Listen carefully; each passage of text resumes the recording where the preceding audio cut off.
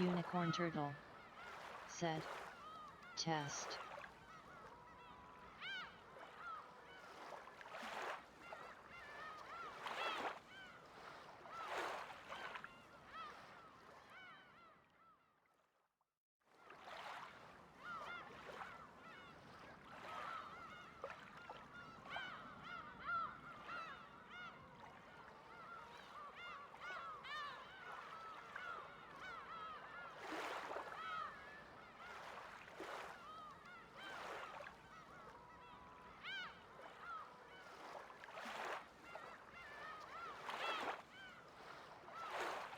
Unicorn turtle said, test.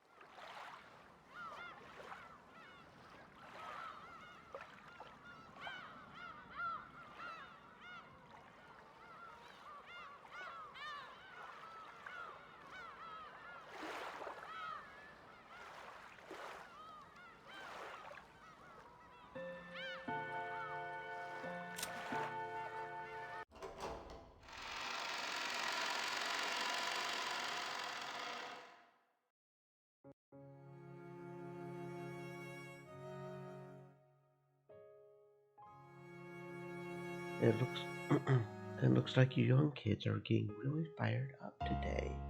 Fired up together. You're all about that age. I know how kids your age can talk about that sort of thing forever.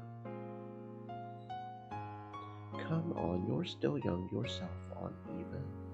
Please tell us how you and Uncle Hideyoshi met. My, there's no way I could say that. You all really are so young. So what is it, Mother? You called because you wanted something, right? Your father and the rest have finished talking. We're going to talk to Grandfather about you. So, come on. About me. What could that be? Thank you very much for the heart, Stereo, and I'm glad to see that's working for other people as well. You see what happened there? You see what happened there? We've got a new thing. Welcome on in, Stereo. I hope you're having a fantastic existence. You know what I mean, right? That isn't really something we need to talk to Grandfather about, right? What's going on? Wait, George Nissan, are you getting married? Congratulations.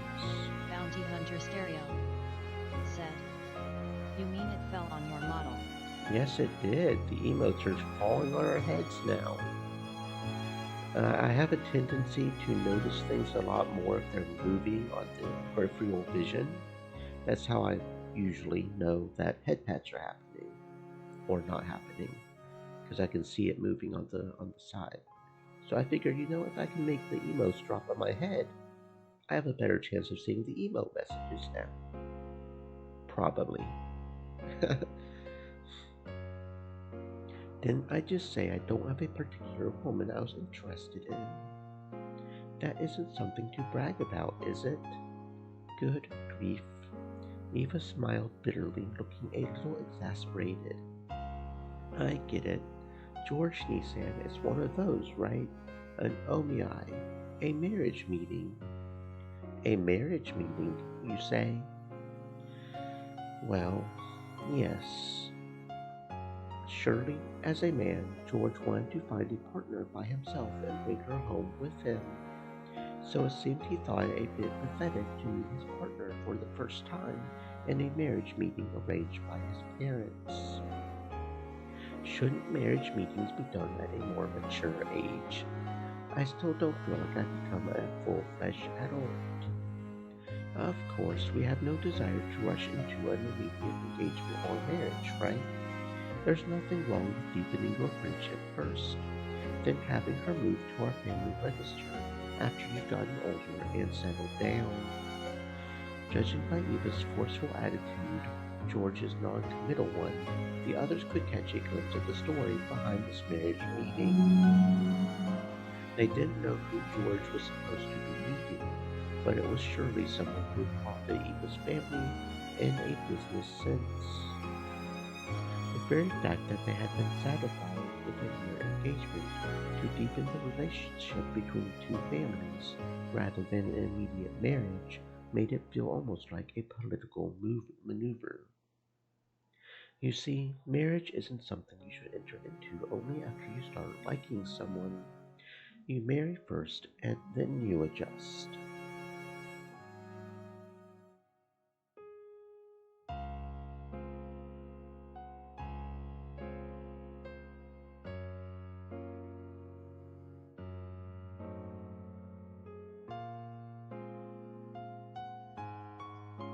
If you marry based purely on emotions, you'll always end up regretting it. There's certainly nothing wrong with choosing a person with a secure background for your partner in life, and then developing more affection later. Aunt Eva, isn't that kind of rude to Uncle Hideyoshi? I love that man. I want to always be with him and to live my life by his side. Eva Sama, that's wonderful. Truly splendid. Thank you. But we built up those feelings while we were husband and wife, you see. I believe that in the future we will be much, much closer than we are now. I think that's what's best for a married couple. Still, I don't think you can use that to argue that it's okay to marry someone you don't really like. It also doesn't mean that it's okay to marry anyone as long as you like them. It only takes an instant to get married, but your life as a married couple will last a long, long time after that. So you should search with prudence and avoid making decisions based on momentary emotions.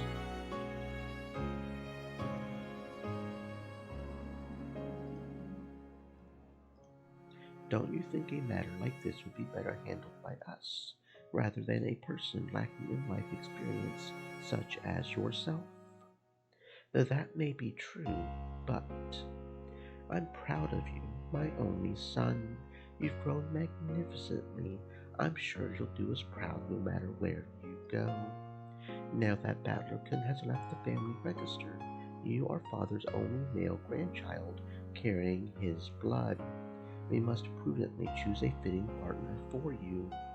As everyone related to the Ushiromiya family knew, Eva adored George immensely. That didn't mean she had pampered him. She had been strict with him, had raised him into a wonderful boy who wouldn't betray her expectations. That was why she treasured him so. Your partner certainly won't be selected based on your parents' profit and loss. I'll bring you a suitable and truly wonderful woman. At this moment, your immaturity might make this seem unpleasant to you.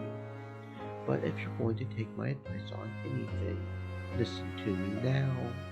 Have I ever failed to act in your best interest? No, you haven't. That's enough for now. So, let's go. We're keeping father waiting. Hurry to the mansion. Well, sorry, you two. See you later. George bowed to the two of them, and after bowing once more to Shannon, he dashed off to the mansion. I will be going with him. Forgive me for interrupting such an entertaining conversation, Jessica said. Shannon Chan. No, no, please don't worry about it. Come on, Shannon. Let's go. Yes, it's okay. I'm sure you'll meet someone wonderful soon, too, Jessica Chan. A wonderful person suitable for you. So, if he's at the same level as me, you mean a guy with shit grades. That kind of pisses me off. Of course, you too, Shannon Chan. I'm sure that a wonderful man suitable for you will appear. Yes, thank you very much. As Eva giggled and smiled, she approached Shannon's ear with a hand over her mouth, as though she was trying to tell her a secret. I'm sure you'll find a perfect match for a lowly servant like yourself. Have you forgotten to be grateful for your education? Know your place. No, that's not what I meant.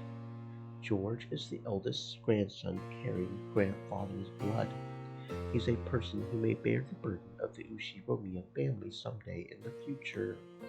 To answer to that expectation, he has studied tirelessly, entered a wonderful college, is getting wonderful grades. Did you really think you could snatch George away, you uneducated, incompetent, unqualified, uncultured servant? Those malicious words all poured into Shannon's ear without spilling a drop. To Shannon, it was like cold water was being poured in there. I didn't mean. This was all whispered to Shannon in secret, with the same smile as before. Jessica, who could only see Eva's expression, didn't think it was anything other than Eva telling Shannon some embarrassing story about love. When their secret conversation ended, Eva patted Shannon's shoulders as though she was urging her on. Don't worry. I'm sure you'll find a perfect match for a partner, right? Okay, Jessica Chan. See you later. Yes, see you later. Make sure you tell me about you and Uncle Hideyoshi next time. No way. Eva laughed loudly and headed back to the entrance hall. Behind Jessica, who was cheerfully waving her hand, Shannon reflected very, very deeply on those words of Eva's about knowing her place.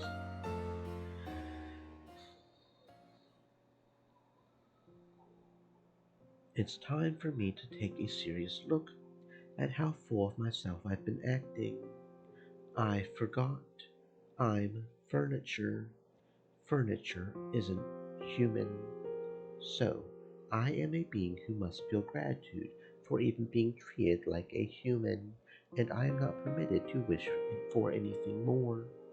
People sometimes develop affection for furniture they're used to using. That is an emotion on the human side, but furniture has no right to hope for such a thing. It's enough that furniture serves with a simple honesty day after day. That feeling I got when talking to George Sama and Jessica Sama is the same as a forbidden drug to me. In other words, it may be an emotion I must never experience. Shannon, you've had your head in the clouds for some time now. Do you not feel well? No, my apologies. Nasuhi's words were right on the mark. Even Shannon couldn't believe that she hadn't noticed Nasuhi until she had called. Normally, it was essential that she focus on her cleaning at this time of day. She had spent all her time sighing and hardly making any progress. Even when there aren't any guests around, you must always be alert. Behavior like this is shameful for an Ushiromiya family servant. Yes, ma'am. I will take care from now on. The head and my husband will return very soon. Have you finished cleaning the study? Have you finished cleaning the staircase? My apologies. Not yet. Yes, I know. So I had Lunan do it. While you were plodding around cleaning the hallway, she finished cleaning the study and the staircase. That's because I wanted to clean it proper, so it took some time. Shannon was simple and honest, so she would always carry out her tasks seriously and proper without any omissions. So she was always slow with her work. In contrast, Lunan cleverly avoided doing extra work whenever it was possible. So she could complete her job with a result that looked almost the same to an outsider in a much shorter time. In other words, she was a shrewd employee. Compared to that, It's probably fair to say that Shannon wasn't very shrewd at all, talking back to Natsuhi when Natsuhi was in a bad mood. Of course, there was nothing that Natsuhi couldn't stand more than a servant talking back. Her forehead creased and she spoke sternly, yet her slow, admonishing style of speech was even more terrifying. Finally made Shannon realize she had said the wrong thing. Then perhaps you should aim to do a truly thorough cleaning. Shannon, I order you to clean the reception hall right now. It is an important hall where several pictures treasured by the head are displayed, and where honored guests of the Ushiromiya family are welcome. Clean it thoroughly, so that not a speck of dust remains, and so that even you are satisfied. Of course, you will finish before the day is out. Until you finish that and report to me, you will not be permitted any food or rest. Understood? Yes, madame. That is good. Servants should endeavor to only use those words. The next time you talk back, your punishment will be even more severe. So, with that in mind, engrave these words into your heart. Yes, madame. Thank you for your guidance. You are welcome.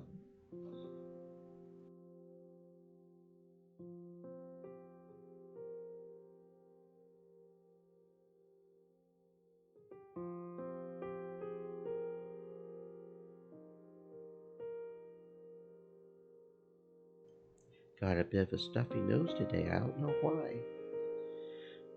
Behaving as though her headache was troubling her, Natsuki headed off down the corridor. When she couldn't see her anymore, Shannon hung her head and sighed. This was what happened when she had her head in the clouds. Even though I'm bad at everything I do, I should be able to at least carry out the cleaning as well as an average person can, right? It's because I can't even perform that very well that I'm crying so pathetically.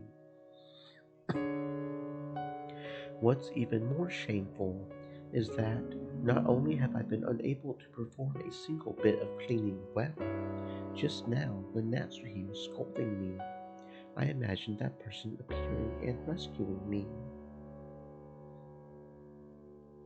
If only George Sama were here, would he casually step in and save me?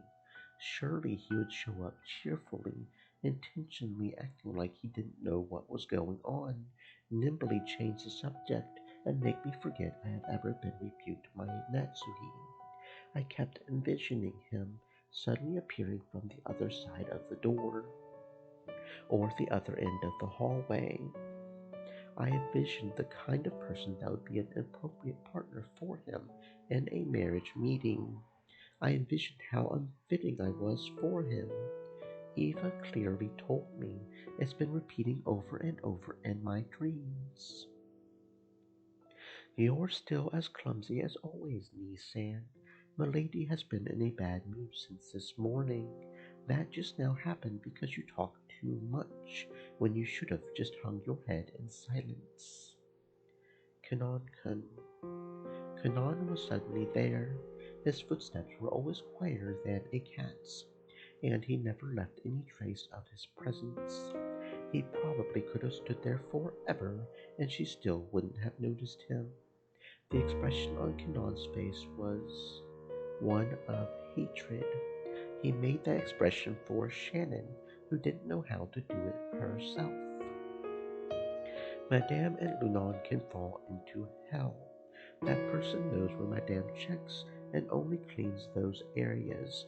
Her cleaning just now was like that. I know because I saw. She wasn't really cleaning. She's just the worst kind of parasite, leeching off your thorough cleaning. You mustn't use such dirty words. Dirty words pollute your clean soul, Kanan-kun. So at least don't use those words in front of me, okay? Kanan turned away as though sulking. It was a reaction that hid his true feelings, which was very like Kanan. But I was a little happy. He was getting mad for my sake. Cleaning the reception hall will be enough. I'll help. Thank you. I was the one Madame ordered, so don't worry. Don't you also have your own work, Canoncon? It's a filthy job. My soul was polluted long ago. Cannon then hung his head and bit his lower lip. Just hearing you say you'll help is enough for me. If you don't go back to your own job, then you'll be punished as well, and that would make me sad. Shannon knew Cannon's character well. Sometimes he didn't think enough about himself.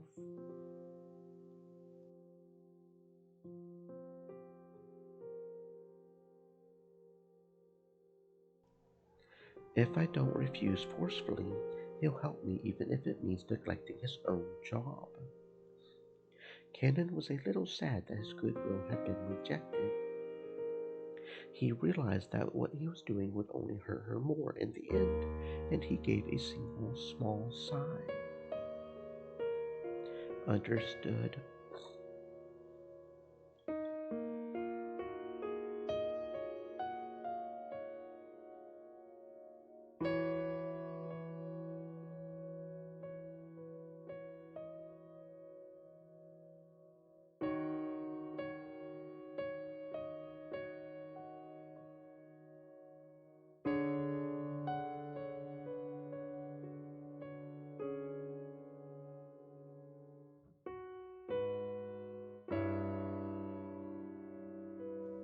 Do your best, Nisan. Yes, I am also partly to blame. You aren't at fault at all, Nisan. No, I am. So go now. Kanankun's face showed that he still hadn't completely accepted it. Without being any more obstinate, he disappeared. Even though Kanankun came to give me words of comfort when I was down, even so I was dejected again because it wasn't him. That in itself was a sin. It went far beyond any dream the likes of me could be permitted to see. I don't know my place. Shannon, who had neglected breakfast, already felt her concentration begin to waver. But if she didn't finish up cleaning the reception hall, she wouldn't receive Nasuhi's permission to eat. That cruel Nasuhi had surely told the kitchen something to that effect. I have to respectfully receive Madame's punishment. That's right. My position in the world is furniture, and I've been intoxicated by a dream that's beyond me.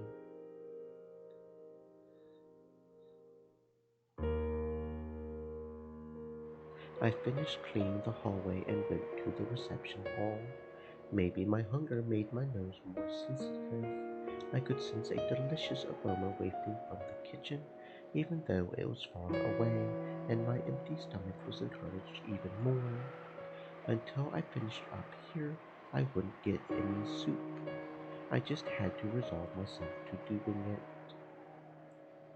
it. Several portraits were hung in the reception hall. One of those portraits was thought to hold a special meaning amongst the servants. It was the portrait of the witch.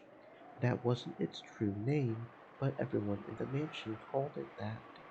The name of the woman with elegant blonde hair, drawn as the subject of that portrait, was Beatrice. It was whispered that she might be the former mistress of Kinzo, the family head, and also that she was the great witch who had given Kinzo the gold of the legend. The witch, Beatrice, master of the night on Rokkenjima. She was gracious to those who respected her, but she would surely curse those who made light of her. It was Shannon's character not to neglect rules and beliefs such as those. So she thought of the portrait of her other master as that person herself, and always treated it carefully, treasuring it.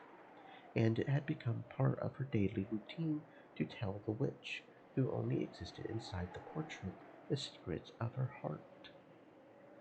She was furniture. Furniture doesn't complain, cannot complain. so she had no right to speak her mind about her difficult days. She had no right to open her mouth and say those words. So she at least spoke her mind inside her heart. She spoke her mind inside her heart, using words she couldn't say aloud, and protested to the formless witch. Of course, the witch didn't answer. She didn't console, and she didn't laugh it off. Shannon could only interpret that silence as she liked, as though the witch was responding agreeably.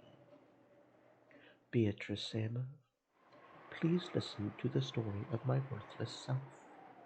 As Shannon wiped the dust from the witch's portrait, she spoke that inside her heart. I certainly am incompetent and uncultured, just as Eva Sama said. I am not a person, so maybe I have no right to love. But in that case, why was I given a heart that can know love? At that point, Shannon held back her tears for a moment. The sound of the rain, which had started falling, along with the chill air in the reception hall, made her feel as though her shabbiness had increased another level. Real, real furniture doesn't have anything like a heart, so they don't have to love people, right? So they don't feel pain. If I'm just another piece of furniture, why do I have a heart? If it's going to be this painful and this harsh, I wish I was never given a heart like this. I see. So a heart was given to furniture. It would seem that even that man is capable of some quite amusing things every now and then. What? The witch that never answered or laughed, answered and laughed. Was it my imagination? Was I hearing things?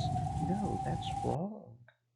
After all, the next words became a voice, and I could hear them, not with my heart, but with my ears. Humans have continually searched for the elements that make up the world since before the modern era. It is said that in ancient times the Greeks tried explaining the world with the four elements of wind, fire, water, and earth. And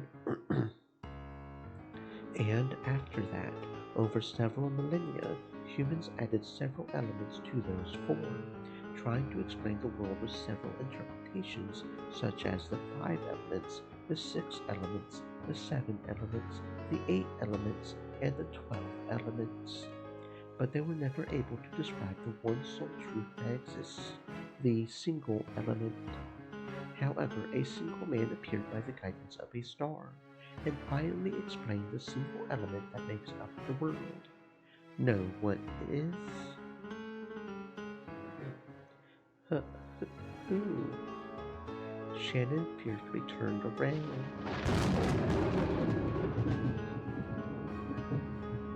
Right there, she existed, not as an illusion, but as a reality. The contrast made by the lightning made it clear that this was no mere daydream. It's love. The witch of the portrait elegantly held a golden pipe to her mouth and giggled. She laughed at the ignorance that causes humankind's thoughts to stray far from the most simple answer. That man explained everything in the world with love. That is a single element. That man fully explained how the world was constructed with the smallest possible number. How simple and clear, how splendid, exhilarating, pleasant, and thrilling. The year that man was finally born is called the start of the modern era. Shannon lost any words to speak. She thought that when first meeting an unknown guest, her first word should be to ask that person's name. But without saying anything, Shannon knew this person's name, so she refrained. No, surely it would be the greatest disrespect for someone who lived or worked on this island to ask this woman her name. After all, she was the other master of this island, besides Kenzo. The Beatrice salmon. Indeed.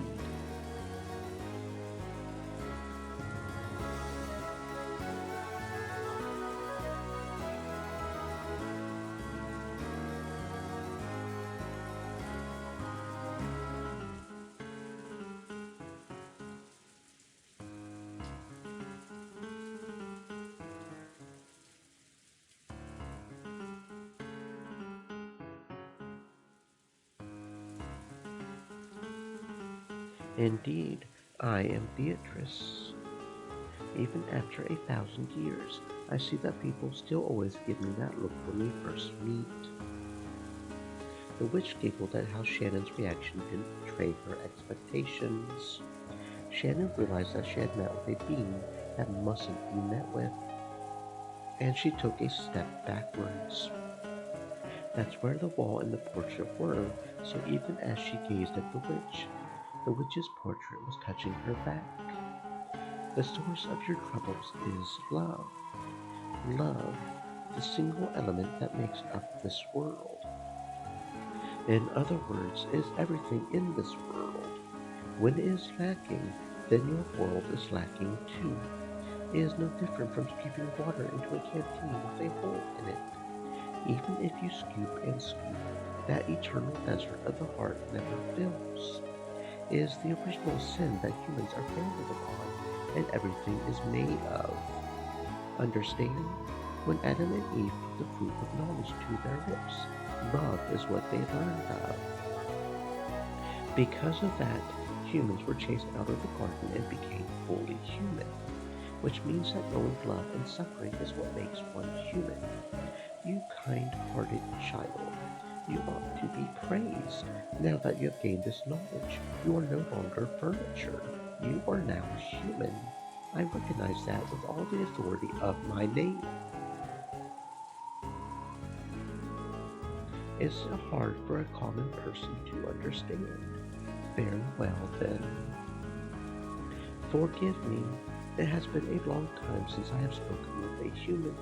Allow me to apologize for my talking lips. Without waiting for a reply from Shannon, Beatrice laughed pleasantly for a while. Perhaps this isn't much by way of an apology, but I would be willing to grant that wish of yours with my power, if you so desire. The meaning of those words surprised Shannon even more than the witch's sudden appearance. I am offering to bring you and the one you love together. Normally, I would demand something of equal value in return. However, I am in a good mood. You have never failed to pay your respects to me in the past. That is something worth rewarding. Is that true? Normally, Shannon would have been shocked and struck dumb by this seemingly impossible guest. However, almost as though she were already under the witch's spell, Shannon responded. With my magic, it would be no trouble at all to arrange for you to be joined with the one you love. Yes, of course. Shannon almost said that without thinking, but held back with her last bit of common sense. After all, this is a witch, a sinister being. The witch Beatrice is clearly trying to slip in through the cracks in my heart and take me prisoner. That sort of temptation which so many fairy tale picture books warned me about when I was young is right in front of me now. Fear is also a form of respect. It may be pleasant for me, but we will make no progress this way. I may not differ much from the image of a detestable witch that you hold in your mind. However, I do bestow my favor upon those who respect me. Aren't humans the same? Well, I doubt any human will bestow a favor upon one with such a hostile attitude. But my apologies, I didn't mean... Shannon eventually realized how rude she was acting towards this guest, and she finally digested the words that had been spoken to her a short while ago. You are no longer furniture. Now, you are human. As she reflected upon those words, Shannon felt as though the witch understood all her worries. What was that? Just now?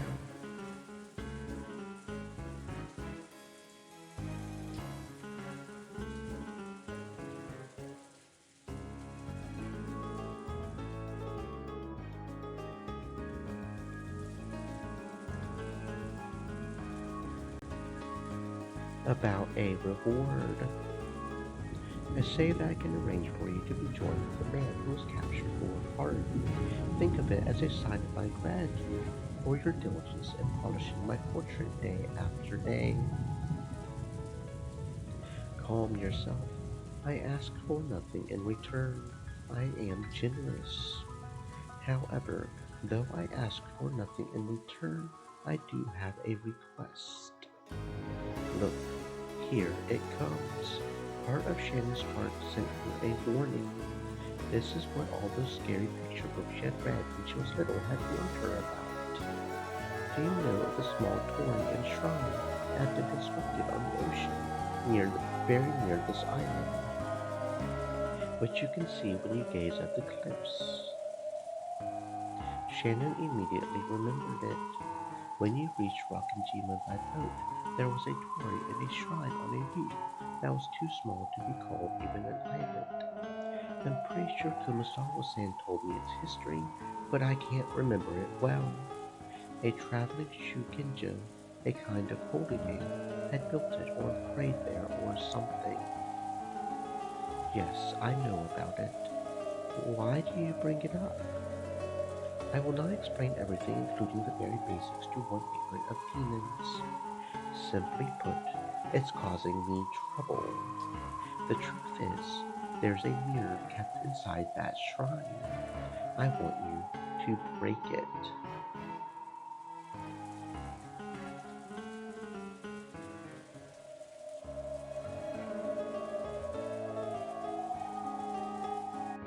It was quite a suspicious request.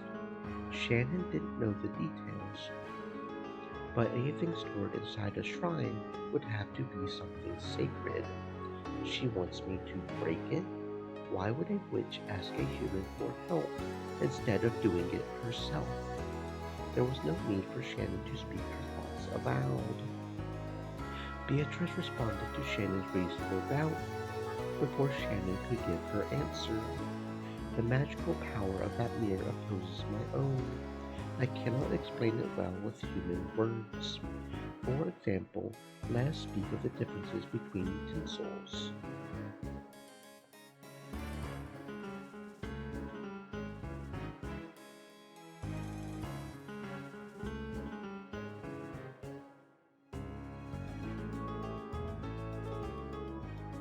That mirror is a fork, and my power is soup. You cannot drink soup with a fork, correct?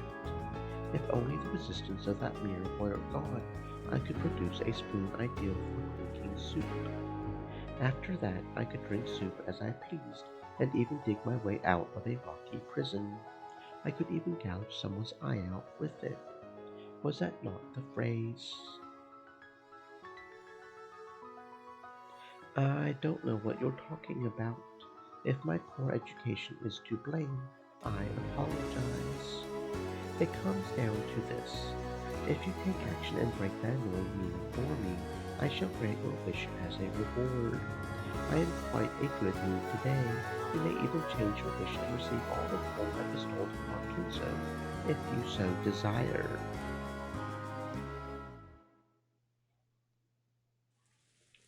I refuse. What? When she heard Shannon's words, Beatrice realized for the first time that her expectations had been betrayed. If you have a reason, tell me. If there has been some misunderstanding, I shall resolve it. I don't really understand the reason. Up until now, this island had been at peace, and nothing bad has happened. So, even if I don't break the mirror, that peace has existed until today should continue into the future. Yes, yes, you are quite right. It's just as you say.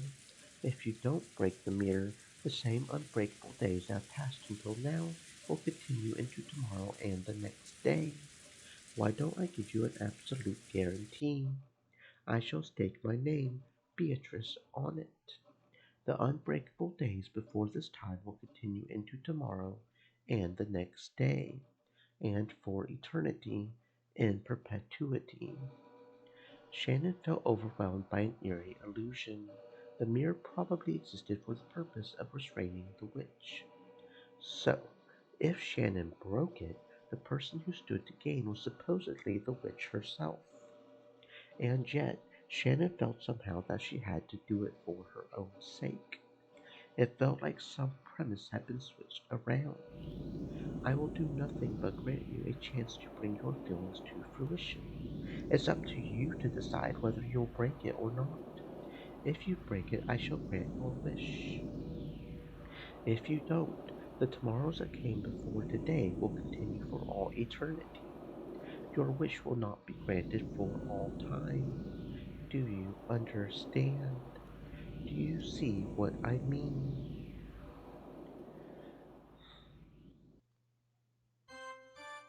The witch was speaking. She was pressing Shannon, saying she must break the mirror if she ever wanted to be reunited with George.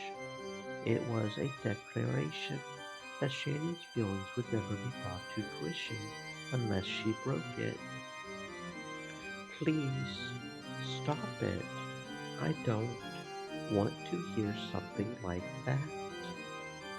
It was never my goal to cause you pain. Well, when love leads to madness, that is when we see the true charm of humanity. Enjoy that emotion to your heart's content. However, if you wish to borrow my power, feel free to break that mirror at any time, and then you may yell my name and awaken me. I will certainly keep my promise. This way you should have no complaints, right? I won't force you to decide right now. Easy, is it not? Was it really such an easy thing to do? No, it certainly wasn't. To Shannon, who was burning with infatuation and worried by love, being tempted constantly and eternally with a way out was truly a cruel fate. I won't set a time limit on that promise, but there is a time limit on the magic that can grant your wish. That limit is not of my making. The one you love will decide it himself. You see my meaning? No, I don't understand. When the one you care for finds a partner to whom he ought to pledge his love, that limit will be reached. I may be a witch, but I am no demon. I possess no magic to tear apart a pair of those who love each other. The one you love will soon be attending a marriage meeting, yes? You may have stronger feelings for that man than anyone else in the world. However, that doesn't mean you are the most suitable partner for him, does it? I know with whom he will be having his marriage meeting.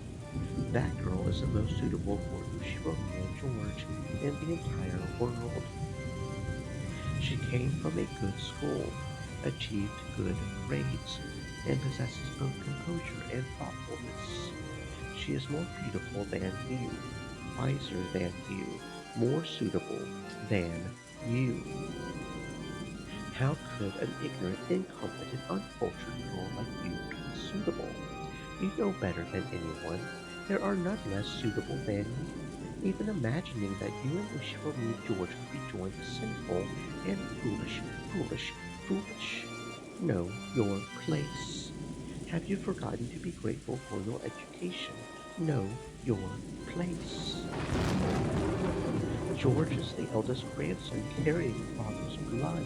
He's a person who may bear the burden of the Ushiromia family someday in the future. To answer to that expectation, he has studied tirelessly, entered a wonderful college, and is getting wonderful grades. Did you really think you could snatch George away, you uneducated, incompetent, unqualified, uncultured servant?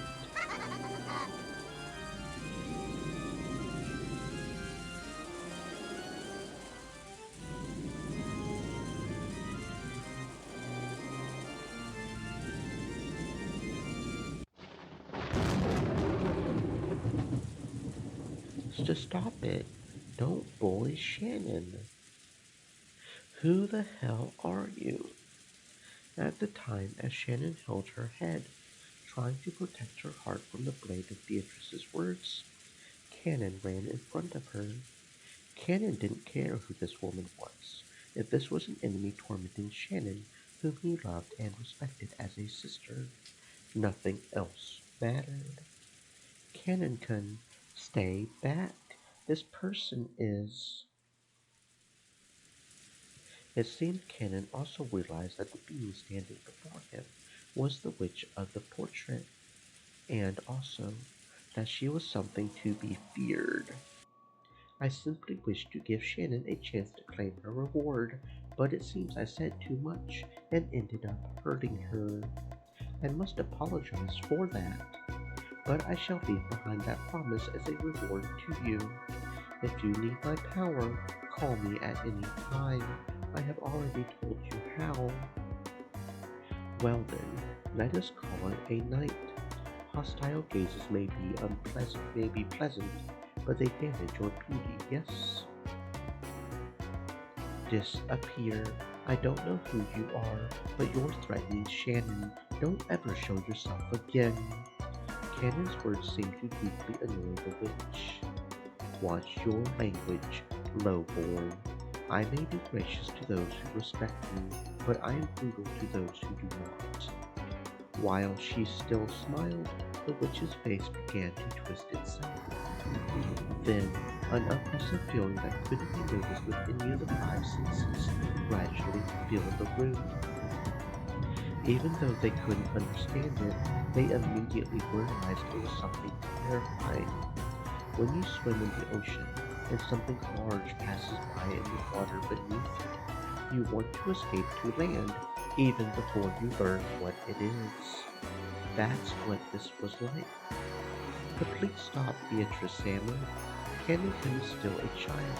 I apologize for his language. Cannon placed his body between the witch and Shannon. There was a tense sweat on his forehead. At that time, the witch certainly had Cannon's fate in the palm of her hand. She didn't even need to lift a finger. She held a grasp on his fate so tight that a single twist of her smile could easily finish it. Cannon understood that as well, so he started sweating. His knees felt weak. However, Beatrice abruptly released that feeling of tension and laughed. Very well. If you ask, I will forgive you just this once. Cannon, is it? In deference to her, I shall forgive you tonight and send you off. You ought to thank me. Well then, let us call it a night. In parting, I shall leave you with a small souvenir. Hold out the palm of your left hand, you too. When Beatrice grinned broadly and snapped her fingers, their left hands stretched out in front of them against their will, and their palms opened. It was a strange sensation, as though only the left hands now belonged to someone else. It felt like only the left hands had become puppets, which were being pulled by the screws hanging down from the ceiling. Well, what are you trying to do? Cannon resisted, but he couldn't retract his hand of his own free will. Don't struggle, it will be over soon. When Beatrice held her pipe aloft, a gold-colored, sparkling dust came out of the smoke and hovered in the air. That sparkle eventually became several gold butterflies. The beautiful butterflies danced freely throughout the reception hall, forming a fantastical and beautiful world. And two of those butterflies alighted on the palms of Shannon's and Cannon's hands. There was a sharp pain, as though they had been burned, when the two of them tried to examine their palms that held on their bodies, which had been there a second ago, had gone without a trace. A mark? What is? There was now a tiny burn mark on the palm of the hand. It was shaped like a butterfly. What is this supposed to be? Apparently, Cannon had the same mark on his hand. He stared at the witch hatefully. A simple greeting. I have no hidden motive. It is nothing more than a bruise, so it will heal in just a few days. There's not even any need to care for it. I made that mark so that tomorrow you will not forget that I truly was here and that I made a promise with you. An encounter with me can be quite shocking. Sometimes when the next morning comes, people try to think of such an encounter as a dream or an illusion. You ought to consider this slowly and carefully, Shannon, and you should probably take a good rest. Look at my mark tomorrow morning and try considering it again. I shall not coerce you in any way. You should freely decide your future by your own will. Still, to think that one could obtain the object of their desire for such a small price. Surely this would annoy to no end the great artist who write plays about blighted love. Well then, let us meet again when the chance arises. How entertaining it is to have a conversation again after so much time. Goodbye, furniture.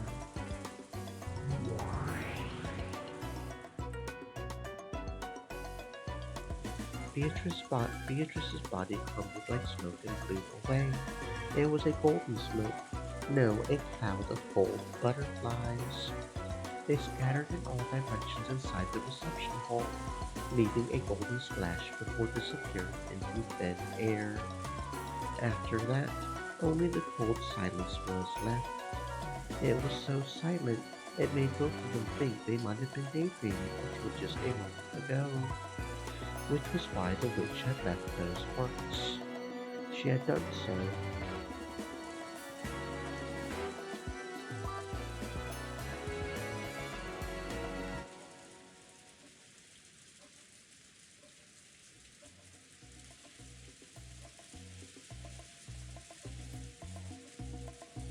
She had done so to make it impossible for them to think of this as a daydream. As Shannon and Cannon remembered the butterfly bruises on their hands and the pain they had felt when they had been made, they kept standing still, stunned. From that moment on, Shannon was tormented by days of suffering and conflict. But as we know from the sequence before this one, she, well, I guess we don't know that she breaks it specifically, but either she or Cannon break it, whatever that mirror is. So I guess witches are real in this universe. It's starting to look like. They are indeed really real. What? What do you mean separate rooms? So wait, you and George Nissan stayed in different rooms on purpose? Yes. Is it really so strange? Jessica's cheeks had been stuffed with a chocolate-coated Shinsuko biscuit that Shannon had brought as a present from Okinawa, and it all came flying out at Shannon when Jessica cried out. Shannon, why did you even go on a trip to Okinawa? You were even alone with George Nissan. Well, he said there was a huge aquarium in Okinawa and invited me to go there. I like fish and stuff. No, that's not the point. We're talking about a healthy guy and girl going on an overnight trip, right? And you're saying there weren't even any hugs and kisses. And seriously, what's up with the guy and girl staying in different rooms? As for kisses, no comment. But we did hug. George Sand's chest was warm. That's not the point. Why do couples like this exist? I can't take it anymore. From Shannon's point of view, it was an incredibly happy trip for various reasons, but like Jessica found their pace to be pretty irritating. For a while, Jessica chewed her present, complaining about romance and pretending to faint in agony on her bed. Shannon and George had chosen to go to Okinawa because there was a huge aquarium there. They did this because an aquarium had given them the opportunity to start going out. Since their relationship had started at an aquarium, having their first overnight trip also be to an aquarium must have held some commemorative value. That's like a huge commemorative turning point. And your first overnight trip. How could you not make all kinds of progress there? But instead, you both got separate rooms, a couple taking two single rooms. Seriously, what's wrong with you? But we are both unmarried. George Sand says showing restraint is good manners for a couple. Like I said, the whole point of this overnight trip was so that you could overcome that stage, right? You should be way beyond kissing and hugging by now. Mama lady, I don't know what you mean by that, but George Samet was a real gentleman with me until the end. That is, I mean, I also wondered if those things would happen. But even though we are going out, I mean, it's not like we're married or anything. Those things you seem to be expecting should only be done after making a vow before God. And Shannon's face got bright red. She made a circle with both hands, restlessly intertwining, separating, and making heart marks with them. Apparently, the dramatic progress Jessica had looked forward to hadn't happened, but it seemed to have been a very important experience for Shannon in her own way. In the end, whether Jessica was jealous of Shannon or made fun of her, it didn't change the fact that Shannon had a huge lead on her heart. I want a boyfriend too. I can't believe you got ahead of me. Even though we promised that we would find boyfriends at the same time, you beat me. You're a wonderful person, milady, so I'm sure you'll find someone wonderful much quicker than me. Don't try to console me. Shannon, you traitor, get out. Shut up. Jessica threw several cushions at her, but midway she had an asthma attack and started to choke pretty badly. Shannon hurriedly ran over to a nearby side table and started searching around on top of it.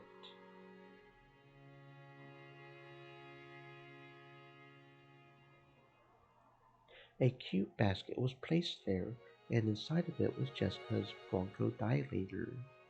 Shannon picked it up and handed it over to Jessica. Jessica's asthma attack always came suddenly. Because of that, she always needed to carry this medicine around. She breathed in the medicine and, after a while, managed to overcome her choking as her asthma finally settled down. Shannon thought this was a good chance to leave and tried to exit the room after bowing courteously. As she did, one more small cushion came flying and hit Shannon on the head. She noticed that Jessica was on the verge of crying, half of her face buried in her last and favorite cushion. That face was red and meek. Lady, Shannon, be honest with me. Is my hairdo and stuff weird? What are you saying? I think your hair is very beautiful. Then, then are my eyes strange? Or maybe my nose? Or is it the way I talk after all? Is that why I can't get a boyfriend? Of course not. Milady, you are wonderful enough as you are. I think your charm will keep on increasing more and more from now on. I'm the only one who can't find a boyfriend. Saku and Hina managed to get boyfriends. Only I can't. Is it because I don't have any charm at all? Everyone says they'll bring boyfriends to the cultural festival. I was so sure I would have a boyfriend before then, so I started bragging. There's no way I'll get a boyfriend. I'm I'm the only one. Before she realized it, Jessica was shedding huge tears. Jessica didn't really feel like crying. Of course, she felt like supporting Shannon's progress in love as a friend. However, As she had cheered Shannon on, her true feelings had suddenly gotten mixed in. She couldn't help but shed tears. Shannon understood Jessica's innocent and easily injured heart. The rough style of speech Jessica usually used was all just an attempt to protect that fragile heart. As a daughter and successor to the Ushiromiya family, and as a girl isolated on Wakajima, the only person she could expose her true feelings to was Shannon. Shannon understood that. So, she strongly regretted acting smug, even if it was only a little. So sorry, I'm so weird, crying like this. Sorry. You are a wonderful person, milady. There's no way you won't find a wonderful man. Shannon, it's about time, right? If you don't go quickly, Genji and Mom will get mad. I'm just fine, so hurry up. Sorry for crying like this. I'm such a moron. Jessica faced away, acting as though she didn't really want to trouble Shannon, waving her hand as though chasing Shannon away. Shannon took that as a sign that Jessica didn't want to be bothered anymore, bowed her head, and left the room. When Shannon's footsteps disappeared into the distance, Jessica lay down on her bed, still hugging a cushion. Her expression was still a little meek, with tears in her eyes, but for the first time in a long time, she had a very, very quiet and honest conversation with her heart. I also want to fall in love.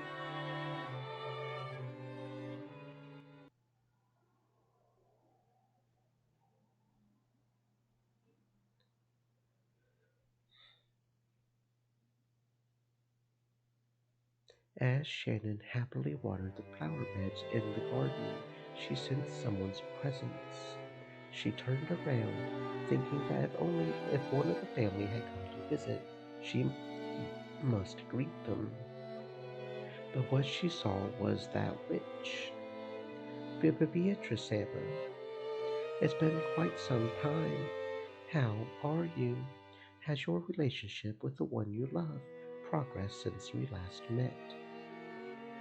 As Beatrice sat on the rose arch, she happily blew on her pipe. Sitting in a place like that would crush the roses, and it might have been dangerous if the arch fell over. But this was a witch after all. Showing concern for her safety was probably a waste of time. Yes, thanks to you, it's going smoothly. Naturally, the effects of my magic are immediate. Perhaps you feel your meeting was a predetermined fate. However, that is a mistake. Don't even think fate has anything to do with it. I understand that. The witch was calling attention to something.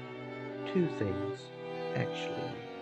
First, that Shannon's relationship with George was a fate that would be absolutely impossible under normal circumstances. Second, that the power of the witch was great enough to overturn that fact. Shannon had just gotten wrapped up in those sweet days and had started believing the illusion that all fate revolved around her. But she remembered the witch's words. Originally, her relationship with George had been impossible.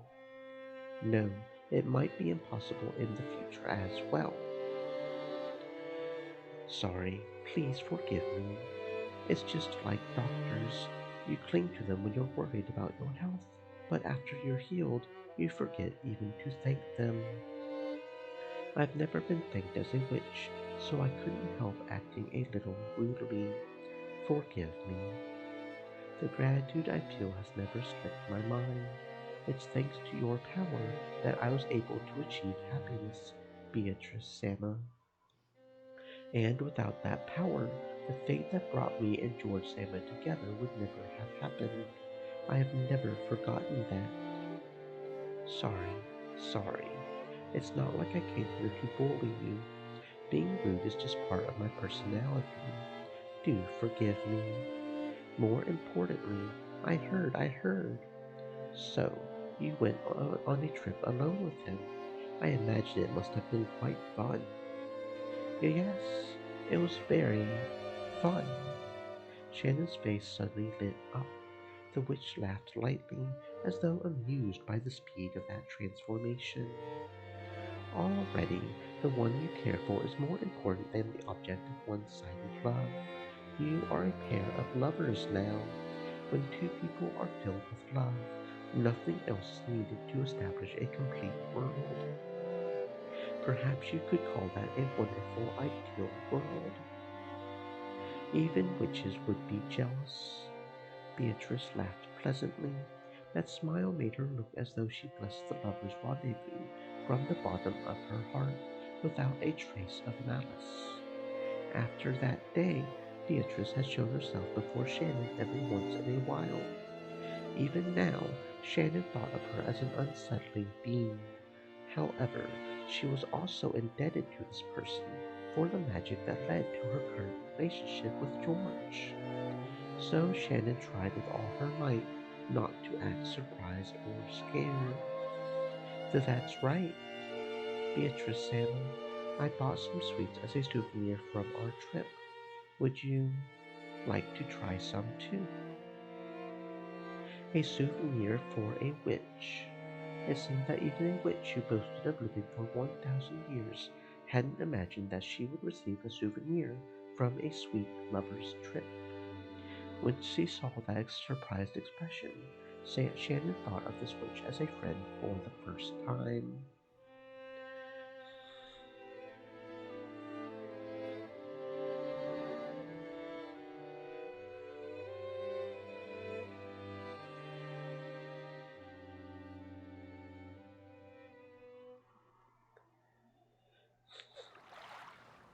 An Eastern cookie made from wheat flour and lard. To wrap that in Western chocolate is truly a blending of the Japanese and Western styles, the Silk Road of sweets. What? What's so funny? Nothing. My apologies. This witch, who surely held a terrifying power, was chomping down on sweets one after another, making a sound like a squirrel stuffing walnuts into its mouth. After a while, Shannon couldn't conceal her laughter. A good meal. I should serve you some dulce from Nero one of these days. Roses are the symbol of eternal love. Dolce, dolce. I believe a rose dolce would be appropriate right now. The witch was in a great mood, fully enjoying modern candy. Here, I truly am grateful. I believe you've done more than enough for me already, so I'm returning this. The thing Shannon had softly set on the table was a gold-colored butterfly brooch. There's no need to return it. If you continue holding that, your relationship should remain firm in perpetuity. Maybe it was the power of magic that brought us together, but I think only the two of us working together can turn that into something that lasts forever. Love and roses are the same. Too much fertilizer causes the roots to rot. Some flowers cannot be raised without hard work. In that case, do as you wish. You may wear it or keep it in a box. That is my goodwill given to you. Having you return it to me won't please me at all. But my apologies. That's not what I. No harm has been done. That brooch is already yours. If you treasure that proof of our friendship, it would indeed bring me some comfort. You may hold on to it and gain its benefits, or you may keep it in a box. If you wish, you may even give it to another who is worrying about love, or you could simply treasure it. Of course, it would pain my heart if you wasted it. According to Beatrice, she had appeared several times in the past in response to a person's summons to give them some tool imbued with magical power. However, when most people use that power to resolve their worries, they quickly grew unsettled by it, forgot their former gratitude, and threw away the tools they had been given with disgust.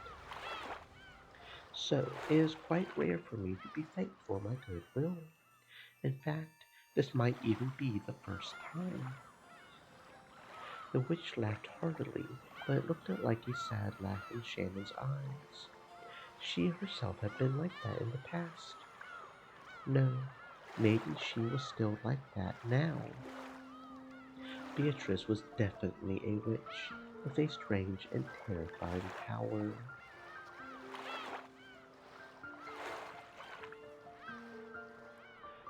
Most people probably wouldn't want to stick around her if they could help it. Surely, even those who had relied on that strange power sometimes felt fear rather than gratitude as a result.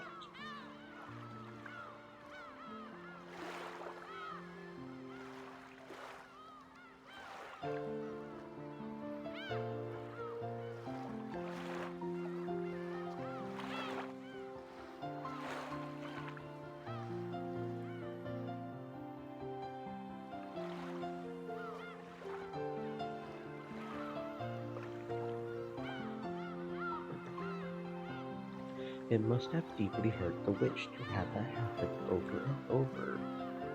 Since the time she had started thinking that way, Shannon had tried to stop being frightened of Beatrice. This was surely something that had tormented the witch for over 1,000 years. Maybe she really liked those sweets.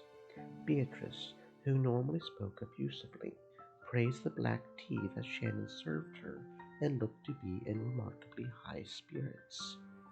After doing that for a while, the witch and the servant grew animated in their discussion of the trip with George.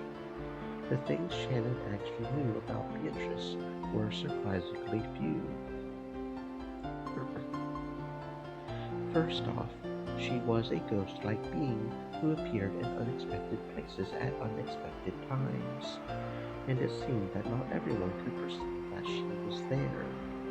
Apparently, everyone has something called a wavelength, and the ability to perceive witches varies greatly among different people.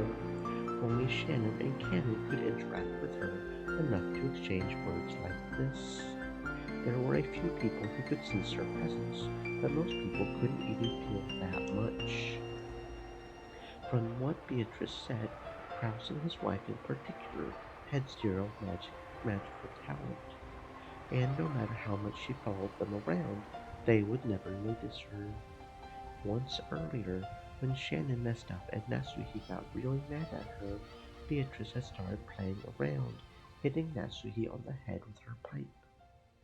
I see, Natsuhi really doesn't notice a thing.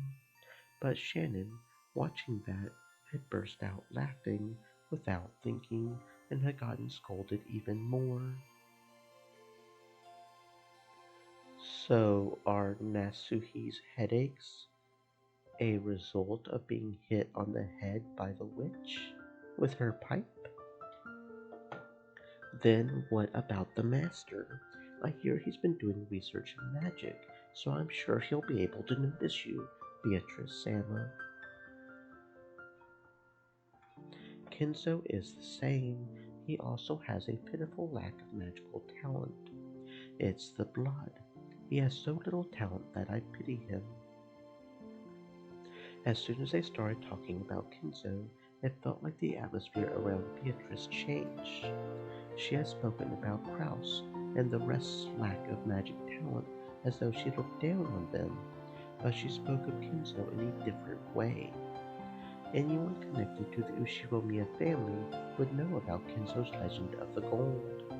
According to that, Kenzo was given the gold after summoning the witch Beatrice. In other words, she must have had some kind of relationship with Kenzo. That was because he succeeded despite having not even a scrap of talent. He kept studying by himself, like mad, and managed to become a magician. And that's something really incredible, right? Indeed. The witch, who usually looked down on people, was uncharacteristically offering her praise.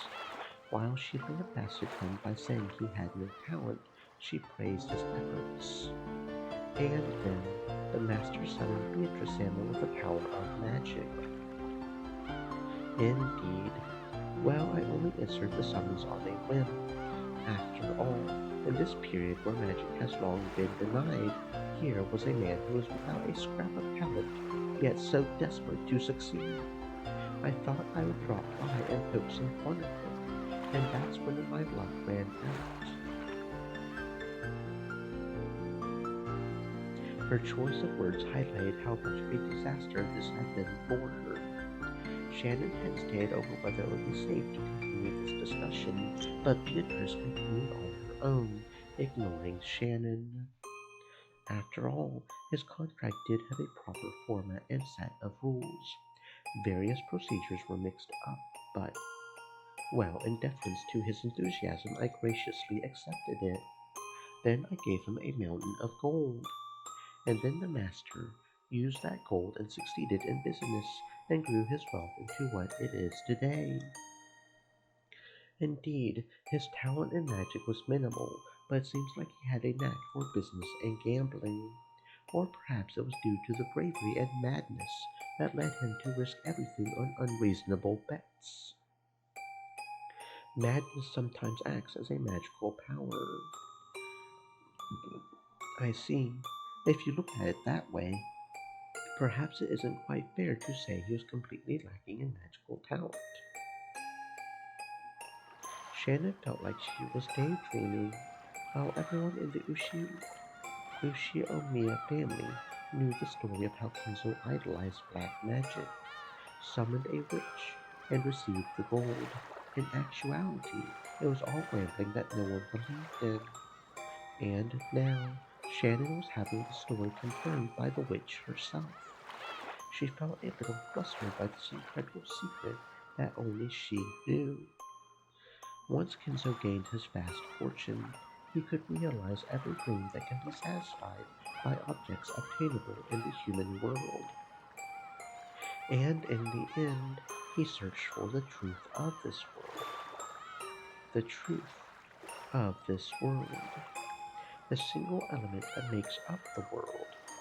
Kinzo, who had gained everything one can obtain in the human world, searched for that, the final desire humans seek.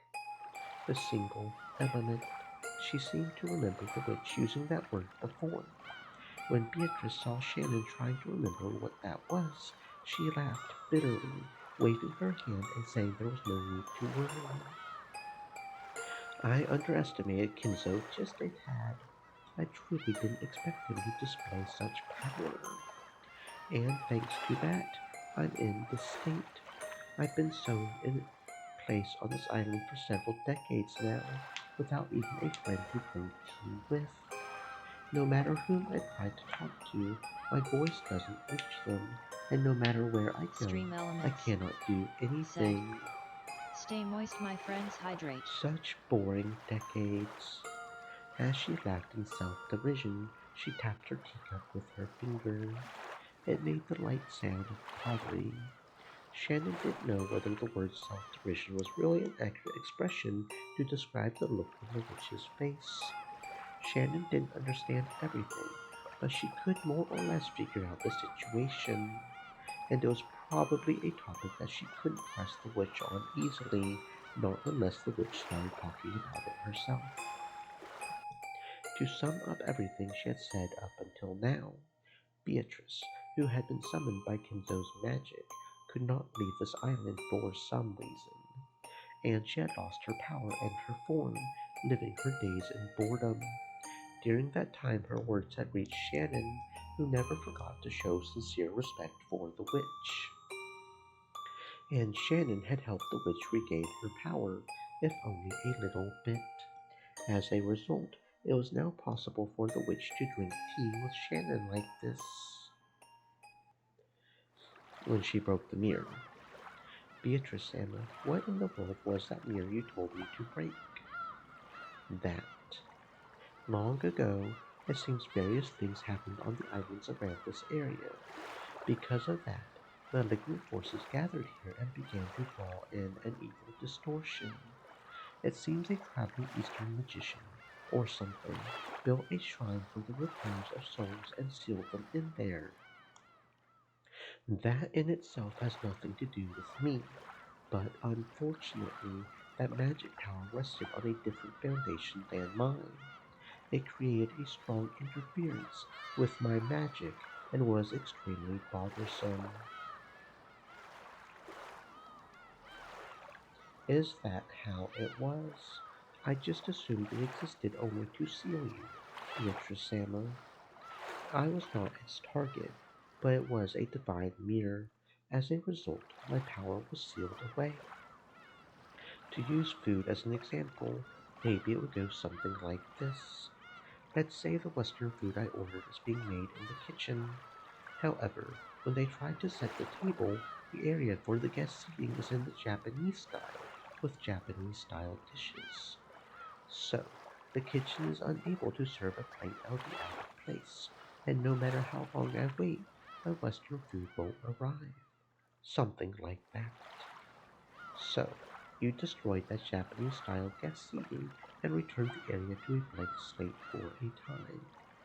Thanks to that, the meal I had ordered was finally delivered, and my power came back, you could say. However, so far, only the aperitif has arrived. It will still be quite some time before the main dish. As I am now, I'm even more fragile than a shoe store fairy. What's so amusing? Nothing. I just thought your metaphor was pretty funny. I never would have thought to use a story about food as a metaphor for magic. I thought it a rather skillful comparison, but I certainly didn't expect it to be laughed at. I'm a bit offended. A slightly sulky expression rose to the witch's face. It wasn't a strange expression at all to be appearing on the face of some friends as they enjoyed their tea. Although I may not look it, I was known for doing extremely brutal things in the past. I've gotten soft. Now I can even have a foolish discussion while drinking tea with a human. She was probably talking to herself. As Beatrice gazed at the seabirds tracing the horizon, she put her tea to her lips again. The clouds have come out. When the ocean loses its brilliance, it's nothing more than a gray puddle. You think so? I think the ocean is a beautiful deep blue, even when it gets cloudy. Maybe the witch noticed the deep meaning behind Shannon's words. She laughed lightly and set down her empty teacup. It seems those things buried in your eyes aren't black pebbles anymore. How is it? Do you see how it feels for furniture to be reborn as a human? Yes, I never knew the world was this kind. Since the start of her relationship with George, Shannon's face had grown brighter more often. Her smile had made everything go smoothly and had even changed her fortune. Shannon made less mistakes in her work than she had before, and the family members' opinion of her was slowly starting to change. Just the other day, she had been surprised when Kraus, who rarely exchanged words with her, had suddenly started talking to her. You've been wearing a splendid smile more often lately, haven't you? Has something good happened? No, but every day is fun, yes. Wonderful. It goes without saying that coffee is more delicious when poured with a smile. Could I ask for that smile once more? Yes, sir. That had become a chance for Shannon to gain confidence in herself. Of course, it didn't go beyond her own heart, and it wasn't so big a change that anyone would notice. But she had begun to change, bit by bit. Shannon understood it clearly. Knowing love was the same as gaining a soul, the same as being reborn, from furniture into a human. There was absolutely nothing mistaken in Beatrice's words.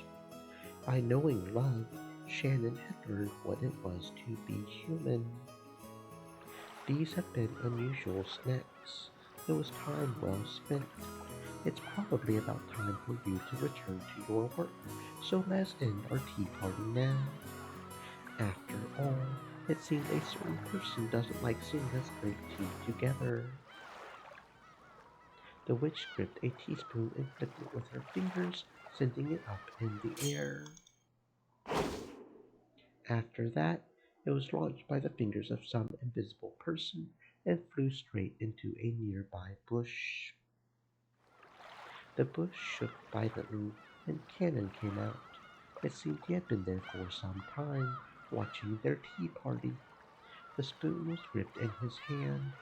If he hadn't caught it in an instant, it might have hit him hard in the forehead and caused him to start losing blood. Do not worry. Our tea party is over now, Cannon. How long were you there? If you had called to us, I would have poured you some tea too. I imagine that you didn't want to interrupt a pair of women talking, right? Cannon kept silent, but there seemed to be a slightly hostile look in his eyes. On the outside, he acted with respect, but unlike Shannon, Cannon did not trust the witch. When Beatrice hit the table with her pipe, the tea set turned into gold butterflies, which flew up all at once. They then scattered in every direction, and the cleanup was already done. It was fun, Shannon. Let us meet again if the chance arises. My magical power is still quite lacking. It's tiring even to show myself. If you're that tired, never appear again. Cannon had said it in a small voice, but the witch seemed to have heard it perfectly. She giggled, but did not reply. Shannon, tell me more about George at our next tea party. There are no snacks sweeter than a person's love life. See you again. Beatrice's body also became gold butterflies, which scattered in all directions and disappeared. It was a fantastical and beautiful scene, like a blizzard of gold leaf. For a while, Shannon quietly watched the witch's exit. Cannon approached her from behind and spoke with an expression that was drastically different from hers. Nisan, didn't I tell you to stay away from her? Beatrice Sama isn't that bad of a person. Yes, she might be a little shady, but the fact that only we can see her is suspicious enough. That thing isn't human. Who knows what she might be planning? Cannon-kun, I think that's a little rude. There was a touch of sternness in Shannon's voice, which was unusual for her. To Cannon, who knew her well, she must have sounded extremely stern. Cannon, looking excessively surprised considering Shannon's tone, fell silent. It's true that Beatrice Santa is different from humans. She has a terrifying power, so I think it's right for us to fear and respect her. Still, I think it's incredibly rude to despise her just because she isn't human. I understand what you're trying to say, Sam. You've changed ever since she gave you that brooch. It's like you're her prisoner. She brought you and George Sama together, and now you're indebted to her. Don't say things like that. That thing isn't human. We don't know what she's thinking, so you mustn't trust her. And we aren't humans either, Nisan. Cannon's words grew more serious. Those words probably gouged at Shannon's heart. She bit her lower lip and hung her head. We are furniture. Even if we receive names and are treated as humans, that won't change the manner of our birth. You are no longer furniture. Those words Beatrice had given her, which had made her happiest, floated through Shannon's mind. I am not furniture. No, you are furniture. We are less than human. We say, you're just pretending to have forgotten, pretending to be human. You know that as well as I do. I am not furniture. I'm human. No, you aren't. We have never possessed what it takes to be loved or be loved. Cannon's criticism seemed to have shifted away from Shannon's meetings with the witch. Shannon quickly picked up on that. I heard from Milady. Seriously, what were you thinking? I can't believe you would go on a trip with George, Sama. You've forgotten your place as furniture. You've just been tempted by that witch, mistakenly believing that you've become human. Listen, Kennington, it's true that we are furniture, lesser beings, inferior to humans. But if it were possible to make up for what we lack, wouldn't that be the same as becoming human? Such a thing could never happen. No, it could. If we can do that, we won't be furniture anymore. We can become human. Ridiculous. As if you could ever do such a thing. Cannon spat out those words out, but did so weakly and turned away. He was probably giving up. After all, the suffering he had undergone during those days he had lived as furniture, his heart was firmly sealed. You can do it too, Kennington. You can become a normal human. Stop it. That's the witch talking. Yes, Beatrice Sama taught me. By obtaining the single element of this world, we can become human. Or rather, nobody's human if they don't have that.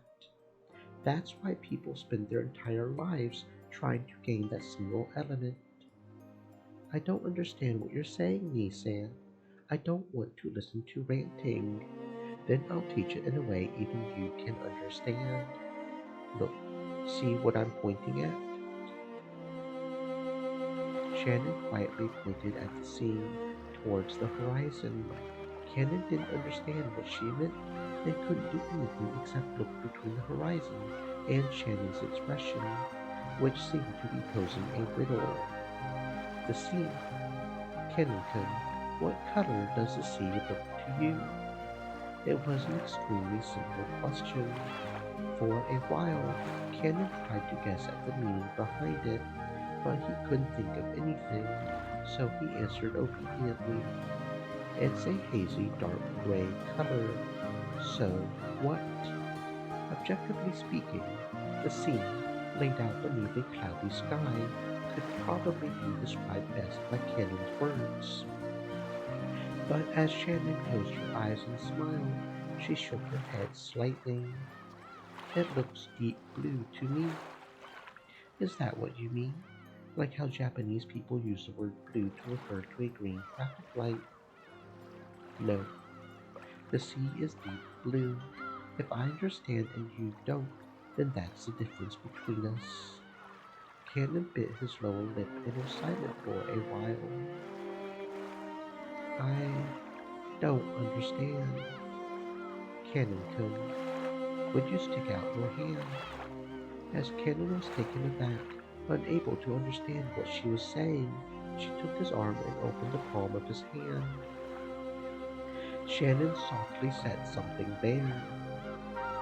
It was that magic brooch which she had received from Beatrice.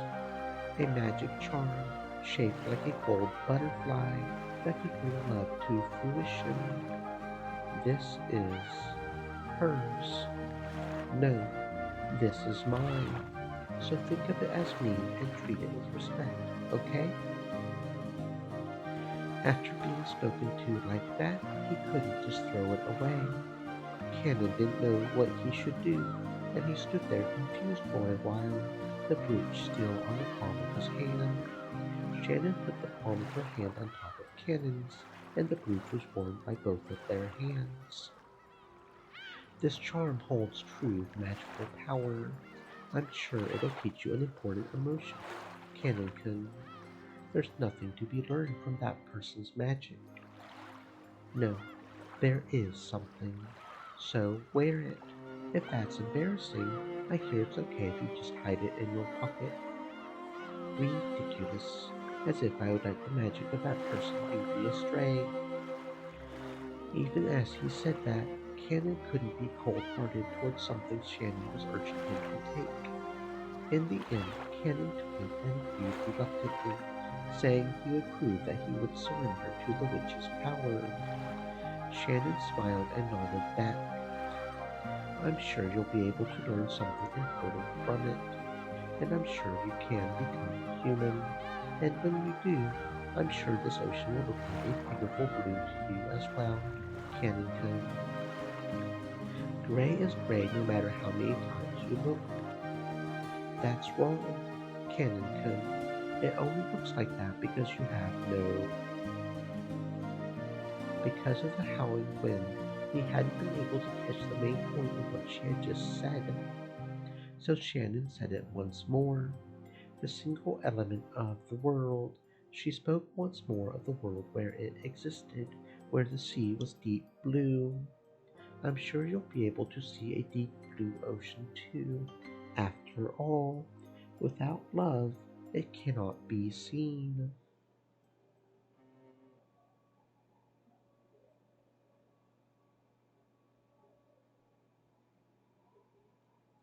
Who is that? It is Canon, Master. It was rare for Kinzo to leave his study. However, the fact that he had didn't mean his noble research had been suspended.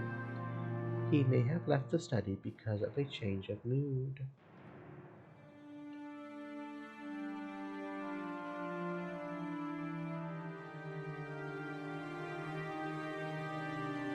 But that didn't mean that thoughts filling his head were any different from those he had while inside the study. Cannon knew that no matter what the time, speaking to Kinzo when he didn't want to be spoken to would always disturb his research. It's cloudy out there. Will it get worse? Yes. According to the weather report, it could rain at any time. Shall I bring an umbrella? It will not come to that. Leave me alone for a while. If my children ask, say that you do not know where I am. I am busy on a journey through my own thoughts. Certainly. Then if you would excuse me. Before Cannon finished bowing, Kinzo had already returned to his own world, having forgotten Cannon's presence completely. And once again he began rambling to himself. Amidst those words, the name of that witch popped up many times. Beatrice, my hand will not reach your smile. What can I do to revive you? What can I do to make you smile at me once more? What is lacking? My research, my materials, my catalyst? Or is it magical power, or luck, or an oracle? Beatrice, what can I do to see your face one more time? As Kenneth listened to his master's weeping voice with his back turned, he turned around just once. When he did, right behind his isolated old master was the shadow of a person who shouldn't have been there. It was the witch. At once, thinking that the witch must be plotting to do Kinzo some harm, Cannon dashed back to Kinzo and tried to form a shield with his body. But when he saw the expression on the witch's face, that emotion of his vanished. After all, Beatrice's expression was sorrowful, or maybe pitying. You fool, Kinzo, can't you see me even though I am here? Right behind Kinzo, as he repeated the witch's name over and over, desiring to be reunited with her more than anything else, was the witch herself. And yet, Kinzo didn't notice anything. When Beatrice tried to rest her hand on his shoulder, he didn't notice. Why? Why does my hand not reach Beatrice's smile? Is it the age of the moon, the cycle of the comets, the alignment of the planets? What is lacking? What is? What is? It's useless, Kinzo. Without love, it cannot be seen. Cannon took the brooch he had received from Shannon out of his pocket. By learning something new, would he become able to glimpse something he couldn't see now? Without love, it cannot be seen. He looked at Kinzo's back once more. The witch could no longer be seen there.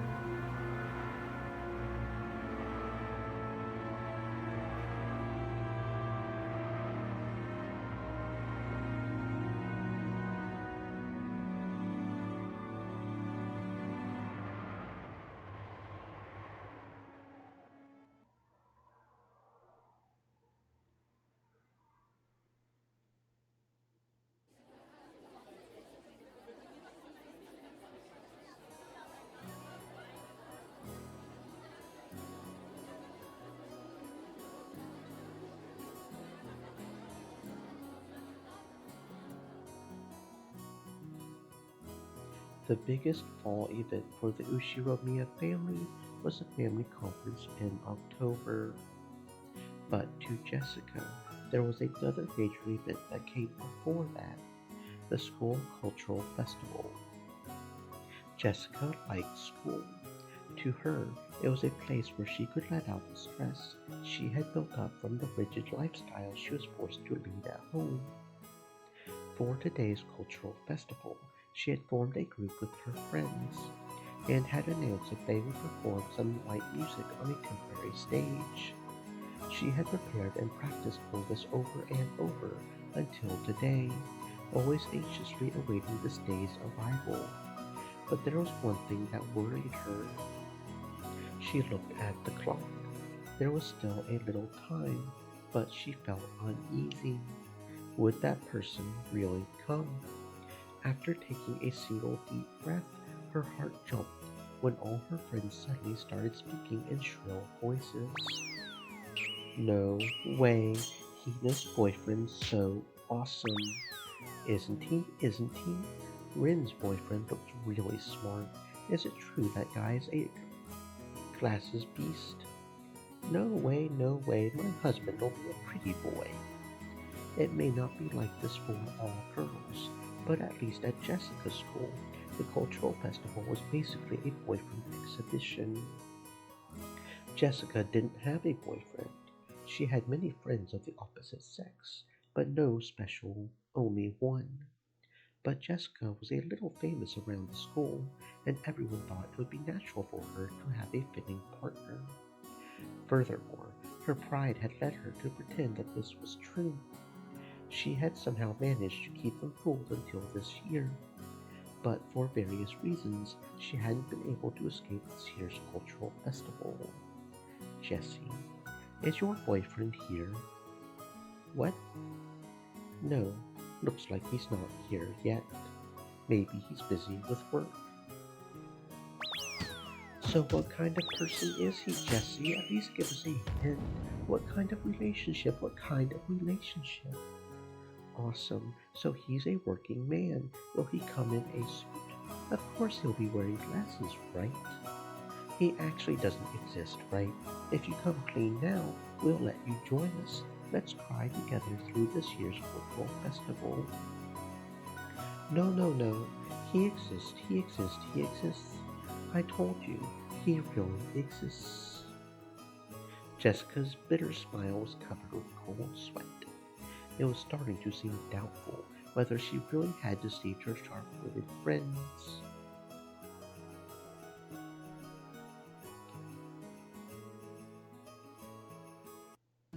Okay, then how about making a fake boyfriend and taking him with you? A fake? Who? I can't think of anyone who would do that. Shannon's ridiculous plan surprised Jessica into hysterics. Even so, it was probably more realistic than the crazy methods running through her head about getting a boyfriend in the big rush before the cultural festival. For example, what about Canoncon? Canoncon? No, no, no way, no way! Anyway, I'm sure Canoncon has work on the day of the festival, and I don't want to bother him. Of course, I've already checked the schedule. Canoncon has that day off. Well, why are you always so clever when it comes to stuff like this? No, wait, it would be even worse if he's off. I can't pull him away from a precious day off just for my own vanity. If you don't pull Canoncon away, he'll always be shut away by himself. So I think it would be perfect if you could drag him out of his shell. Did you think so? No, but I would feel bad for him. Then I guess you're out of options. How about meekly confessing to everyone that you don't have a boyfriend? True, it may be terribly embarrassing, but you would only have to endure for the short and yet long time before graduation. To a pair of lovers, there's no sweeter honey than the face of a single person with an inferiority complex. So Shannon, you aren't really worrying for my sake, are you? You're teasing me, right? Jessica wrestled about with Shannon, her eyes teary, but Shannon was unfazed, laughing with her usual smile. Yes, this is to get you back for making fun of me and George Sandler all the time. Listening to Shannon's comeback, the likes of which didn't happen even once a year, Jessica hugged her cushion and walked around on her bed, pretending to faint in agony. She couldn't stand Shannon's smile, which looked so triumphant, but right now she was the only person Jessica could talk with. She would choke her to death with her cushion later. Is it really so bad, lady? It's a cultural festival, but it's also a chance for you to have fun with Canoncon. No, that may be true, but no, no, no, no. Jessica buried her head in her favorite pillow to hide the fact that her face had grown bright red, and she grumpily chewed the fingernail on her thumb. It really was a reaction to be appreciated. Shannon and Jessica were of about the same age, of the same sex, and friends, and they were both right in the middle of puberty. They could never talk enough about love. That's why they could talk freely about these topics to each other. So, Jessica had heard a lot about how Shannon and George's love was progressing, and Shannon had heard a lot about what type Jessica liked, what kind of man she might be interested in. Judging by Jessica's reaction, it would probably be rude for us to go into precisely what these things were. However, this story won't get anywhere if we just have Jessica rolling around forever, so let's dive in. Jessica had been thinking about Cannon ever since he had shown up. It was extremely rare for young men to visit Rockinghama, so maybe it was natural for Jessica, a girl in puberty, to develop an interest in Cannon. But if anyone said that, it would destroy the romantic ideals of a maiden's pure heart and love at first sight. Shannon had been with Cannon a long time at the orphanage, so she had known him since before they started working. So Jessica had asked persistently about what his hobbies were, what his favorite food was, what type of girl he liked. Even to Shannon, it was clear that Jessica was infatuated with Cannon. Come on, isn't this a good chance to take Canoncon on a date? But, Canoncon might also have someone he likes, so wouldn't he take it badly if I made him go with me just to show off? People who aren't honest with themselves, like you, are... What was that word I learned from George Sandler? That's right, I think it was Sundora. Apparently, they'll be all the rage in a decade or so. Wow, George Nissan sure is incredible managing to foresee future trends like that. Awesome. No, wait. Are you saying I'm living in the wrong decade? I give up. It took several days of wasted efforts, but in the end, Jessica agreed to the plan of having Cannon pretend to be her boyfriend.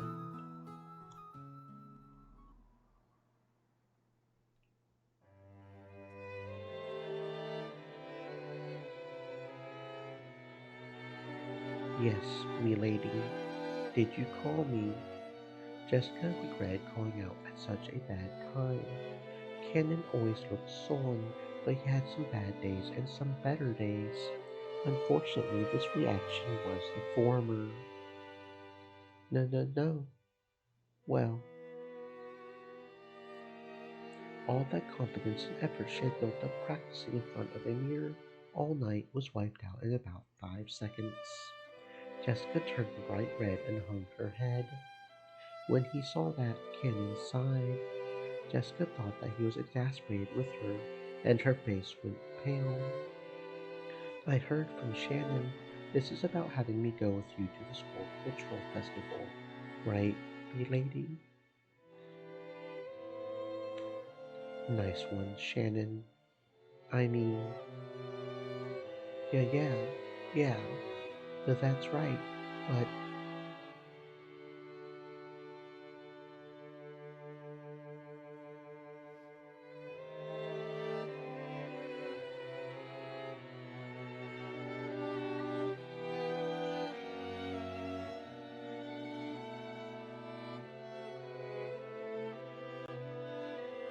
do you have any plans that day?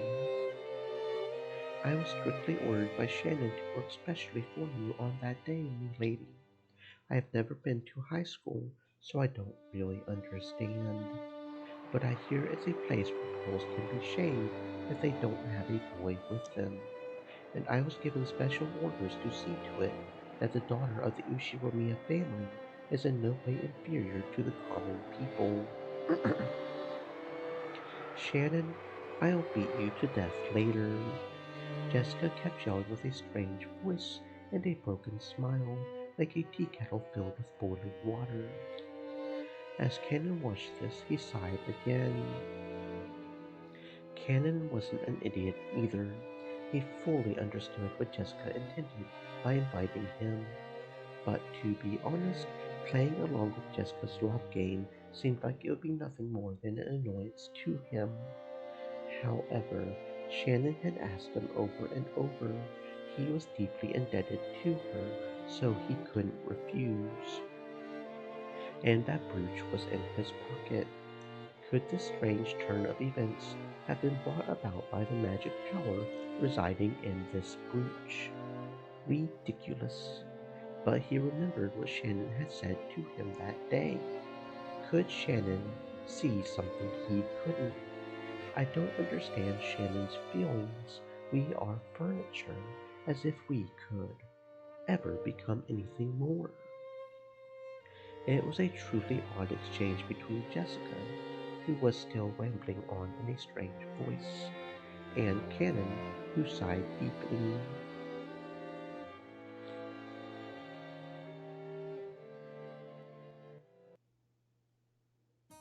Jessie, someone's here. Didn't you hear? Sorry.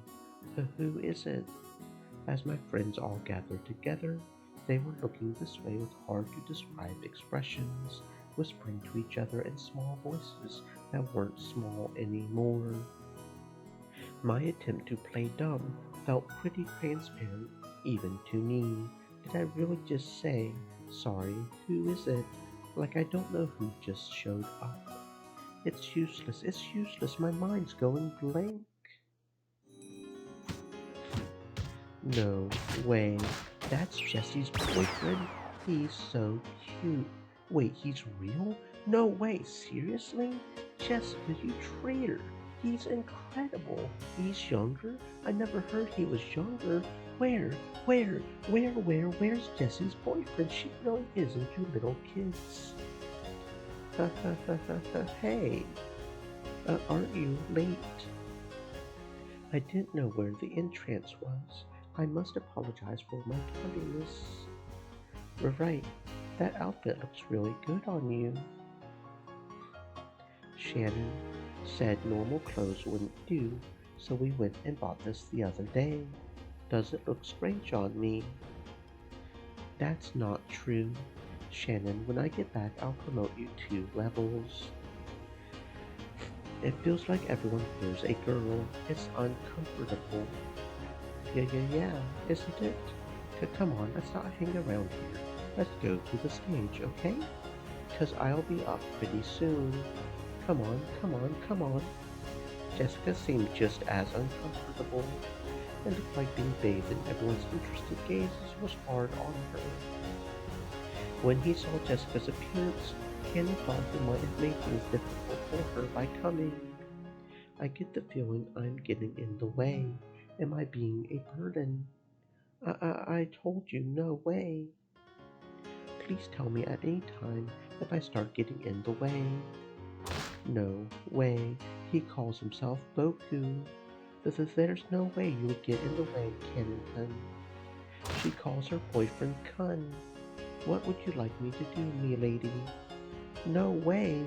She makes him call her milady like a butler. No, you can't call me milady today. Is that so?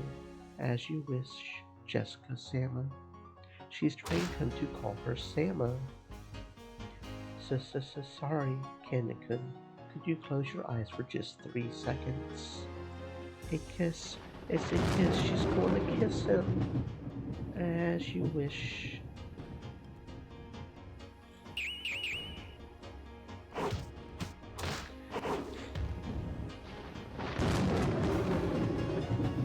By the time Cannon opened his eyes, a horrible tragedy had occurred in the room. Everyone had been driven into the walls, their arms and legs outstretched. Jessica had slipped her brass knuckles back into her pocket before Cannon's eyes opened. Anyway, let's go over to the stage. Our turn's coming up soon, so take a seat and wait for a bit. 'Cause we've got to get ready. Go straight to the end here, and you'll see a temporary stage. You'll know where to go. Please wait there. She pushed Cannon's back as he seemed to be having trouble moving himself and chased him out. Even though Cannon was confused by Jessica's attitude and her panicky state, which he had never seen before, he followed her instructions and headed in the direction she had indicated. After seeing him off with an awkward smile, Jessica slammed the door shut and yelled loudly. There you go. You saw, right? You saw that. Are you happy now? Sucks for you. I lost the bet. I was sure Jessie didn't have a boyfriend. Are you sure that was her boyfriend? I'll bet she's just abusing one of her servants, right? Jessie's boyfriend's incredible. Shut up. Come on, let's get ready. And Jessica took the brass knuckles out of her pocket again. Everyone energetically returned to their tasks.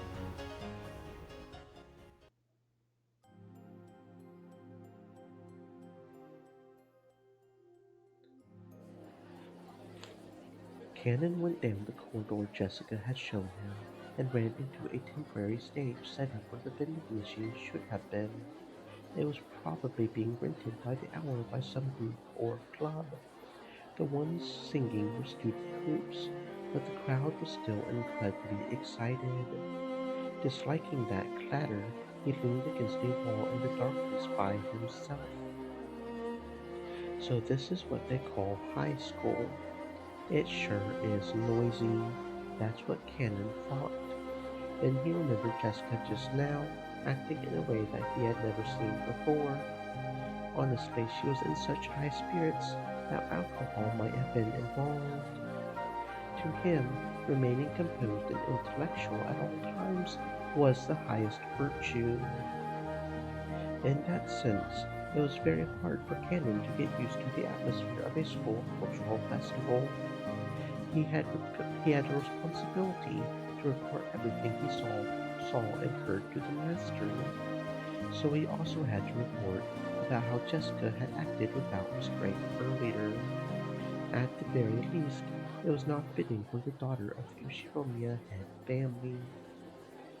The master, Kraus-sama, and especially Natsuki-sama will probably be angry. If I am to report it in a way that protects me, lady, should I blame it on an inappropriate school friends? What was all that? So stupid. Cannon thought back on how Jessica had acted earlier and sighed again. He could understand Natsuhi's headache a little now. Come to think of it, Natsuhi-sama, as the president of the PTA, was supposed to go to an informal gathering after attending the ceremony in the gymnasium.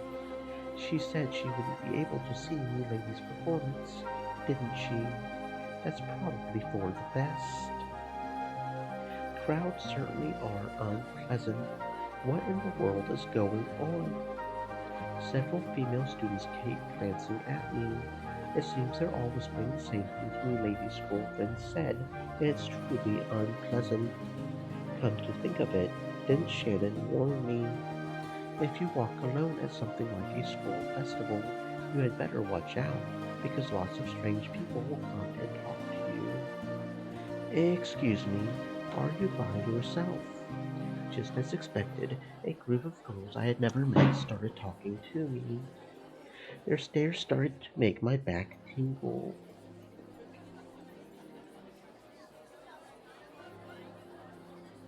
Didn't she tell me some magic words that could chase them off in times like this?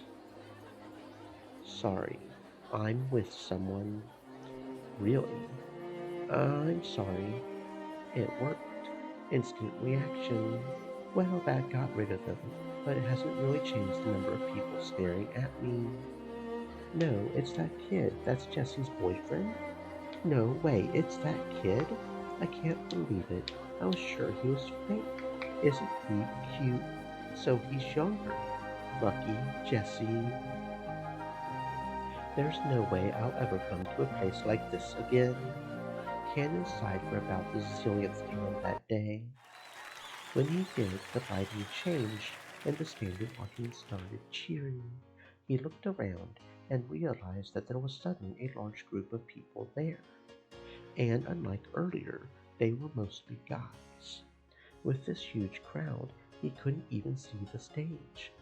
Fortunately, there was a fallen beer case nearby, so he tried using that as a footstool. When he did, he realized that there was now a new group on the stage. Their leader is Milady. She's changed into stage clothes and she's even holding a guitar. I didn't know she could play. Then again, maybe she can play. I've seen her practicing air guitar before. Natsuhi-sama wouldn't approve of any hobbies outside of study. Maybe she was always practicing in secret. Come to think of it, she's been returning really late from school recently, hasn't she? Maybe she's been practicing at school, far away from Natsuhi-sama's prying eyes. It really is for the best that Natsuhi-sama didn't come. If me and Baby were to get scolded by Natsuhi-sama after putting so many hours of practice in, she would probably be dejected. Jessie-sama.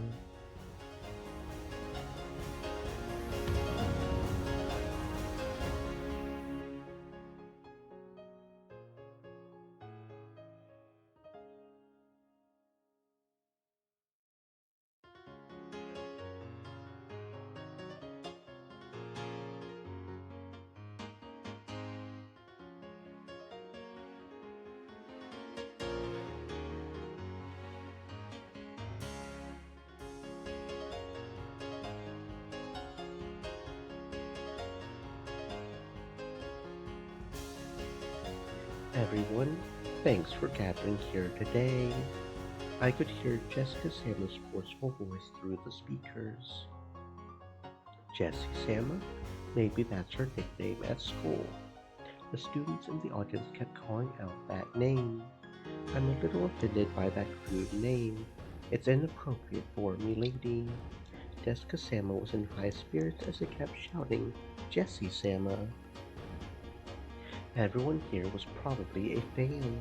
Her mic performance picked up on that and electrified them even more. It was almost like a music program on TV. At first, he had thought this was all silly, but that feeling had changed into appreciation. It was incredible in its own way. Cannon never listened to music of his own free will, but he had often heard the kind of music the Ushiromiya family liked. Since it was almost all classical, Cannon had naturally taken a liking to that kind of music. So to Cannon, the song Jessica sang was, how should you say it, extremely colorful. In any case, if Natsuhi-sama heard it, she would probably faint.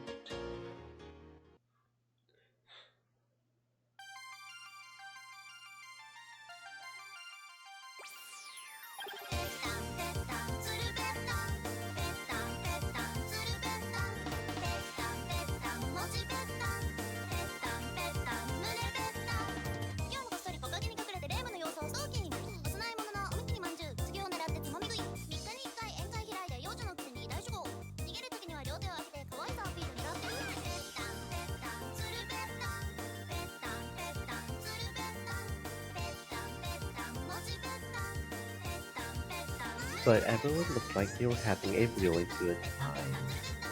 Some die-hard fans, who had even brought pin lights, sang along and danced crazily with the same movements, almost as though it had been planned ahead. On the stage, Jessica Sam also sang enthusiastically, dripping with sweat. He couldn't find a single element that was appropriate for a daughter of the Ushiromiya family, but it looked like so much fun. Jesse, Sama, Jesse, Jesse. Again today, behind me, the sound of footsteps. Oh yes, Shiro-sama is stalking me. Curses, disappearances, sacrifices, torture. Only Kikuchi does that make a good snap. Don't say Marisa. Okay, that's mildly creepy. So she's singing a song about the Higoroshi games. That's okay, I suppose.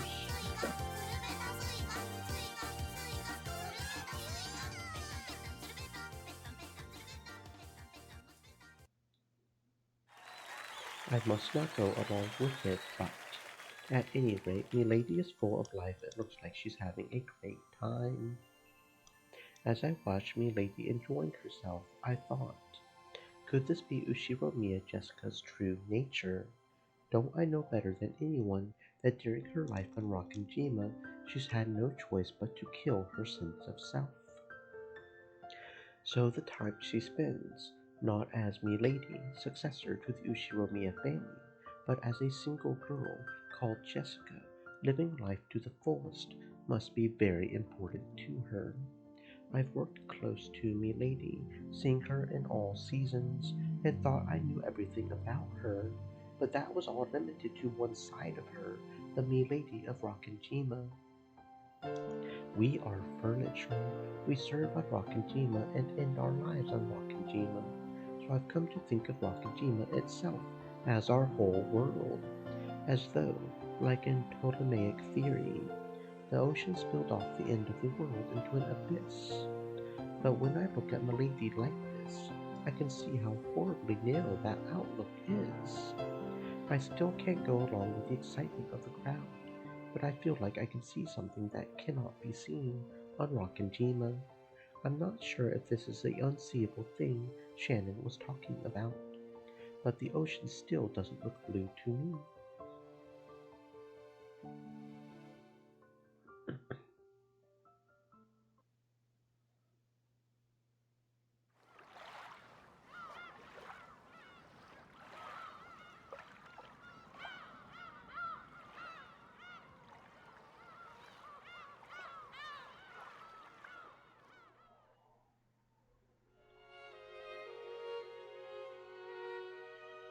Wasn't the cultural festival at Jessica's school today? How is the principal doing? He seemed to be in good health. That's right. Diet member Takamiya was also there. He said to give you his regards. Busy as usual. It appeared so.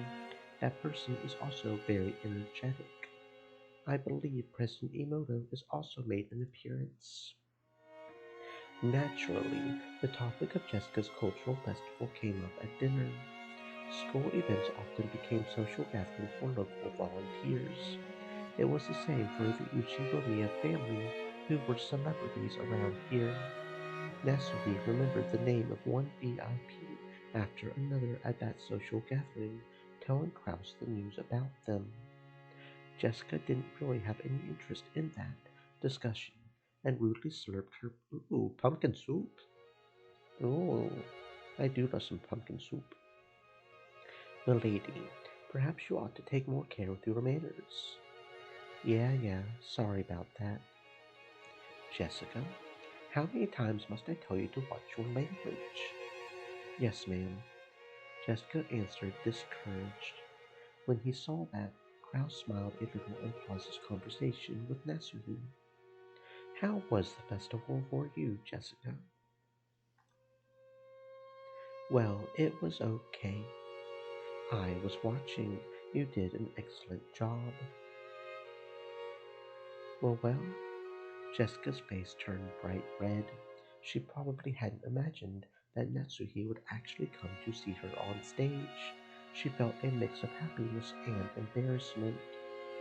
Actually, she hadn't really wanted her mother to watch, since she didn't want to be told that her music was inappropriate for the Ushiromiya family. But it certainly didn't make her unhappy to hear a parent say she had done a good job after watching her try her best. Jessica acted with both composure and dignity, fitting behavior for the student's representative. Yeah, the smile that had been there until a second ago crumbled like sand. Jessica immediately realized that her mom was talking about something different. Jessica was also the school's student president. She had no interest in doing something so annoying, but her parents had been pushy, so she had grudgingly accepted. Unfortunately, she was popular at school, so she won the election easily. So, Natsuhi was praising her for the student council sponsorship ceremony at the beginning of the cultural festival. Actually, she had just carried that out half-heartedly.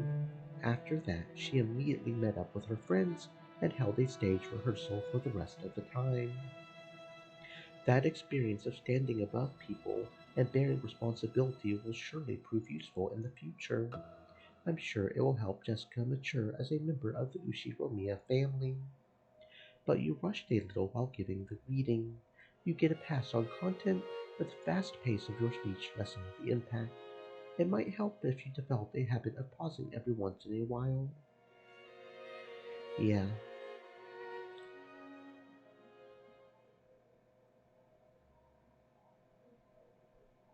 after she finished eating, Jessica didn't feel like going straight to her room.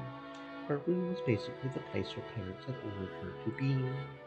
So perhaps for Jessica, instead of returning to her own room, being in an unknown location in this large mansion was a meager form of resistance.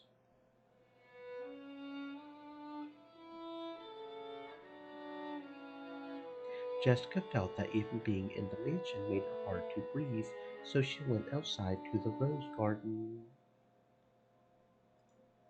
Well, even if she did show up, I'm sure she would have said something about how it wasn't appropriate for a successor of the Ishiromiya family. So isn't it better this way? Jessica laughed at what she was sulking over. She laughed at what kind of words she could possibly have been expecting. That was dumb of me. In the end, I was just acting like an entitled brat. I'm a little exasperated with myself, and it makes me want to laugh. Me lady, Cannon-kun, don't scare me like that. Just as she was about to force a laugh, Cannon suddenly started talking to her, and she choked. What's up? Got something to say? Yes. Jessica's expression became the one she always wore when looking at Cannon. The listless face Jessica from a second ago was gone. If he had still known only Jessica as the eventual successor to the Ushiromiya family, as she had until yesterday, he might have mistakenly thought that Jessica's mood had sprung back to normal. But that wasn't right.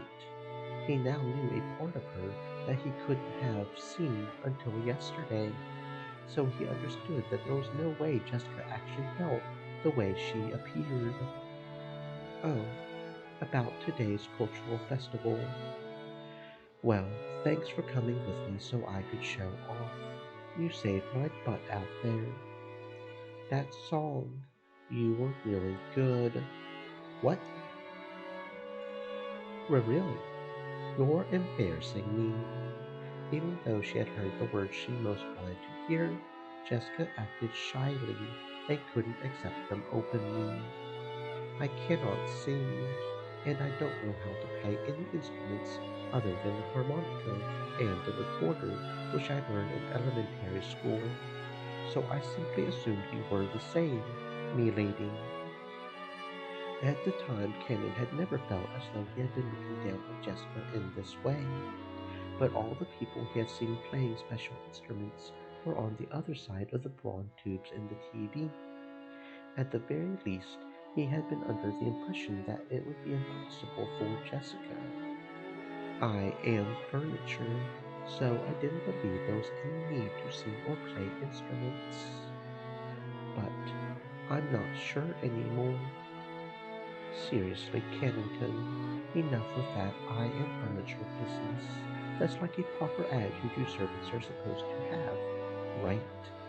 Servants are supposed to be like living furniture. Genji-san says it a lot. It isn't just a proper attitude, because we really are furniture. I know the kids from Fukuin House receive assistance from grandfather in various ways, and I realize how grateful you are for that. But it's a bit cruel for you to have to call yourself furniture just because of that. We're all human, aren't we? Canon-kun, when you saw me singing, what did you think? It looked like you were having a lot of fun. I don't think that's true. You didn't just think it looked fun. You were envious, weren't you? That's not. Cannon probably hadn't noticed that emotion himself. Most likely, Cannon saw something he had never seen before, learned about it for the first time, and felt envious. And to trick himself out of that emotion, he had called himself furniture over and over. I know I'm a successor to the Ushiromiya family or whatever. And, well, I'm sure there'll be a lot of annoying stuff to do from now on. As far as that goes, I can't do anything but give up, since I was born under an unlucky star. Probably, just like you had to live at the Fukuin house. I don't have a choice either. I couldn't choose the stars under which I was born.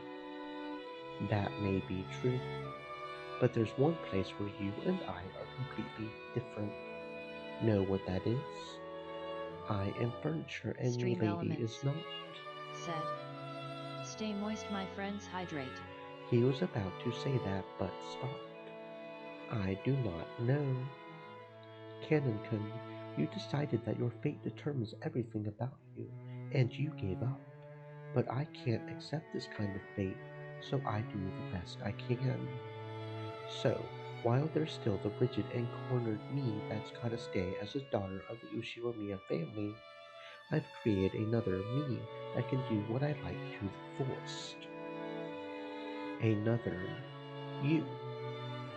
Yeah, Canon-kun, you've been instructed to say because I am furniture. I'm sure you've gone through a lot of tough times just because of that. I think that's really unfortunate, but the idea that your entire life will be decided by that alone just seems sad to me. You know, it's always possible for people to create another self inside them, a self that they can truly grow to like. I'm not talking about escaping from reality, okay? When I'm that other self, I can really feel like I'm living a great life. So no matter how constrained and boring everyday life gets to be, I can always live on without suffocating. To make another self inside yourself that you can truly grow to like. To make another me, one that isn't furniture. Through her relationship with George Salem, has Shannon given birth to another self that isn't furniture? And did this other Shannon see something that cannot be seen by furniture? That's right. Well, I don't know anything about your private life, Cannon Code, but I can sort of guess. Your private life probably doesn't exist at all. Am I right? Cannon couldn't reply, but that was answer enough. He had no concept of a private life. So, Cannon would always be Cannon. So, furniture would always be furniture. Cannon-kun, Cannon isn't your real name, right? In the Fukuan house, new graduates would be given new families and a new life, so they were also given a new name. In his case, that was Cannon. Certainly, this name of mine may be a temporary thing. Before, he had thought of himself as Cannon, and no one else. But he remembered there definitely had been another self that wasn't Cannon, but that was far, far away, beyond the distant fog of oblivion. So even for you, it should be okay to have time for your Cannon thing, and times when you aren't. Maybe when you act as a servant, that Cannon calls himself furniture and swiftly limits his own will. But when you aren't Cannon, I think it's okay to live much, much more freely. Those words definitely weren't just lip service. Jessica had also been like this in the past. She had cursed her own birth into an environment different from all her friends at school. Only she had been in a heavily constricted environment, forced to learn all sorts of things, and she had even been told who she was and wasn't allowed to play with. It may have been sad, but she had given up, resigning herself to the fact that she had been born under that kind of star. But one day, Jessica stopped giving up and surrendering. Stuff like Ushiromiya family customs and pressure didn't matter. She created a real Jessica inside herself, one who could do what she really wanted to do. You know, I go by the nickname Jessie at school. When I'm Jessie, I live life honestly and to the fullest. And because of that, I can do my best when I'm Jessica too. Would it really be so bad if you could also have time for your canon and times when your real name? When you aren't canon, can't you try becoming another self that you can like? A time when I am not canon. He had once thought of his real name as being completely meaningless. Because of that, he had thought that canon summed up everything about him. And now, Jessica was telling him to create something new, another self that wasn't canon. Canon-kun, if you don't mind, tell me, what's your real name? He was silent for quite some time. Maybe Cannon's real name had risen to the tip of his tongue. After hesitating for a long time over whether he should say it, in the end, he swallowed it back down. I forgot. My name doesn't matter any more. Those words contained a faint rejection. No matter what kind of real name I had, the only truth now is that here I am canon. The past has nothing to do with anything. The materials with which furniture is made, be it a trunk of a tree or otherwise, are meaningless in the end. I told you to stop that. You aren't furniture, you're human, right? I am not human. Cannon clearly voiced his refusal. It was with a rage that he normally didn't show. Jessica couldn't say anything back and was struck silent. You are human, milady, so you are free to live any way you please, and any kind of future is possible for you. It's almost like you have wings and can dance through the sky like a bird. But I am not like that. Even if I looked like a bird, I would be nothing more than a domestic duck. Even though they have wings, they cannot fly. To speak to me of that dream in the sky despite that, it's just too cruel. Furniture and ducks. What the hell is all this? No. Jessica had unconsciously gone along with Cannon's forceful manner of speaking, but she realized that she shouldn't fire back and swallowed her words. I don't know anything about you. I don't even know your upbringing, and I don't know the hardships you've been through. So I can't even imagine why you started calling yourself furniture. But know this, you aren't furniture or a duck. You're a real human. If you want to say Kennington's furniture when he's working as a servant, that's fine. But in that case, don't you think you can create a self for you when you aren't furniture, for when you're human? Only a human like Milady can embrace that possibility. I am not like that. I have no future, no possibilities, no dream that I am allowed to see. So, Milady, please don't say any more cruel things. Why? Why do you say stuff like that? Because it seems you mistakenly think I'm a human, the same as you, milady. We are different sorts of beings. I just wanted to make that clear. I heard from Shannon something about milady liking me. What? No. I look almost identical to a human. So, like Shannon, I could probably delude myself into thinking I'm a human and pretend to love for a time. But then I would surely be fooling myself. No, I would be fooling you too, milady. Shannon and George Santa will definitely fall apart, even though Shannon herself probably realizes that a day will come. She's taking part in such a stupid. There's nothing stupid about it. Sure, George Nissan's a wonderful person, and he's got to match up to his parents' expectations. I'm sure when it comes to marriage, our evil will interfere in various ways. And I think their future prospects look like they'll be full of trouble. Okay? But you know what? George Nissan isn't the kind of guy who will surrender to that shit. Shannon's no Juliet, and he'll definitely bring her happiness. People cannot engage in romance with furniture. What I'm trying to say is that even if you can love furniture, I cannot love you, milady.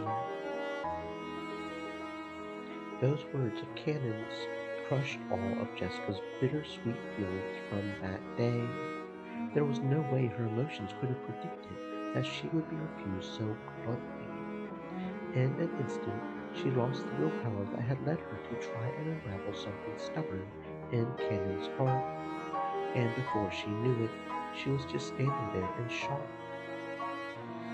Milady, if your feelings for me were due to my conceit, then I must ask that you forgive me.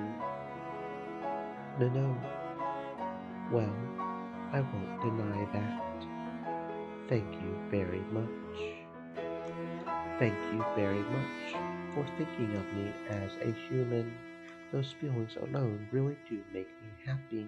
Anything more would be too cruel for me, so. No, I've said enough. Sorry about that.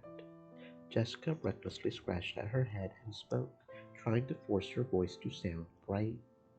I just kinda ran on ahead by myself and was a burden on you. I'm really sorry.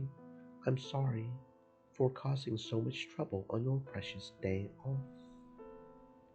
No, I was also happy that I could see you having fun. Then let's call it a night. If I don't go back to my room and turn off the lights, Mom will get mad at me again. That's probably for the best. I wish you a good night, me lady.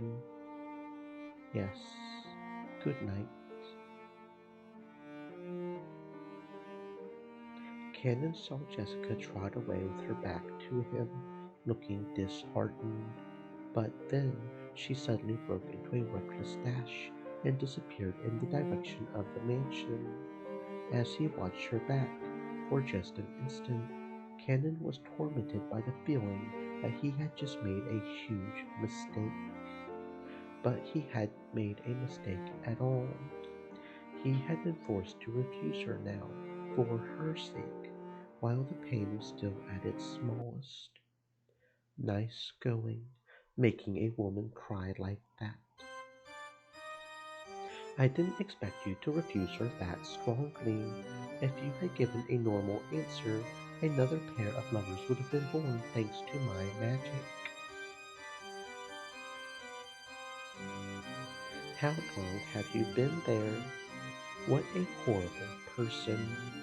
When he turned around, the witch was suddenly there. It looked like she had been there the whole time, watching the two of them as though enjoying a play.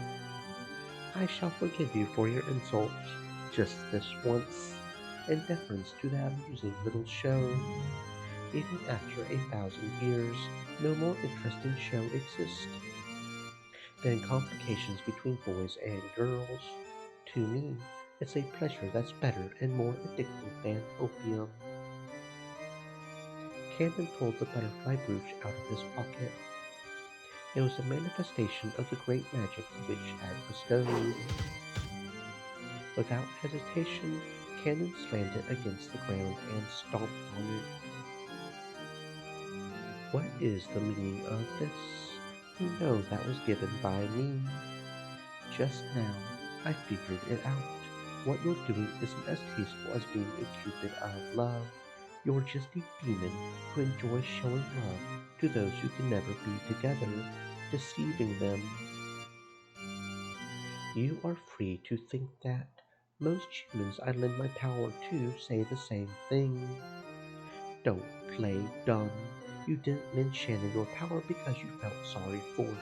You found a weak point in Shannon's heart as her chest burned with love, and you made her break the mirror that sealed you. What's more, you guessed how this would all end, and now you're toying with her. Am I wrong? Furniture has a thoroughly pitiful existence. So, you have no dreams, no future, and even no love. Good, good. There is nothing better than knowing your place. As you noticed, there was a faint love residing in Jessica's heart. You seemed to think you snipped it in the bud. But did you know? Trees grow thicker branches if you thin out and prune them. A girl who loves furniture isn't. Amusing, how truly amusing. Shannon and George will also eventually reach a stalemate with their unfulfilled love, ripening into the sort of huge fruit I love. Regretfully, it seems to be going so smoothly for those two that it's hardly entertaining anymore. But on the plus side, it seems the two of you will amuse me to no end. The witch laughed. Even though she had known the two could never be together, she had lent them the magic to bring them together. However, they couldn't escape the fate that prevented them from ever being truly joined. The witch knew that, even if they were joined, Shannon and George, Cannon and Jessica would eventually break up. They would wander through an endless desert in this hell of love, tormented by an internal thirst. What? Did you think I would lend you my power and ask for nothing in exchange? I'll gladly assist a pair in love, and in exchange, I'll enjoy watching the cruel fate they'll eventually meet. I have never come across a better show, not over the course of 1,000 years. Just look at Kenzo.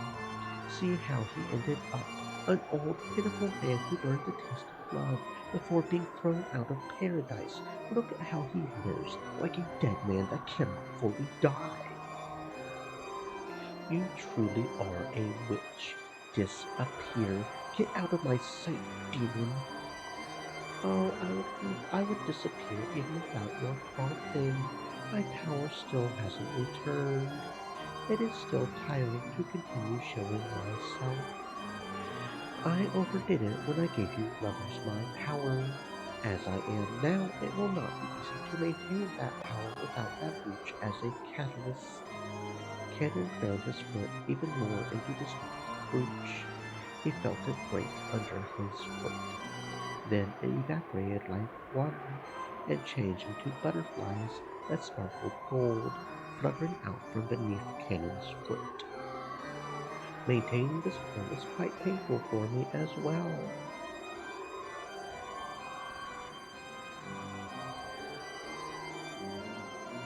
I will hide myself for a time, just as you desire.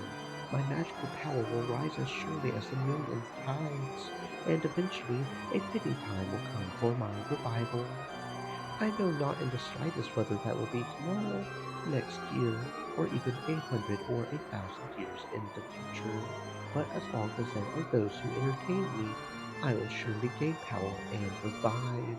I will disappear for a short while until that time comes. The bruise on the palm of your hand is already gone, so if you wish, tomorrow morning you can let my existence vanish like an illusion or a dream. After all, nothing saddens me more than being forgotten. However, I will surely be revived. Be on your guard so that you'll not regret that day's coming when it arrives. I will surely have my second coming and rule over everything as this island's true master. That is the time the door to the Golden Land will be opened again.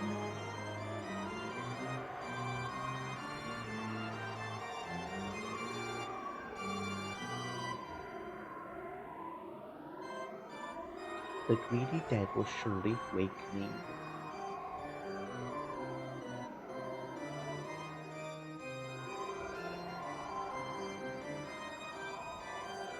You talk too much. Disappear now, Golden Witch.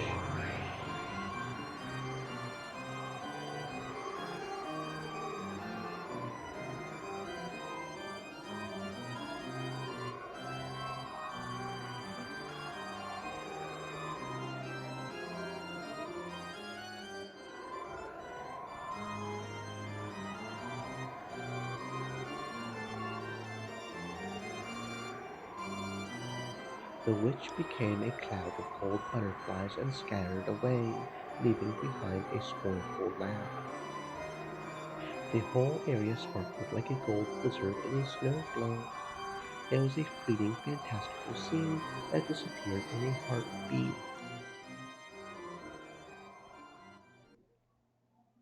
The witch could no longer be seen. However, Cannon felt like he could still hear that shrill, unpleasant laugh. How amusing. How truly amusing. Why is the human world still so amusing after all the years I've been away? Go mad with love. Go mad with gold.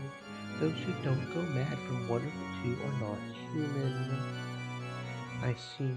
So that's why the word furniture is so fitting. Furniture is created to serve humans, and I cruelly treat humans as playthings to save 1,000 years of boredom. What a truly amusing three-way deadlock that I cannot control furniture. Kenzo, you fool, what a truly entertaining scheme you've worked out. Furniture, you fools, just you try and see if you can fell me. Tonight, 2 seeds of love have been sown, including the one already sown. That makes 3. Beatrice, why? did you leave me alone in this painful world?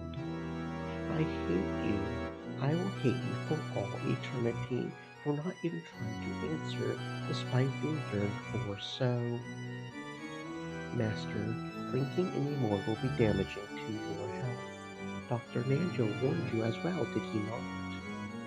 Be silent, Genji. You do not understand. You do not understand my grief and sadness.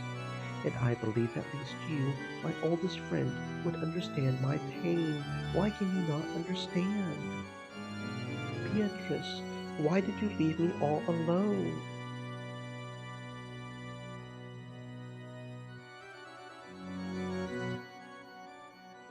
What the hell do you mean, furniture? I don't get it. Poor Jessica Sandra, even though the cries I hear coming from your room tell me of the situation, there is nothing I can do. This is all a tragedy due to a pair who are too young getting too close when the positions of their birth are too distant. I can do nothing but understand me lady's feelings, hide my footsteps, and quietly walk away.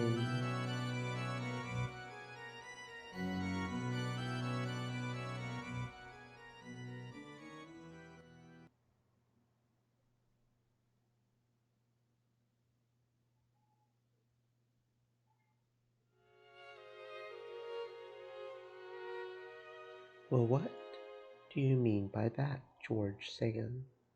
I mean what I said. I still haven't built up my castle. Once I manage to do that, I'll finally be able to think of myself as an adult. When that happens, I want to marry you. That's. But my heart won't let me do that anymore. So I want to give you an engagement ring. An engagement, you say? But I am furniture. Oh, right, that. Well, then, furniture has to listen to what people say, right? Right now, I'm having a ring made that'll be fitting for you. I think it'll be ready in time for me to bring it to the upcoming family conference. I'll give it to you then, so please, I want you to let me hear your answer. If you accept, then I'll proclaim our engagement right there in front of all the relatives, including grandfather. To George Sand, I'm sure some people won't approve of our relationship, but there's no need to look at their faces because you only have to fill your eyes with me. I will definitely bring you happiness. That's the one thing I can promise you with certainty.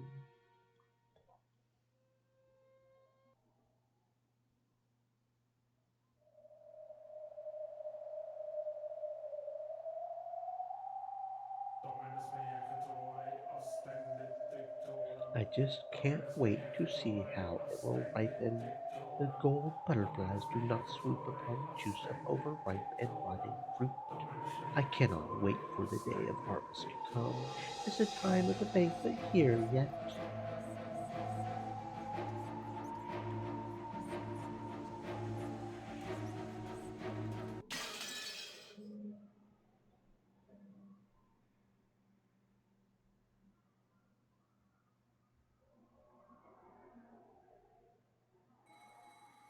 The first day, October 4th, 1986.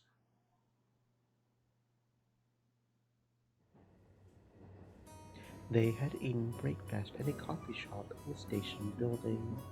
By chance, the inside of the shop had been decorated with Halloween colors since it was October. Maria had seemed to be awfully pleased with that. For quite some time, she talked loudly inside the train about wanting to have a Halloween festival, without caring that she was attracting the attention of others. Halloween is popular in Europe and America, but people aren't that familiar with it in Japan. The shopping district was colorfully decorated with orange pumpkins, but the costume parades of children demanding sweets and saying "trick or treat" were nowhere in sight.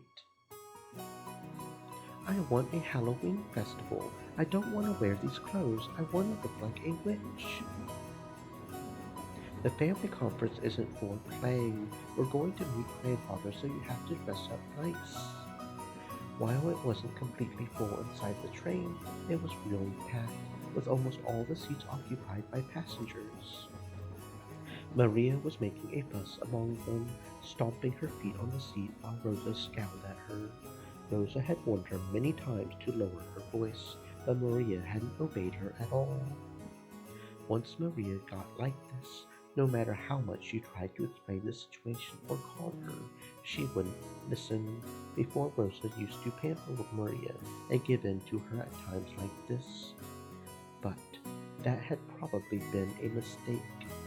Surely, Maria had gained the mistaken impression that throwing a tantrum long enough would make her mother give up and do what Maria said. Rosa had realized that error with the help of an educational book, and since then she had hardened the part of her heart that wanted to pamper her beloved daughter. Her mutual understanding with Maria began to grow weaker and weaker, and she began to get discouraged by her own powerlessness more and more often. Halloween, Halloween, if you don't give me sweets, I'll play a prank.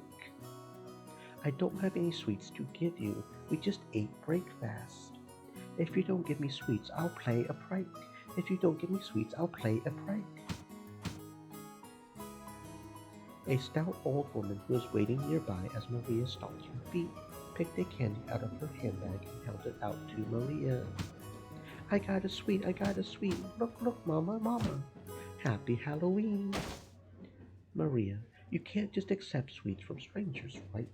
Give it back. Oh, don't worry about it. She's such a spirited young lady. How old is she? Maybe there was no malice in the old woman's words. However, Rosa seemed to find that remark extremely humiliating. Maria, haven't I always told you not to accept sweets from strangers? She gave it to me. No, it's mine. Let go of it. How many times do I have to tell you to do what Mama says? It's mine, mine. Don't I always tell you not to say that? Rosa reflexively hit Maria violently on her cheek. In a flash, Maria started crying loudly. Rosa immediately took the candy from Maria's hand and pushed it back towards the dumbfounded old woman sitting next to them. Please, do not just give sweets to my daughter. I'm so sorry. Breathing heavily, Rosa once again held the candy out to the old woman. After getting flustered about what she should say for a few moments, perhaps the old woman realized that her actions may have troubled this parent and child, and she accepted the candy back, apologizing.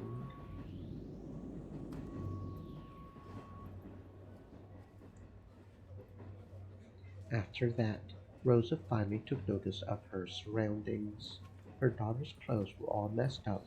She was crying and shouting with her nose dripping, and there were many dumbfounded passengers watching them. Except for the sound of the train running, the interior was completely silent. Fortunately, that pitiful silence didn't last more than a short while. However, it was followed by an even more painful atmosphere as everyone began to whisper. Maria shouted, cried, kicked, and stomped her feet as usual, paying no heed to the people sitting around her.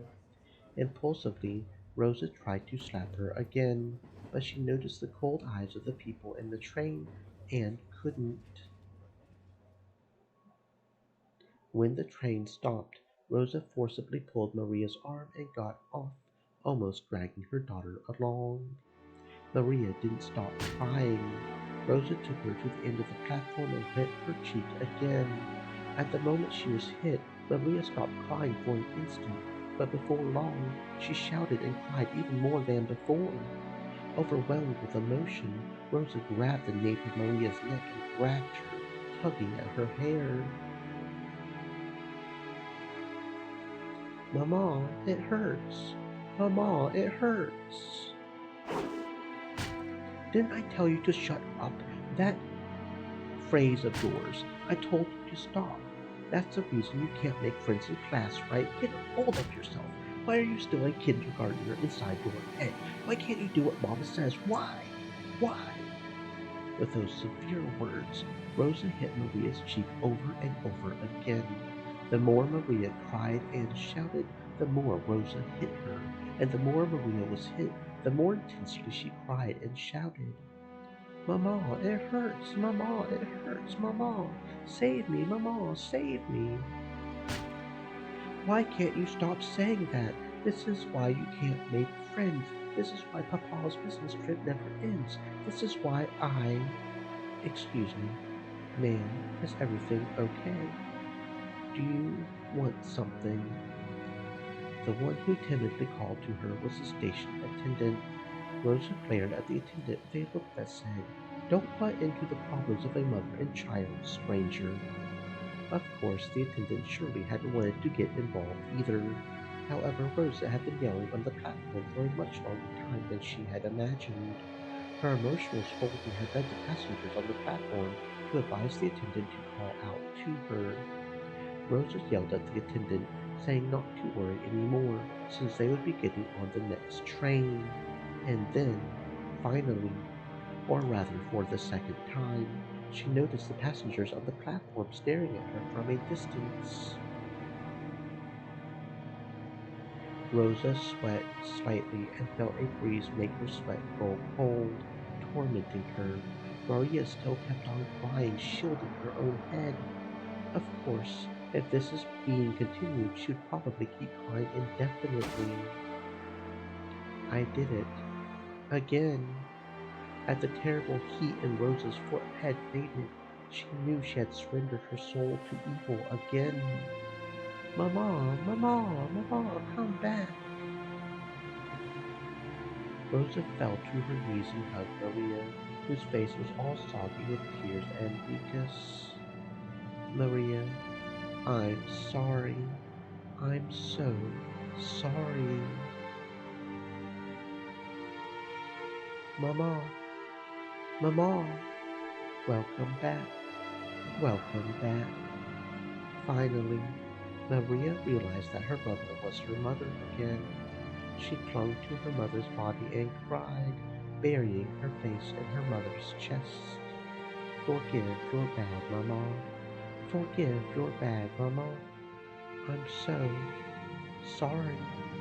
Please don't hate your Mama. I'm just fine. Won't hate Mama. Mama was only being possessed by the bad witch again. But you came back, so I'm just fine. Yes, that's right. Mama was just being possessed by the bad witch again. I'm sorry. I'm so sorry. For a long time, the two of them hugged each other, asking for and sharing words of forgiveness. After a while, they calmed down and both moved back at the same time. Maria's face and Rosa's face were both deep red after crying their eyes out. Do you want to have a Halloween festival, Maria? Yes. I want to show those pumpkin marshmallows to George Oni-chan and Jessica Oni-chan. It was a candy they had been selling near the cash register at the shop where they had eaten breakfast. A fancy sweet that had a big orange marshmallow in the shape of a jack-o'-lantern attached to the tip of a stick. Maria had wanted it, and insistently pestered Rosa for it. Rosa had refused, saying there was no way she could buy sweets right after breakfast. Then, Maria, I don't know if they sell those in this town or not, but let's get off and try searching for them. Okay? Yes. I love you, Mama. I love you so much. Thank you. I love you too, Maria. The truth was they didn't have time to waste loitering around at a stopover station. If they missed the airplane, they would fall half a day behind schedule. She should have left home with more time to spare, but she had ended up leaving late after choosing Maria's clothes. Because of that, Rosa had been a bit impatient since the morning. She looked at the clock. They had to get on the next train immediately, but her daughter firmly joined hands with her to go by the suite with her mother, and that hand was warm.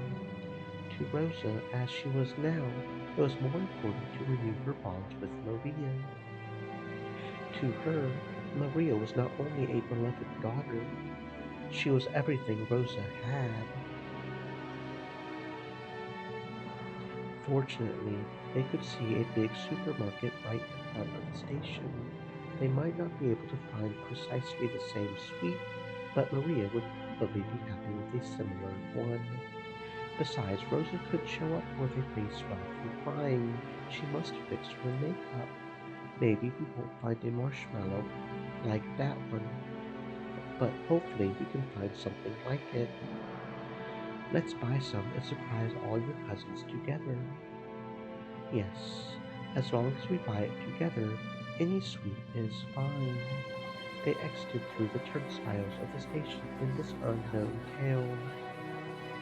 Maria walked across the pedestrian crossing together with her mother, chuckling to herself as though she was walking in an amusement park. Both faces were still deep red, but the two of them, mother and child, smiled warmly at each other without any restraint.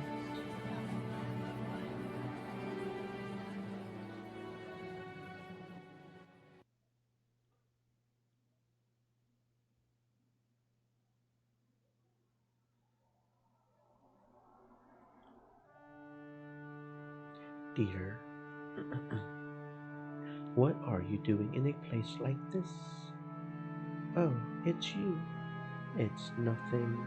I just find this a pleasant place to think. All of our preparations for today have been completed. Why don't we have some tea and relax while we wait? Forgive me. I'm always making you handle such troublesome matters. Please, rely on me even more. I am your wife. Naturally, I'm grateful to have you always coming to my aid. That's precisely why I am able to devote myself to my work. I understand. I understand about your work and the topic of father's inheritance, right? That has nothing to do with you. It's nothing more than fishing for rotten meat amongst greedy siblings. It's okay, dear. Everything will go well. Your businesses have never failed to work themselves out. Natsuhi softly cuddled close to Krause's shoulder. She complimented Krause on his hard work, but Natsuhi knew better than anyone that his work wasn't going well. Krause's project was something like a seesaw, where a large amount of money swings. Big investments can lead to massive payoffs, but like large seesaws, they tend to shake a lot while moving very slowly, instead of showing immediate results. At times, it's possible to make further investments so that the seesaw inclines faster towards the side you want. Of course, you would only do that if you were confident you would be able to recover all your investments in the not so distant future. However, the seesaws Klaus chose never turned out as he would have liked them to. His foresight wasn't wrong, but the times were moving sluggishly. They never managed to catch up with him. For example, think of a literal seesaw placed in a park. It's a really popular item, so there's always someone playing on it, and you've got to wait a long time for your turn. Let's say that one day you spied one of those seesaws that was completely unused, and you raced to grab it first and have it all to yourself. However, unless someone got on the opposite side of the seesaw, you wouldn't be able to play on it. What if lots of time passed and nobody came to the opposite end? Seesaws are popular, so if you wait long enough, a companion will surely show up. But Kraus noticed something. The weather's getting worse, so nobody's coming outside to play. But seesaws are popular, so someone will surely come eventually. If he vacated his place because of the worsening weather, it would certainly be snatched away, and once again he would end up longingly gazing from a distance at someone else having fun on the seesaw. On one side of the seesaw, he continued to wait patiently all alone. That was Krause's project and his current situation. If only I had had a bit more courage and the self confidence to believe in my own foresight, I would have never failed. Yes, that's true. Your foresight is never wrong. You are the only one who inherited father's resourcefulness. You inherited an innate disposition that none of the other siblings did. But I could never believe in it. I always shut my own projects down like a coward. Why can't I believe in myself? Who would believe in a man who can't believe in himself? Nobody believes. I'm always sitting on the seat where the losers must sit, and my father, my mother, my siblings all sneer at me. How long is it going to take for me to be set free of this emotional complex? Just how long will it take? Natsuhi was the only one who knew. Only she knew of Krause's anguish. As the eldest son of the Ushiromiya family, who would soon be forced to bear an immense responsibility, he couldn't open his pained heart to anyone and was always getting compared to his father's great art enterprises. I've made preparations concerning all other matters so that you will be able to devote your attention entirely to the family conference. Yes, everything else has been seen to. Thank you. Will there be any problems dealing with father? No. Genji and Dr. Nanjo are on our side. I'll never allow these greedy siblings to make contact with father.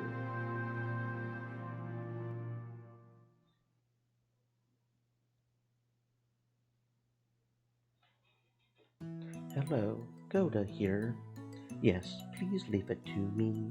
I'm anxious to put my skills to work for the big annual job. In the kitchen, multicolored ingredients were gathered, and the preliminary arrangements were promptly being started. Even though it was still morning, the ingredients for dinner were already in saucepans and steaming. Normally, he had to deal with several assorted matters, but on the day of the family conference, he could devote himself entirely to cooking. To Goda, who was originally a chef, this was surely the greatest gala occasion of the whole year. Yes, dinner will be calf steak. A wonderful cut of meat is already anxiously waiting for tonight in the refrigerator. Please be sure to look forward to dinner. It was rare for Goda to be in this good of a mood towards his fellow servants. Goda bragged about being the Ushiromiya family's personal chef, and knowing he was considered worthy to display his excellent cooking at the family conference was his greatest honor. Understood. I will leave everything to you. Also, is Kumasawa there? Kumasawa-san. I happened to see her earlier, but she is not here. Perhaps she went to get things ready at the guest house. Is she loafing around again? No, it is fine. Please continue with your work. Yes, leave everything to me, Goda.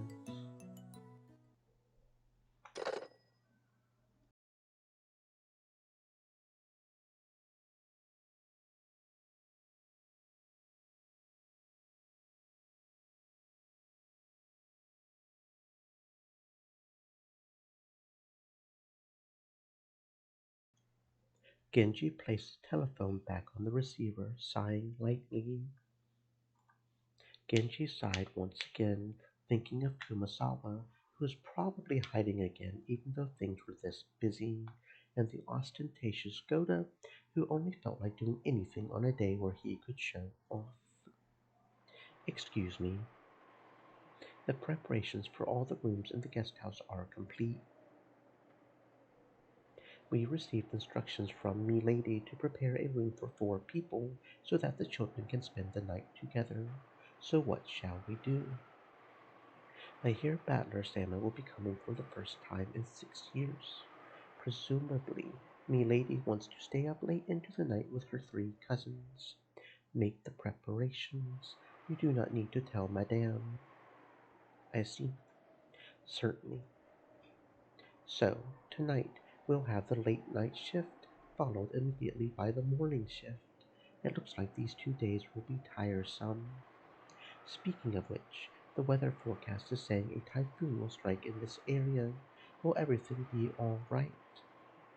Assuming the typhoon doesn't stray too far from its course, it may affect the boat ride back for the family members. Family conferences schedule might be extended until Monday or Tuesday.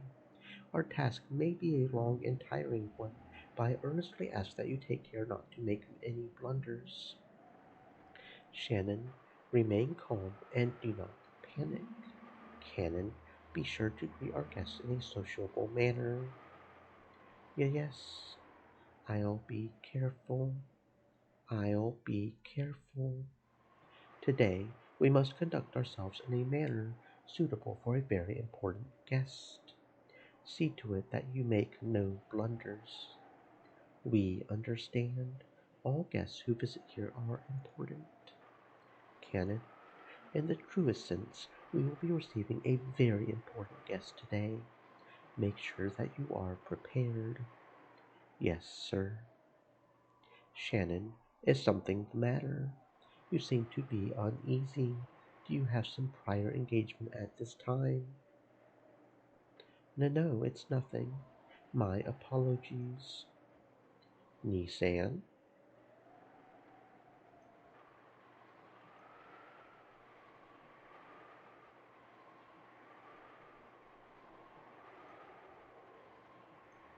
important guests will be arriving today. Detach yourself from your private life. I don't know what you mean by private life. As Shannon blushed just a bit, she turned her gaze away from the clock. Was it about time for the airplane carrying the family to arrive at Niijima? She had tried to hide the fact that her upcoming, long-awaited reunion with George was making her heart race, but Cannon, who stood beside her, seemed to see right through her.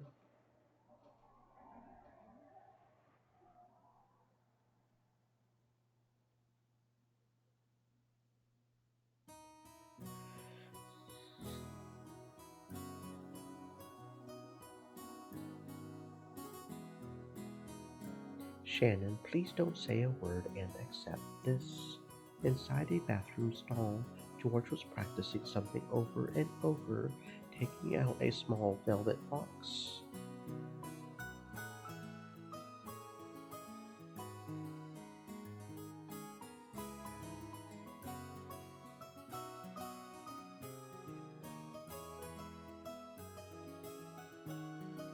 Hidden in his pocket like a quick draw desert gunman. That's not it. Shannon likes men who are more assertive. I've got to pump it up with more horsepower. Shannon, put this on your ring finger. That's an order, okay? If I don't say proper that's on the left hand, maybe she'll put it on her right hand.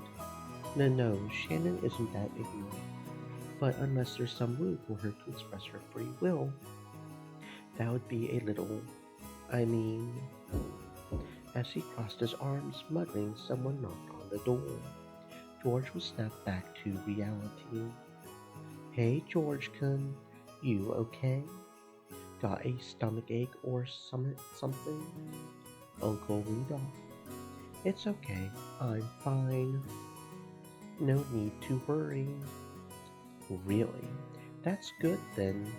But you know, you're straining way too much. Your ass'll burst. Rudolph washed his hands, laughing cheerfully as he left.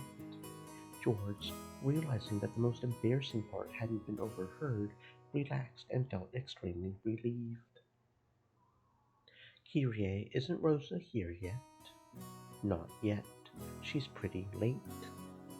It's a good thing the weather's delaying our flight. If the schedule had gone on normally, she would have missed the plane. What did she plan on doing then? Rosa's hand is very much an adult now. She'll manage it somehow. No matter how old they get, older brothers always treat their younger sisters like children. Of course, Dad's always a kid, no matter how old he gets. What did you say? If I'm a kid, that would make you a baby. Come on, Battler-chan, up you go. Stop it, that tickles. Stop. You look more like two bratty friends than a father and son. Look, she's here. If it isn't Rosa-san, Maria-chan, long time no see. Long time no see. Maria, shouldn't that be it's good to see you again? Greet Hideyoshi-san proper. It's good to see you again. There you go. Well said. How about some candy as a reward? Where did I put it? Rosa-san, it's good to see you again. It's good to see you too, Maria-chan. It's been too long, Kirie-ni-san, Hideyoshi-ni-san. And, oh my, Battler-kun, look how big you've gotten. Come on. It's embarrassing to hear that from everyone I meet. Rosa, you're late. If the plane was on time, you would barely have made it. I'm sorry. We had some trouble making our train connection. So, are we waiting on the weather again? Don't complain. I much prefer the 30-minute plane trip to spending 6 hours bouncing about on a boat. Even if we're kept waiting here for an hour, it's still much faster overall. Is that Maria? You sure have gotten big. She's at that growing age. You haven't seen her for 6 years, right? Of course she's changed. Women are creatures who can be born again in a single day when they have a change of heart. Maria, noticing a big man she didn't recognize mixed in among the relatives, hid behind Rose's back and glared at Battler. Come on, Battler, say hi. The last time you met her, she was just 3 years old, so you're practically meeting for the first time. Yes, of course she wouldn't remember something that happened when she was 3. Maria, long time no see. You sure have gotten big. Maria, this is Battler Oni-chan, Rudolph Nisan's son. Understand? The brother is the son. She was obviously on her guard. After all, it was hardly surprising that she would be scared of a large guy like Battler suddenly started speaking frankly to her. Battler noticed that as well, and thought of various ways he might approach her. Then he spied the candy she had in her hand. That's different. She didn't have candy in her hand last time, did she? This is different. Things are switching up for some reason. Is it just because the mirror was broke? It was a jack-o'-lantern Sweet Rosa had bought for her. I see. It's October, so that must be for Halloween. If you don't give me sweets, I'll play a prank, right? Normally, trying to snatch a sweet away from a small child will result in them crying and screaming. The adults seemed dubious about Battler's tactics, but Maria looked unexpectedly pleased, her face splitting into a wide grin. Halloween, Halloween. See, Mama? Battler also knows about Halloween. See? Hey, call him Battler Oni-chan. Sorry, Battler-kun. No, don't sweat it. Please call me Battler, 'cause I'll be calling you Maria. Look, Maria, it's Halloween. If you don't give me sweets, I'll play a prank. If you don't give me sweets, I'll play a prank.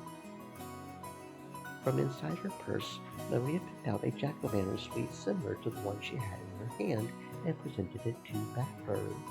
When Battler accepted it, that seemed to be enough to confirm their friendship. The adults were amazed at how good children can be at getting along with each other. Maria had been throwing a tantrum because she wanted a Halloween festival, so Battler, who knew about trick-or-treating, must have felt like an ally. Her defensive posture from before was completely gone. Now she was all cheery, as though they had been friends for decades. That's right, Halloween's a pretty minor event in Japan. You always see people marching in costume parades on the news from overseas, but I've never seen it here. I wanted to wear a costume too. wanted to say trick or treat with all the cousins wearing costumes. I see. Next time let's do it together.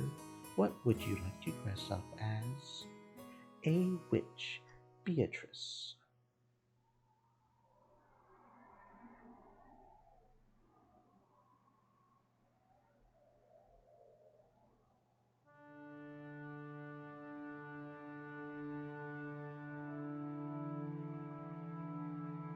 Milady, what are you doing in such a place?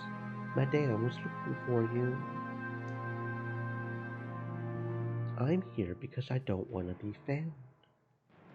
Anyway, I'm sure she just wants to scold me, like, is your appearance alright? And what's your language? Without a doubt. You know, when the day of the family conference comes, I always start thinking about this witch for some reason.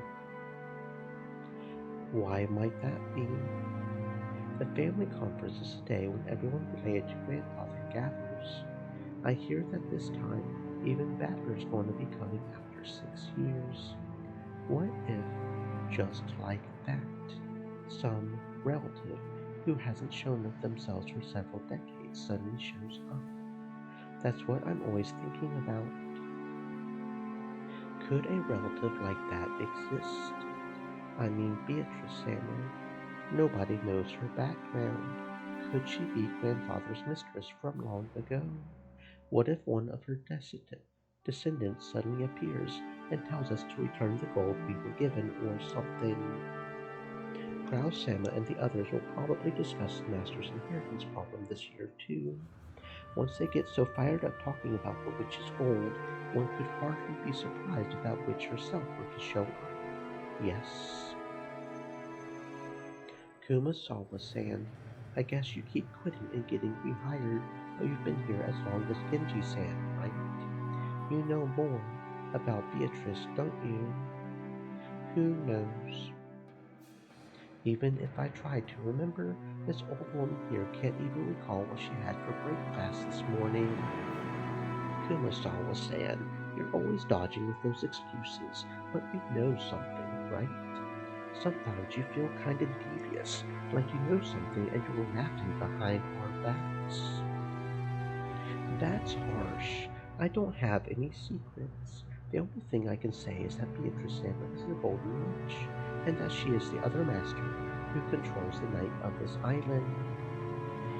Okay, now you're just repeating stuff Grandfather said. It must be a pain to play along with Grandfather's crap, even though you get paid for it. However, I can say this much. What? In ancient times, Rokkenjima was feared and called Azukishima, Azuki being island. The Azuki is said to be a corrupted form of Akujiki, and in fact it was called Akujiki Shima, Evil Appetite Island. That is what is told among the fishermen. I've heard about that before. Supposedly there's lots of sunken rocks and shipwrecks around here, so the fishermen got scared and stayed away whenever they could, right? Evil spirits settled down in Akuji Kishima and have continually eaten the souls of people since ancient times. Quite a few people lost their lives because of this island. And then that monk, the traveling Shugenja or Street whatever, elephants built that said, shrine. "Stay moist, my friends, hydrate." Reposed the souls and settled them there, right? Sounds pretty crazy though. And that shrine for the repose of souls was destroyed by an eerie, violent thunderbolt this summer, which tore up the darkness of the night. Kumasawa-san, you really like those stories. Okay, sure, it would be pretty creepy if a thunderbolt took out a shrine. But, well, it was all worn out from the start. Maybe it just got washed away by some big wave. The evil spirits of Akuji Kishima woke up from their slumber and summoned Beatrice Samuel. if Beatrice Salmon happens to pay a visit to the family conference. If she does. Kumasawa fell silent for a moment.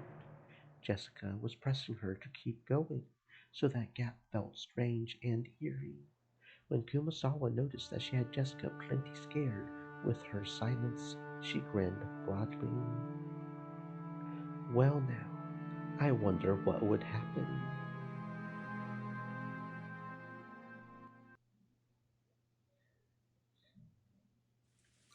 That sounds great.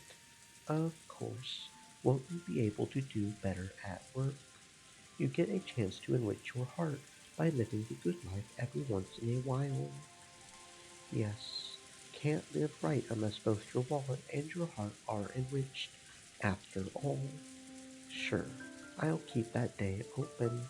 Go ahead and make reservations. Okay, don't even think of missing it. Yes, I'm counting on you. I love you, Kyrie. After kissing the receiver, Rudolph hung up. Before his seat there were several executives with their sleeves rolled up, eagerly awaiting the end of that phone call. Sorry to keep you waiting. Have we heard anything from the States yet? Yes, you have a call from Dale Watanabe, the lawyer. I'll transfer it. On the whole, how's it going? Well, there does seem to be one unfortunate matter. It appears the other party has no intentions of withdrawing from the trial. Guess there's no fooling them. Please transfer it here. Understood. I'll do that right away. The executive ordered that the external line be transferred to the secretarial office. At once, the phone in front of Rudolph rang. Hey there. Hello, hello. Sorry for the wait. Ushiro Mia speaking. Thanks, thanks. How's it going on your end? Hello, President Ushiro Mia.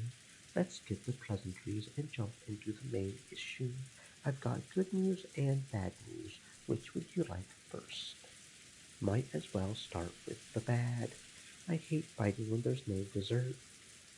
Very well. The bad news is that the other party is getting ready to prosecute. Just a few days ago, a similar trial resulted in a decision in favor of the plaintiff. The defendants were using roughly the same arguments we planned to use, but they were rejected in every case. I'm afraid to say it, but if we face the courtroom as we are now, it's extremely likely that each one of our claims will get rejected. So, that trial ended up being a total bust after all. I thought their position was even more solid than ours. That hurts. Okay, what about the good news? I managed to contact the executives of the other party. I explained the situation we're in, told them we have no intentions of tarnishing their brand's image, and managed to get an understanding. They'll send us their terms over the next few days, and if these are carried out, they promise to withdraw their charges. This is their proposal according to the number two man on their board of directors. Your impression? To be honest, I expect their terms will be extremely severe. We estimate that changing the company name and the brand name will be inevitable. I think we'll be able to earn some leeway by playing with the amount of settlement money, making a public apology in a major newspaper, and carrying all this out within a reasonable amount of time.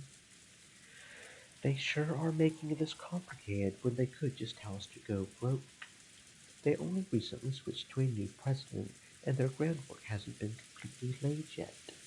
If we resist until the bitter end, they feel the forces opposing the current president won't hesitate to aid their enemies.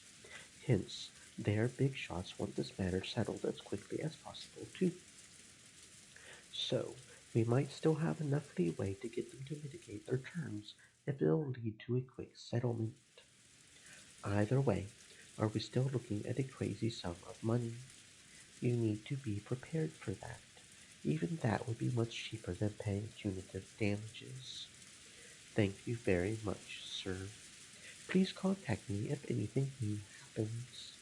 We're paying you the big bucks, so no idle chit chat.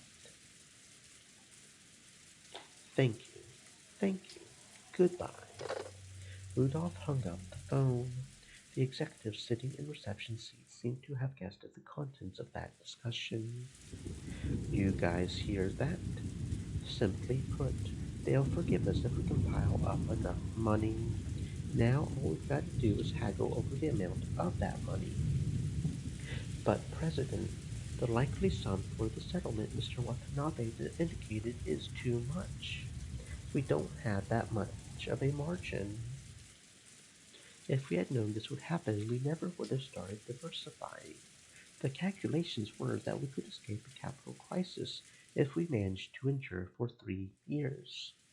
To think we would be stabbed at a time like this. How bad can our luck get? I guess we fell at the step of the hop, step, and jump. It's enough to make you cry. We have no choice but to draw the money from the main bank. Banks are no good. They only bet their money on winners. The economy's improving, but we can't show weakness to the banks. President, do we have access to any funds that are unaccounted for? Funds we are unaware of? Quit it.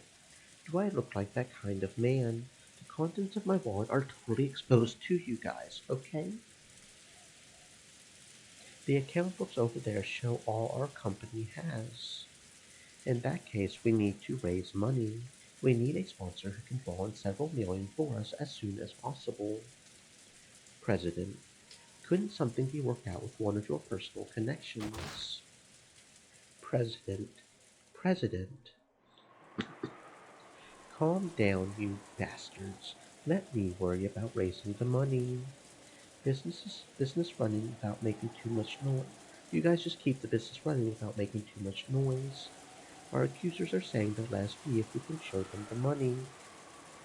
We've already got thick pipelines in Asia. Things will probably be shaky, but we'll be able to maintain our current deals. Basically, if we can just bring the money together, we'll be able to solve all our problems. Just you watch. I'll fix all of this. I won't leave you out in the cold. Time to start getting your hopes up again. Once this is all behind us, I'll be rewarding all of you guys with a champagne tower.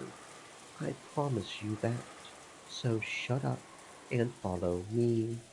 Got it? The airplane suddenly shook, probably due to turbulence. Rudolph was jostled awake. He had woken early that morning and ended up drifting off to sleep while resting in his seat. You okay? Are you sure you aren't still pretty sleepy? After all, it seems you've been really busy with work lately. Being busy with work is nothing to complain about, right? Once I've got nothing left to do, it won't be long before we're out in the cold. Good point. Now that even that look comes back, we would be looking at worse than just the two of us going around begging. Yes, our family's all together again for the first time in 6 years. So, the leader of our family's got to give it his best if we want to spend some time alone together.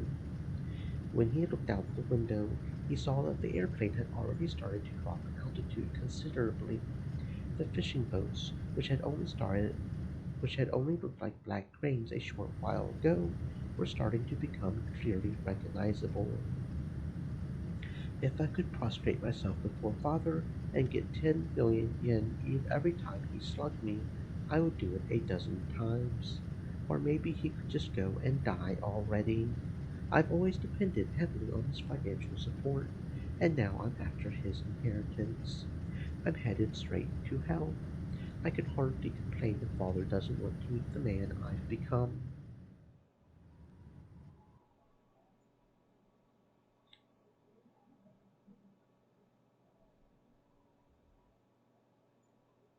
Could it be that, once again, you do not plan on making an appearance at the family conference? Nanjo looked at Kinzo's face, sighing. Kinzo's eyes remained rooted to a strange book on magic. I have no intention of joining those vultures in their debate. They can discuss how they'll suck my bones dry on their own. How utterly contemptible. My, how troublesome. Nanjo shook his head slightly. To him, children and grandchildren were lovely things. He believed watching them grow was the only way to truly enjoy old age. So Kinzo's words were very saddening to Nanjo. If the time comes for me to leave this room, I will show myself, just as she does not show herself yet. When Kinzo raised his face, his gaze pointed at the portrait of the witch, which was respectfully displayed on the wall. Kinzo's mind didn't dwell for a moment on the fact that today was the family conference where all of his beloved relatives were gathered. It was filled only by the face of the witch and the oil painting, who never smiled except inside the portrait. Everybody knew that interrupting Kinzo when he talked about Beatrice would trigger his wrath. Today, I will hold a certain ceremony. What might that be? Perhaps it is closer to a gamble than a ceremony. After all, magic without risk can never house a miracle. Nanjo had heard Kinzo say this many times before. You might even call it a pet phrase of Kinzo's. Kinzo apparently believed that magic and miracles could occur if you gambled your own fate with a certain amount of risk and triumph. I wonder what sort of gamble you're making. As the man who was once called the Golden Gambler, and who's now so old he might pass on at any time, this should be well worth watching. I see. So the secret ritual I have developed after much research appears to be nothing more than a gamble to one unversed in magic such as you. Very well. If I have faith in miracles and win, you will see clearly on this day that all my research did bear fruit, despite it seeming to be little more than the product of my eccentricity. If you win, it will all end just as you have already seen, as nothing more than the eccentricity of an old man who might leave this world at any time. Just what sort of gamble could you be planning to take? As your friend, that bet, or ceremony as you called it. I can only pray most sincerely that you achieve victory in it. Yes, I thank you. Speaking of which, Kinzo-san, have you heard that a much longed for guest will be present at the family conference this year? What? For once, Kinzo reacted to Nanjo's words and turned around.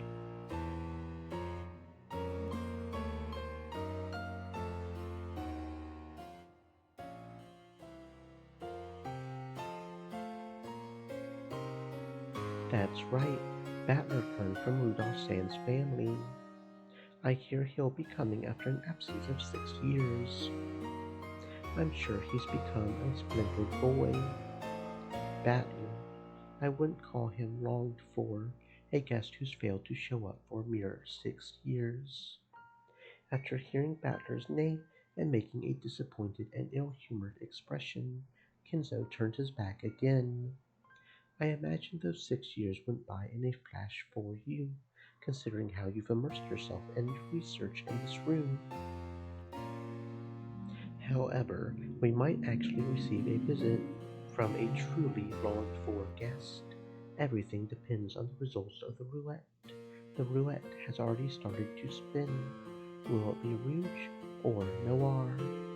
Tonight, let us enjoy ourselves as we see what kind of miracle the roulettes will show us. The payoffs are large, and I don't intend to lose, Beatrice, except my bet. At that time, the telephone on the table rang. The piercing sound seemed to irritate Kinzo, and he picked up the receiver to preserve the silence as much as he could. What is it? I'm busy. Genji speaking. Everyone has arrived. What of it? Just serve them some tea or something. Certainly, I will do so. Kenzo hung up the phone rudely. Looking at that, Nanjo sighed yet again and shifted his attention outside the window. As he is now, I doubt Kenzo will pay any heed to any sort of guest. Could any guest possibly make Kenzo come out when the time comes? As he said, Kenzo had a single person in mind, but that was a guest who certainly wouldn't appear. Banjo stared at the witch of the portrait with an impassive expression, unable to decide whether she was smiling or sad, and then gazed up at the lead-covered sky.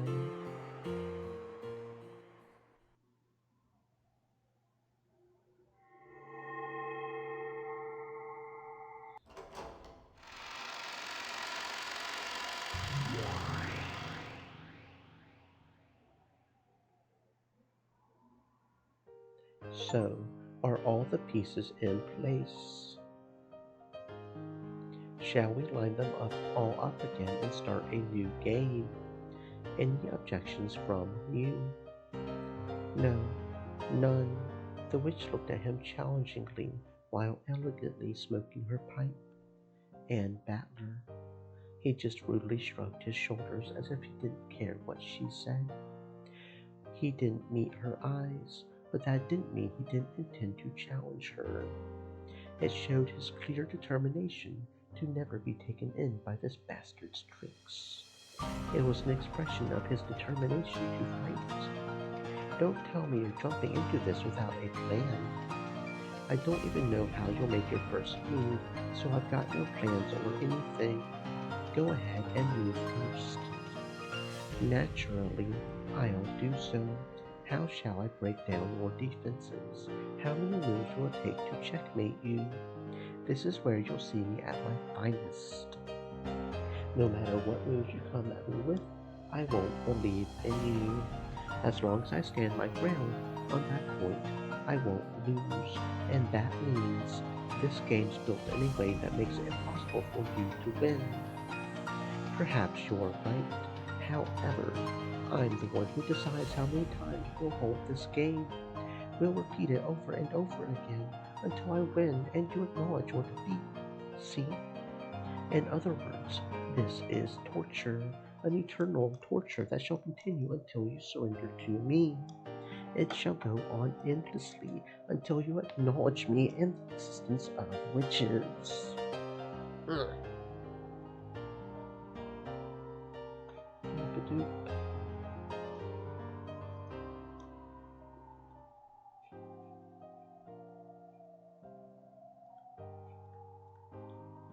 Then I'll play your game endlessly, as many times as it takes, until you run out of patience. I've never lost in a test of stubbornness. Did a certain witch plant that idea in your head? Very well. I'm tired of listening to you ramble. Come on, get this started. Then let us begin. I already know all of your moves. A defense doesn't amount to much if the plan behind it is known. Don't think you'll be able to defy me with the same moves. Beatrice, I've got just one thing to say before we start. What is it? Go ahead and say whatever you want. However, whether I believe you is something I'll decide for myself. No matter how impressive this magic of yours is, my soul won't yield to you. You think this is torture for me? You're wrong. Then what else could it be? This is torture for you. Someday you'll surrender to me and give up. Until then, you'll be tortured over and over again. How amusing. What an entertaining metaphor. Torture where we torment each other. Yes, truly amusing. Come, shall we begin that torture? Ushiromiya Battler.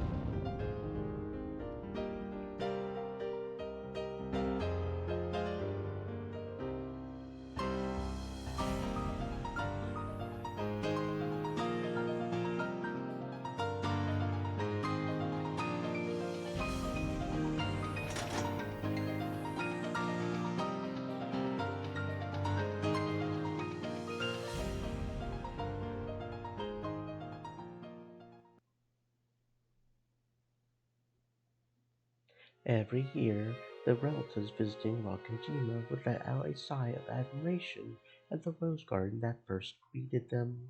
They would stop there to chat about the rose's beauty and how well they were blooming that year. In the midst of all this, there was a single unhealthy rose, and Maria became overwhelmed with dejection at its condition. But George used his quick wits, and, saying that everything would be fine if they took care of this poor thing, marked it with a candy wrapper and immediately restored Maria's good mood. Then Battler, with whom she had been getting along well since that morning, started talking about Halloween.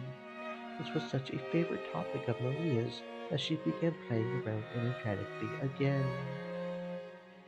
To Maria, that marshmallow jack-o'-lantern candy bought by her mother was probably the greatest sort of treasure. They seemed to have bought several, and she demanded a trick or treat from every person she met, giving them candy instead of the other way around. I wonder why Maria likes Halloween so much. I always figured it was a pretty unfamiliar event for the Japanese.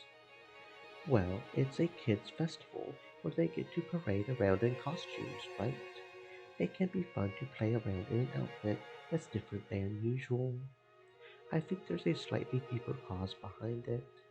After all, she is the witch Maria Chan. Come to think of it, when we were at the airport, didn't Maria say that if she was going to wear a costume, it would be a witch? Does she like witches? Yes, she loves them, so much that it becomes a problem. Hey, it's not so bad. You expect kids at that age to love fantastical stuff like that. If it was just a heroine on some TV anime, at least it would be cute. Judging by Rose's appearance, she wasn't very happy about her daughter's love for witches. As a mother, the cousins other than Battler seemed to realize this, and they shrugged, wearing stiff smiles. So you're arguing that because she likes witches, she also likes Halloween. If we don't know, why don't we just ask her? Maria, how are Halloween and witches related? As Battler asked that, George and Jessica let out a stifled, as if they were trying to stop him, but too late. Maria might have been waiting for just that question. After beaming for an instant, her expression turned a little mean, as if to say, "You're totally clueless, aren't you?" It was the face of a hobbyist who's been tipped off by an outsider saying something stupid about their favorite subject.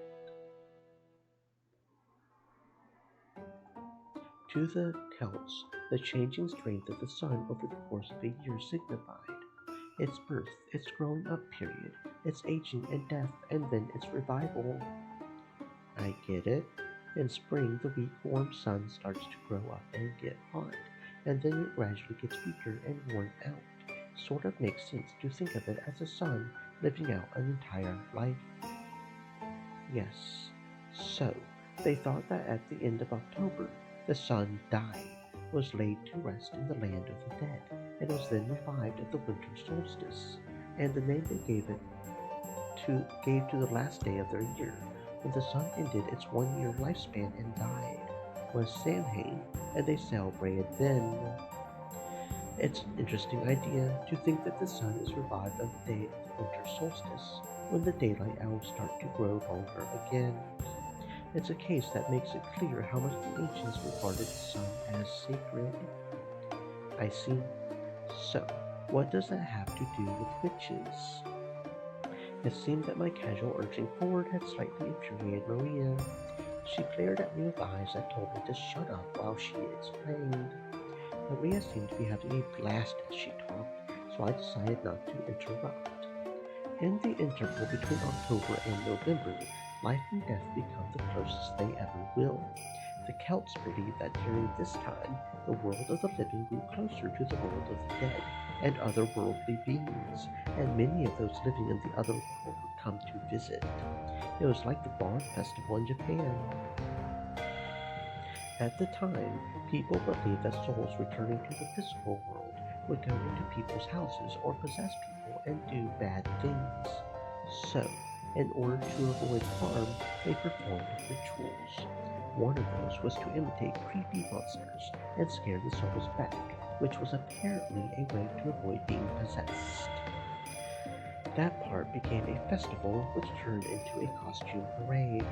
You really know a lot, don't you, Maria? Ain't it the truth? Even I never knew Halloween had such a history. But where did that whole trick or treat thing come from? Her knowledge was so extensive that the adults had suddenly started listening in too. Maria, who was normally treated like the youngest all the time, puffed out her chest with pride, saying that this was just a kids' discussion. Rosa suggested that the adults go on ahead and set their luggage down in the guest house. But nobody else agreed to go with her, and she let out a heavy sigh.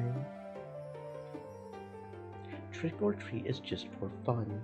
It has nothing to do with what was originally a Celtic ceremony that was created later when Christian customs were mixed in. However, I think it's right for Halloween to be that way. According to Maria, the souls of the dead weren't the only ones who visited from the non human world. There were also spirits with intimate connections to people's everyday lives. Humans could receive favors from those spirits, so they would manage to gain magnificent blessings, as well as a year's worth of good crops. So basically, Halloween was also a bit of a harvest festival. I get it. Now that you mention it, I guess October is a turning point in all kinds of ways, including with the seasons, sort of the opposite of April in Japan. Yes, that might be a good place to mark it. And also, the witches hold a witch assembly then, called a Sabbath. The witches thank the spirits that give out blessings of prosperity and reward them. Halloween costumes imitate the guests that come from the other side. In other words, you might say giving out candy is a way to show gratitude for the yearly harvest. Just like George Onichan says. So Halloween is a time when those two worlds intermingle. In other words, it's the most important chance for witches to intermingle with guests from that world. Is that what you're trying to say? Just like Battler says. And you know what? You know what? October is when the power of witches and demons is at its most vigorous and prosperous. I'm sure Beatrice will come. And then we'll eat marshmallow candies together, and she'll bring you to the Golden Land with her. We'll sing magical songs together, learn magic spells together, learn how to draw magic circles together, and then we'll learn the secrets of those, and I'll become a great witch really, really quickly.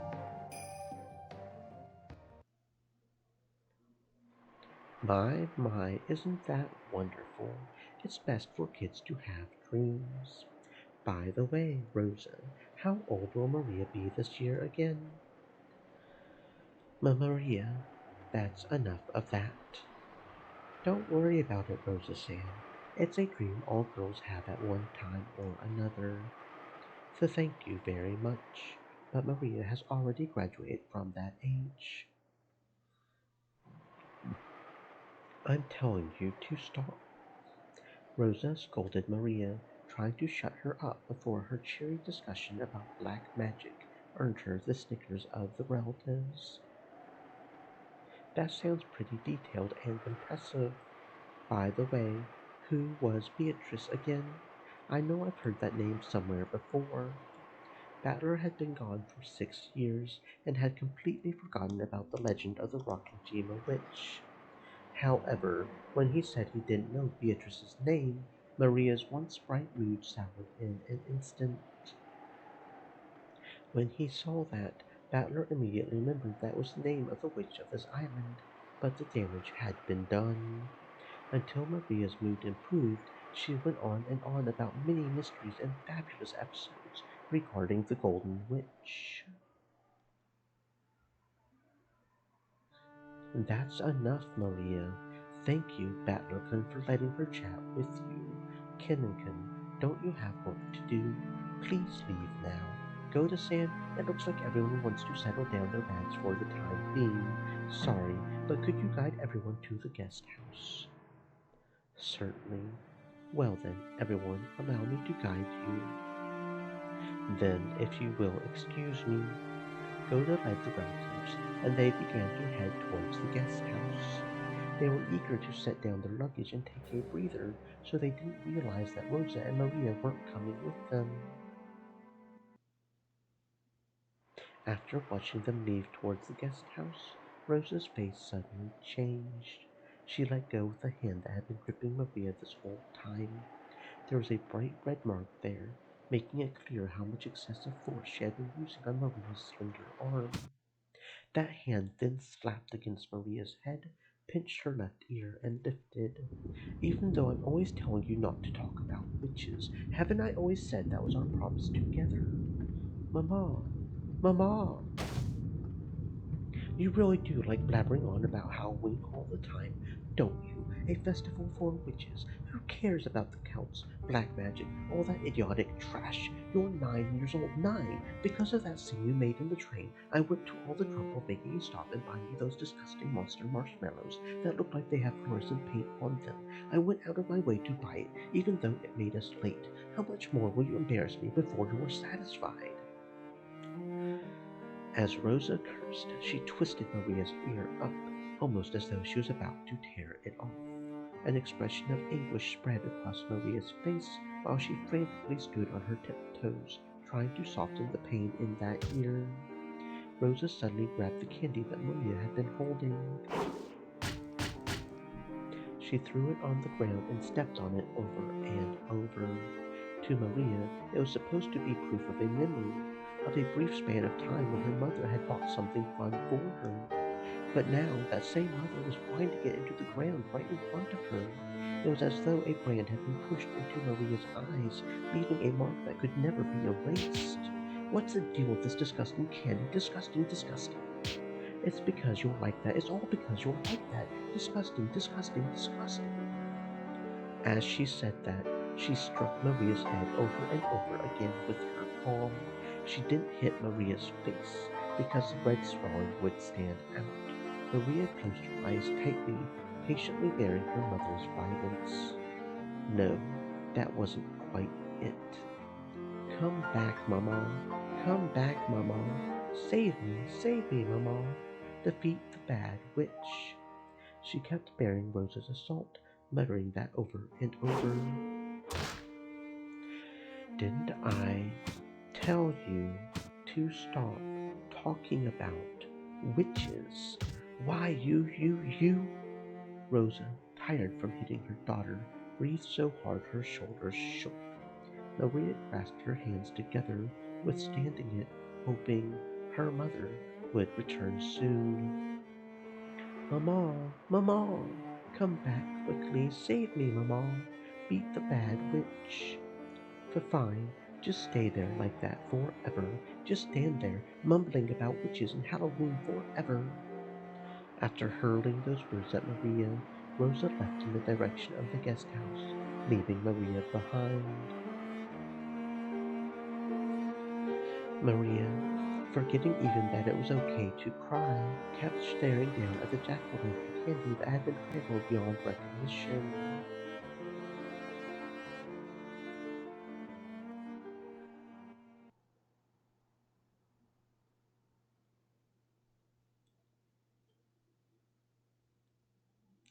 Rosa, where were you?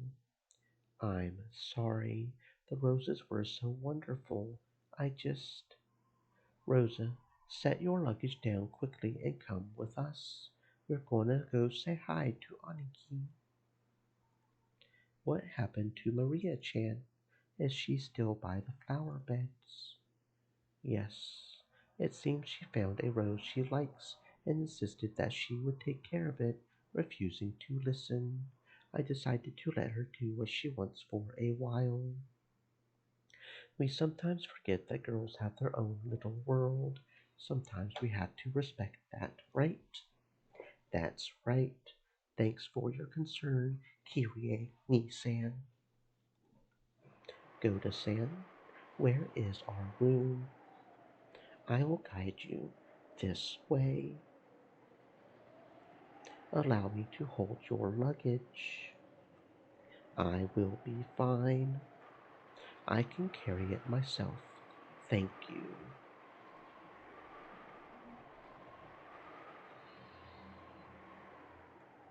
Rosa went into her room, guided by Goda. She then closed the door somewhat violently and threw her luggage on top of the bed. She got down on her knees in front of the bed, burying her face in it. For a while, Rosa made as if to shred the sheets with her fingernails, sobbing constantly.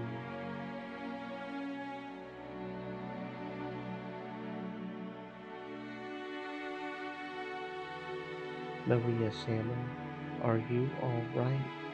Kanan appeared from behind a thicket after watching Rosa leave. I'm fine. Maria gave a creepy laugh, but to Kanan, who had seen the whole thing, it looked like she was enduring as best she could. She's a horrible person. I can't believe she's a mother. It can't be helped.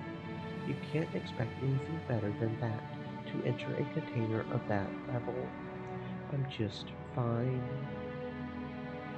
Kanan got down on his knees and picked up the trampled candy. It was tragic just looking at it.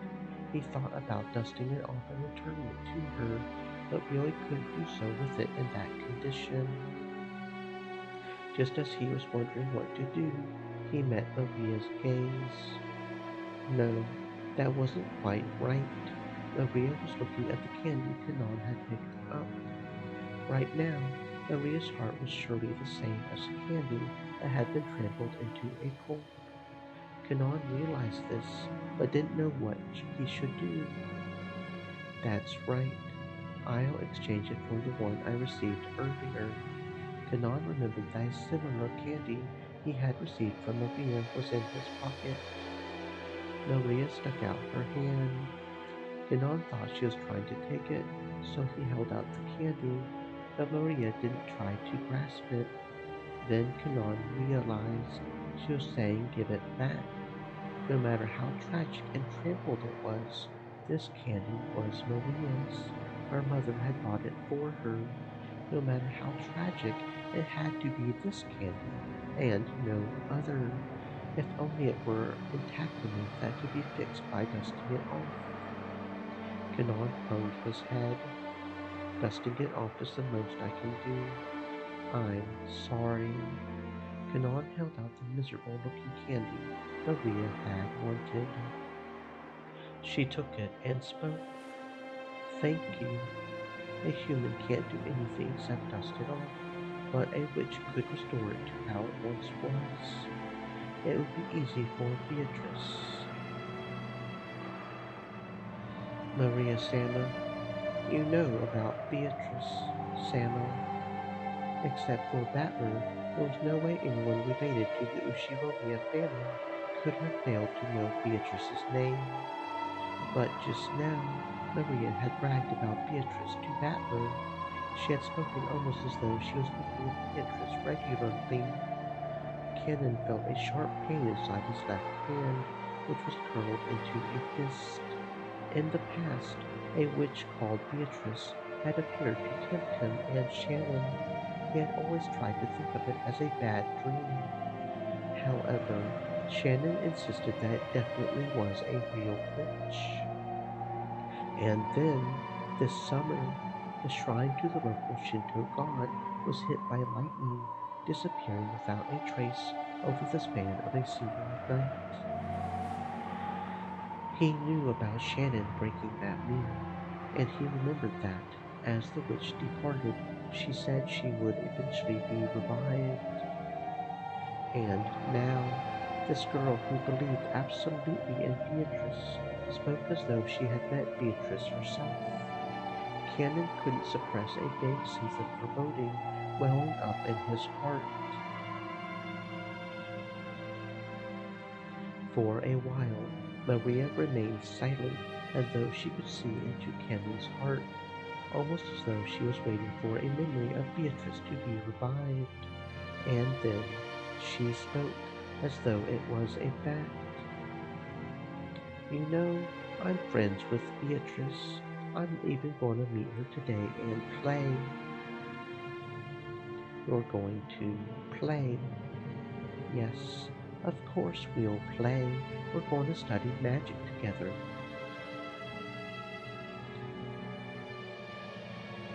The face of that witch, whom Cannon had tried to pretend was a bad dream, began to slowly creep into the back of his mind.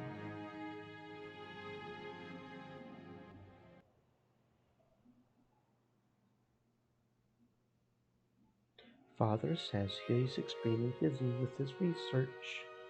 Unfortunately, it seems he'll be unable to come down. Come on, we've put this conference on our schedules and come all the way out to Wakajima during this crazy busy fall season.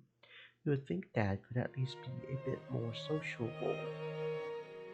Yes, seriously, Dr. Banjo, is it really his research and his mood that are the problem? He isn't already bedridden, unable to get up, right? Well, I wonder. There is not much I can say. Banjo glanced at Nasuhi. It seemed he thought it wasn't his place to speak without first getting Nasuhi's approval. Father's state of health is better than ever. It would be exceedingly rude to call him bedridden. But he only has 3 months left to live, right? Normally, wouldn't you expect him to be wasted away, unable to get out of bed? Isn't that right, Dr. Nanjo? For a normal patient, that would probably be the case, but Kinzo-san has extraordinary willpower. Perhaps that willpower has frightened even the Reaper away. Well, if he's that energetic, then I guess we have a little to worry about for the near future, right? Though, if he's got that much spunk, I wish he would at least come to greet us. Isn't the whole point of this family conference to come and see Dad's face? I'm not even sure why we came now. Don't say that. If he were here, you would complain the whole time about being unable to relax. Shouldn't we celebrate the fact that all the siblings have gathered this year to spend some time alone? We didn't get to see him at last year's family conference either, right? Can't you understand why his blood children might want to see him after 2 years? If there's anything you would like to say in greeting, I will tell him for you. Eva-san, is there something you would like to discuss with Father beyond merely greeting him? Come on, what are you talking about? Give it a rest, Eva. Natsuki-san, forgive us. Eva's just worried about Father's condition as his daughter. Please try and understand how she feels.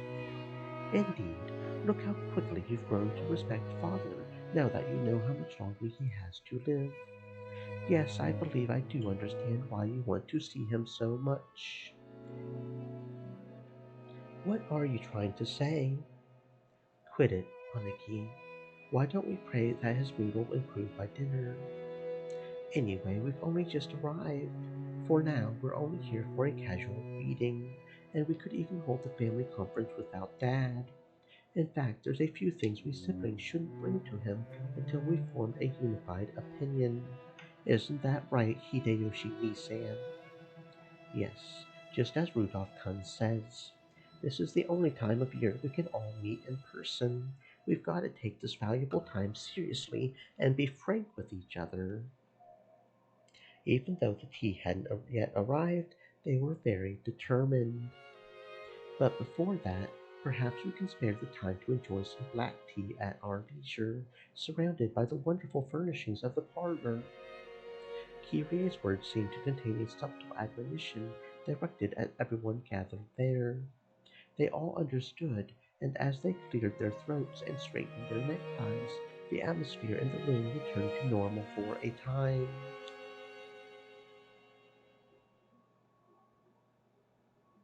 Excuse me.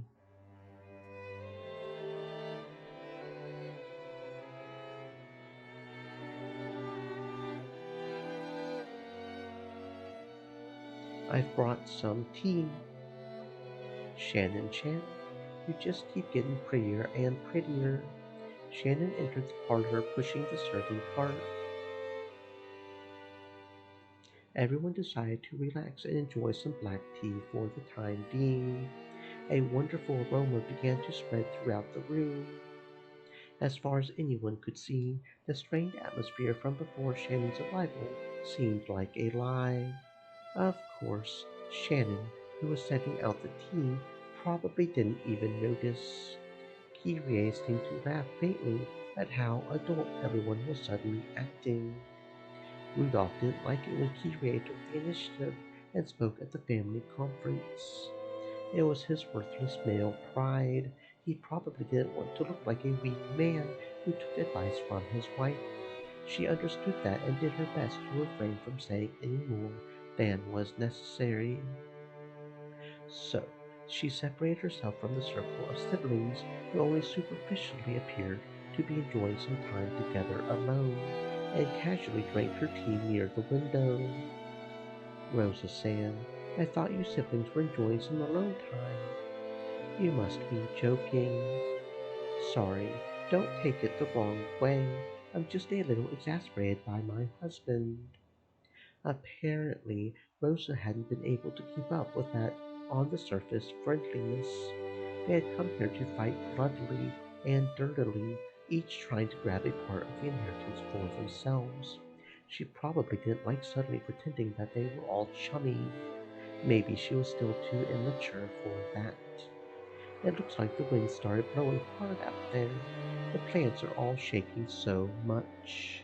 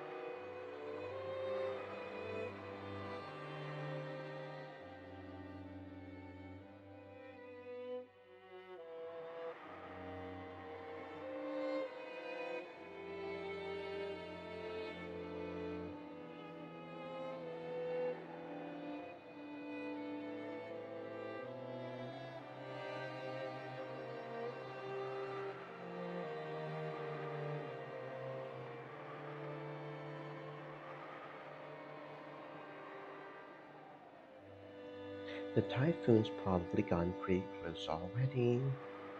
I wonder if we'll see a lot of rain tonight. Maria Chan really has grown a lot this past year. Does it look that way? She still can't even fold her own clothing yet. No, it's true. It's because she has such an affectionate mother. She'll grow into a girl with a rich heart. Rosa fell silent. Maybe she was unsure as to what Kyrie meant by that. I'm a failure as a mother. Children don't get to choose their parents. That poor girl. Doesn't that go both ways? A parent can't choose what kind of child they have either. Rosa bit her lower lip. This isn't a matter of assigning blame. Isn't it enough that you take your time and watch over her as she grows, conscious of the fact that you'll be living together? You spend every day with Maria Chan, so you probably don't notice the small changes, but the rest of us who haven't seen her for a year can see clearly how much she's grown. If you really mean that, thank you very much. Then, if you will excuse me, if there is anything you desire, please call for it at any time. Shannon bowed politely and left the room. As Hideyoshi and Rudolph, who had a soft spot for women, watched her go, the atmosphere in the room began to revert back to what it had been right before Shannon's visit. If Father can't come down, well, that does still leave us with certain things we can discuss. Right, Rudolph? Yes, that's right. We didn't come all the way out here just to drink some dusty tea, right? Very well. What is this matter that you're clearly so eager to discuss? My, those people really are determined. They certainly got started quick. I need to join in too. If I don't assert myself, those people will quickly forget that there are four siblings. Sounds like you've got it pretty tough yourself. Maybe I spoke too harshly. Forgive me. No, I don't mind. I'm the one who should be apologizing. As a pair of mothers with daughters, we should talk more often. Every single time we meet, we end up talking about something shady. You can blame the atmosphere in the mansion for that. Once we start breathing in this air, the mood between us gets so strained. Just once I would like to have a nice long cup of tea with you when we aren't attending a family conference. There's a wonderful coffee shop in Ginza that's a favorite of mine. Please let me invite you sometime soon. Thank you, Kyrie-san. That sounds great. Oh no, the sky has gotten dark pretty fast. I could almost believe the people in this room made the weather worse. There's already thunder. Was that one there? There really were small splashes of rain on the glass of the parlor window. The weather seemed to have worsened faster than expected. Just then a silent thunderbolt struck inside Rose's head, and she remembered that her beloved child was out in the rose garden. A normal girl would try to go inside if the weather got bad, but Maria was different. She would sometimes get stubborn and refuse to move if rain or even spears fell from the sky. That's right, I told that child to just stay there doing that forever, didn't I? Oh no, Maria! Everyone looked back at Rosa when she let out a small scream. What? What is it? I'm sorry, I'm going outside for a second. I'll be right back. What the? Seriously, what's going on with her? Don't worry, she'll be back soon. More importantly, shouldn't we begin our main topic? That's right. We can keep talking about that without Rosa. Let's return to our discussion. Rosa dashed from the entrance hall into the rose garden. When she opened the door, the wind that hit her was too strong to be called a light breeze. and told her that the typhoon was approaching faster than she had thought. Just as Kyrie had said, the wind was mixed in with small droplets of rain. There was also a low rumble of thunder. It could start raining any time. Rosa headed for the rose garden. She headed for the place where she had scolded Maria a short while ago. It was almost lunchtime. The children had been told to come to the mansion around lunchtime, so they were probably in the guest house waiting to be called. Even if Maria didn't come to them, they would surely think I took her to the mansion with me, and wouldn't worry much. After all, she had been with her mother, so there should have been no reason to worry. I was here, and I abandoned my daughter to the worsening weather. Maria, are you there? If you're there, answer me. I was right. She was still standing stock still, precisely the same way she had been, in the same place where I had scolded her. Okay, so the difference here is going to be the relationship between Maria and Rosa.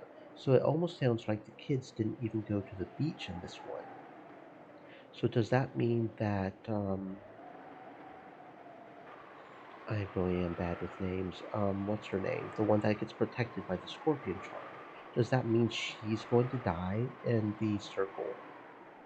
Does that mean probably Shannon Chan will survive? Or will it be Rosa that survives? Held in her hand was the candy that I had bought, given her, and then stepped on and crushed. With that gripped in her hand, she stood there as the powerful winds whipped her hair about, tormenting her. I'm sorry, I'm so sorry. Sorry, Maria. Forgive Mama. Mama, welcome back. I waited a long time for you to come back.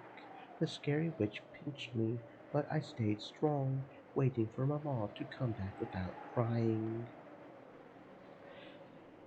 It almost feels like Rosa has a bit of bipolar, if we're being perfectly honest. And the fact that Maria seems to be coping with it by um, identifying the different mood swings as completely different characters, completely different people. I haven't personally interacted with people with bipolar, but from what I understand, that's pretty much the case. The anger and the sudden, yeah. I wish I had known about that beforehand, though. I would have put up child abuse tags like content warning because that was fucking rough. Maria, forgive your mama. Forgive your mama. You didn't do anything wrong. You were just possessed by a bad witch again. So I'm fine. I really like you, mama. I love you. I'm sorry, I'm sorry. Please forgive your mama for losing to the bad witch. Rosa buried her face in Maria's small chest, crying and begging forgiveness. And once again those tears dripped down after who knows how many times. If only the brilliant sun had been shining on the two of them, all of their cares would have evaporated, and it might have felt like they can begin again. However, what surrounded the two of them was the worsening weather. Sadly, there were only fierce winds with occasional thunder. The sound of Maria sniffling brought Rosa to her senses. If Maria stood exposed to the wind for too long, she would probably catch a cold. Okay, Maria, it's almost time Stream for elements, lunch. said. Stay moist, my friends, hydrate. Why don't you come back to the mansion with me?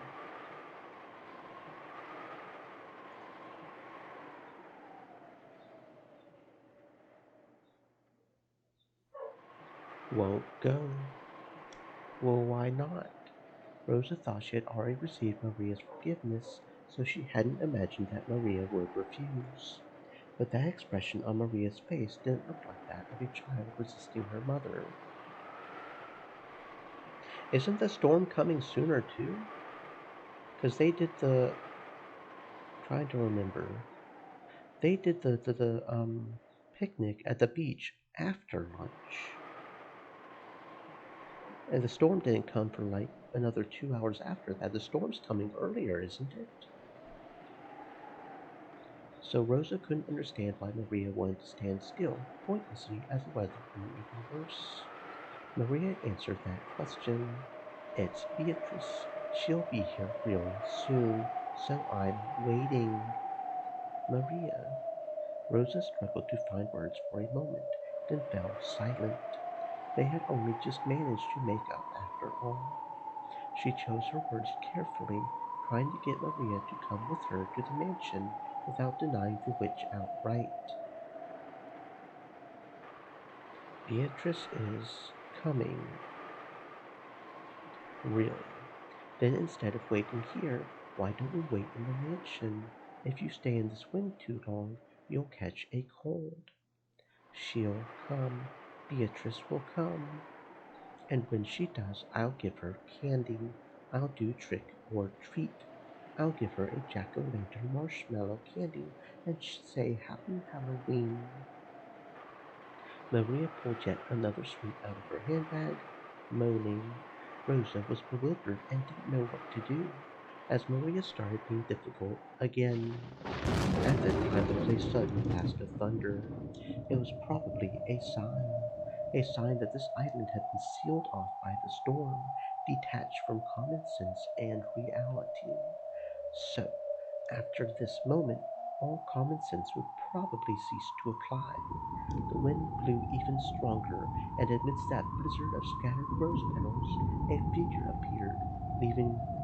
Oh shit, so Rosa's actually going to see her, leaving Rosa unable to imagine that this was a scene from reality.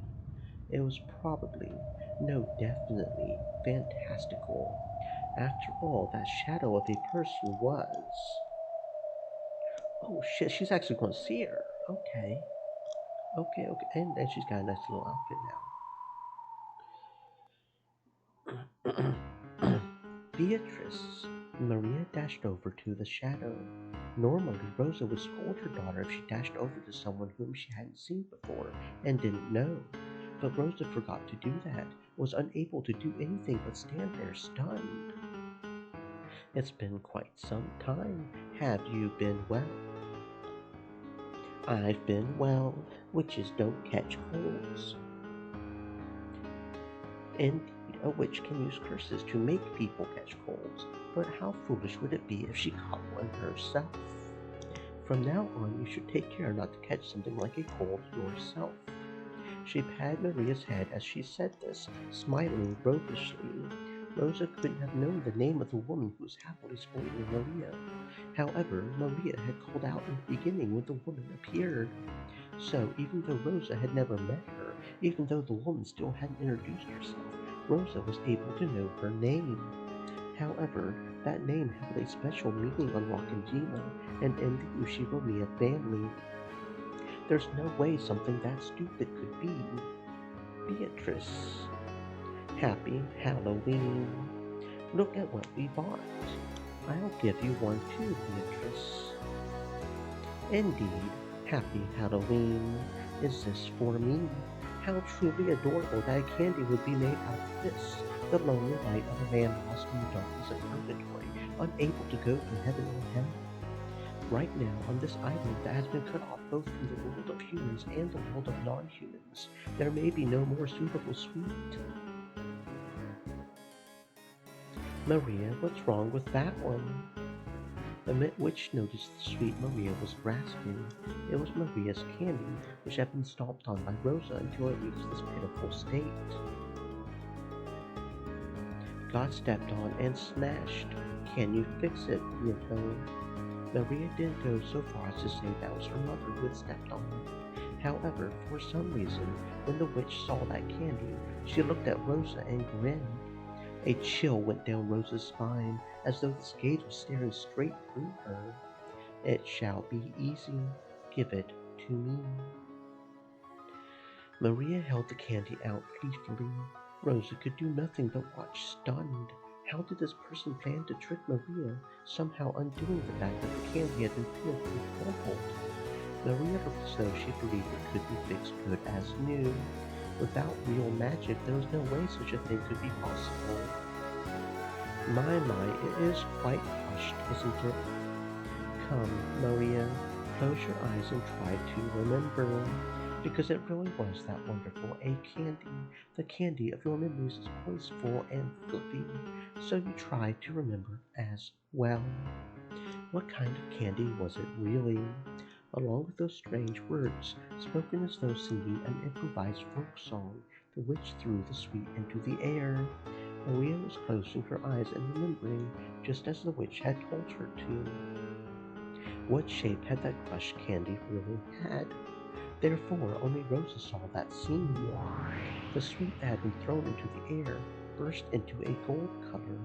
No, that wasn't it. Those were golden butterflies that scattered into several golden butterflies, and they began to gather at the witch's hand, which was held up to the sky. And as she did this, unbelievably, it returned to its beautiful original form, no different from when it had been bought. Only Rosa and the witch witnessed that scene. Unable to comprehend what was occurring right before her eyes, Rosa stood with her mouth hanging open, completely forgetting to shut it. You may now open your eyes. Take it. With this, your sweet has returned to normal. Beatrice is always incredible. There was a stark contrast between Rosa's shock and Maria's innocent joy. Was that what the witch was laughing at? A smile floated to Beatrice's face, one different from the smile she had shown Maria. Does my face seem familiar? If you stare so fixedly, you might burn a hole through it. I'm sorry. Those words triggered something very clearly in Rosa's mind. Rosa knew this face. She knew it from the portrait of the witch. But, no, wait. Could this mystery woman really be? Maria, I give you this in exchange for the sweet you gave me. A letter. The witch pulled out a western envelope from her pocket and gave it to Maria. However, when Maria made to open it, the witch stopped her. You must not. The time will soon come for you to open it, but until then, you absolutely must not. Take good care of it. That will be your invitation to the Golden Land.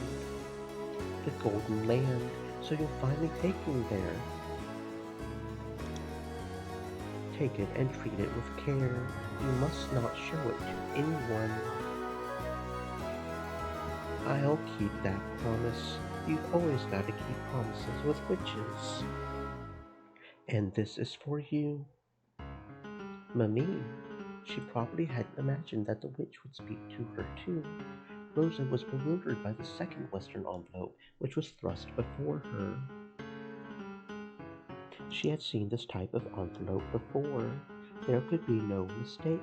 It was one of Kinzo's special envelopes, used when he wrote with his own hand and bearing the Ushiromiya family crest. It was sealed with red sealing wax, and furthermore it had a mark that seemed to have been made by the head's ring. In other words, even without asking what was inside this letter, Rosa knew that this woman, whom Maria called Beatrice, was trusted enough to be placed in charge of a personal letter of the current Ushiromiya head. It could have been any of the 4 siblings. However, the fact that I have met you here probably means that you were chosen by Kinzo's roulette. So, take it. Then read its contents aloud while seated at the dinner table when all the siblings are gathered. So it's Rosa that reads that letter. So then what is the letter that Maria gives? What did you say? Rosa looked back and forth several times between the witch's face and the envelope that had been handed to her. Today was a family conference, and the biggest object of discussion would be the inheritance problem. So she had joined together with Eva and Rudolph, and they planned to force a certain condition on the house to try and extort several 100 million yen in cash out of him. It was as if the witch could see through all of that. What does she intend to announce when all the siblings are gathered? and with a personal envelope that no one but the Ushiwamiya head can use. Maria, the weather is getting worse.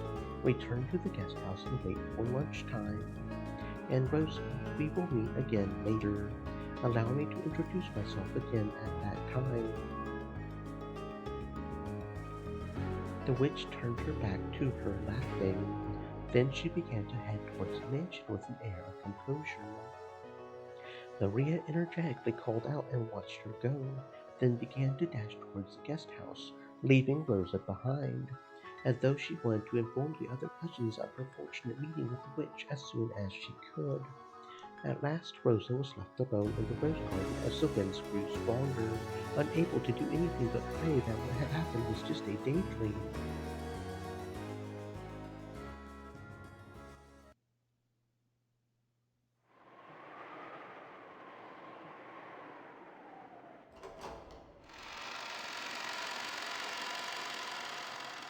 When the witch reached the entrance hall, Genji could be seen there. Genji welcomed the guest approaching from the entrance hall with a respectful bow. I have been waiting, Beatrice Sama.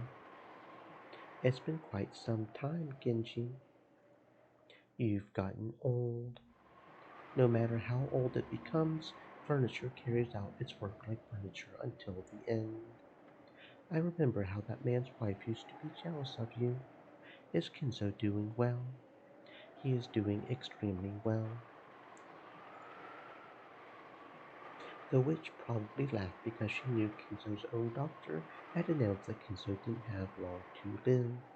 However, if anyone actually looked at Kinzo and noticed his vigor, which wasn't at all what you would expect from someone near the end of his life, they might easily call that doing extremely well. Maybe that's what the witch was laughing at. Then let us go and greet him. I look forward to hurling curses at each other after 30 years. As the witch grinned, she started walking, leaving Genji behind. Her gait was like that of a family member who knew the inside of the mansion well. Genji followed her in the manner of one who served her. At that time, Kyrie came out of the parlor. She had probably gone out to fix her makeup or something, and when she saw Genji following a witch, she was surprised, although her expression did not change. A guest for Kinzo had arrived, despite him being almost dead on the day of the family conference, with the fate of the inheritance was to be decided. And furthermore, this person was familiar enough with the Ushiromiya family household that Genji was following behind her. Kirie immediately realized that this person she had never met before was deeply important. Kirie and the witch's eyes met. Realizing that it would be rude to pretend not to notice, she greeted the witch. It's a pleasure to meet you. You were Rudolph's second wife, yes? Correct. This is Kyrie Sama, Rudolph Sama's current wife. From this exchange, Kyrie realized that this was a guest of quite a fairly high rank, even amidst the Ushiromiya family. And the fact that this was a guest on that level, coupled with her resemblance to the portrait in the entrance hall, made Kyrie's eyes instantly open wide.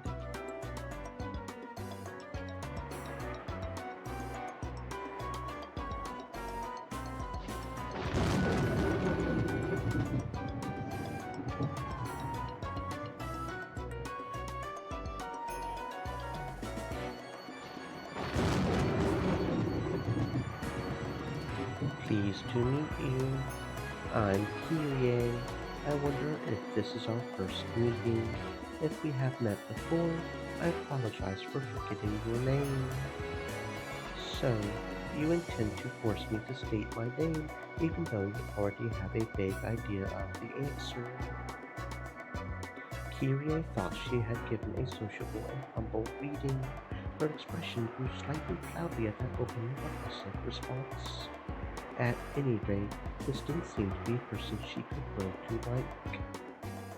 But if Kirie's guesses were correct, this witch probably held a little key to what her own husband was most interested in. something that couldn't help but influence tonight's family conference. So without shooting back a retort, Kirie silently watched her go up the stairs to the second floor, with Genji following behind.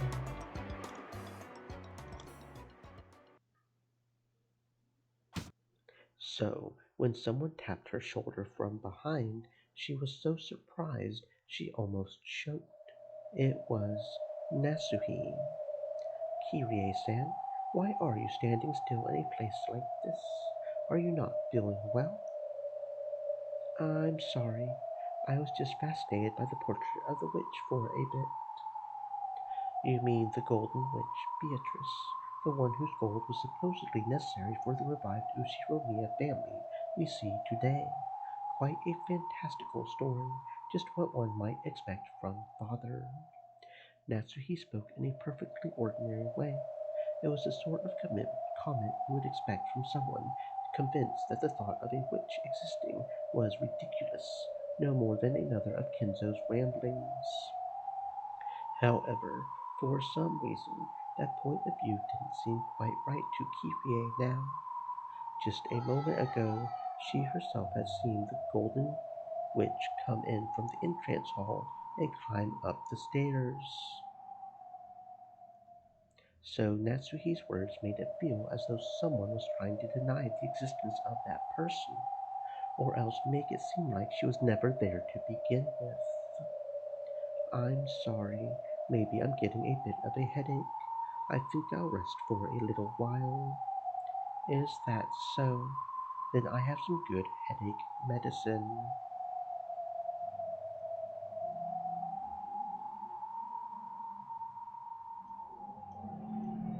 I'll get it for you.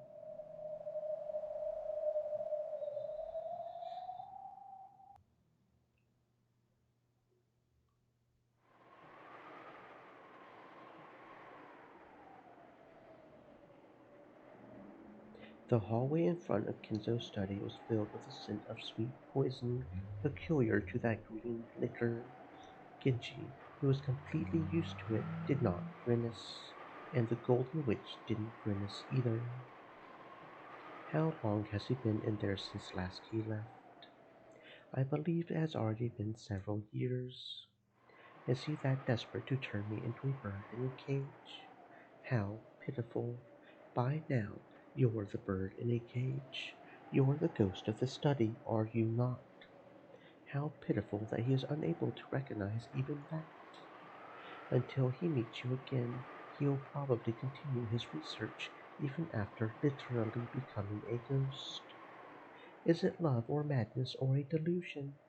And yet, perhaps even those can form magical power when strong enough.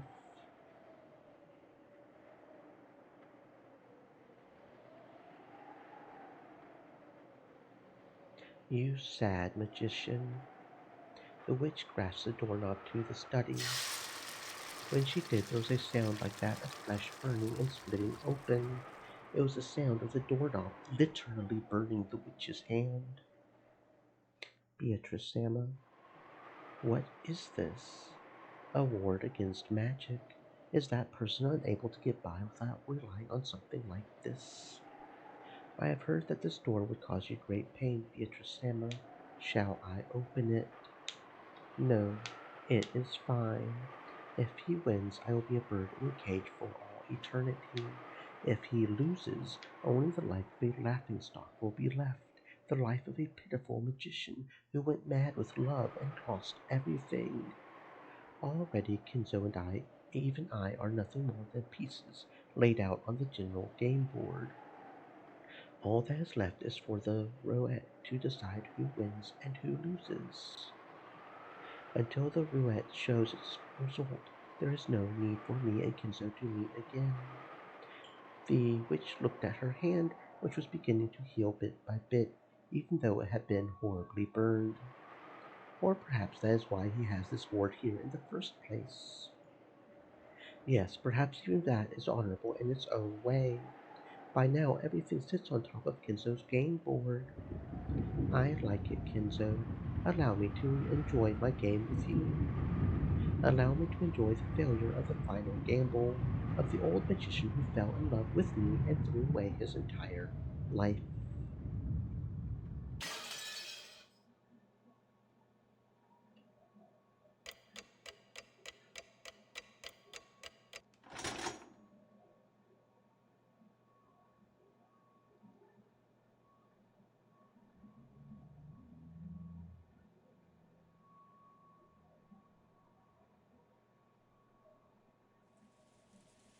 Who is it?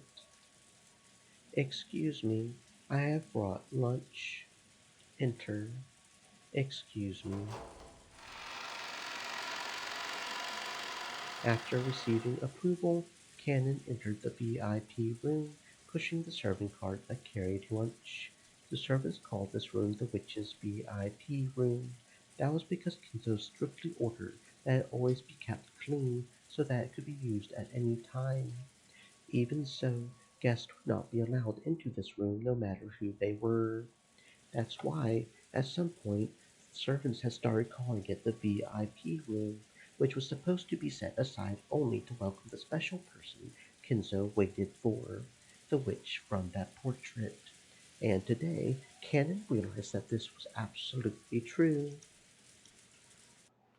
When he entered the room, the blonde-haired witch was gazing out the window. Outside, the rain was no longer falling weakly.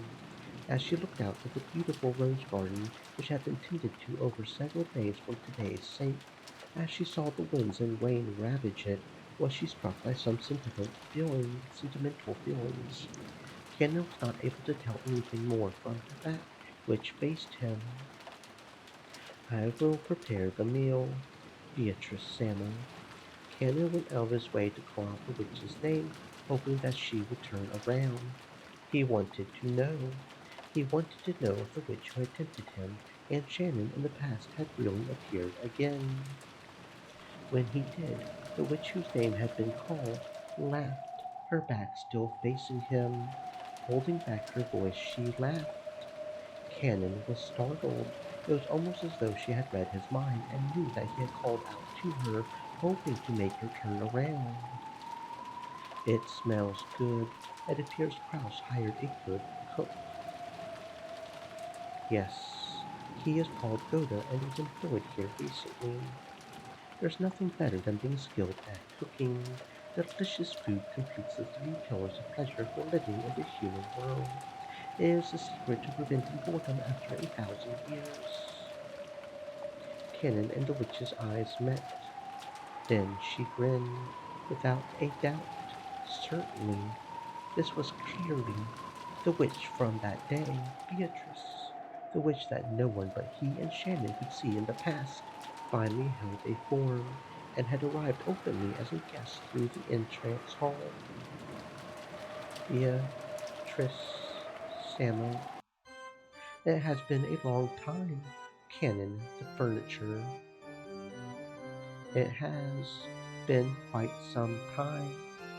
Cannon tried to remember to be polite to this guest for the time being, but the visit of the suspicious witch made dark clouds start to shroud his heart, especially considering that today was the family conference. You appear to be uneasy about what I plan to do now that I have appeared. Am I right? Cannon didn't force an answer. This witch probably reads minds, so it's pointless to go to the trouble of saying it out loud. Of course, she could read even his inner resistance. So the witch giggled at Cannon's childish defiance. I came to fulfill my final promise with Kinzo. Your final promise with the Master. I lent Kinzo $1,000,000 of gold. When Kinzo gives that up, it will be returned to me with interest.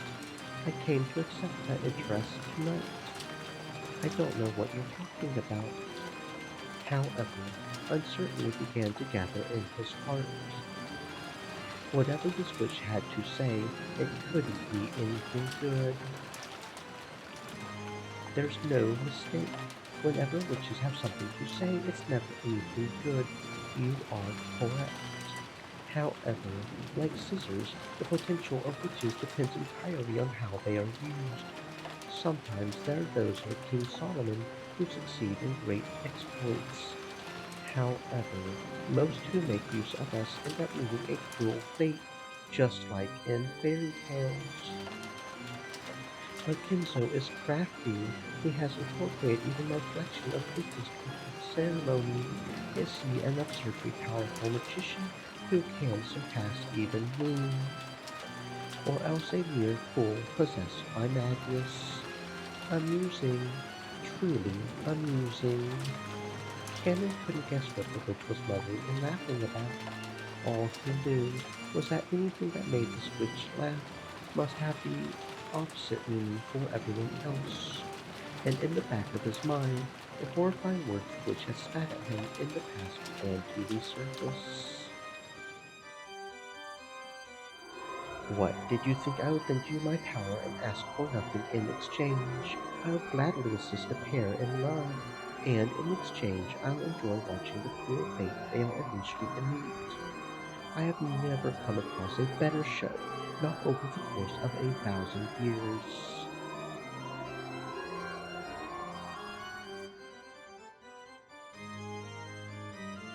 Could it be that you behold the sweet fish river running through my beloved hometown? You who seek the golden land, follow its path downstream in search of the king. The witch suddenly began to recite a bizarre poem. It was something he remembered hearing. Could it be the witch's epitaph? There was no mistake. It was the epitaph that accompanied the portrait of the witch Kinzo had put on display. The relatives had guessed that it referred to the location of the hidden gold, but no one knew what it meant for sure. The witch suddenly began reciting that epitaph. Canon, since you are furniture, I imagine you've heard about it from Kinzo. The day when everything will be returned to the Golden Land has come. Rejoice! The day when you will be freed from the shame of living as furniture has finally arrived. I believe you wanted that for a long time. To furniture, which finds no value in its own existence, merely existing day to day must be nothing but agony. To those with souls, this world is worth clinging to, but those without souls find this world to be full of nothing but suffering. Complicated expressions flitted across Cannon's face. This was the day of release that Cannon had been looking forward to. However, the coming of this day had been mercilessly sudden, and for some reason he didn't like the hateful tone used by this witch as she informed him of the coming of this long awaited day of rest. Cannon couldn't even decide what emotion he should be feeling. Why do you not rejoice? Could you actually have some regrets back in the real world as mere furniture? I have no regrets because I am furniture. You truly are a model specimen of furniture. How nice, how nice. However, it won't be any fun if you have no regrets at all. Are you saying regrets are how you find pleasure? That is correct. Most witches who live for 1,000 years get tired of life. In order to escape boredom, I adorn people's fates with fruit and brandy and cook them like cakes. I find humans dancing to oppressive fates inside an oven to be so very entertaining. You see, I'm actually a tad famous in this regard, so much so that rare guests come from far away to see my skill at cooking. Perhaps this is something that mere furniture cannot understand. Cannon couldn't understand what the witch was saying. However, he fully realized that this was a terrifying being who treated the fate of humans as a show, enjoying it whenever some harm befell them. However, furniture has no soul or life, much less a fate. Pitiful furniture does nothing but serve until the day they are released from the real world. To furniture like that, the witch, who had come to release them from everything, was a being to be received with overflowing affection. Even though the day Cannon should have been waiting impatiently for had come, he was confused by his own inability to accept it easily. Why was it the face of Shannon, the person he loved as a sister, rose to his mind? And for some reason, Jessica's face did too. Cannon bit his lower lip hard enough that it hurt. Thinking about Jessica like that was something furniture must never do. Even though he thought he had known that, even though he had complained about Shannon's relationship. Why was it that Jessica rose into his mind at a time like this? He felt a little shameful at his own naivety, and to forget about Jessica, he turned his thoughts to Shannon. Shannon is also furniture. She has no reason not to rejoice at the coming of the day when all will return to nothingness. But Shannon, through her relationship with George, has experienced an emotion forbidden to furniture. Even though she isn't qualified to be bonded with him, she's still trapped in a dream that she isn't allowed to have. Will Shannon be able to joyfully accept this development? No, she won't. Shannon still has lingering regrets, those who will probably become a great source of pain and torture for her. And those lingering regrets were planted by none other than this witch. Why? Because that would be more interesting, nothing more. This day that Shannon should have been waiting impatiently for will probably be a harsh burden for her, giving her emotion that she must never experience. I thank you for granting me, us furniture, the day of our release. And I hate you for making this day so difficult for Shannon to accept. I wanted to make you suffer from your regrets as well, just like Shannon. However, you continue to live like furniture with foolish honesty, never getting ensnared by me. Okay, according to the notification I just got, my package should have arrived, so I must go gather that up. BRB for a minute, friends.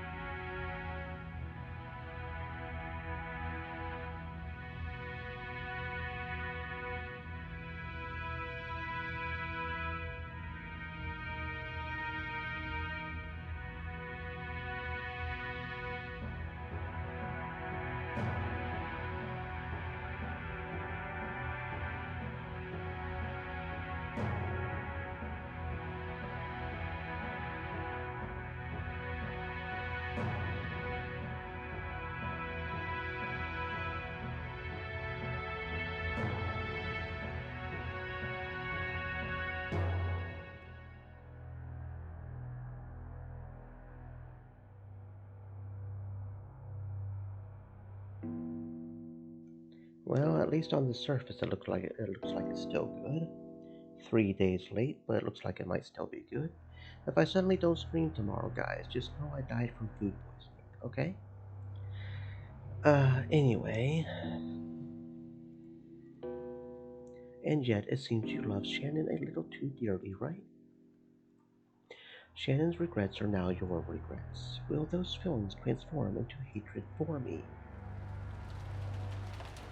If you wish to kill me, give it a try. As Kinzo's furniture, you should have at least that much power, right? However, if you kill me, then the day of rest for furniture will not come for all eternity. Could you bear to live with that? Are you truly capable of resisting when I try to release you? Kneel. What? Kneel and kiss my shoes. Otherwise, I will leave this place. I'll go back and never show myself again for all eternity. So, Canon, do you think you could bear to live like that? If the door to the Golden Land is open, your hard life as a furniture will end. If you desire, I can even give you life as a human. After that, you'll be on the same level as Jessica. Sure, you want to experience the taste of love.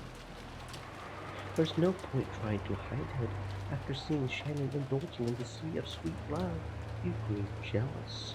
You are sorely tempted to know the taste of love. Stop it, stop it. Are you trying to ensnare me again? I won't be reduced to a toy for your amusement. Then I will be satisfied with Shannon alone. After all, you aren't the only one who is implanted with a seed. Even fruiting plants sometimes fail to bear fruit after all. The one who obtains the key must then travel to the Golden Land in accordance with these rules.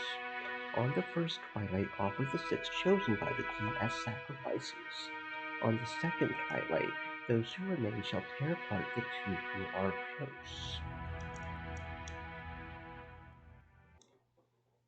The witch recited the epitaph again.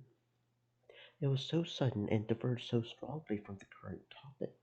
However, that challenging smile made it seem almost as though she was using that epitaph as a threat against Canon. Do you not understand? For the ceremony of the epitaph to succeed, at the second twilight, 2 who are close must be offered as sacrifices. It could be any 2 who are close, a husband and wife, or even a pair of lovers. According to the rules of the ceremony, who will be selected is up to me to decide on a whim. Don't you think there could be no more fitting sacrifice for the second twilight than Shannon as she is now? Honestly, on the first chapter, I thought it was going to be Shannon. I was genuinely expecting that. You dirty. Canon realized something. Until today, he had thought he had given up everything else and lived as furniture, acting like furniture. But in reality, that wasn't true. He loved Shannon too dearly. Therefore, when Shannon was in pain, Canon shared in that. If only Shannon had continued to live as furniture, indifferently like Canon, without any regrets in this world, he wouldn't have had to be in so much pain. The witch planned to toy with Shannon, who had known the taste of love. No, whom she had taught the taste of love, as she killed her. She wouldn't be welcomed into the Golden Land and granted a compassionate release. Instead, if the witch had her way, she would be used as a sacrifice, subjected to the utmost of torture and pain, and forcibly turned into a human foundation for this evil ceremony. And this witch would probably make Shannon meet this horrible fate, for no reason other than that it was amusing to her. Furthermore, she was threatening to do this so that she could make Canon, who had never submitted to the witch, finally give in. And it was that simple. In the end, though he had tried to resist the witch and avoid pleasing her, he had only made things more amusing for her.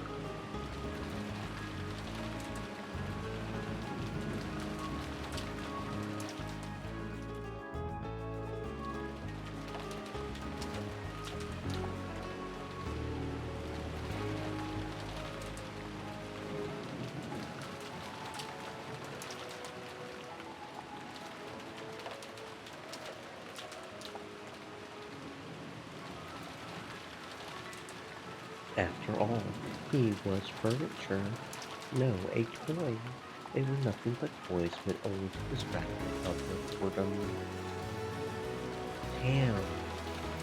What will you do, Cannon? If you kneel, I might refrain from choosing Shannon as a sacrifice. See, I've always wanted to make a toy like you surrender someday, without even a fragment of elegance.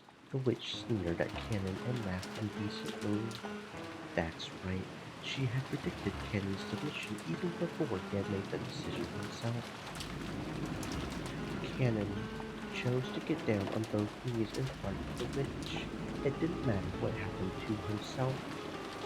However, the one thing he couldn't bear to see was Shannon, who had given him his only reason to live during his days as furniture, being toyed with like this. That was why kissing the shoes of the witch was an easy oath for Cannon to make. When his quivering lips actually touched the witch's shoe, Beatrice let a look of ecstasy rise to her face, then laughed with a voice filled to bursting. At that moment, the witch, who had grown bored of life after 1,000 years, was completely filled with the evil emotion that she lived for.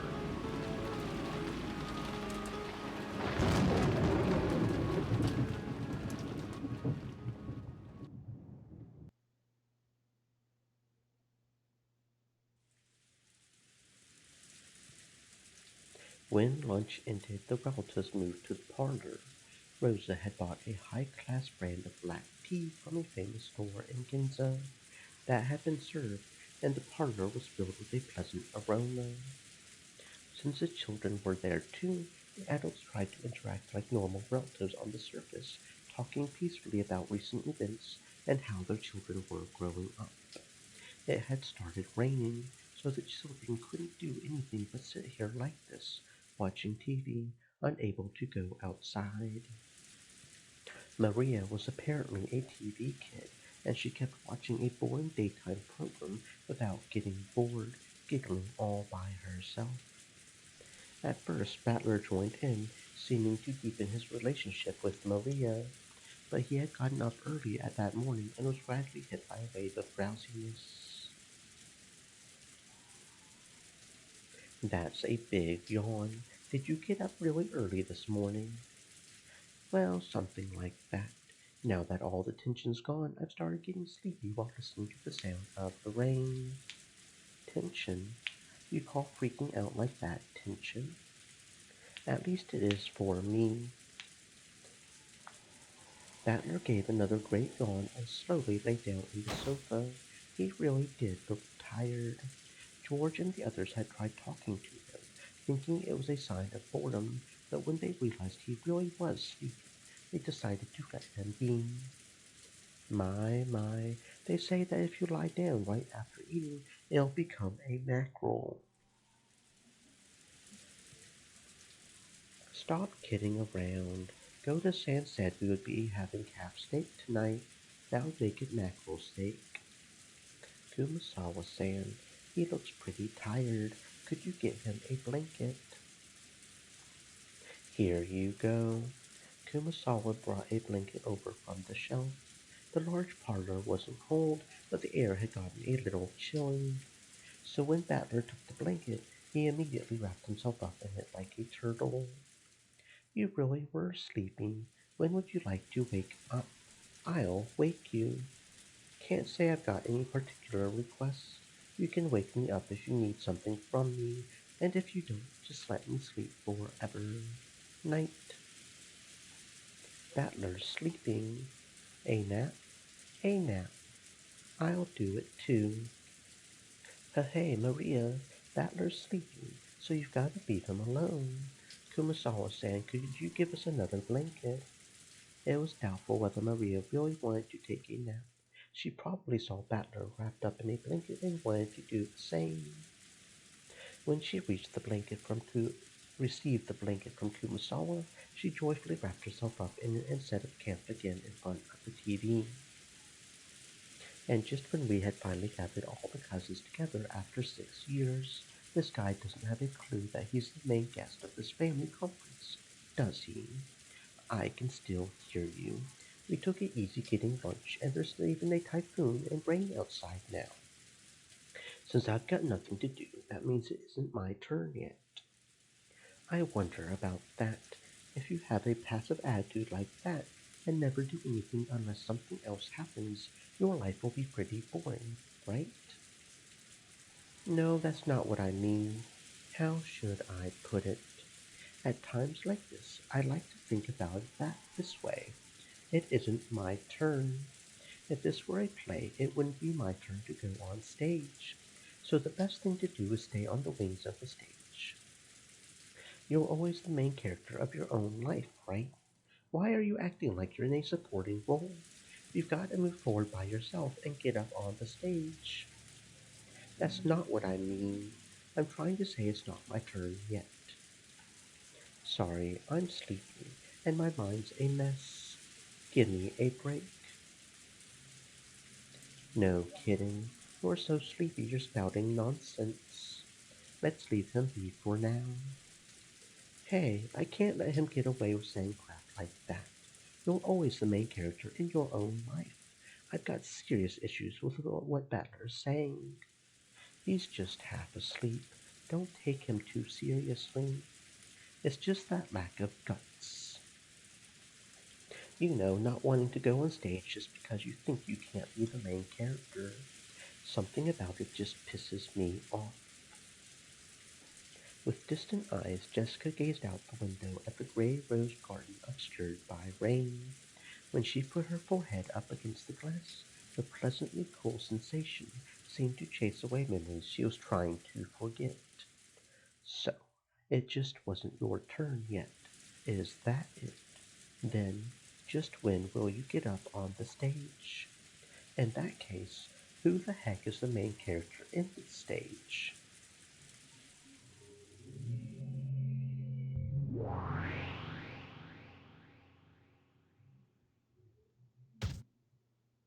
Dang, it's like you think you can do whatever you want. What the hell is all this? It's all screwed up.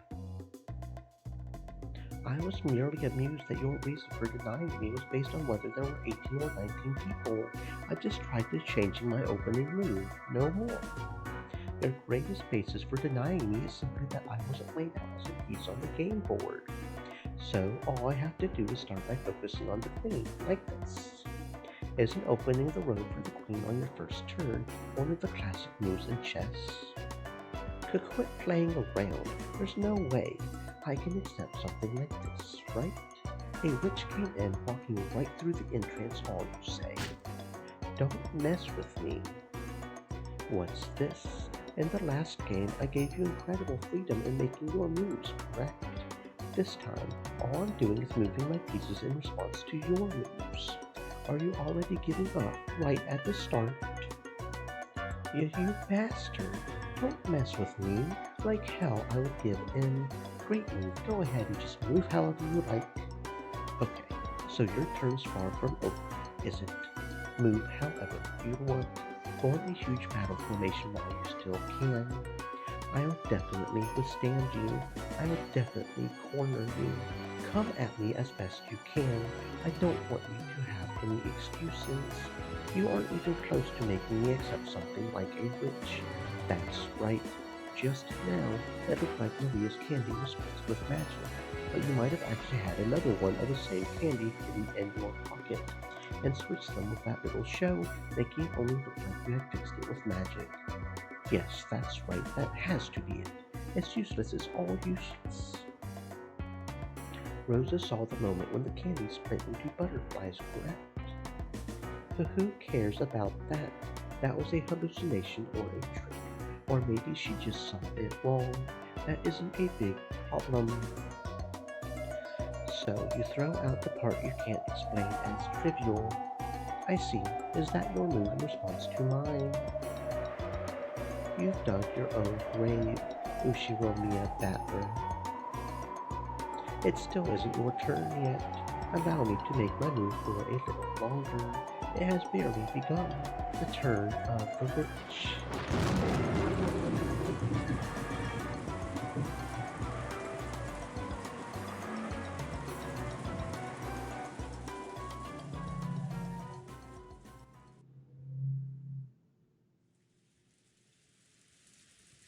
When they started hearing Battler's snores, the relatives went their separate ways, leaving the parlor and letting Battler sleep in silence. Even though it had been so lively in the parlor with so many people gathered there, when all of them scattered at once and were swallowed up by the vast mansion, it created an eerie silence, with no sound except that of the rain.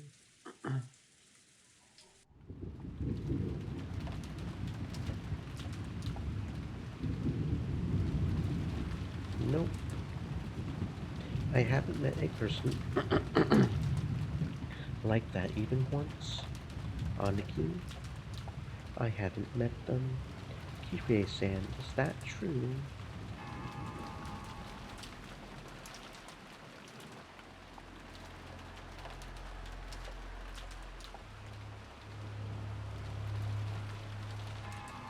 Even I only greeted her briefly when she came into the entrance hall. She looked like she was a bit over 20. I told her my name, but she didn't tell me hers. She was being guided by Genji-san, and I saw her go up to the second floor. So it would probably be faster to find Genji-san and ask him directly. Still, what a strange turn.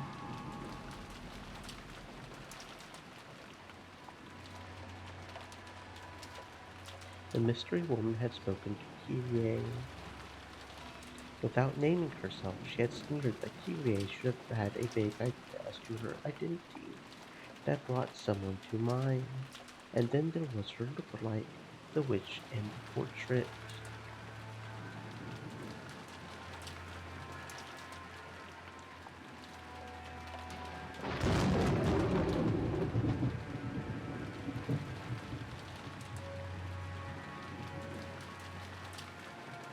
Was this person trying to say she was the witch of the portrait herself? I realized she was probably laughing at me for that reason. Even though it was our first meeting, she spoke as though she knew I was her second wife. Anaki, you really don't know anyone like that. You talk too much. I've never seen a blonde woman like that go in or out of this mansion. That kind of thing doesn't matter. The problem is what happens if that woman starts calling herself Beatrice, if she starts calling herself the manager of father's assets.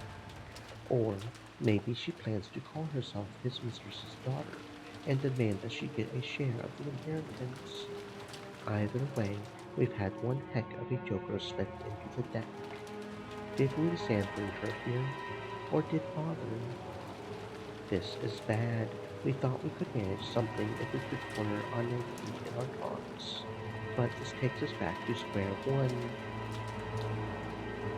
I don't know what kind of schemes you can be making when I'm not around here, but it looks like we've been given a little time to form a counter strategy. Yes, better to have some time to prepare than to have that blonde-haired chair suddenly appear at the beer table and scare the shit out of us. Until we know why she's appeared, there's a limit to the kinds of counters we can make. What could she be after? Isn't it obvious? She's going to claim that she's the rightful heir to father's inheritance. Father is still captivated by Beatrice. If he had a daughter with her, you can bet that he would want to leave all his fortune to her. She might even thrust some strange will in front of us. If we take it to court, we could probably claim a quarter of a half of it, but it'll probably be impossible to divvy out the inheritance until that's settled. We can't have that. I can't, and neither can you, Rudolph. And the same goes for Rosa, right? Each one of us needs to gather money quickly for our own reasons. It's our biggest weak point. So, what are they after? Kyrie, can you guess? This is all news to me, but it sounds like we're starting from the premise that we've got an urgent need to collect money, right? Kyrie-san, in a man's business you sometimes need funding when you're on the offensive. Please understand that. What's this, Rudolph?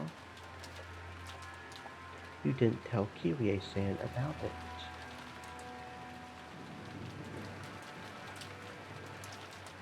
Sorry, I wasn't really hiding it.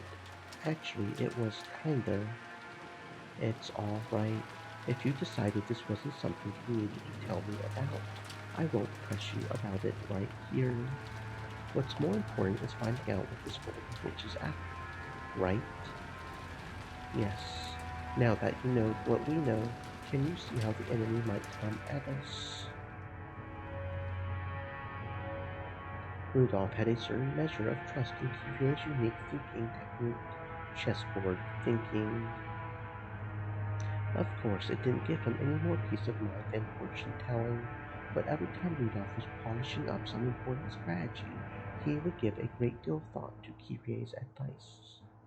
For a while, Kyrie pressed her finger against her forehead, considering.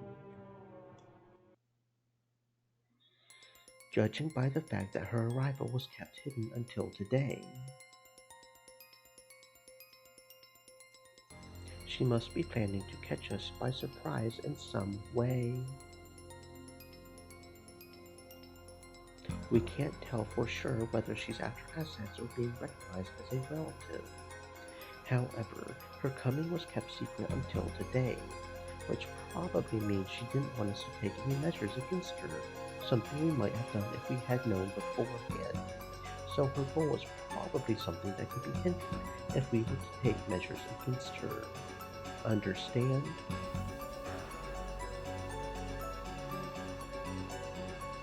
I get it.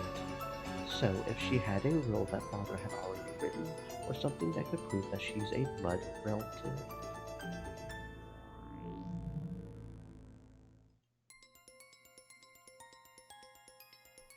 If she had some unshakable, rock-solid proof like that, you would think she would announce it beforehand. That's right. On the contrary, since we're in a position to doubt her, she should have brought a lawyer or an expert with thrust some completely undeniable proof before us. If she could. So the mere fact that she's launching a surprise attack shows that our foe cannot win with a frontal assault. Makes sense. If a trump card can win no matter what, it's best to play it out in the open. If you play it in a roundabout way, it might end up weakening its impact. Skipping to the conclusion, we can probably expect to be faced with some huge surprise, something related either directly or indirectly to the inheritance problem that's on everyone's minds. Our opponent probably plans to overawe us simply by the impact of this shock. However, no matter how great the impact might be, it cannot be absolute. In other words, we have enough leeway to take advantage of this. You've really got brains. Even understanding just this much is really reassuring. In other words, you're telling us not to get sucked Stream into our elements. opponent's pace. Seth. Stay moist, In my the friends, end, it's an hydrate. extremely simple conclusion.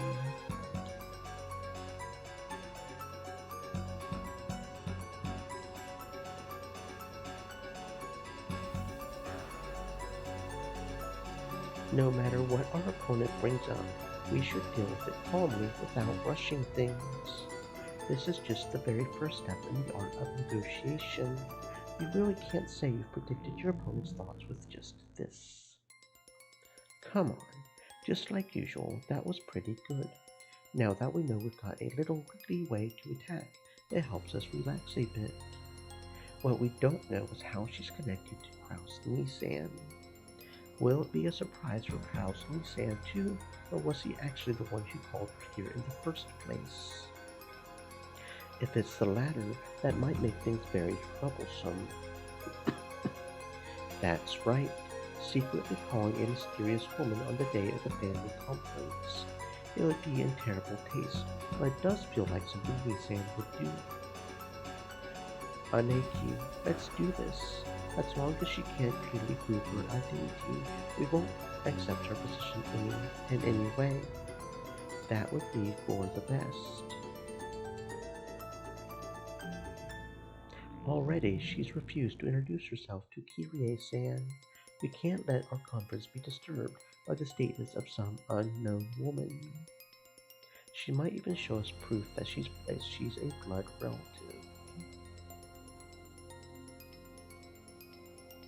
If she can prove father's blood runs through her veins, like with a maternity record document, there's nothing we can do. It's always possible to suspect that physical evidence has been faked. And even if it's real, in order to prove that the person in the documents is the person we see, we would need to check their condition at a hospital. At the very least, it would be impossible to prove that now on Wakajima. You're right. So, in other words, it's something like this. No matter what's shown to us now on Wakajima, it can't be accepted as truth.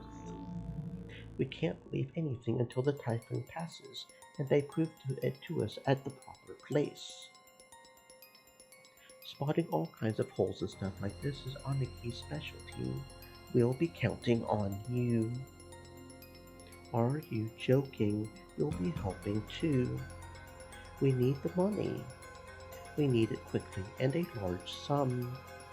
Our fates are all tied together in this. As if we would just stand by and let some suddenly appearing mystery woman destroy the inheritance we are after. Rudolph and Eva always form a united front as siblings at times like this, sickened by the idea that their own inheritance might be snatched away by an outsider. Kyrie noticed how indomitable they looked, shook her head slightly, and gave a small sigh as she gazed out the window. Outside it was still raining heavily, and everything was gray, having lost all vibrance. The lush garden that the sun had shone on earlier now felt like a lie. For some reason, the words Eva said a second ago kept repeating in Kyrie's head. So, in other words, it's something like this. No matter what's shown to us now on Wakajima, it can't be accepted as truth. There was an odd nuance to those words. At that moment, the island was closed off by the typhoon and isolated. They had access to no public institutions and no hospital. So, on this island, no matter what manner of proof related to the outside world was shown, it would always be possible to call it a lie. It would be impossible to prove that something was the truth. Now that they were isolated from the outside, all truths whose truth lay in the outside world would be called lies. So does that mean that right now, on this rock in Jima, no truth exists at all? Does it mean that everything will now be ruled by lies alone?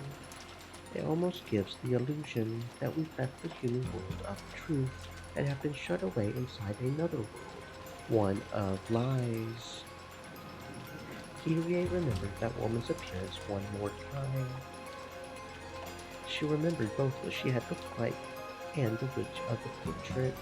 On this island which has been cut off from the world of humans and shut away from the world of non-humans, a non-human being has come to visit. Kyrie couldn't think of the smile that had appeared on that woman's face as anything other than a portent of misfortune. I get the feeling my chessboard thinking missed a vital premise, one that'll be necessary to understand this misfortune-bearing smile. Yes, that smile made me feel as though someone inhuman was mocking me. I based my reasoning on the assumption that our opponent is a human like us. However, just like this island is now, she may be a being that isn't human, and human values may not matter to her. If that's true, all of our reasoning is useless. For what reason has the witch been invited here today? Only one thing is certain. Now, in this instant, she's staying somewhere in this vast mansion.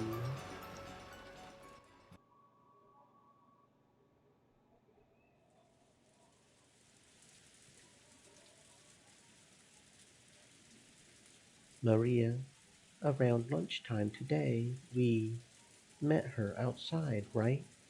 A woman. Who was she? I said it over and over. Beatrice. Maria, did you ever meet Beatrice before that? I've met her every year, in this mansion on Wakanjima. I don't know what that means. Is that true? Yes. How long have you been meeting her? How many years ago did it start? I don't know. You don't know. What do you mean? Was it last year? 2 years ago? Longer than that. Rosa was astonished. Only the Ushiromiya family mansion existed on this island, so there couldn't have been any humans other than themselves here. And yet, Maria said she had been meeting with a suspicious woman every year during the family conference. If what Maria said was the truth, then that strange woman called Beatrice had been at the family conference every year. That's insane. Is Maria saying that eerie woman was at the family conference every year and none of us ever noticed it? Even though Rosa had just met the woman herself a couple of hours ago in the rose garden, she was overcome with a strange emotion that told her not to accept that existence. What in the world did I meet with earlier today in the rose garden as the typhoon grew near and the winds roared? Maria, you said you've met with her every year. What do you two do when you meet? We sing songs and learn magic, and I learned how to draw magic circles. Really? That's incredible. Maria, you often draw scribbles. I mean magic circles in your notebook, right? Did she teach you that too? You know what? Beatrice drew examples to teach me. Come on, look, look. Maria joyfully fished around in her handbag. Then she drew out a single notebook and began opening to that page. Most of the pages were covered with drawings that were literally scribbles. All of them were occult like things, and while it might sound rude to Maria, who was joyfully flipping through the pages, they were all creepy. Look, here, Beatrice drew it.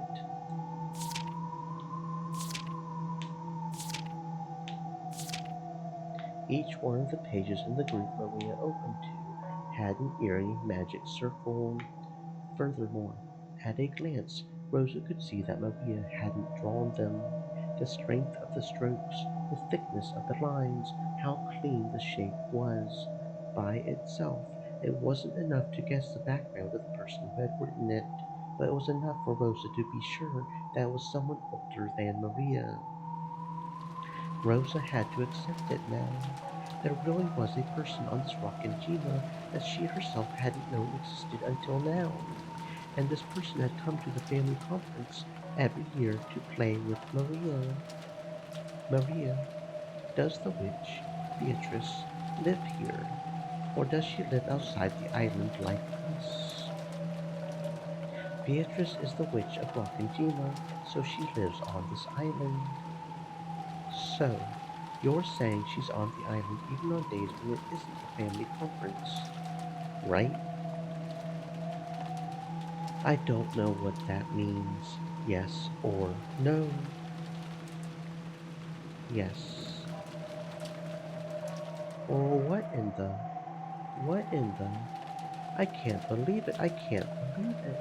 How long has this unknown witch been living on this island? I used to live on this island. I lived on this island, passing the time in the mansion in the rose garden. And even so, I never encountered a witch like that, right?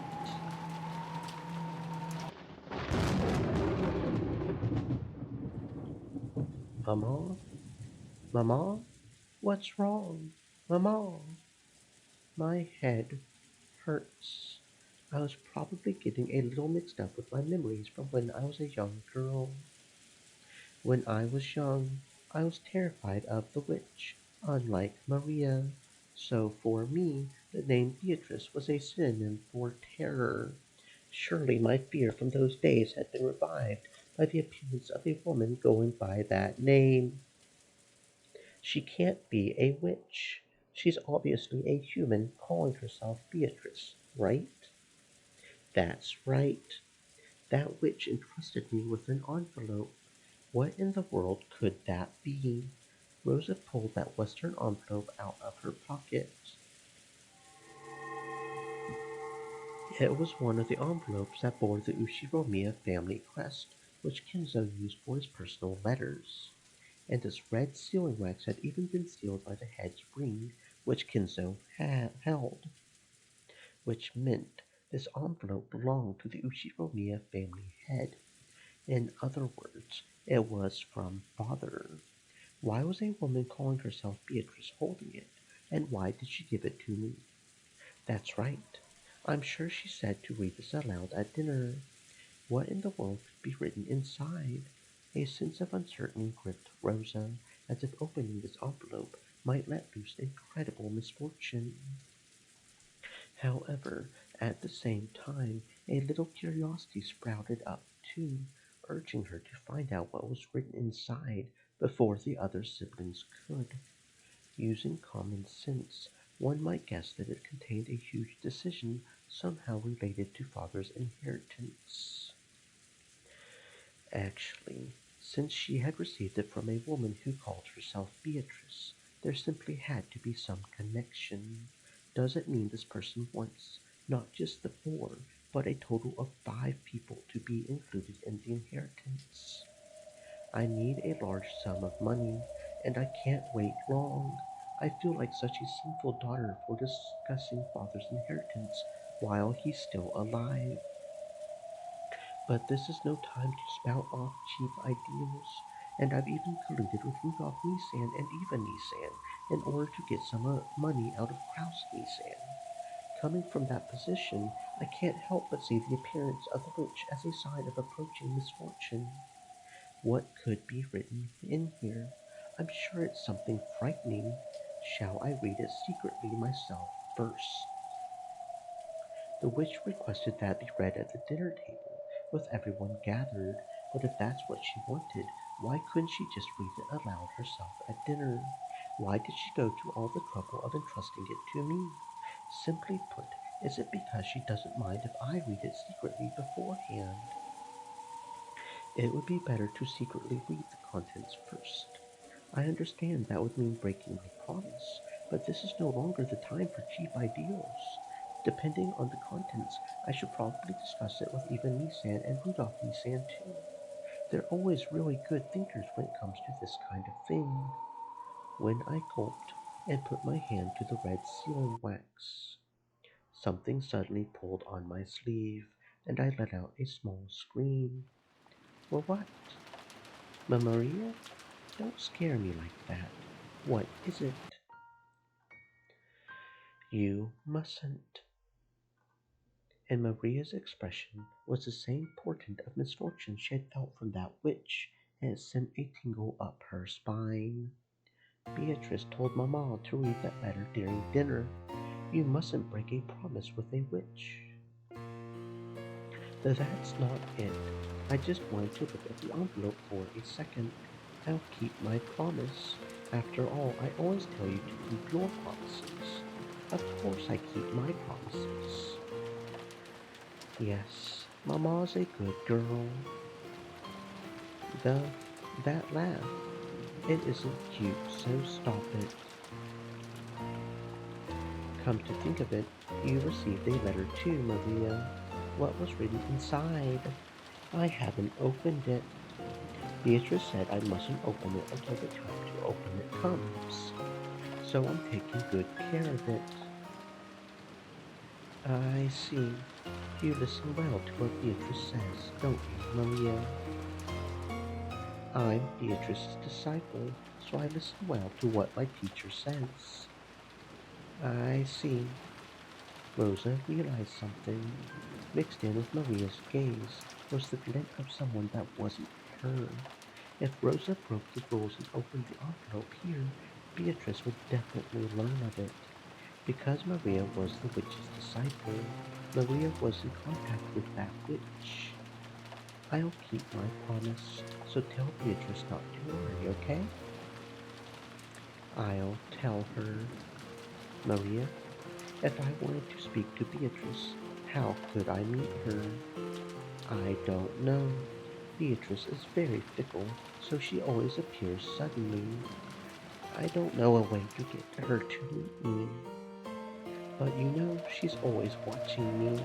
So if I get in trouble, she'll definitely come and save me after. She's definitely erased her form and is hiding close to me. Don't I always tell you to stop laughing like that? Rosa reflexively hit Maria on the head. That put a stop to Maria's laughing. I wasn't able to erase the color that had risen to those eyes, a color that seemed to bear a portent of misfortune. Rosa swore. She swore that, at least until they left this island, she would not leave Maria alone. She couldn't allow an unknown being to make direct contact with her daughter any longer.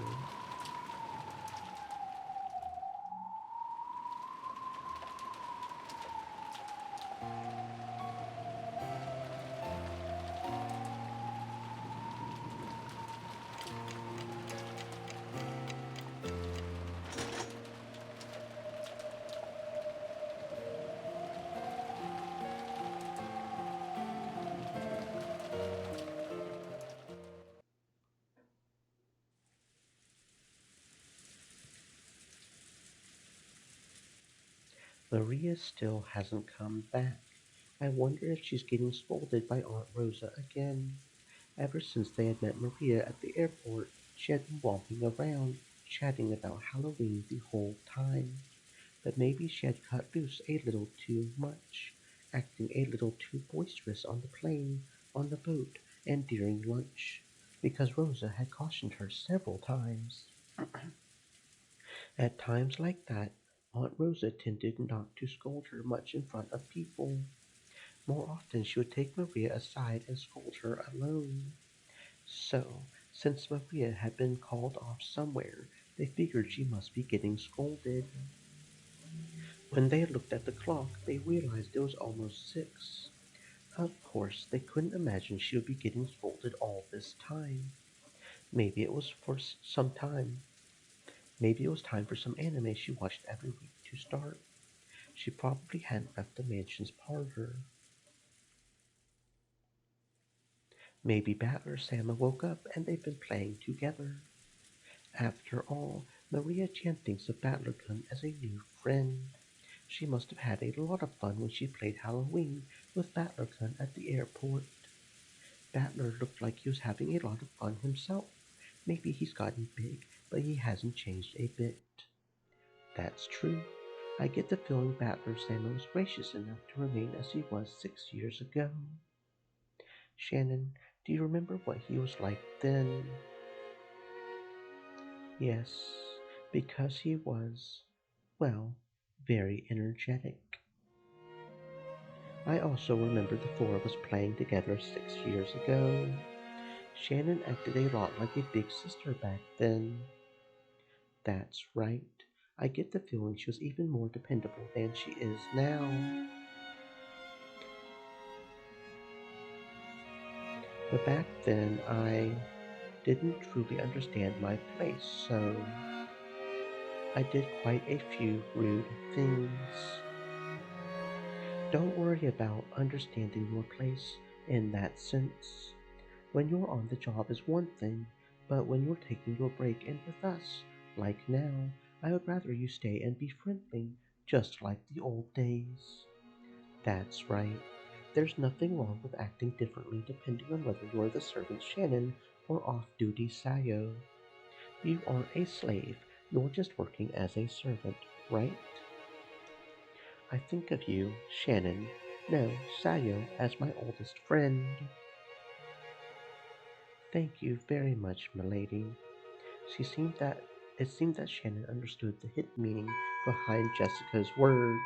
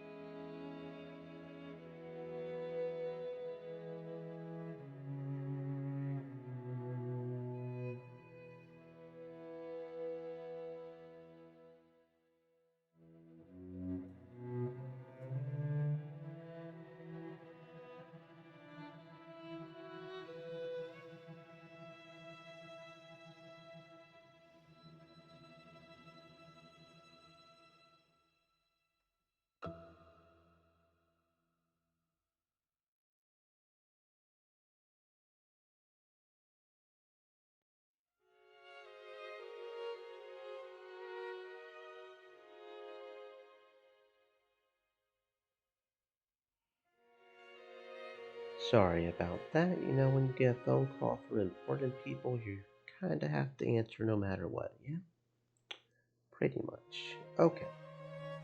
Anyway, after all, she had heard a bit about Jessica and Kenny's history from both of them. Apparently, George had heard something of that history too. He walked towards the window and looked up at the darkening rainy sky. Cannon may still be childish in some ways, but I think he's starting to grow a bit in his way of thinking. Well, come on, quit it already. Well, I guess I let myself get swept away by the mood once or twice. You know, after watching you two, I might have gotten a bit jealous, feeling like I was getting left behind. But forget about me. More importantly, how's it going between you two? Looks like it's going pretty good. I wonder. Yes, it's going very well. Shannon was lost for words, her face red, while George answered brightly and immediately. That carefree attitude made it easy to see that the relationship was proceeding so perfectly it had made anyone envious. I'm jealous. So, does that mean Shannon's going to resign and have a party soon? I wonder. I'm. There's a good question. I wonder what she'll say. George laughed teasingly, as though pressing Shannon for an answer. It was probably the way they usually flirted when they were alone. Jessica could only smile bitterly and say, "Yes, yes, thank you, that's enough." I have a dream. I don't just mean some ambition to become the leader of my own domain in business. I also dream of building a happy family together with a partner I can spend my life with. I want 2 kids at the very least. It would be nice to be able to do some sports as a whole family, and many more things besides that. I often talk with Shannon about that kind of thing, though every time I do, she always laughs and says I'm getting ahead of myself. For some reason, even at the age I am now, I find myself thinking about what it would be like to live peacefully in my old age, with healthy grown up kids and grandchildren running around all over the place. If only I could spend the rest of my life at a slow pace, surrounded by that, together with Shannon forever. Yes, you're definitely getting ahead of yourself. But how should I say it? It sounds like you, George Nissan. Being surrounded by a family like that would probably be so wonderful. The ideal family I painted in my mind is something like that. To Shannon, who had been raised in an orphanage, that harmonious image of a family was probably something to be yearned for. And George, who had made an absolute promise to grant that wish for her, may truly have been a fitting person for her to spend her life with. To Jessica, Shannon was a precious friend. George was surely the one most fit to entrust that friend's future to. Well, I don't want to throw cold water on you guys, but Uncle Hideyoshi aside, what are you going to do about Aunt Eva? Won't it be pretty tough to win her over? There's no reason for anyone to worry about something like that. No one but me gets any say in who I choose to be my partner. I will bring Shannon happiness. Whose permission do I need for that? George Nissan, that was cool. Can't believe you can say that stuff. Say stuff that embarrassing out loud. I don't remember you ever being that kind of character in the past. As they say, if you don't see a boy for 3 days, you should watch him closely. I grow as much as anyone. I intend to study more and more and grow to be the man Shannon deserves, the one who can bring her happiness. Maybe even George realized how embarrassing the words coming out of his mouth were. His face turned very slightly red, and he scratched his head. George Sand, it's okay. I'm sure Mother will be difficult, but you can leave that to me. You'll see. I'll make all the relatives accept you as my partner. Awesome. I'm jealous of you, Shannon, seriously. I'm very grateful that you're willing to go so far. Come to think of it, I'm starting to feel like a third wheel here. Maybe I had better leave. As Jessica rose with a forced smile from the bed she had been sitting on, the phone rang. Before Jessica picked up the receiver, wondering what this could be about, Shannon looked at the clock and jumped. Apparently, she had spent too much time on her break. I'm sorry, I forgot it was time for work. But then, if you will excuse me. At the same time Jessica picked up the phone, Shannon began dashing out of the room. Shannon. Again, the usual time at the usual place. Yes. Excuse me. Hello. It's Jessica. Genji-san. Yes, Shannon's going back to you guys now. We held her up, so please don't scold her. Yes. I see. So it's almost time for them to get ready for dinner.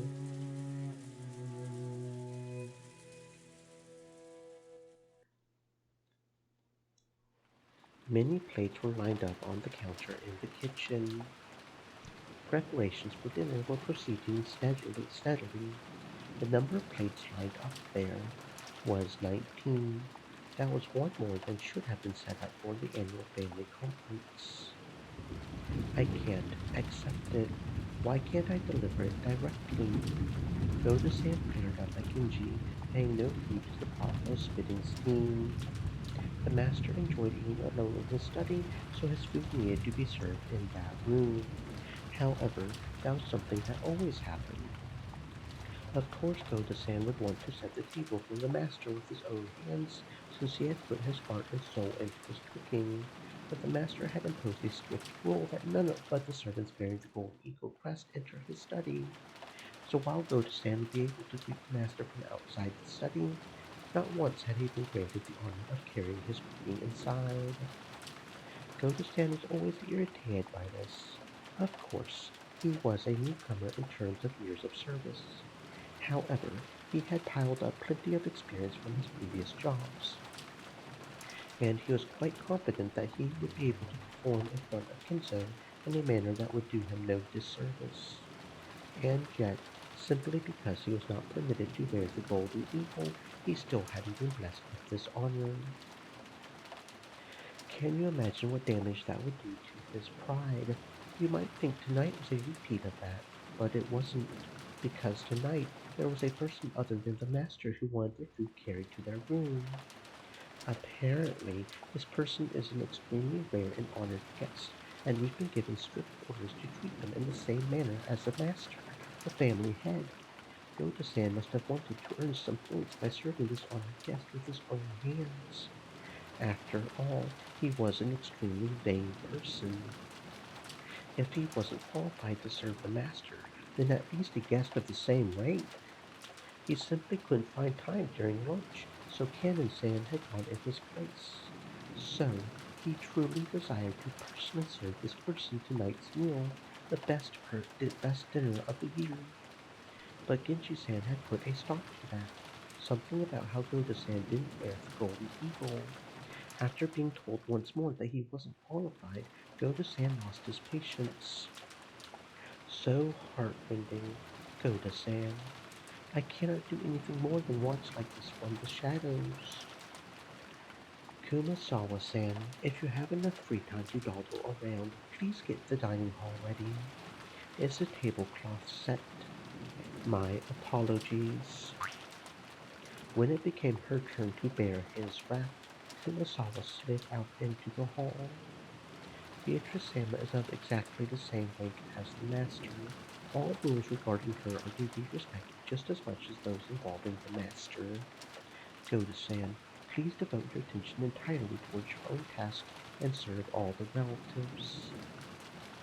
I wouldn't mind if it was you, Genji-san. Is it really okay to let a child like this serve such a guest? If she made some blunder, it would be quite embarrassing. I know they've served here a long time, but that doesn't mean they've been trained in the proper areas. If you'll allow me to speak freely, they are completely lacking in the fundamentals that might qualify them to interact with such a guest. Goda spoke bluntly, even though Shannon was standing right there in the kitchen. Shannon was the one whom Genji had ordered to carry dinner to Beatrice's room. By the ranking system among the servants permitted to wear the golden eagle, Shannon certainly was the second highest in rank. If the highest ranked, Genji, went to set the table in Kinzo's room, then it fell to Shannon to set the table in Beatrice's room. Goda's pride was always horribly injured by this ranking system. At times like this, he would speak out bluntly and brutally against Shannon and Cannon. Goda kept raising examples of each of Shannon's failures until now, making a ruckus about how she couldn't do this or was terrible at that. Shannon, who listened to this with her head hung in shame, heard Cannon's voice from behind her. Cannon had been leaning against the wall in the hallway near the kitchen entrance, a blind spot from the inside, and had been listening to all of this. He probably knew that if he entered the kitchen, sparks would start to fly his way. I've got to say it, the man's scum. But we could learn a lot about the fundamentals of entertaining guests from him. Goda-san has learned so much, so he would be a great reference. Nissan, you sure are nice. More importantly, is the guest in the VIP room really Beatrice Emma, as they say? Yes, I met her when I was sent to serve her lunch. There can be no doubt it's her. Well, really, was she doing well? Cannon remembered that he and Shannon had different impressions of Beatrice. To Shannon, Beatrice was a cupid of love who had granted her magic to establish her relationship with George. Judging by the expression that rose to her face, it looked like she couldn't wait to inform Beatrice of how her relationship with George had progressed. However, Cannon already knew that Witch came here with a terrifying goal in mind. The nebulous witch that only they had been able to see in the past had now revived so fully that she could walk in openly through the front door, and even have dinner carried to her. Once, when she had vanished from them in front of Cannon, the witch said something about how her own power was still weak. So, if that witch was now appearing so openly, did it mean she had finally regained her former power? And she had said something else too. She definitely said that she had sown the seeds of love, while fully aware that they would fail. And she said even more. She definitely said that the day had finally come, upon which the door to the Golden Land would be opened.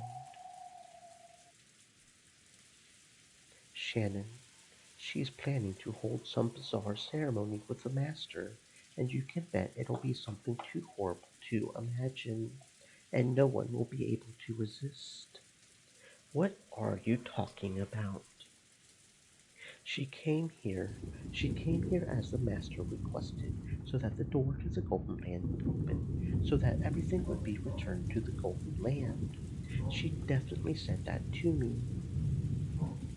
In the past, the two of them, as furniture working for Kinzo, had been told what opening the door to the Golden Land implied. So Shannon understood everything without having to ask a single question. And because of that, she felt a deep despair. Something tore at Cannon's heart as he looked at that expression twisted with grief. How could? Why? Why now? Didn't I tell you we are furniture because you acted like a human because of love? You're incapable of obediently accepting the day our service comes to an end. Once I wished this day would come, but it never came year after year. I didn't know how long you would be forced to endure suffering as furniture. So I thought that day of rest wouldn't come for all eternity. I thought the same thing, but I believe that will definitely come someday, so I never forgot that I'm furniture. But Nisan, you did forget. It's my fault. isn't it? It was I who... Yes, it's your fault, Nissan. If only you hadn't experienced love, we would both be happy that this day has finally come. You built up too many pointless regrets, even though you knew you would have to leave this world someday. Will the ceremony begin tonight? Yes. And she said one more thing. Tonight, George Santa will probably give you an engagement ring, Nissan. That was a fact. George supposedly had an engagement ring hidden in his pocket today. Surely he would hand it over tonight.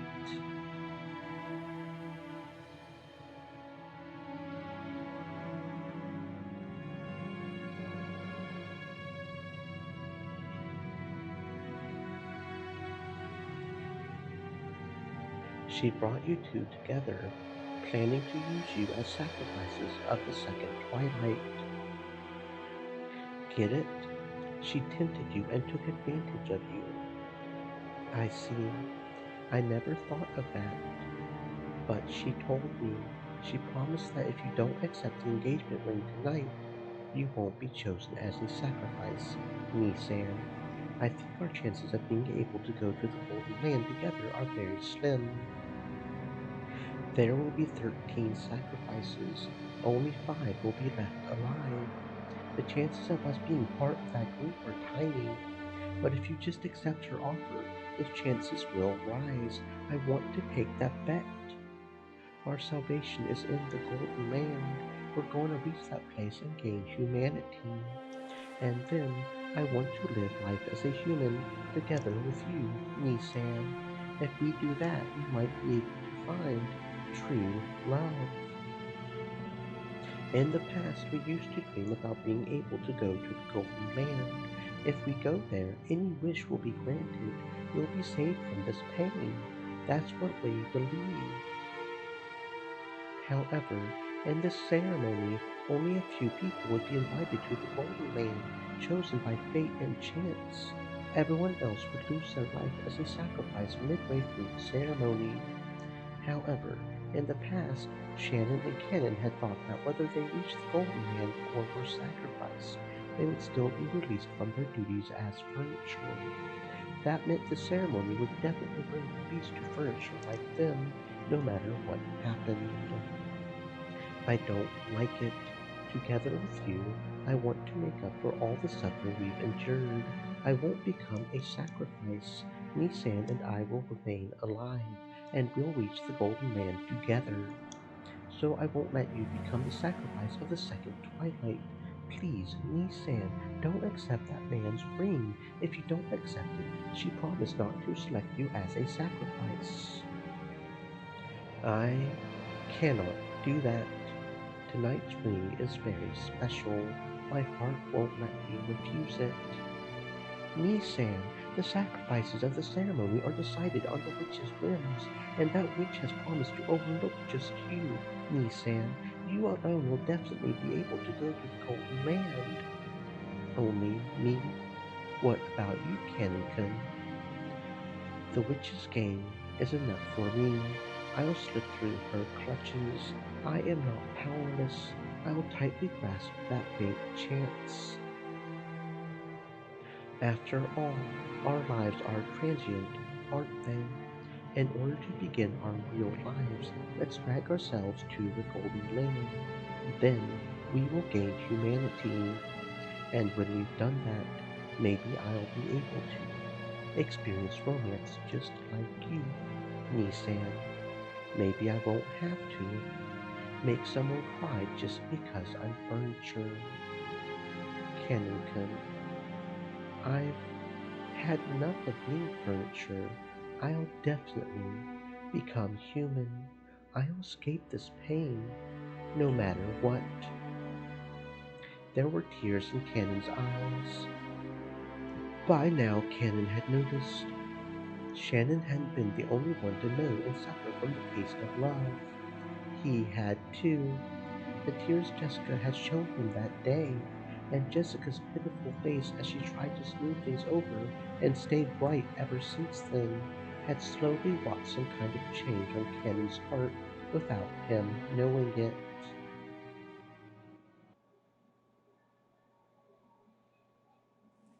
Shannon, I have been calling to you for some time now. Shannon jumped up at the sudden sound of Genji's voice. Apparently, he had called for her repeatedly. She hurriedly answered. When she turned back, Cannon had disappeared. It seemed he didn't feel like showing his tears to anybody. Yes, I'm sorry for being careless. I entrusted Cannon with lunch, but it should have been you, as the next in rank after me, who carried it. Beatrice Sama is the most honored guest of this house. There is no more honored guest than her. Please think of her as another master, and be polite. Please take extra care that you make no blunders. Understand? It is quite painful for me to entrust this to someone as inexperienced as yourself, but there's nothing we can do about the house's rules. Carry out your duties with the utmost of care. Goda had officially agreed, but he glared at Shannon with an expression that told her he definitely wouldn't forgive any mistakes. Even Shannon felt that Goda might as well go himself if he was so desperate to go, but she considered this one of her responsibilities as the one who had been allowed to wear the golden eagle and had to give up. And anyway, I wanted to meet Beatrice. What will I talk about? What will I ask? I don't know. Will this be a meeting of gratitude or one of grief? Or else what? I don't know. Shannon piled the witch's food onto the serving cart and left the kitchen at a slow pace.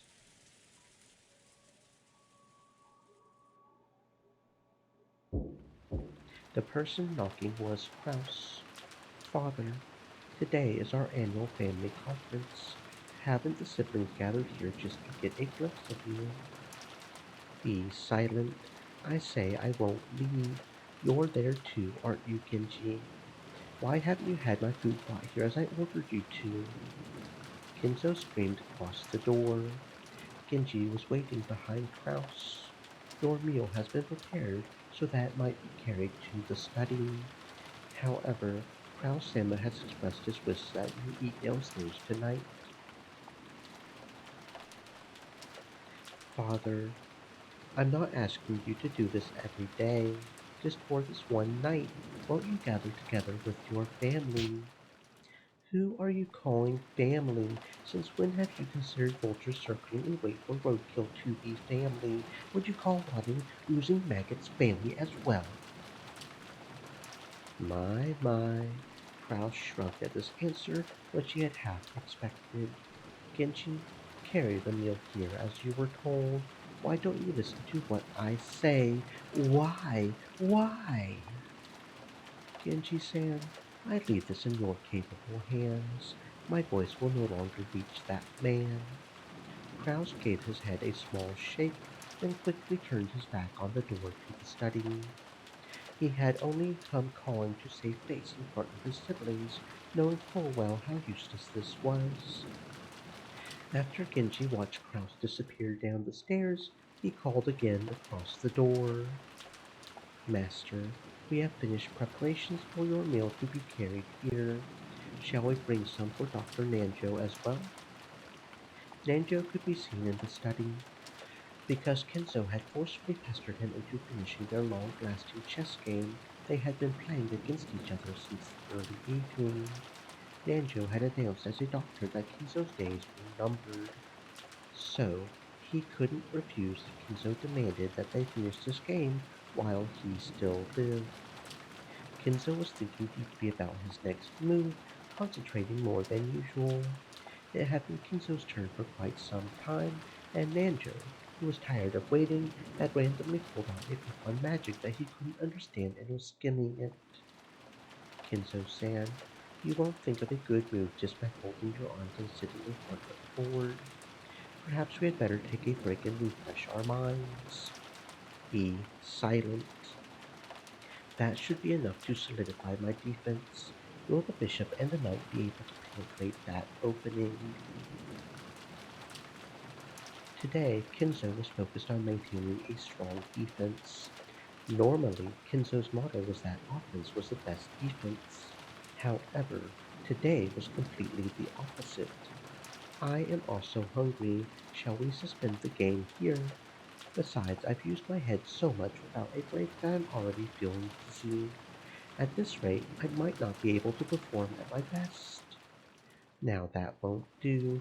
In chess, both players must always make their best moves. Any other sort of move is merely a nuisance to consider ruining a game whose focus is predicting your opponent's thoughts. Such a thing considerably reduces our enjoyment. Kenzo sighed deeply and finally shifted his gaze away from the board. Chess isn't chess without an opponent. If that opponent is tired and wants to suspend the game, there's no getting around it.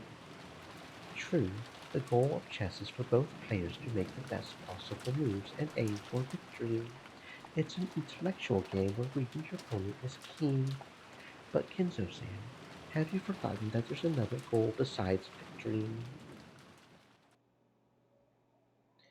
What what other goal could there possibly be? To think that you of all people would forget something like that. Chess is a way to pass the time having fun with a friend. You've got me there. I believe I once said those exact same words to you long ago. Yes, you've got me there. Kenzo, who almost always wore a frown, relaxed his face for once and laughed. Nanjo felt like he had been reunited with a close friend he hadn't seen in ages. That's how it is. Now that I've managed to take a shot back at you, what do you say? Will you go down with me and have dinner? Why don't we discuss Kasparov's middle game along with some coffee? An appealing proposition, but I'm afraid I must decline. I can no longer leave this room. After all, the ceremony has already begun. Is that so? Well, my stomach is growling. I will go downstairs anytime you feel like it. Nanjo, thank you. What could you be thanking me for? We didn't finish our match. However, it seems I have somehow achieved that second goal of chess, which I had forgotten, and it would appear that goal is no less important in achieving checkmate.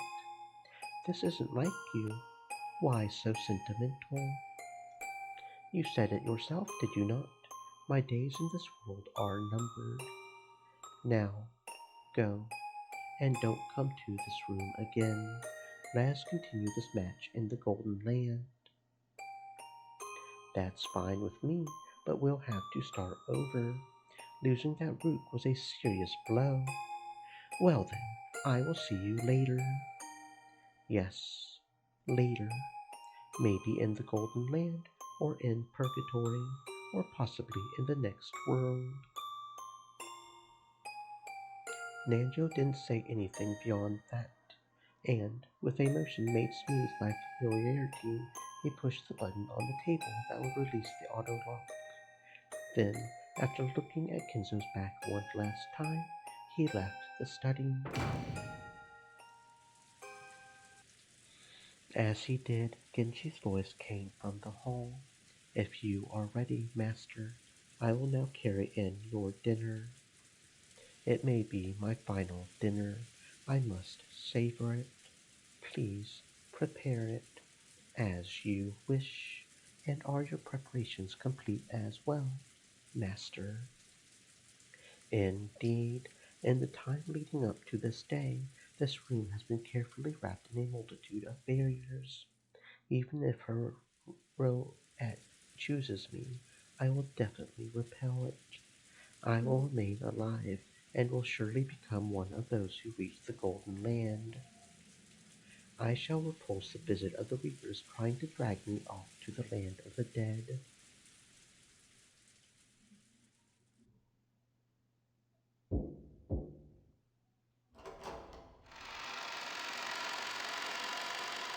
Excuse me, I have come to serve your meal. Shannon entered the VIP room, bowing her head and pushing the serving cart. The young woman by the window, gazing out into the supposedly empty darkness, was definitely that witch. So is Shannon this time. How long it's been.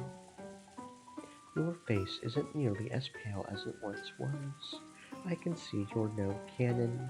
I hardly recognize you. Thank you very much. Shannon solemnly prepared dinner. There were actually several things she wanted to ask the witch, but they were all jumbled up and she didn't know where to start. Her heart was also jumbled up, and she didn't even understand her own emotions. So she could only do her job dispassionately, with everything still vague. However, the witch saw what was in her heart. You can't hide anything from a witch. I won't apologize. I am a witch, after all. Apologize? For what? Come now. Cannon must have told you about it. I only rescued your love life because of a mischievous spirit. It was nothing more than a seed I sowed so I could watch your life grow complicated, become twisted, and fail. I imagine some people think it's more fun to hear about love than to have it. You couldn't possibly be trying to thank me, right? I am. No matter what kind of ulterior motive you had when you gave me the magic of love, it doesn't change the fact that I received it from you. So even if you sowed that seed knowing that the two of us wouldn't be able to stay together for life, I won't hold a grudge against you. It seems furniture is dull after all. This is where I show my skill by cooking it into something interesting. I don't understand what you're thinking, Beatrice Salmon. You are a great witch, and people like us don't even reach your feet, nor can we even imagine your grand thoughts. But there is at least one thing I can say. What is it? Thank you for teaching me to be human. You said it yourself. I am no longer furniture. Be silent, furniture. If you were a true human, hearing the announcement of your death on the day that you were to receive an engagement ring should have you dancing around, mad with grief. But what are you doing? Your face looks so enlightened, as though you've accepted everything. Truly an anticlimax, furniture. No, I am not furniture. Be silent, furniture. I won't be silent, because I am not furniture. Are you saying you won't obey my orders?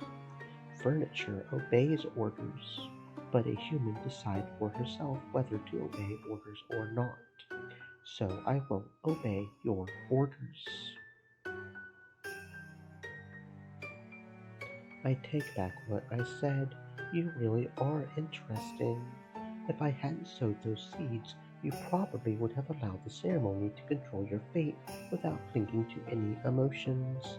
But now you've grown to become something truly interesting, something that will Stream entertain me to elements, the no end. said. Stay moist, my friends, hydrate.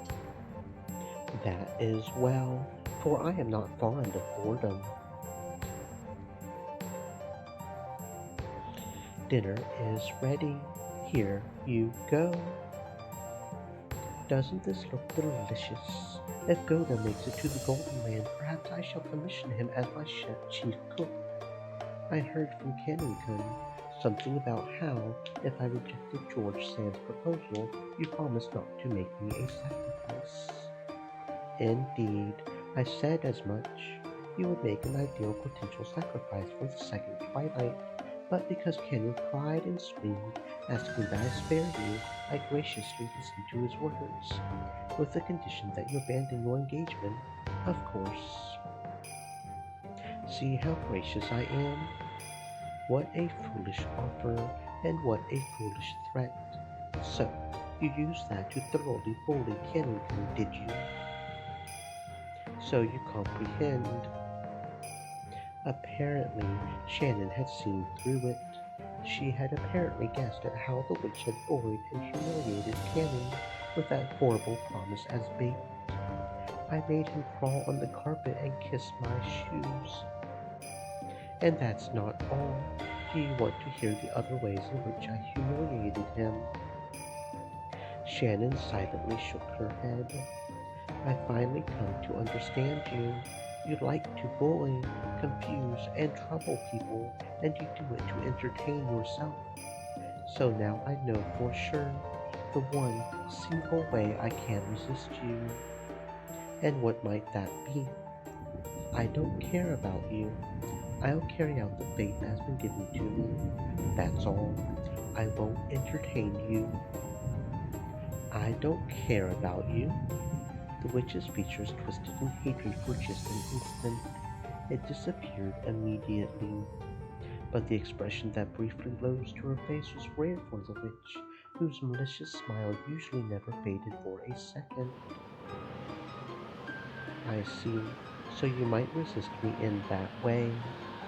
How amusing. How truly entertaining.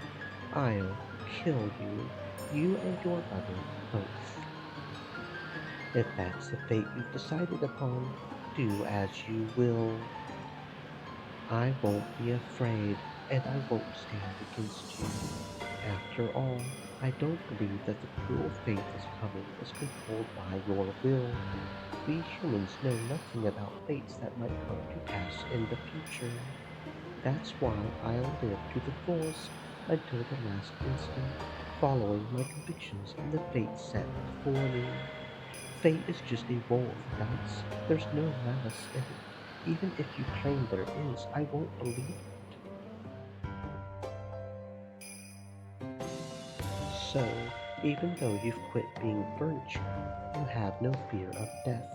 It seems you believe this will bore me, but you couldn't be more wrong.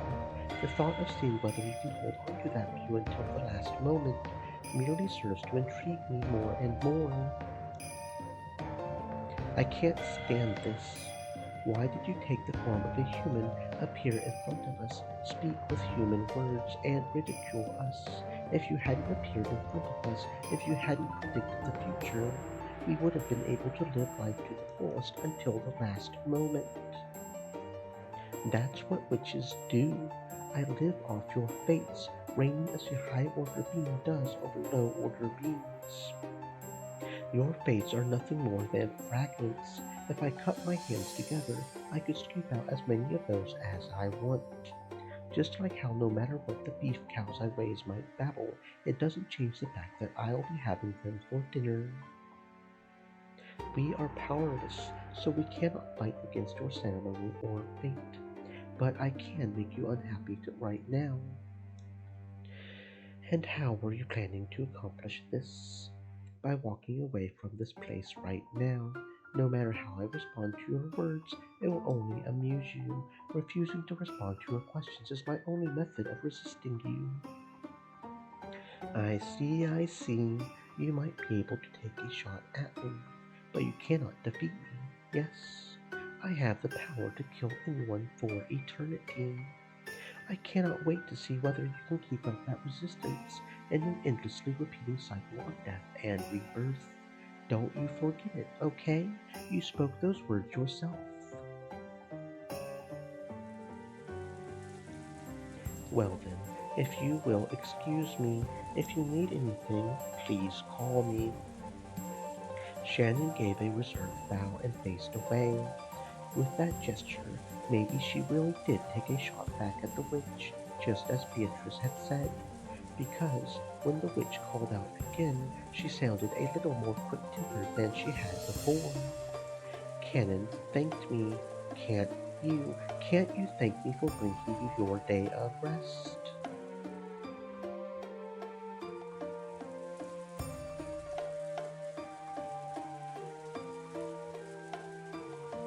Furniture may be happy when their day of rest comes, but I am a human, so I have nothing to thank you for. Is that all you have to say? You plan to accept George's ring, yes? Don't forget that if you do, I will abandon the promise I made with Cannon, the promise that you would not be selected as a sacrifice. If you need anything else, I'll have someone else come. If you will excuse me. A flat-out interruption. Shannon still hadn't answered her. and the sound of the door closing came instead of an answer. Shannon's resistance probably struck far more deeply into the witch than Shannon herself thought, because an expression of hatred once again rose to Beatrice's face. She had made Cannon submit, even though he hadn't been ensnared until the end, whereas Shannon, who had been so easily ensnared before, refused to submit this time. I see. So, this state of affairs is amusing after all. Perhaps I really am still young. This is why I haven't tired of life after 1,000 years.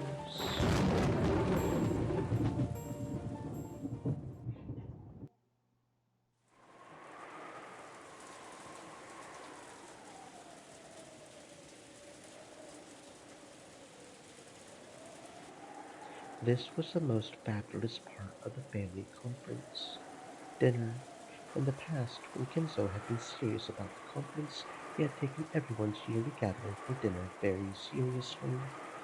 Any embarrassment during dinner would shame him greatly as the host, so he had given Nasuki stern orders to avoid such mishaps at all costs.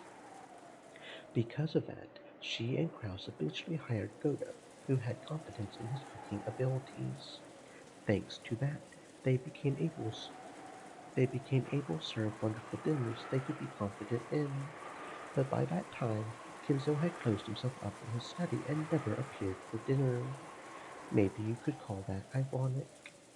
When the main dish for tonight, calf steak, was set out, Goda began to describe it proudly, further stimulating everyone's appetites. The sauce here is Bordelais. Of course, the red wine base I used was excellent even among those made in Bordeaux.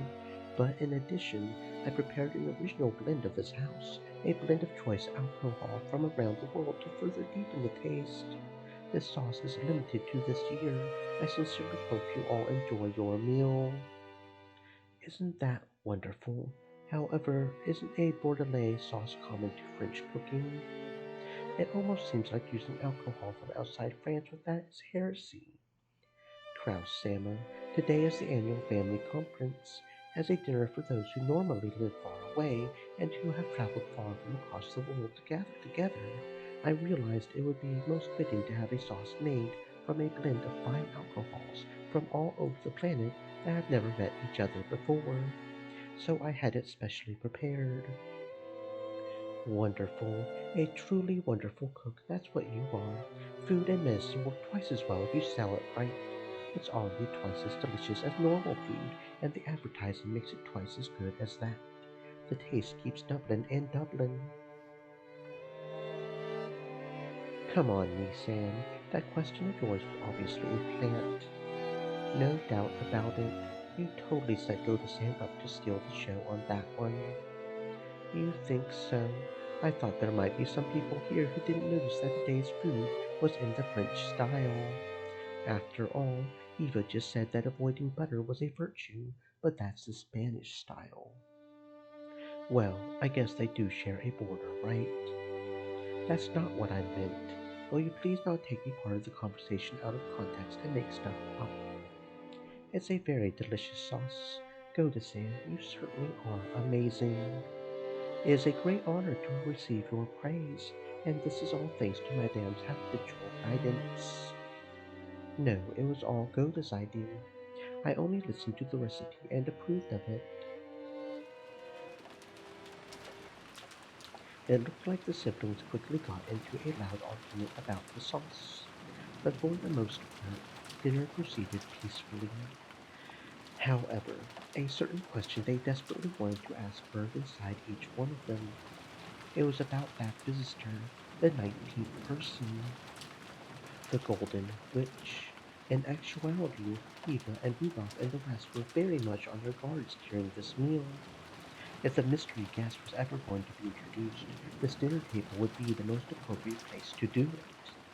However, no place was set at the dinner table for the witch.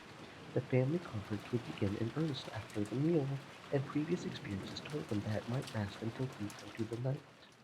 However, they couldn't imagine why such a person should be kept hidden until that late, if they were going to be introduced in the end anyway.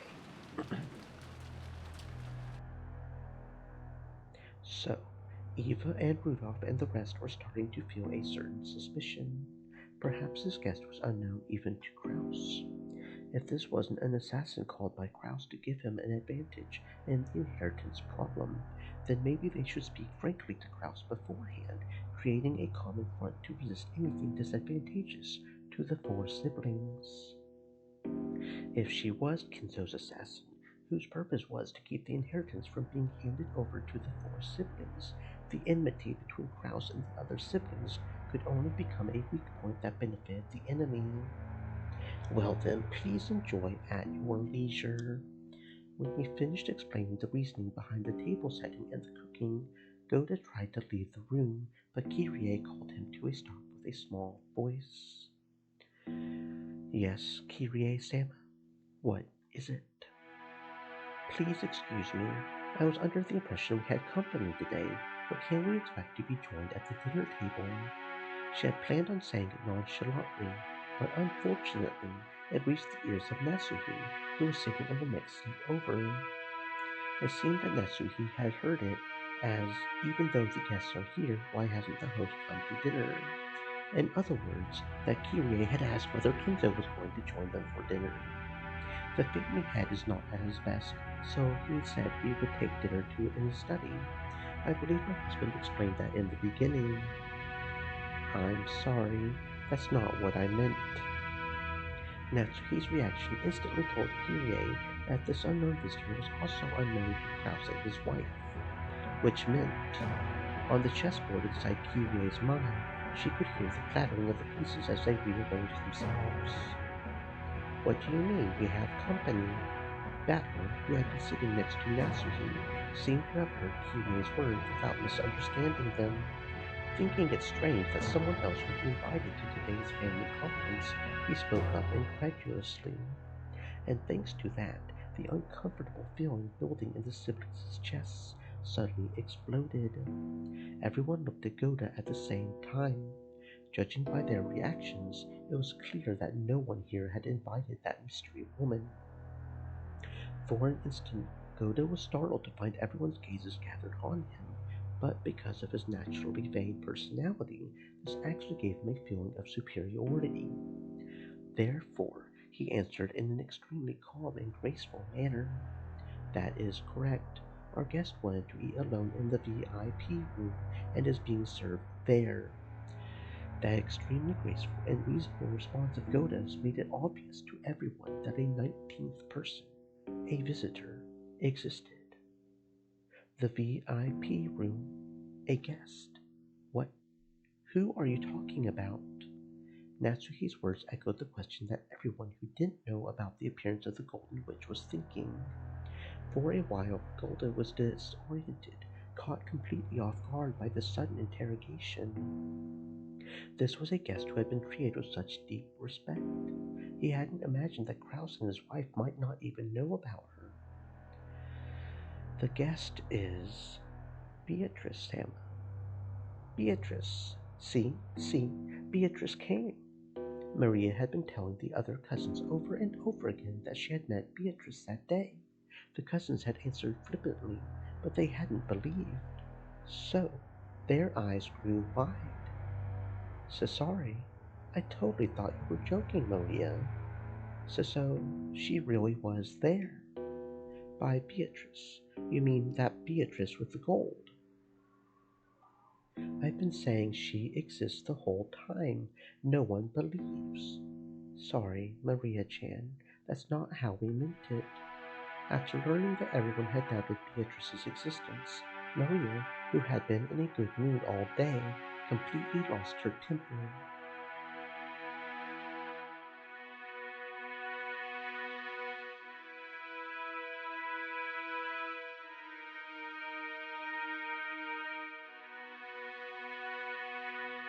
George, who sat in the next seat over, tried frantically to calm Maria. Goda, is this some sort of dinner entertainment? Quite a performance?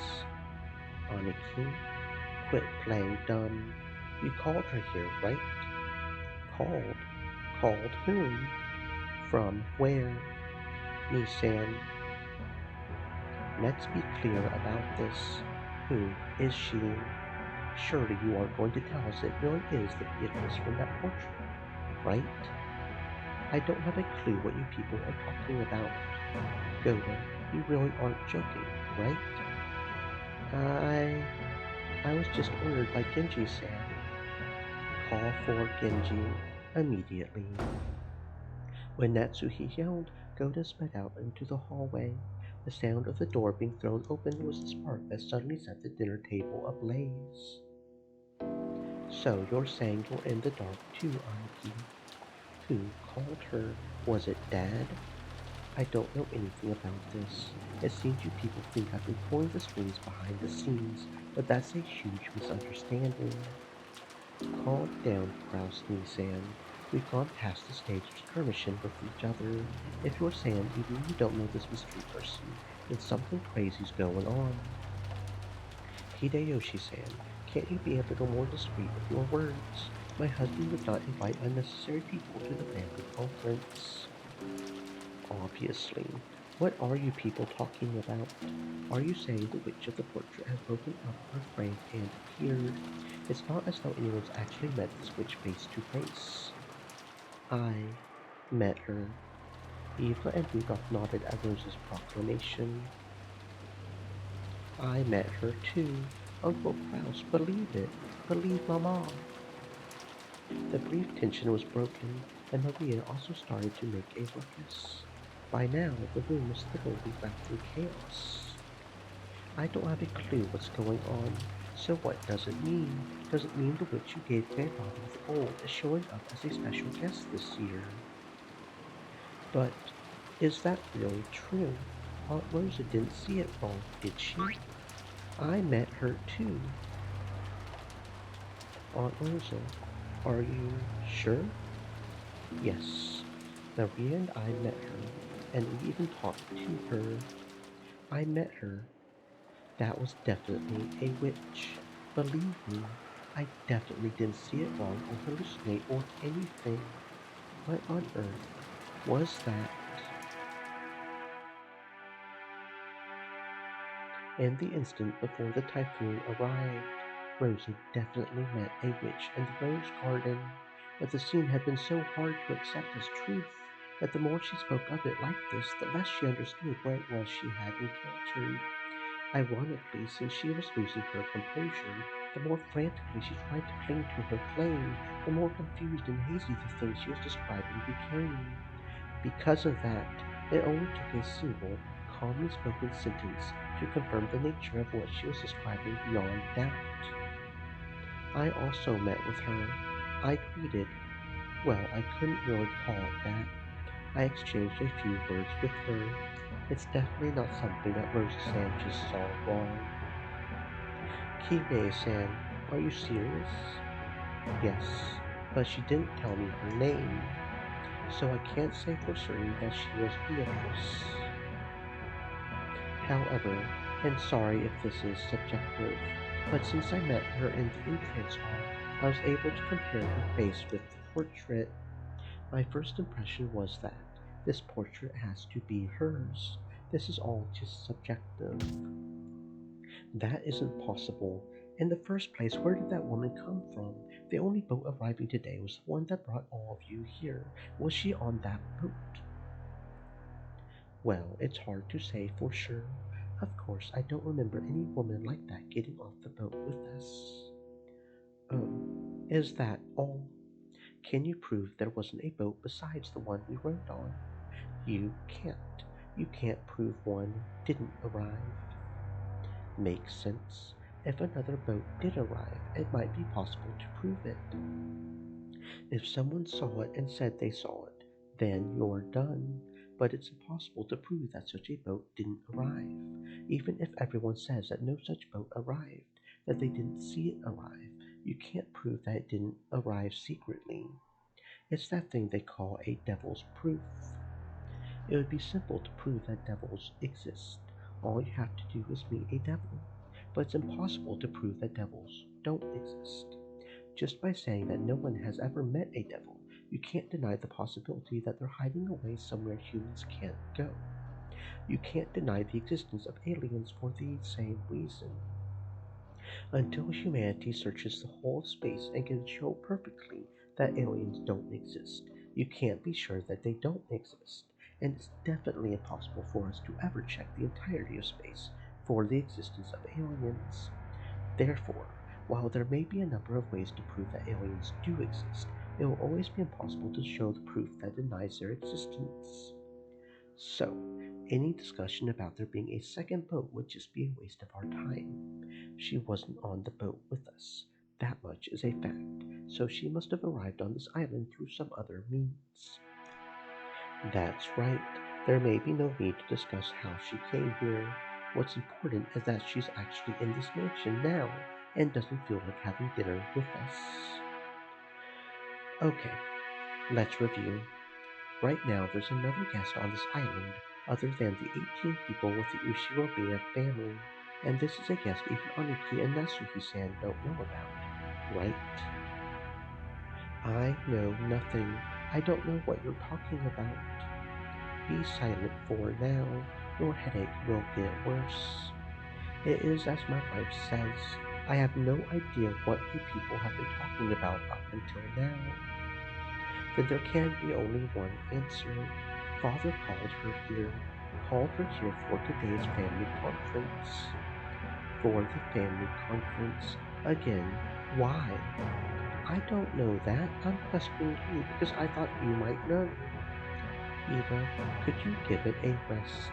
Kraus Nisan said he doesn't know. So here's what we've got. Father stealthily invited the Witch of the Portrait as a secret guest, and she met with Rosa-san and Maria-chan, and then Kirie-san. That's all for now. If she has something to say to us, she could just show herself right away. Now we've got to wonder why she's shut herself up without greeting us. Does this mean Dad, who never gave a crap about this family conference in the first place, secretly called a new mistress here, and had her wear the clothes of his ideal witch? This day is too important for that explanation to fly. There can be only one reason to join in on the family conference. She wants to claim some right to father's inheritance. Ridiculous. The family head wouldn't have something as filthy as a mistress. I told you to be quiet. I've lived in this mansion with father all this time, and I've never heard a thing about something like that. If we stretch plausibility to the limit and assume father had an illegitimate child with some mistress decades ago, then maybe father searched her out and called her here today. Is that what you're trying to say? Dear, it's absurd to think father has such a child, to waste the noble blood of the Ushiromiya family on a mistress. This is nothing more than a few people making wild claims. It's obviously a fantasy, a delusion, a daydream. Or is everyone taking part in some kind of attack to trick my husband? What act? If anyone's acting, it's you. Quit it, Aniki.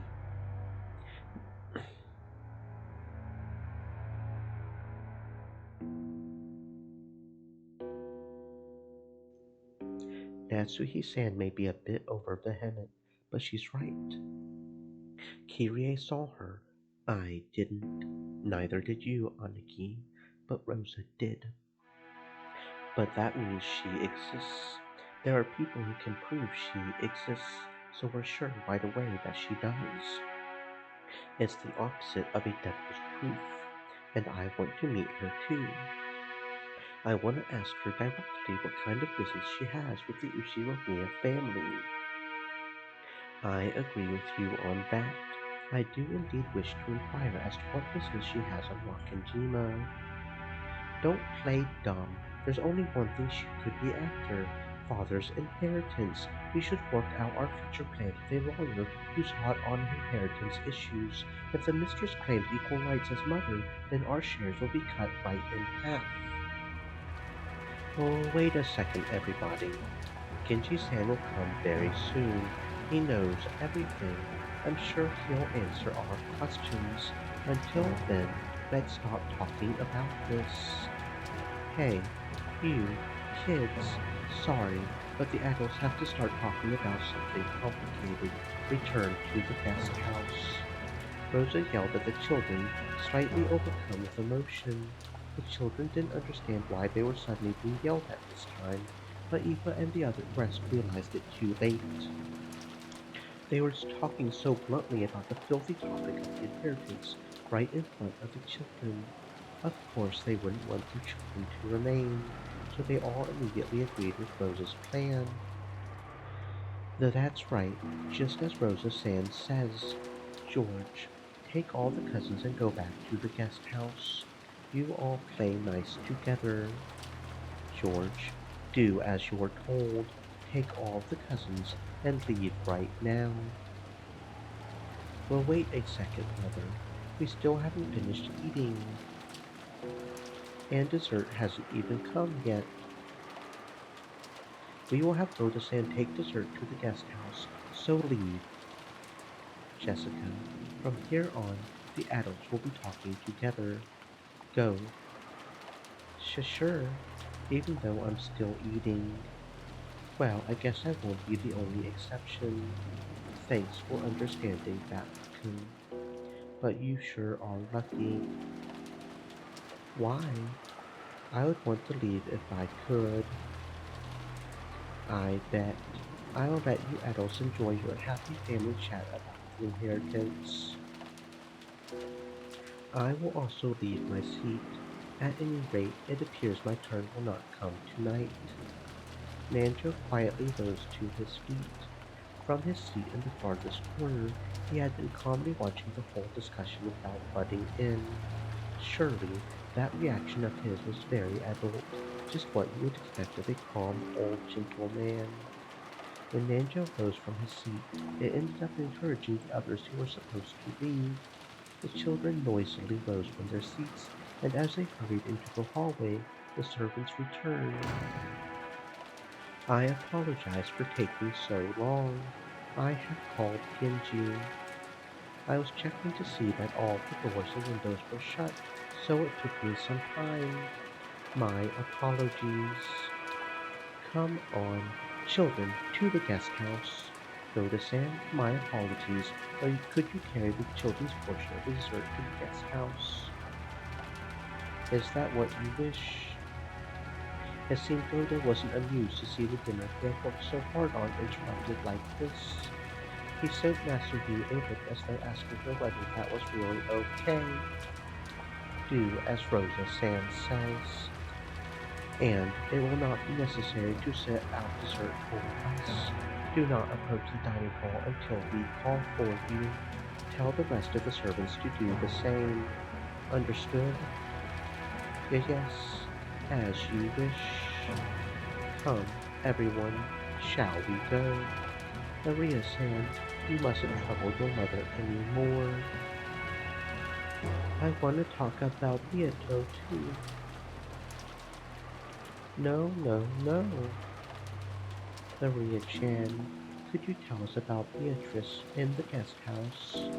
I really want to hear about the witch. Okay? You're pretty darn smooth, George Lee-san. I'm impressed. Are you sure you don't have kids? You're too used to this. George's words had completely restored Maria's good mood, and now she took the initiative, telling the others to head on to the guest house. It looked like Oda didn't like being kicked out himself, but he couldn't disobey Nasuhi, so he left the room with Batler and the rest, closing the door. Is there some way I might be of service, everyone? Yes, there sure is. We've got a whole bunch of questions. In fact, every one of us does. So much that we almost want to have a lottery to see who gets to ask first. But no matter who wins the first lottery, the first question will be the same, won't it? That's right. Genji-san, answer me honestly. Who is this person called Beatrice in the VIP room right now?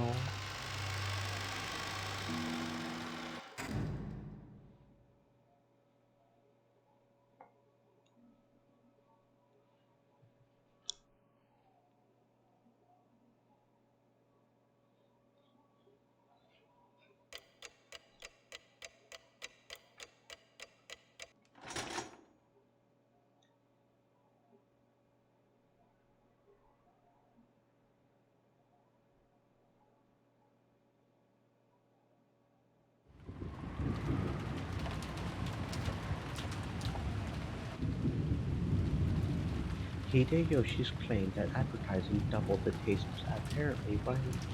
After being chased down to the guest house, the kids and Nando had gathered in the cousin room and were eating the cake that Kumasawa had brought for dessert. It was both wonderful and high class, topped with lavish amounts of cream and decorated deliciously with fruits. But delicious as it was, it didn't taste quite as good for some reason. Without Goda-san selling it, it isn't nearly as good. And if we asked Kumasawa-san to sell it, she would just say it's made of mackerel. Really? You can make cake from mackerel. I mean, kind of. You can make mackerel patties, which are kind of. Absolutely, and as you can see with this berry cake, if you mix the squeezed juice of mackerel, flour, and eggs before cooking, it comes out all fluffy. That would be incredible if true. Maybe mackerel cake will show up on the new menu at one of Papa's restaurants. After all, mackerel's full of nutrients and sounds healthy. It might get really popular with women and the elderly, but I'm not going to get anywhere near it. Girls won't eat something that weird. Even the elderly would wish to decline. But it's delicious, you know. Kumasawa was really cheering up the mood with her classic mackerel jokes, but the sound of the downpouring rain kept turning the attention towards the mystery guest. In the end, they showered Maria with questions again, since she was the only person here to have met Beatrice.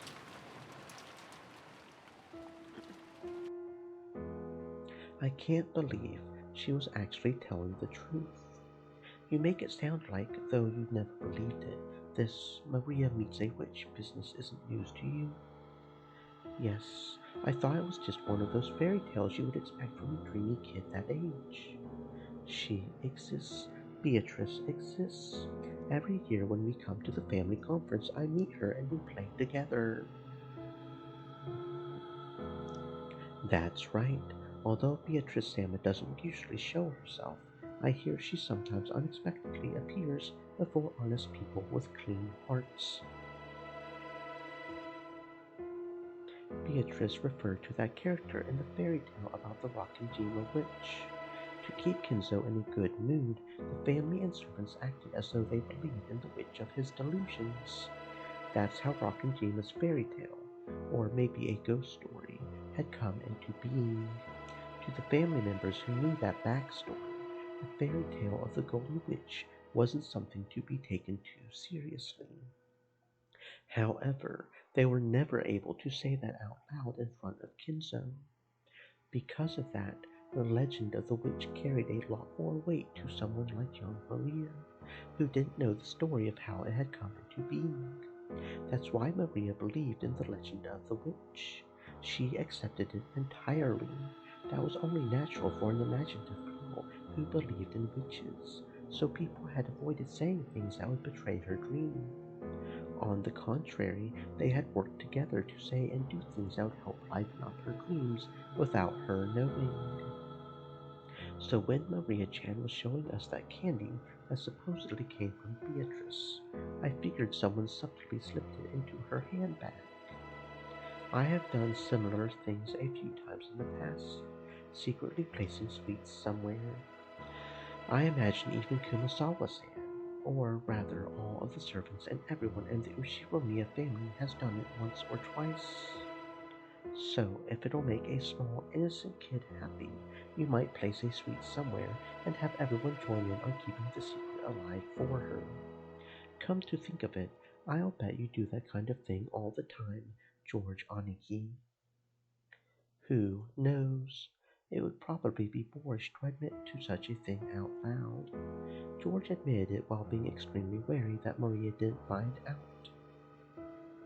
In other words, it's kinda like Santa Claus. To protect the kid's dreams, the parents plot together and lie, setting presents at the bedside of the child fast asleep. After all, you want to protect a kid's dreams, right? Obviously, I've known Santa doesn't exist for a long time now, but if there's no reason to wake up from a dream like that, I wish I could have believed in it all my life. Because adults know that the world is filled with terrible things. They all want to at least protect the pure dreams of a child. Beatrice exists. Yes, she does. Beatrice Sama does exist, right? Some time ago, when I was drying mackerel to make some black tea, suddenly, well, it basically goes something like that. Supposedly, at least. So simply put, this was supposed to be a witch that no one but Maria believed in. I wouldn't phrase it quite like that. The point isn't that we didn't believe it. We were all trying to give her a chance to believe. So, this is about not betraying a child's innocence. But Santa doesn't exist in reality. If you don't want kids to be all disappointed when they learn the truth, you would be better off not showing them that dream in the first place. It is a fact that I think like this proof that I'm still a long way from becoming a full adult. The true nature of the Rockingham witch was finally starting to take shape in Battler's mind. However, their current situation overrode this understanding, and in fact, it completely overturned its very premise. So, we thought we knew what was going on, but now Beatrice Sama, the witch, has actually appeared in reality. Is that it? And, judging by how freaked our parents were, it looks like she wasn't an invited guest. Now it's starting to get interesting. There's no reason for us to simply assume that a woman called Beatrice doesn't exist. It's just what Uncle Rudolph called a devil's proof. None of us knew that a woman calling herself Beatrice existed. But that's not the same as proving that Beatrice doesn't exist. Dr. Nanjo, you've been friends with Grandfather for a long time, right? At one point during the family conference, I was questioned quite thoroughly by Krausan and the others. They wanted to know if, long ago, Kinzo-san might have had a mistress called Beatrice and an illegitimate child with her. I get it. Our parents have their heads full with the inheritance problem. So, of course, if the daughter of a mistress like that showed up, it would be troublesome for them. Kraus-san and the rest probably asked Genji-san about it first. However, Genji-san is an aide who swore loyalty to Kinzo-san, and is probably a friend more trusted by Kinzo-san than myself. I doubt he told them anything. So next, they went to ask me, as an old friend of his. And, did grandfather have a lover called Beatrice, Dr. Nanjo? He did. No, I have never met her. However, I have heard from Kinzo-san that he had a relationship with a woman like that. He said she passed away a very long time ago. She's dead. So, did the two of them have a kid?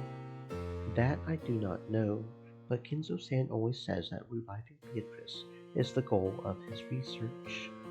Usually, if one loses a mistress but has a child left behind to remember them by, they pour all their love onto that child. Therefore, we naturally assumed that there was no such child between Kinzo-san and Beatrice.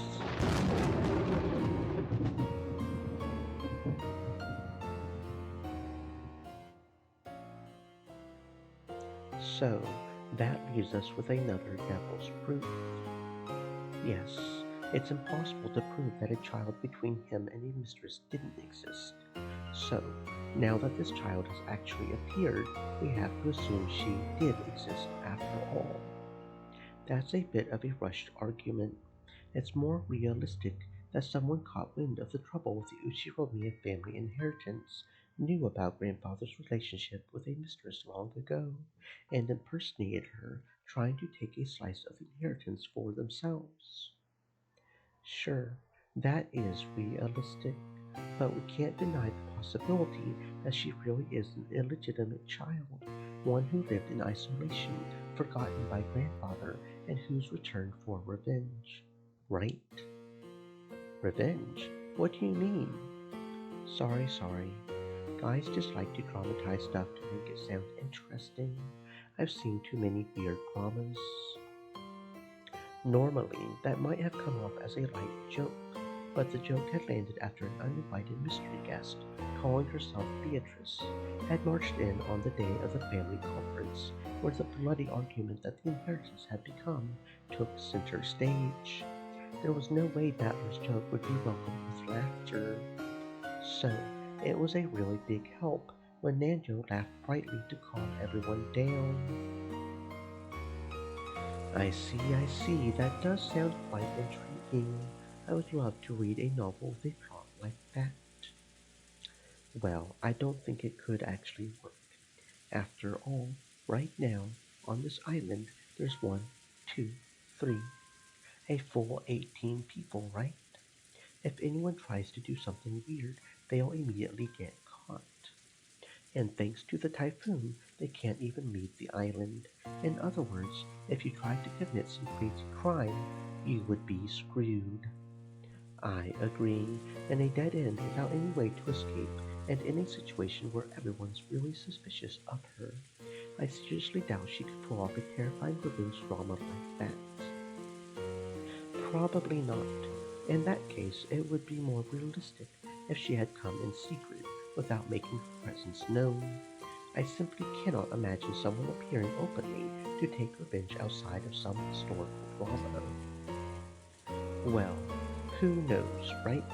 Revenge is based on emotion, not logic. If you've got someone willing to go down along with their opponent, they might not be afraid of anything, not even the police or large numbers of people. It's okay, Jessica Chan. None of the disturbing things you're imagining will happen. Like the battle royal between our parents over the inheritance isn't disturbing. That's right. Dad and Uncle Rudolph are pretty tough, and Aunt Eva's even trained in the martial arts. We'll be fine. Yes. Jessica didn't say it out loud, but she had vaguely noticed that her father stood in opposition to all the other siblings on the inheritance issue. They usually played nice in front of the children, but when that pretense was lifted away, like it had been at dinner, the result would be tumultuous uproar. After realizing this, it was only natural for Jessica to be frightened at the thought that her parents might get caught up in some kind of trouble and become human sacrifices for something terrifying. Seriously, George Oniki's right. Nothing's going to happen. Even if she pretends she's a witch, what can a single human woman who can't even use magic do?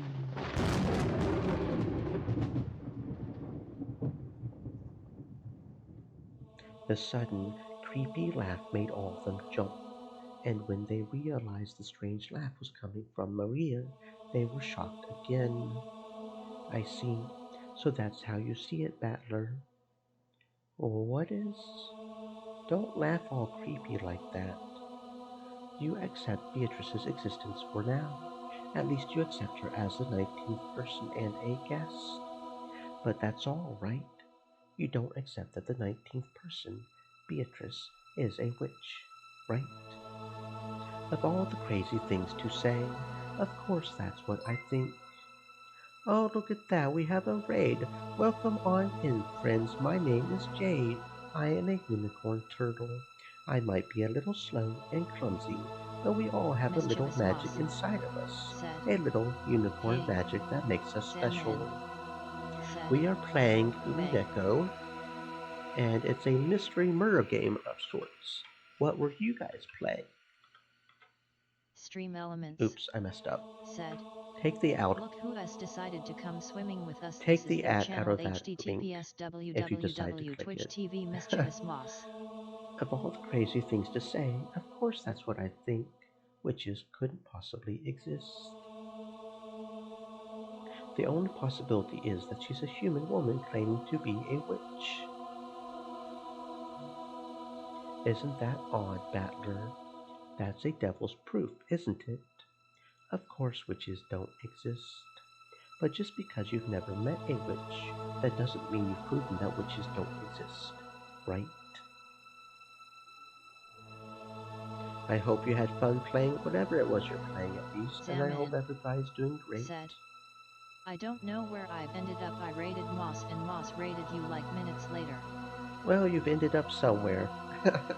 I hope you enjoy wherever it is you've landed. Mischievous Moss said. Our stream good luck. Oh, you went long, huh? Yeah, 18 hours is about the longest I can possibly go.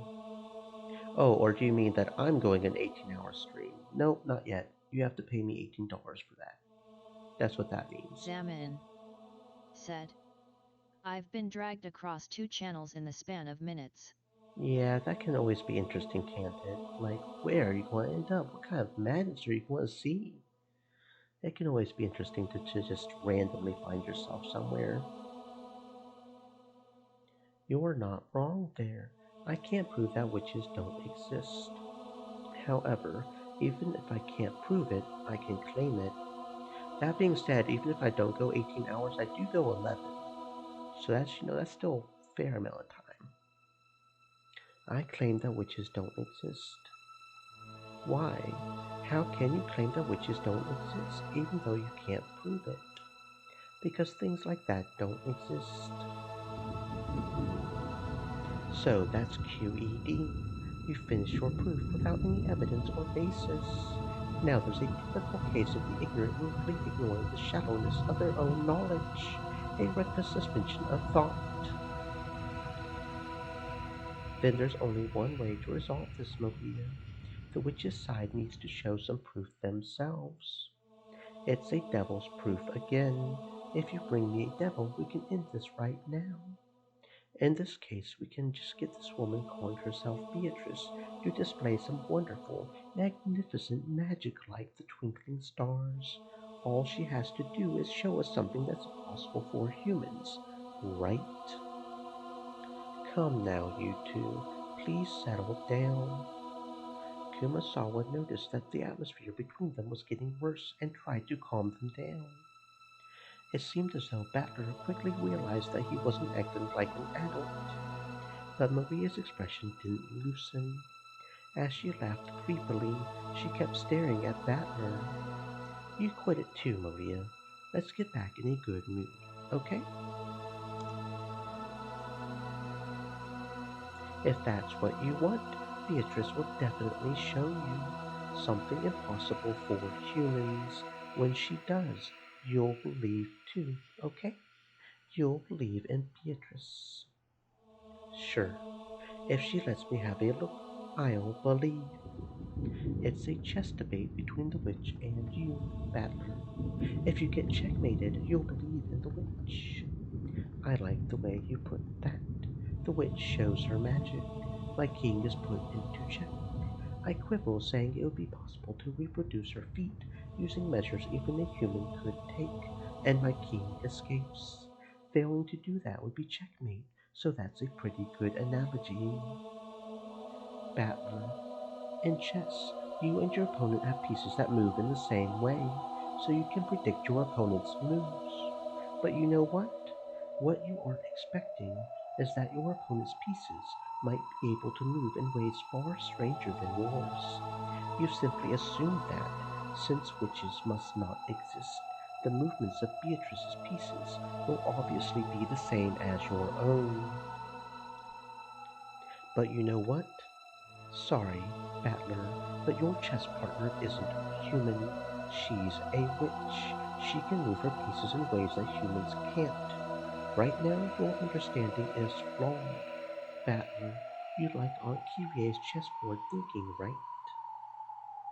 Yes, I like that style of thinking where you stand in your opponent's shoes. And that's why you'll get stuck. Even though your opponent is a witch, you won't accept it.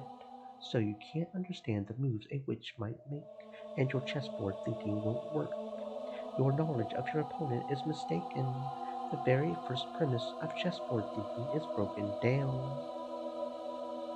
So that's your game. You cannot win in chess against a witch.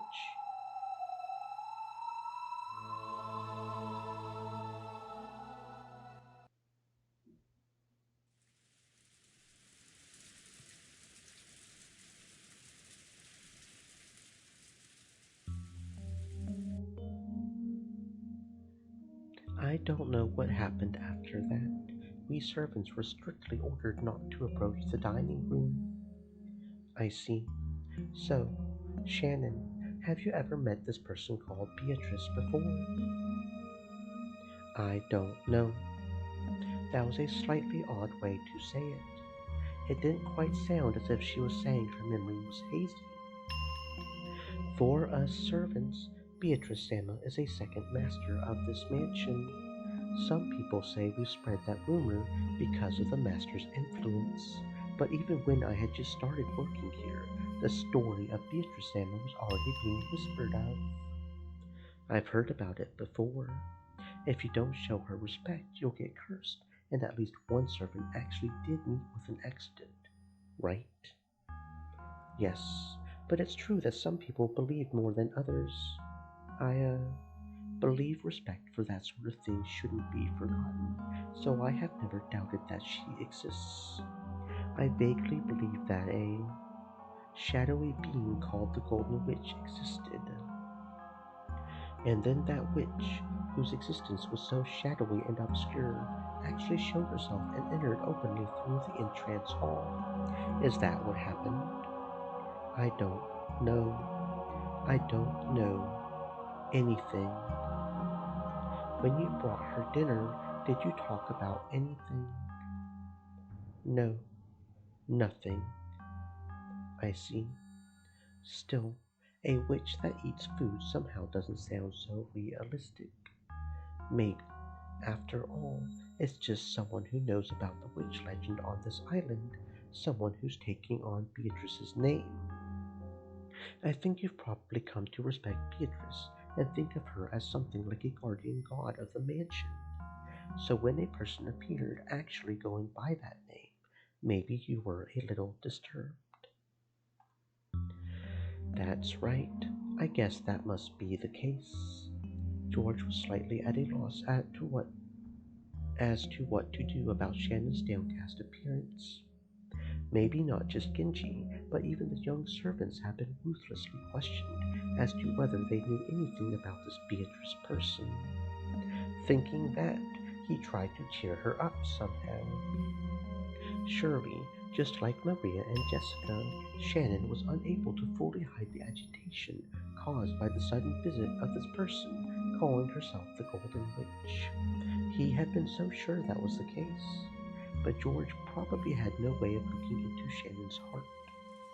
Shannon was bitter and sad. The door to the Golden Land would be opened. The witch had definitely told her that. That meant the demise of everything. Even if she accepted the ring from George, they would never be married now. No, in the first place, did furniture like her even have the right to be married? Even if the witch didn't come to signal their demise, wasn't their relationship fated to fail sooner or later? Had she turned her gaze to focus solely on those fun days spent with George, while purposefully closing her eyes to the sad reality?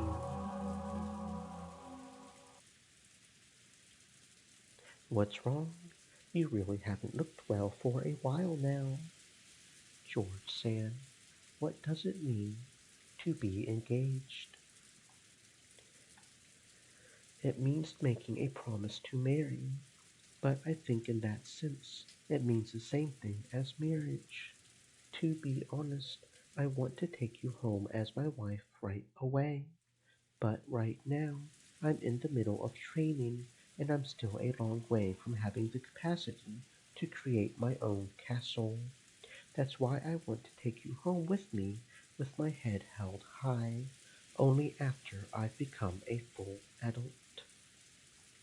I'm not talking about the distant future. I just want you to wait a short 3 years. But that doesn't mean I want to lie about my feelings for another 3 years. So, I decided to give you an engagement ring. That might be a shameful reason as a man. Maybe it's shameful to get engaged because I want you to wait, since I can't support my work and a wife at the same time yet.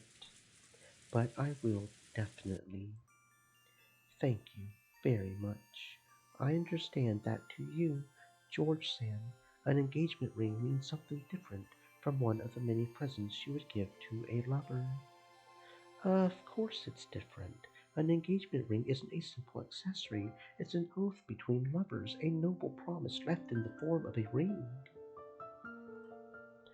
So, if we were to get married right away, it would be a completely meaningless rite. Then it wouldn't be an engagement ring. I would give it to you as a wedding ring.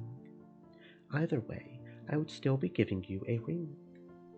So it's a sold sign, like saying, "This woman is mine, nobody touch her." No, that's not what I. George knew that he was weak by nature. When he had been captivated by Shannon and had sworn to become an excellent man, he had also sworn to throw away that weak part of himself. So, even if he had to be blunt about it, he chose to answer a little roughly. He was sure that doing so would bolster and reassure Shannon.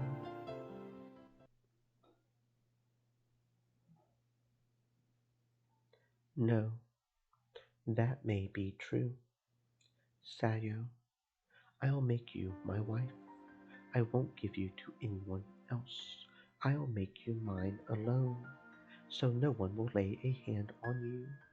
That's what this ring is, without a doubt. Thank you very much, George Sand. I'm truly happy. Then, George Sand, if it was decided by fate that this engagement ring, that this promise could never be fulfilled, would you still give it to me? Shannon tried to ask that, but she swallowed her words, because George had already spoken the answer. George had said it. He had said that to him an engagement ring was infinitely similar to a wedding ring. Therefore, accepting George's ring had a significance far more sacred than a promise to marry. So, I'll stop calling this an engagement ring. From now on, this isn't an engagement, it's a wedding ring. Is that really okay? Is it okay to just proclaim that we're married without even God's blessing? Yes, it's enough to tell God, Father, and Mother about it after. We'll tell them all that we've been married. No one will be able to undo it. George Sand, I'm not saying this because of a momentary emotion. I'm just not looking at how you are now. I'm looking at the you of tomorrow, of the next day. I'm even gazing at you as you'll be in old age, in the future, as I say this. You're always talking about that, George Sand. About how you want to enjoy your old age slowly. Stream Elements said. Stay moist, my friends, hydrate. Surrounded by healthy children and grandchildren. Yes, at that time an older you will be beside me. That is what I expect. No, what I foresee. Yes, because that day will surely come. Will it surely come? Yes, surely. Definitely. And this ring proves it without words. Please, show me. Here it is. George, thinking he was being told to show her the ring, hurriedly took out the ring box. Even though he had practiced so much, he hadn't been able to do it cool. But Shannon wasn't looking at that. In her straight and direct gaze were vague tears and a smile. She focused her eyes on George's eyes. No, on something she could see beyond his eyes.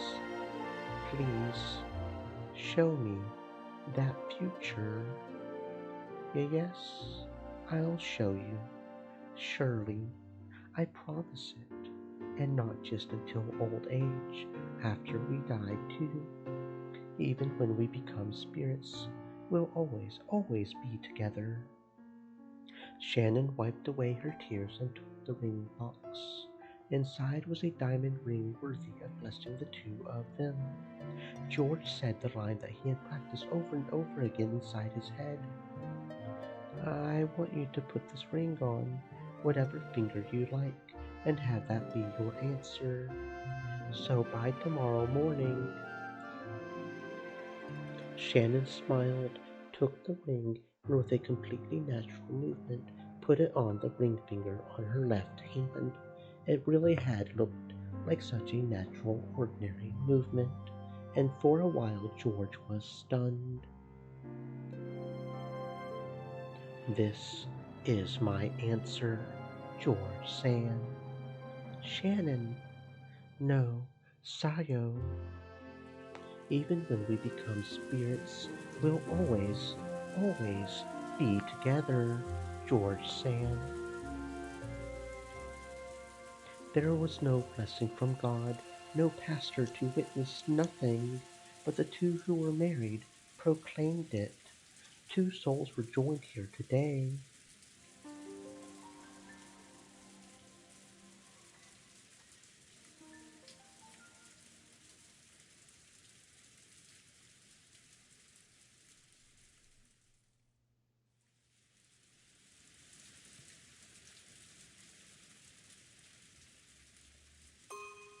Nissan, you're a fool. Is that so? Even though you're furniture, even though you're furniture, I'm not furniture, not anymore. Liar, why are you fooling yourself? Even though you know you can never become human, even though you know you can't become human unless you go to the Golden Land. Knowing that, why did you abandon the promise that would let you go there? Oh, right. By accepting the ring, that promise with Beatrice Hammond comes to nothing, doesn't it? I'm sorry. From now on, I, you, George Sama, the Master, and everyone else are under the same conditions. 13 people will be sacrificed. Only 5 people will be invited to the Golden Land. And you rejected one of those places yourself. That's odd. It looks like you're the one with regrets, Canon-kun. You're the one with regrets, aren't you, Nissan? You got engaged, right? Even though you knew it was a fate that would never be fulfilled. Yes, I promised that we would always, always be together for eternity. So, you know what? In that instant, our eternity was completed. Even if we became sacrifices, it's already completed. So it's okay. Kenan, you're the one who actually has regrets. We're furniture, right? We'll be free no matter the result. So it doesn't matter whether we go to Golden Land or not. And yet you're set on going there. You want to become a human no matter what, right? Why? Because I want to become human. I've had enough of being furniture. Why? I wanted to fall in love too. Tears were coming from Cannon's eyes, and he howled. I liked Milady, and after seeing Milady that day, I started liking her even more. And when I heard that Milady also liked me, I was really happy. But I'm furniture, and I can't accept Milady's feelings.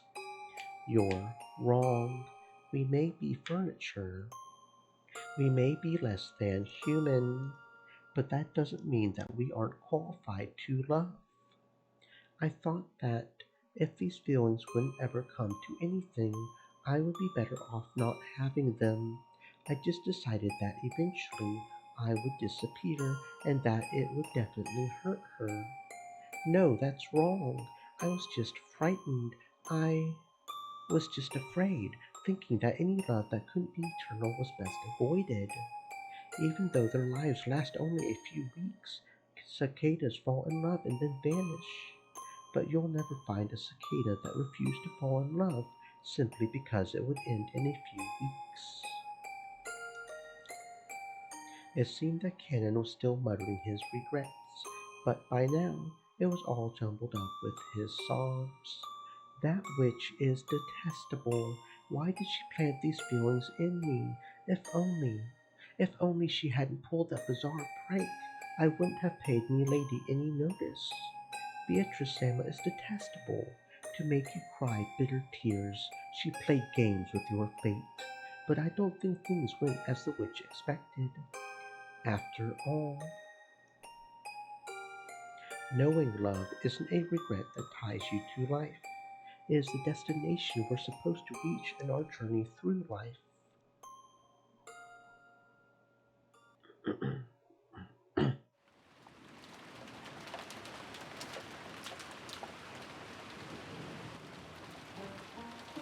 Well, now, Canon, that promise you worked so hard for has now come to nothing. Very well, then. With this, the conditions for all the pieces are the same. There are 18 pieces. 13 will be offered as sacrifices. Who will the 5 survivors be? Or else, will someone destroy the ceremony? Who? How? This isn't a chess problem. It's a game on an equal footing. I won't be cornering you one-sidedly. You'll be able to frantically escape my advances and force a tie, an invalid match. At any rate, I doubt you can manage more than repeating that over and over, and it probably won't be that difficult for you. However, this invalid match will continue forever until it eventually wears down your mind and kills it. This is when you'll accept your defeat and surrender to me. There's a reason I said it was a game on an equal footing. That's because rules for my loss have also been established. There's nothing as boring as a game you can't lose, right? As for how to defeat me, that would be the epitaph that stands as an offering to my portrait. It's both the way to open the door to the Golden Land and the key to destroying my ceremony. I'll try to complete the ceremony in accordance with the epitaph. You'll try to solve the riddle of the epitaph, destroy the ceremony, and overthrow me. Solve the riddle hidden in the epitaph, and expose the location of the vast sum of gold I gave Kenzo. What result will this game show us? I'm expecting a good fight. Okay? Entertain me, Ushiromiya Battler.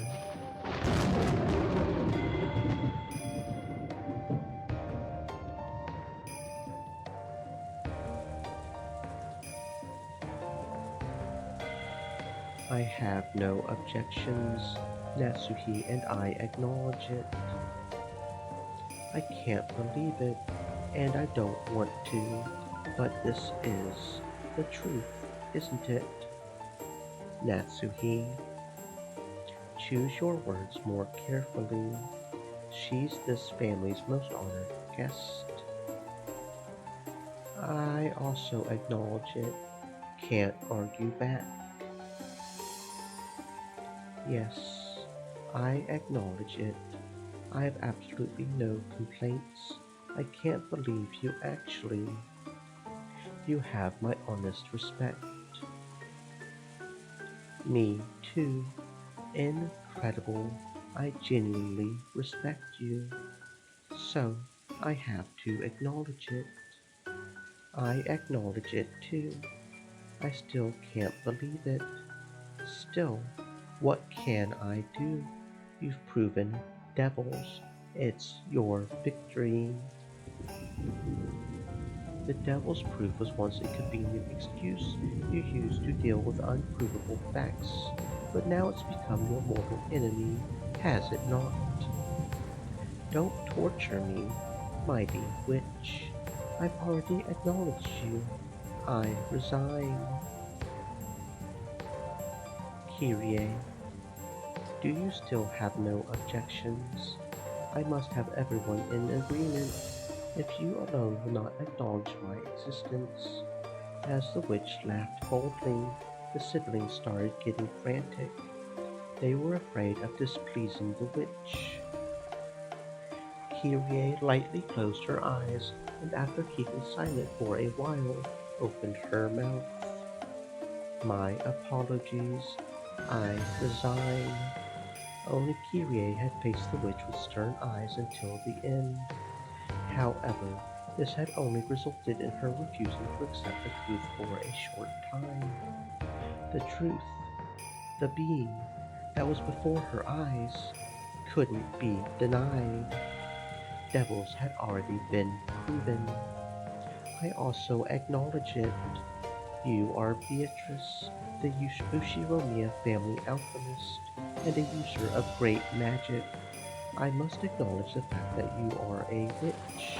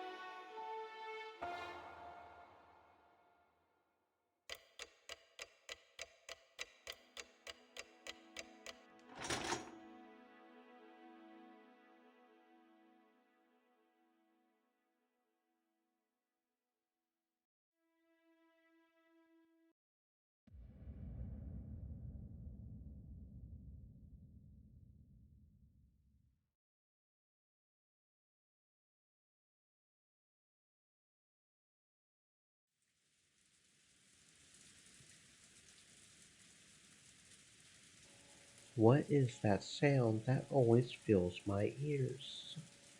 Is it the sound of the rain, the sound of a waterfall, or could it be radio static?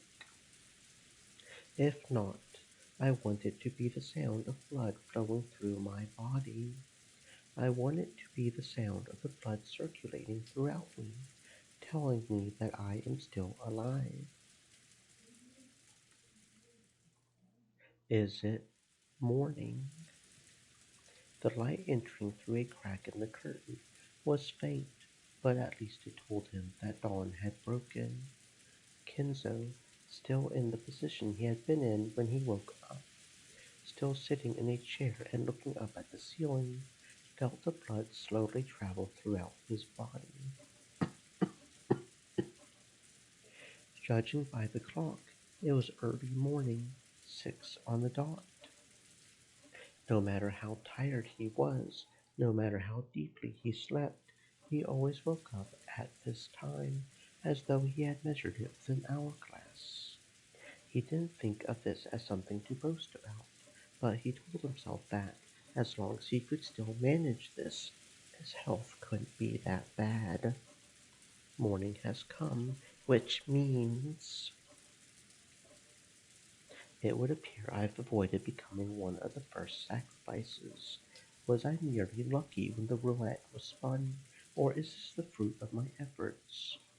How irritating that I cannot tell the difference, but I mustn't be bothered by such trivialities.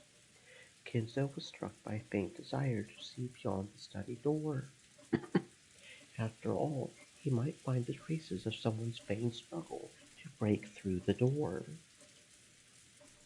a sign that someone had tried to select him as one of the first six sacrifices.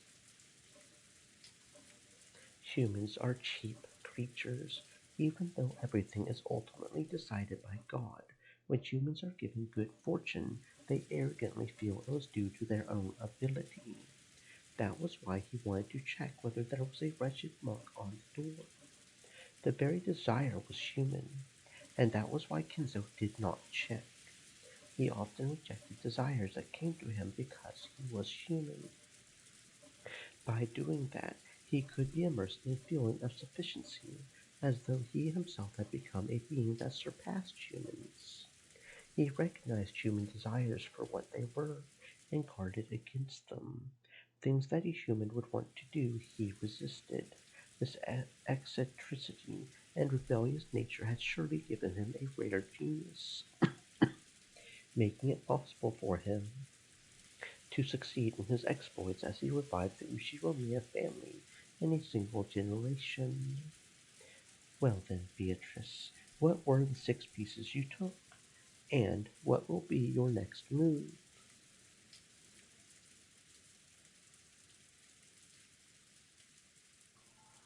Entertain me. My defense is perfect. I will not shame myself like last time.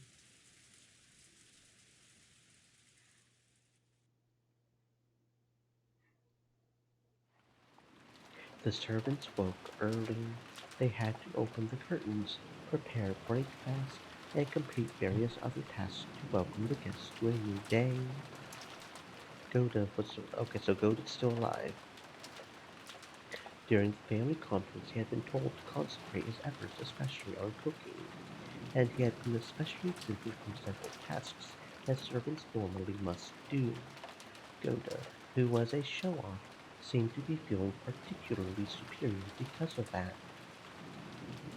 He let Genji and the rest prepare the rest of the mansion, and worked on making breakfast in the kitchen.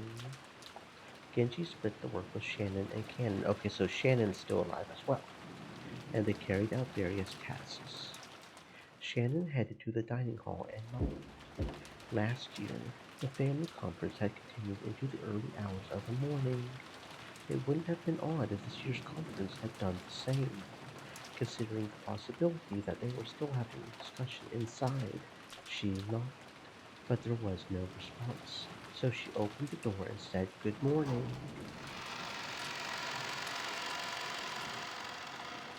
Good morning.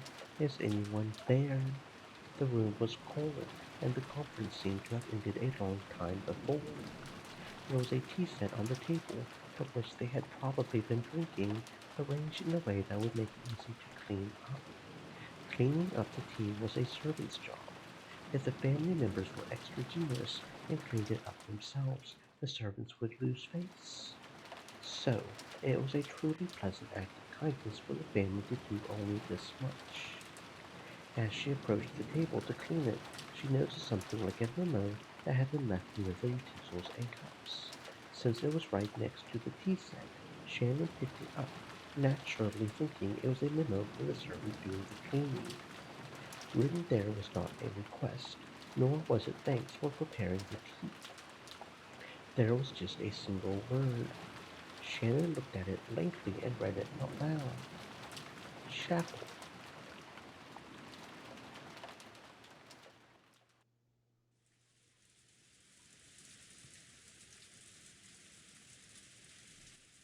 A small sound kept repeating over and over. Normally, that sound would have been too trivial to be worth caring about. If only I could stop hearing it soon, I could go back to sleep right away, she thought vaguely. But no matter how much time passed, the sound did not end. It repeated over and over. Shut up. Who is it banging on the door this whole time? As soon as she realized that, she woke up. Someone was knocking. Then she noticed that it wasn't just a knock, but a voice as well. Rosa Sama, Rosa Sama. Good morning. Well, wait. I'm coming now. It had been Genji's voice. Looking at the clock, it wasn't even 7 yet. It was clearly too early to wake the guests. Did something happen that was bad enough to cause this? She felt her sleepiness increasingly fade thanks to this premonition of misfortune. Though Genji was a servant, Rosa had known him since her childhood days, so even though she was slightly defenseless in her pajamas, she opened the door a crack and answered, "Good morning. I apologize for waking you this early. Did something happen?" "Yes, actually, at the chapel." Genji whispered something into Rosa's ear. For a second, it seemed Rosa couldn't understand what she had been told. After having it repeated several times, she realized that apparently something strange had happened. Rosa closed her door for a second, changed her clothes quickly, and followed Genji towards the mansion.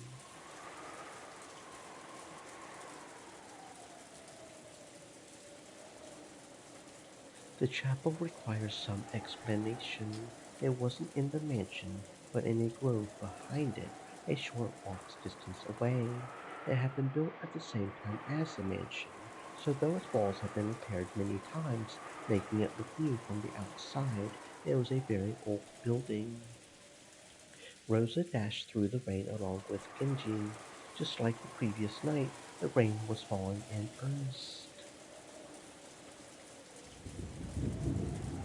Eventually, the chapel came into sight from beyond a thin road. Just looking at it from the outside, it seemed a place of dazzling beauty where a pair of young lovers might want to get married. However, Kenzo apparently viewed it as a very sacred place. So Rosa and her siblings had been given strict instructions not to approach it unnecessarily.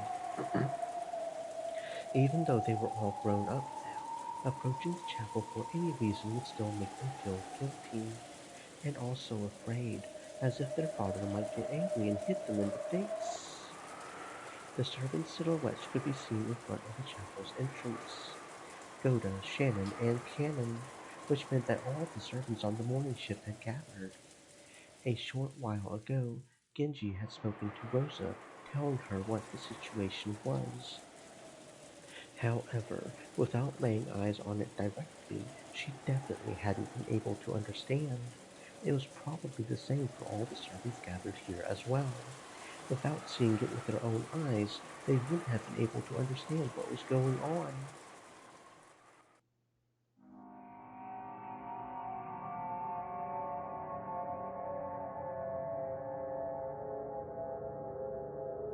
On the door to the entrance to the chapel was something very large, drawn with a creepy, stringy paint that made one think of blood.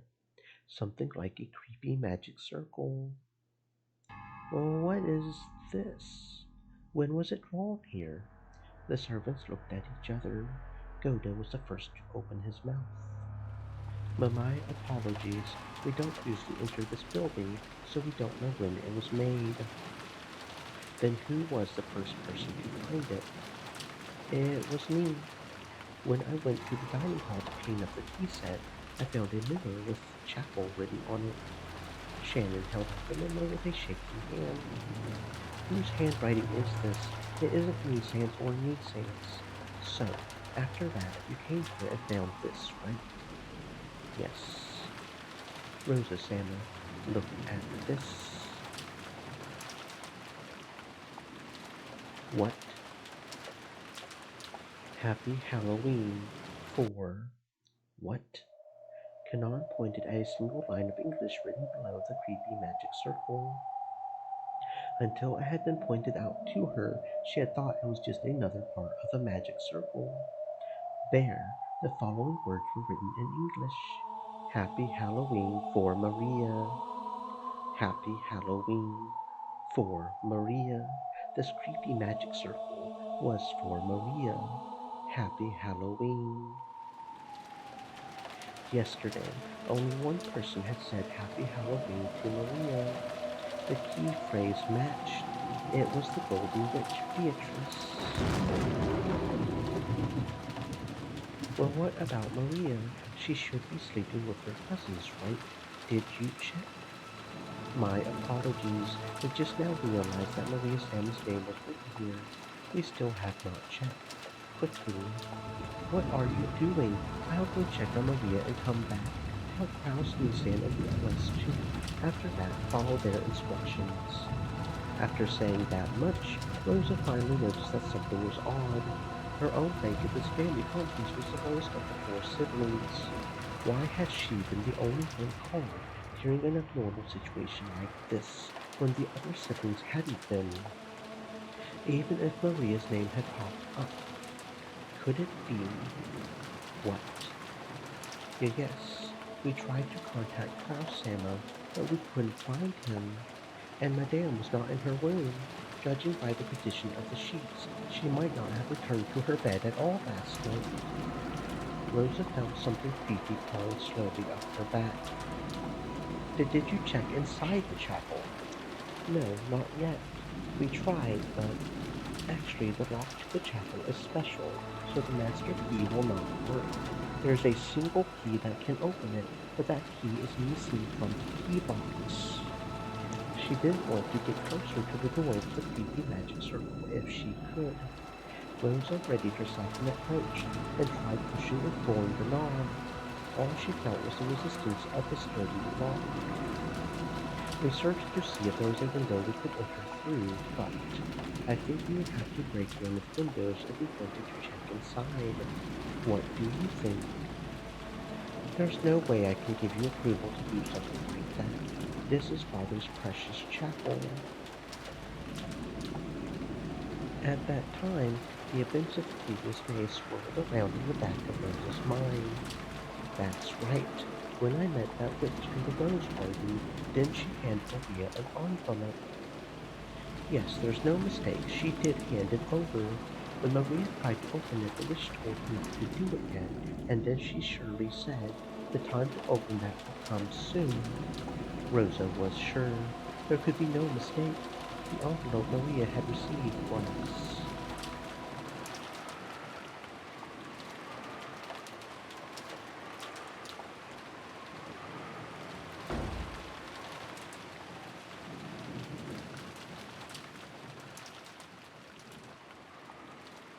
After dashing back to the guest house, Rosa approached the cousin room while hiding her footsteps, softly opened the door, and peered inside.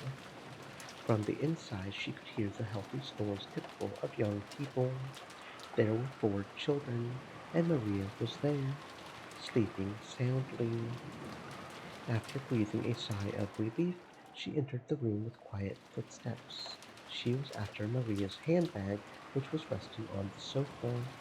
Maria always liked carrying her treasures around with her. She was probably emulating how her mother always carried her makeup with her. Of course, she was just imitating her mother, so everything on the inside was junk. In Maria's case, it was full of small, creepy occult items, notebooks describing things of that nature, and so on. Rosa had never been happy to see her daughter walking around with things like that, which weren't girlish at all. However, trying to force Maria to stop had resulted in a big fight, so she had decided to let it be. Here, this is it. A western envelope with the crest of the gold eagle.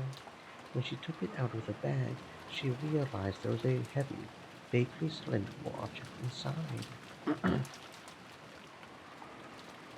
She could tell by its feel and its weight. There was no doubt this was a key. After turning around and checking that Maria was still sound asleep, Rosa tore open the envelope and the contents spilled out into her palm. It was a key with an old and intricate design. Rosa gripped that key and dashed out. Battler seemed to have noticed that sound, but after grumbling and turning over in his sleep, he started snoring again.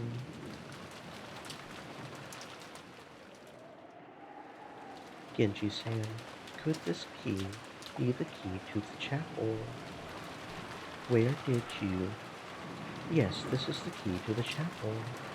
Rosa approached the creepy magic circle once again and put the key in the keyhole. There was a strong resistance. After it resisted for a short while, it stopped resisting with a clump, then squeaking with a noise that hurt one's ears. It slowly began to open. Is anyone there? Her voice reverberated throughout the massive room. Of course, there was no answer. The chapel had a high ceiling and the air was cold, and even on this rainy, unsettling day, it felt sacred for some reason. The servants timidly followed after Rosa. Rosa-sama, look at that. Cannon noticed it immediately and pointed. Over there was the altar. In the place that would normally have a pastor preaching with God's love, there was a table that shouldn't have been there. At first, it looked like a dining table. There actually were gorgeous plates and utensils placed there, making it look like a child's birthday party or something. Upon closer inspection, the surrounding area had been decorated with pumpkins and black and orange ribbons. They were probably Halloween decorations, and there were people seated at the table. 3 people on each side facing each other, seated in chairs. They could be recognized at a glance. Kraus and his wife, Eva and her husband, and Rudolph and his wife. But if you wanted to be sure, you would still have to go even closer and check. Because they seemed almost like dolls, Rosa and the rest had opened the door, entered all at once with the sound of many footsteps, and called out, asking if anyone was there, and yet there had been no reaction. Even if Rosa and the rest assumed they were being ignored, you would still expect there to be some kind of reaction, and there hadn't even been that. So at first, it felt like someone had set down some dolls that greatly resembled those people. By now, it wasn't just Rosa, Shannon and Cannon, and even Goda. They were all fighting frantically with this creepy emotion that grasps their hearts. Nissan? Nissan? As she walked towards the altar, she called out again, but there was still no reaction. Yes, by now Rosa was sure of it. She was sure these weren't dolls, but the people themselves. This is. They grew close enough to see what clearly what lay on the table. It still looked like an adorable banquet, reminiscent of a child's birthday party.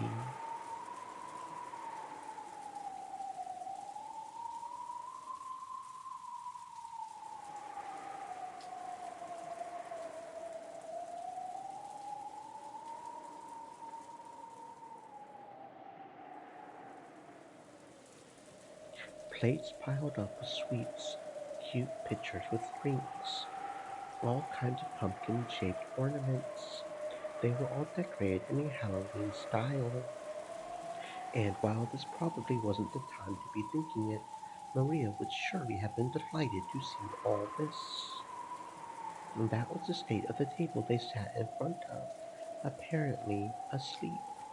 It was an eerie scene, as though a small, fun-looking Halloween party had been stopped in time. There all sleeping. When she approached even closer to them, she realized there were snacks scattered all over the floor. Candies, cookies, soda, and chocolates, all with heavily fantasy-themed packaging. They were all scattered across a carpet covered with blackberry and cranberry jam.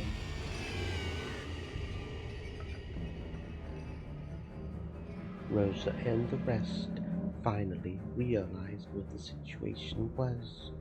It was a Halloween party, a banquet for those not of this world. Kraus, Natsuki, Eva, Hideyoshi, Rudolph, and Kirie were seated in chairs, apparently asleep, but all dead. How could you tell they were dead and not simply sleeping? That was because they had been vertically sliced open from their chests to their stomachs. Kakao Sama, how cruel. The six of them had sat down at a Halloween party before having their stomachs split open, killing them, and the jam covering the floor must be what overflowed from their stomachs once they had stuffed themselves completely, right? No, the contents of their stomachs had been scattered all over the floor, and that wasn't all. Out of their stomachs, it was as though they had poured out, as though the snacks had overflowed from there. Candies and cookies, soda and chocolates had poured out, stained with blood, and had scattered across the floor. What could have happened to cause this? It's almost as though their stomachs were stuffed full to bursting with sweets, and it all poured out and their stomachs split open. Rosa remembered a certain shocking meal, a turkey that had been served at her own birthday. When it had been cut open with a knife, out flowed one of her favorite foods, but since she hadn't been told what was inside, the deep blue red ketchup omelet rice poured out like bloody maggots, pulsing, dripping, slimy, pulpy, squelching. The trauma of her youth was revived. Rosa felt a monster raging inside her stomach as the acid started to rise. Unable to hold back, she threw it all up on the floor. Her empty stomach had nothing but stomach acid. The scene in front of her was no fun Halloween party now. The three couples were enshrined right there, their stomachs vertically wrenched open with so many snacks had been stuffed in there, pulpy, squishy. Blood and guts and sweets were overflowing onto the floor. Bloodstained, sticky, sloppy, pulpy sweet snacks that made your fingers stick together. Gummy, stained with entrails, sloppy, pulpy. What was that I stepped on just now? That didn't feel like a candy or a cookie or soda or a chocolate. I'm scared. What did I step on? I can't even look at the bottom of my foot. What a gruesome Halloween party! From far away, it had looked truly beautiful, fantastical, and fun. But then up close, it was horrible, disgusting, yet somehow still beautiful. Rosa's wild thoughts tried as best they could to escape her throat with a loud voice that was neither a scream nor a roar. Kraus Sama, this is horrible, just horrible. Call an ambulance. Call the police. That's right, the police. Police. If a word so tied to reality hadn't come out of Goda's mouth, Rosa and the rest would probably have found themselves unable to escape that nightmarish party even now. But it wasn't because they thought the police might be able to do something. If they didn't keep yelling about the police, it felt as though another seat might be set up at this demon's party and given to them. Their own chests felt like they were expanding unpleasantly from the inside, crumbling, churning, and it was surely because candy was about to overflow from their stomachs. Rosa, once again tortured by a desire to vomit, threw her stomach acid up on the floor, and then she searched to see if there was any candy in it. Anyway, Rosa coughed violently again, forcefully spitting out the stomach acid that had been burning in her throat. She realized that by now her whole body had been covered in a filthy sweat. Genji-san, Shannon-chan, please contact Barbara and ask for instructions. Goda-san, go with Kanman-kun and call the police. Then have Dr. Nanjo come here. Why even bring Dr. Nanjo here? It's a bit too late for medical care. The servants accepted their orders and dashed outside.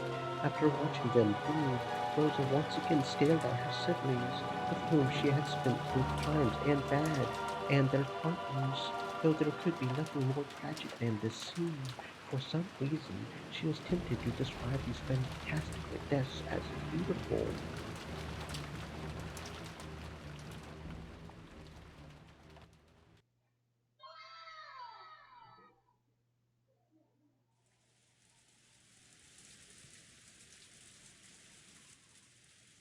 They aren't here.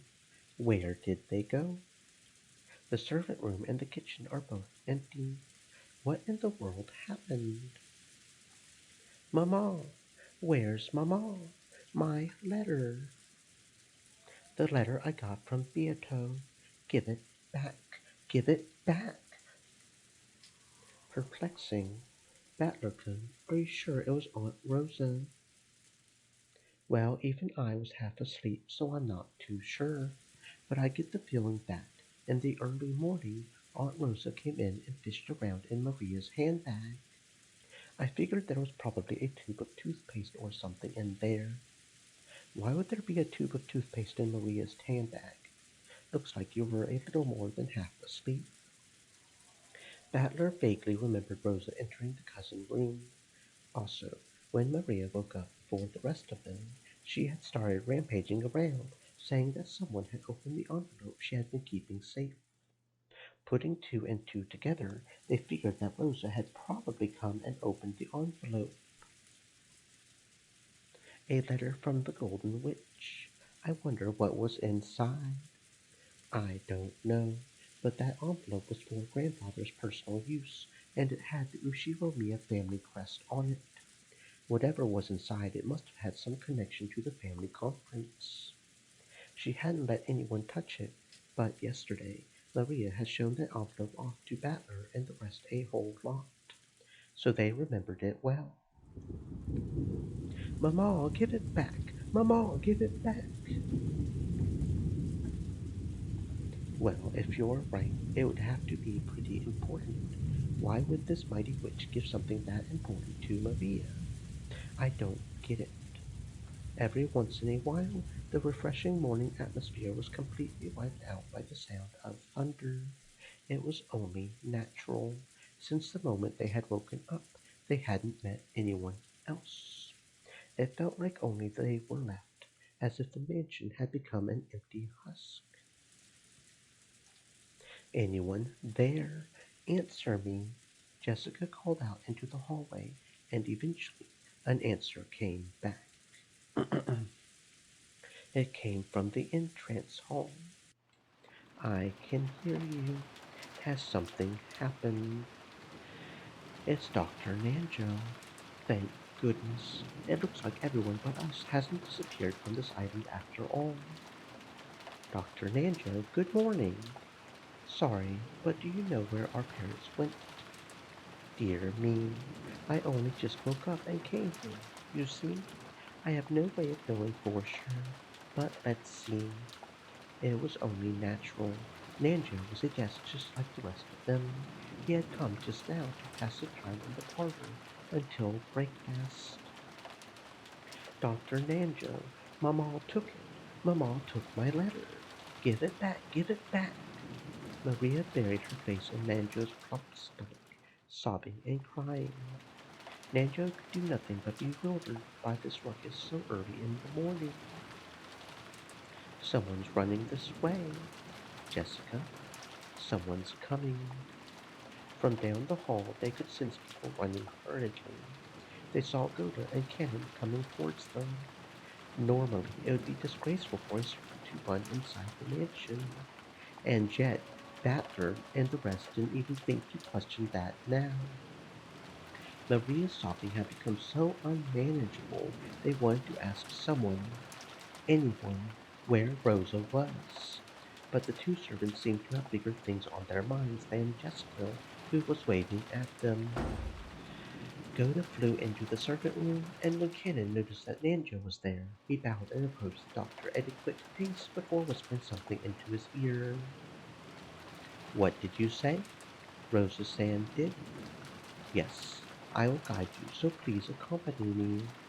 Understood. This way. Without saying anything more than that, Cannon finally noticed Jessica and bowed to her. But he wasn't calm.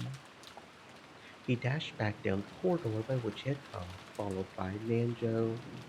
By looking at how hurried they were, Battler and the rest realized that yes, something bad had really happened.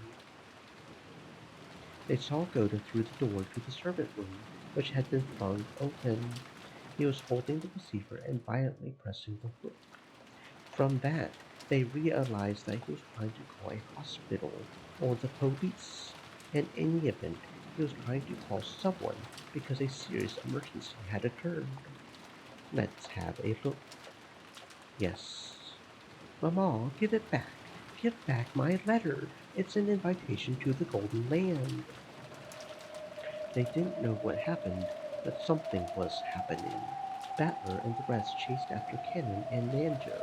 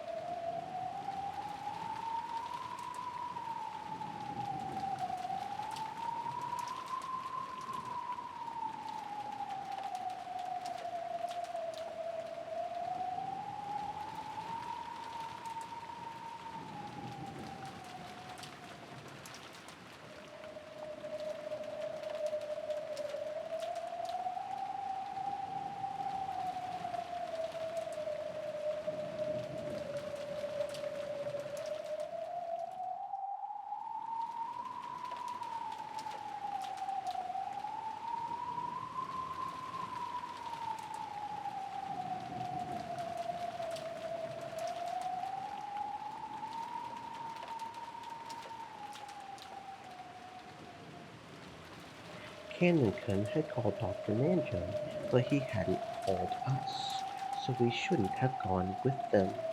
I wonder if Alice regretted her excess curiosity when she chased after that rabbit holding a clock.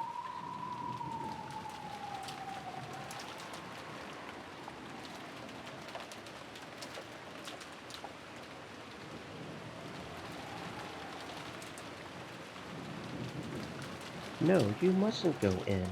You mustn't look. Jessica Chan. No! No, no! Mother, father, what happened? What the hell is this? This goes way beyond bad taste. Isn't taking someone's life bad enough? What the hell is this? Going to all the trouble after they died of seeing them on chairs, slicing their stomachs and pulling their entrails out. You went through all the trouble of stuffing their stomachs full of sweets. Why? Why the hell would you do something so fucked up? Damn it, damn it! Nice job, you bastard. Just wait, just great. It would be best if everyone went outside.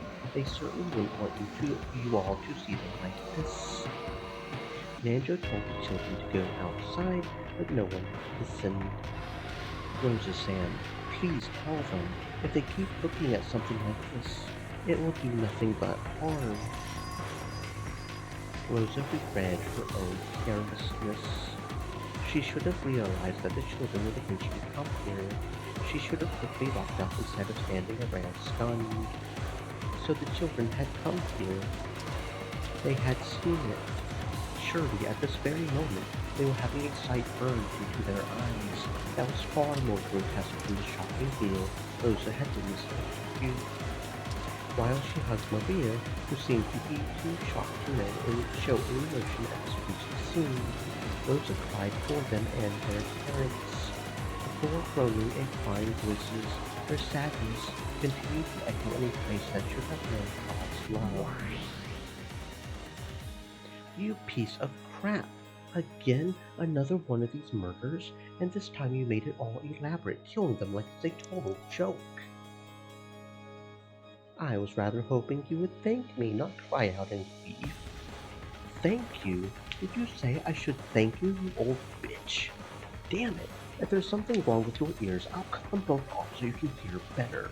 Why should I have to see that insane way of killing and say, "Oh, thank you very much, Pietrusana, I'll beat your brains out"?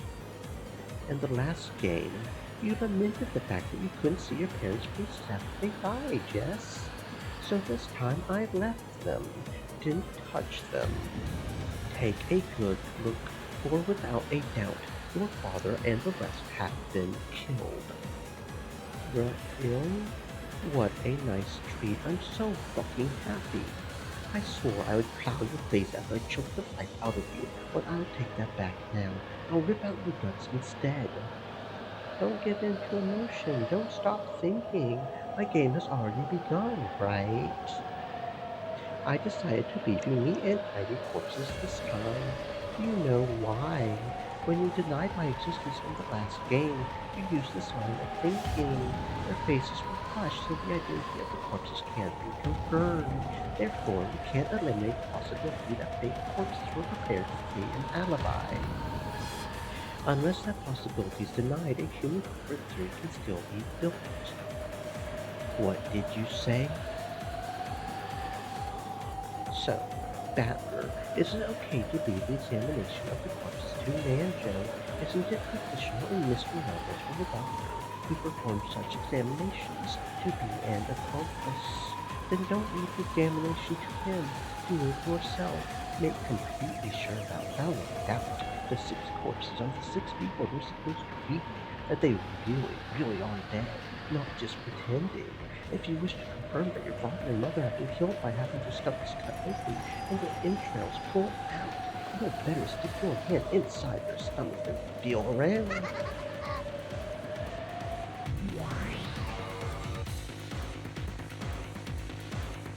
I won't cry.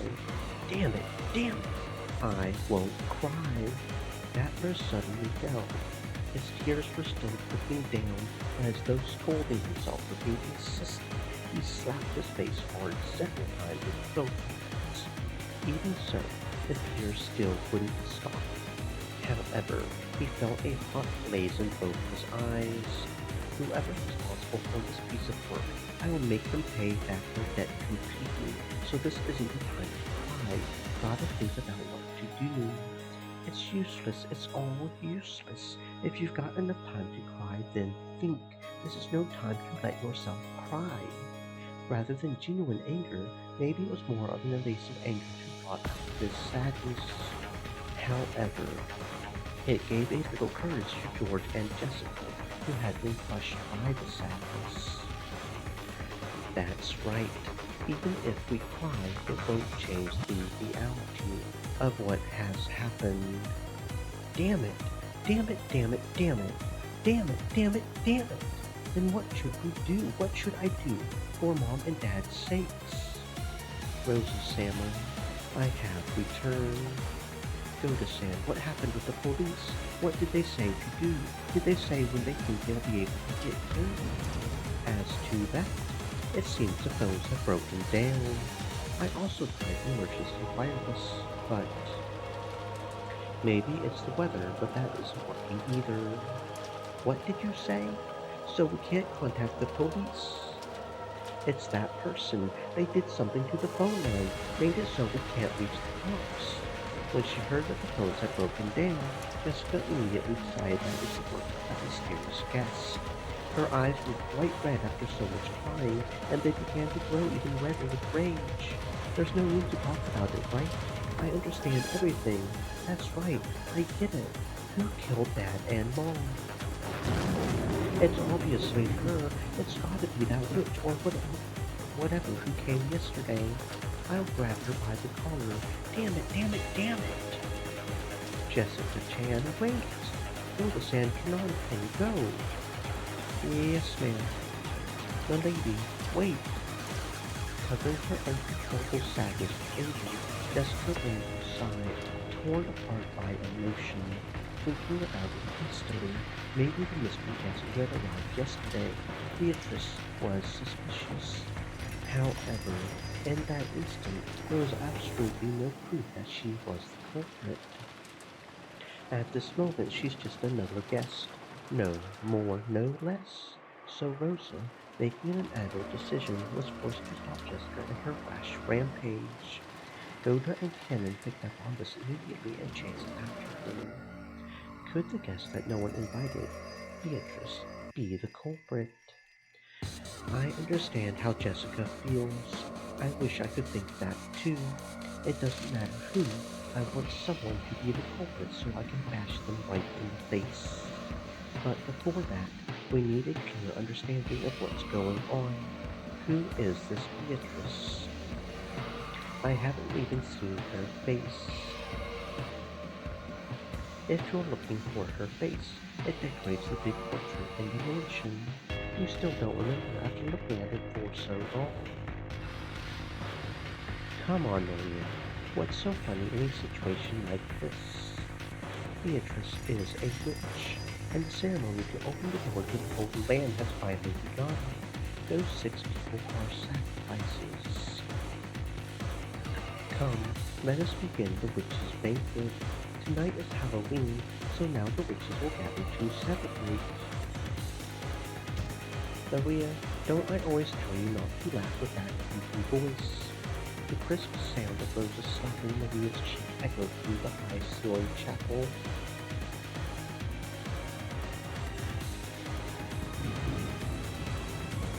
Ever since it started raining yesterday.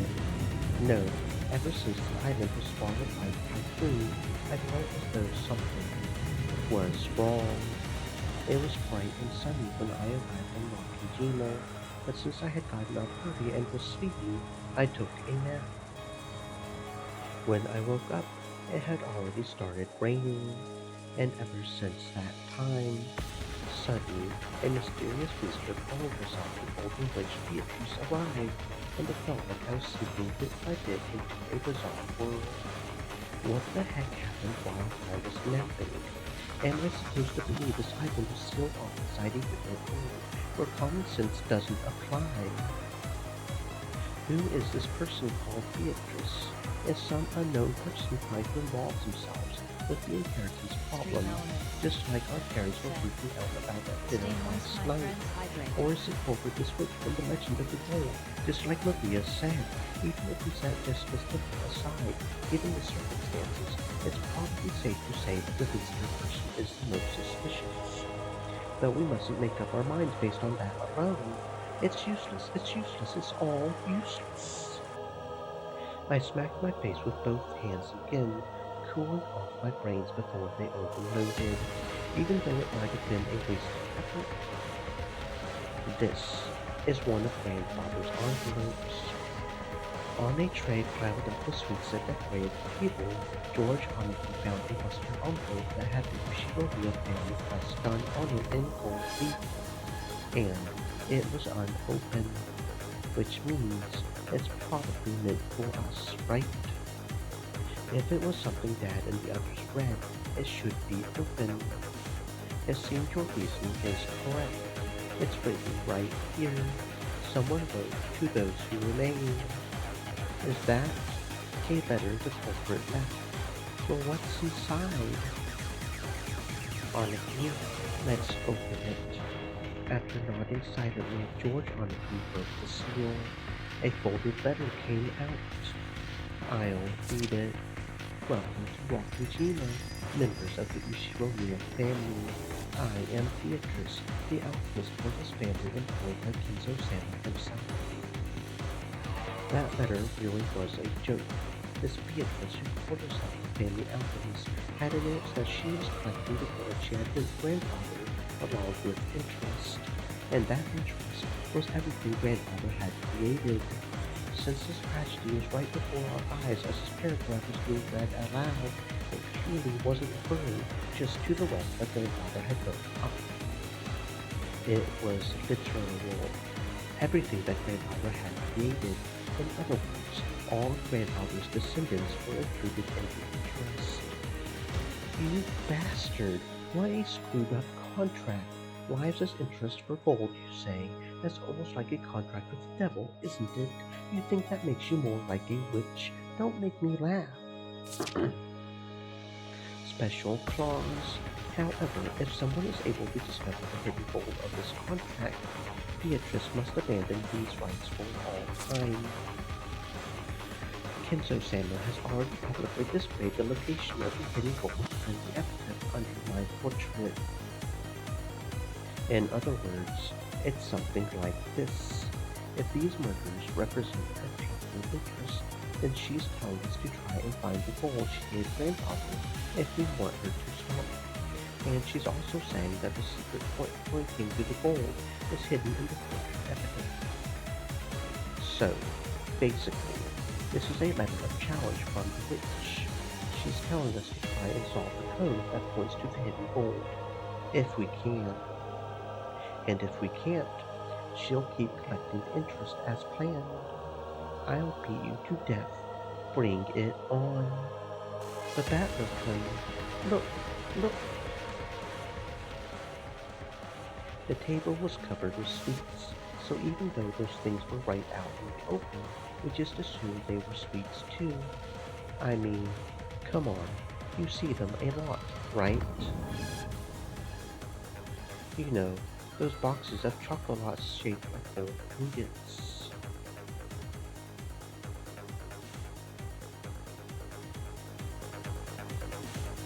This is no box of candy, it's the real thing. This is a real gold bar.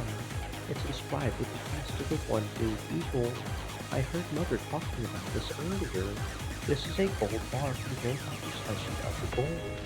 Gold ingots weighing a full 10 kilograms, a whole 3 of them were piled up in the very center of the table.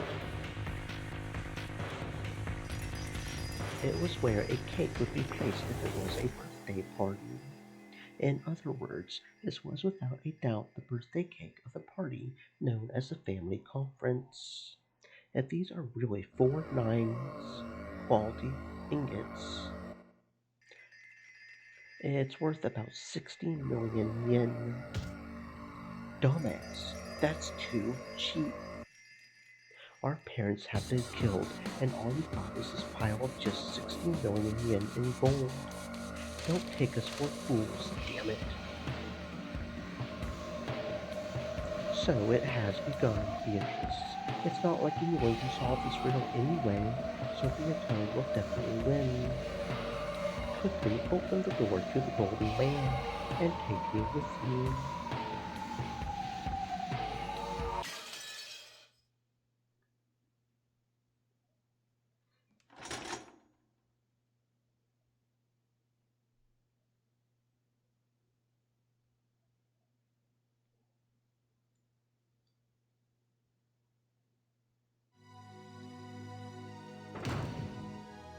Milady, please calm yourself.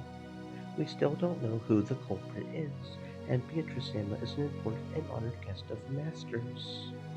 So, what? If we grab her by the collar, she'll definitely confess. If I can just look her in the eye, I'll know. I'll see through her. A witch? Beatrice? Yeah, right. I'll expose her. Jessica never stopped moving. Goda and Cannon chased after her, doing their best to convince her to stop, but Jessica never lent them an ear. Eventually, the witch's VIP room came into view. This VIP room was always sealed and never used.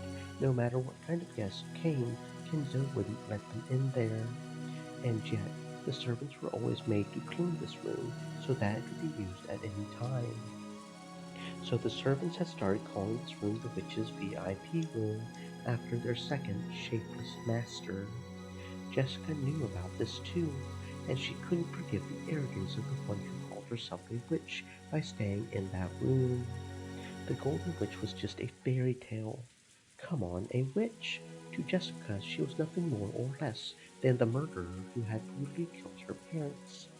Question her, hear her pitiful excuses, make her sputter in pain, gasp in anguish. No matter how hard she pretends to be a witch, I'll teach her that she's just a stinking, sweaty human. As Jessica yelled with all her strength, she hit the door to the VIP room.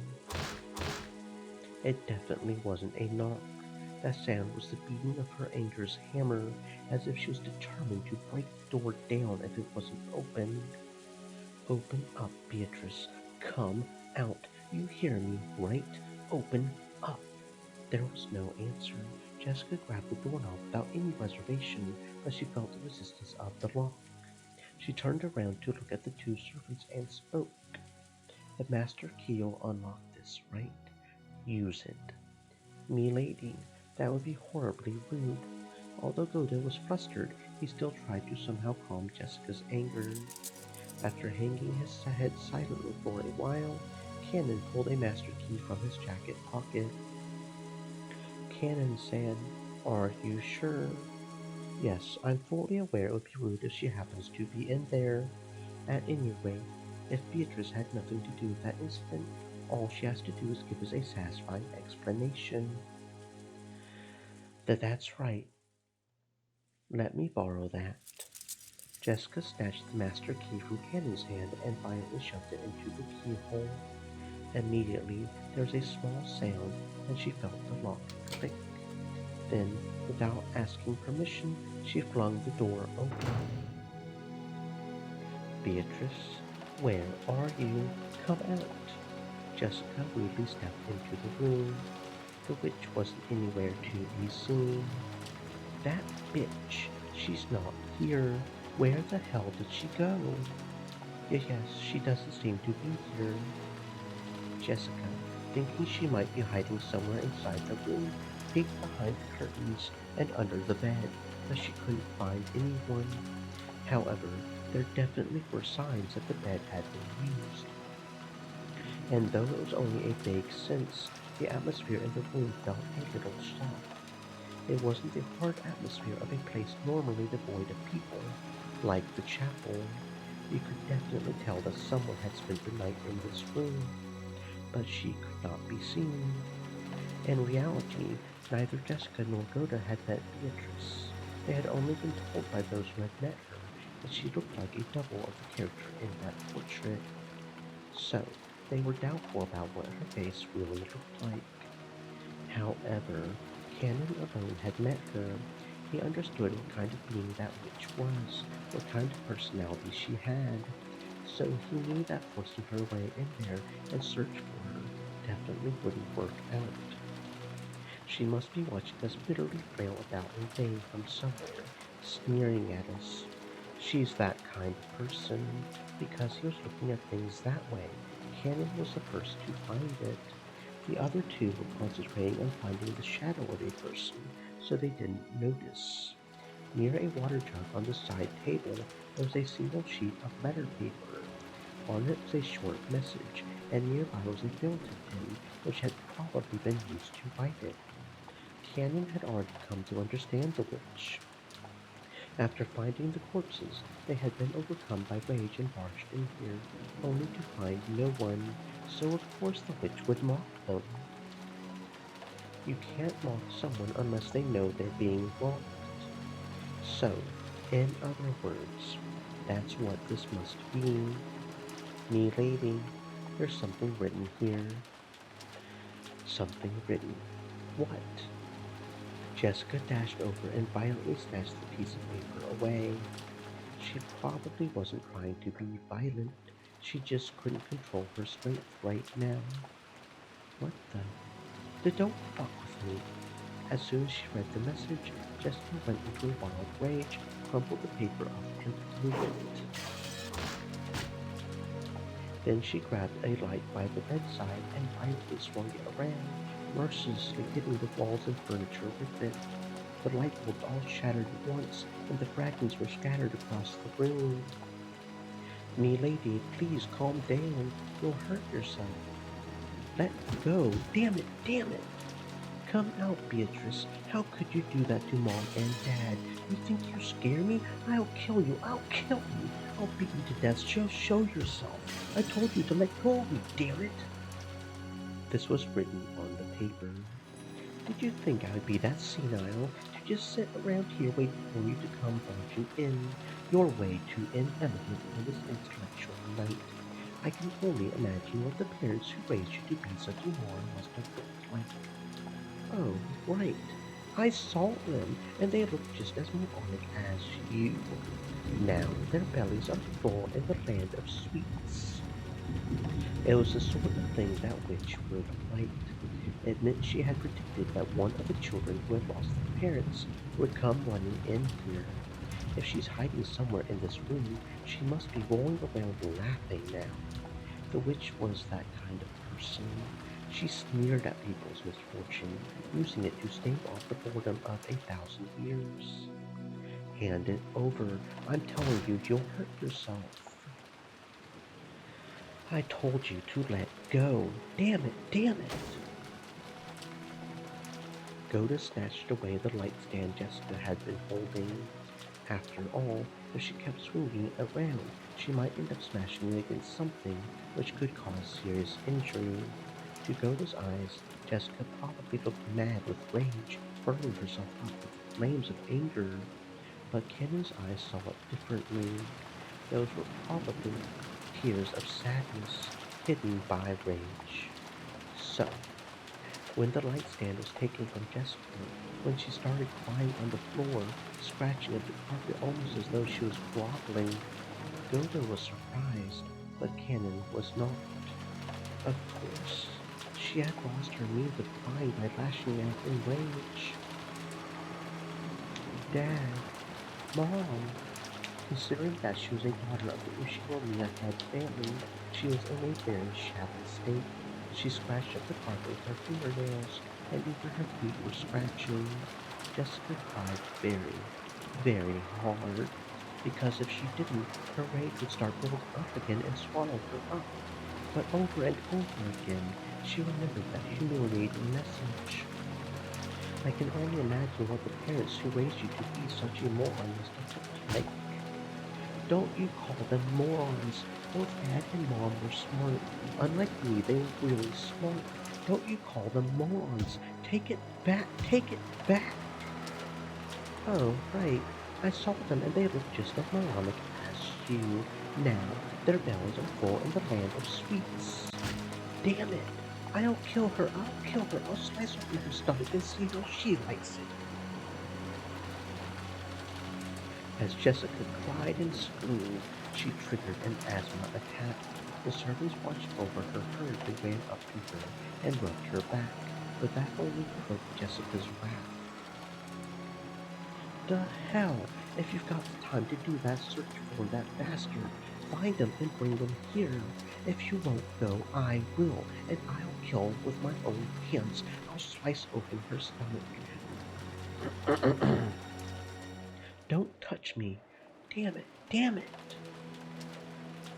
Jessica got up unsteadily, and as her asthma continued, she went out into the hallway. "Milady, your medicine. Quickly, I will call Dr. Nanjo." "Goda-san, would you leave this to me?" Cannon had noticed. Goda, who was vastly separated from her in age, probably couldn't sense the tears in Jessica's heart. Cannon, who had noticed, had to be the one to support her. Cannon-san, are you sure? I believe Milady needs some time to cry right now. Considering that she saw her parents killed like that. You're right. Goda also understood. and he knew that Jessica and Cannon had shared a big relationship with each other, so he understood everything and left it to Cannon. Very well, I will go back to Rosa Sama. Please take care of me, lady. Yes, leave it to me. Cannon's voice was frail, but he nodded firmly. After looking at his eyes, Goda nodded firmly as well. Goda was a veteran with many years behind him. He had seen a great number of people in his life, so he knew the vigorous sparkle that could be found in the eyes of those who possessed self-control. He had surely seen that in Cannon's eyes. So, he would leave this to Cannon. When you think about it, maybe this was the first time Goda had ever trusted Cannon and relied on him for a job. Jessica, still suffering from her asthma, seemed to be heading towards her room, though she kept leaning against the wall. Cannon followed her wordlessly. If she had asked for a hand, he would have leapt forward and supported her.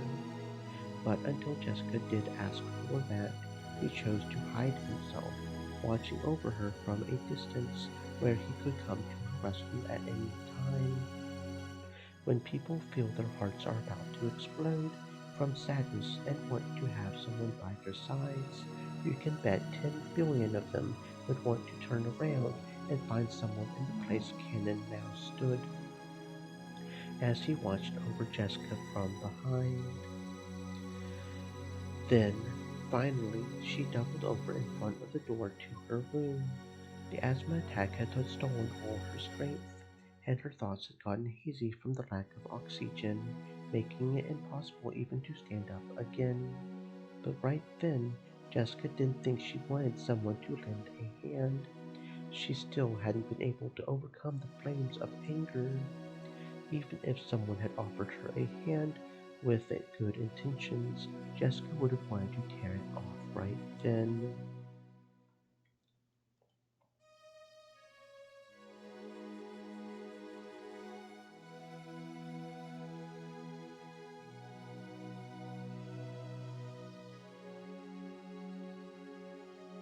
She knew how unfair that would be, so she definitely wouldn't ask for help until she overcame the fiery anger burning inside her. Jessica had probably lost the willpower to even call for help, but Cannon heard it. He definitely heard it. Cannon definitely heard that voiceless call for help, one shared by miserable grievers the world around, an endless scream that no one ever seems to hear. Cannon quietly knelt by Jessica's side and wordlessly offered her a shoulder. Though Jessica kept coughing painfully, she accepted it, unlocked the door to her room, and entered. This way, I'll prepare your medicine right away. Jessica often said that when her asthma got serious enough, it hurt so bad that it felt like she would vomit up her whole stomach.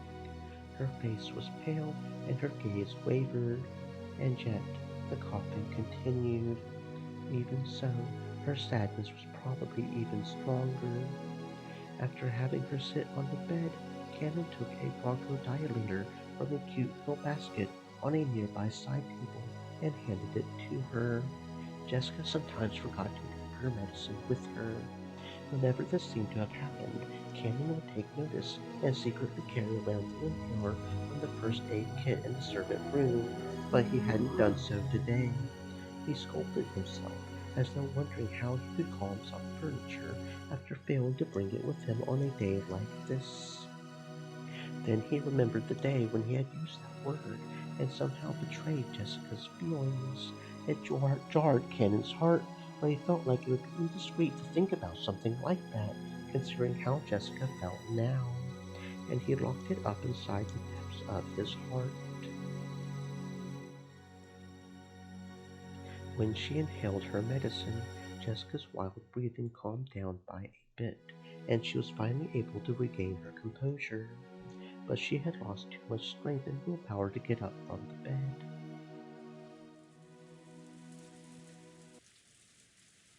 "Are you all right, me lady?" "I'm all right. I'm all messed up over Mom and Dad, but after I cry a bit more, I'll be all right." Cannon regretted his poor choice of words. Did he really say, "Are you all right?" to her? Was he really that clueless of the pain in her heart? This was what made him furniture. This was why he couldn't become human. "I will be in the corridor. If you need anything, please call me immediately." Cannon understood that she still needed some time to cry alone. He told her to call him at any time, bowed, and tried to leave the room. "Do you need something?" Jessica had spoken up, as though she wanted to tell him to stop, so Cannon had stopped. "If she asks it, I'll do anything I can to help her. Right now I would become even a cane or a chair if it would help ease the pain in her heart. If by doing that I could make up for the pain I dealt to her heart on that day." For a while Jessica stared into Cannon's eyes. It was as though her reason for stopping him was something she couldn't put into words. For a while neither spoke. Jessica broke that silence with a small voice. "I'm sorry. It's nothing.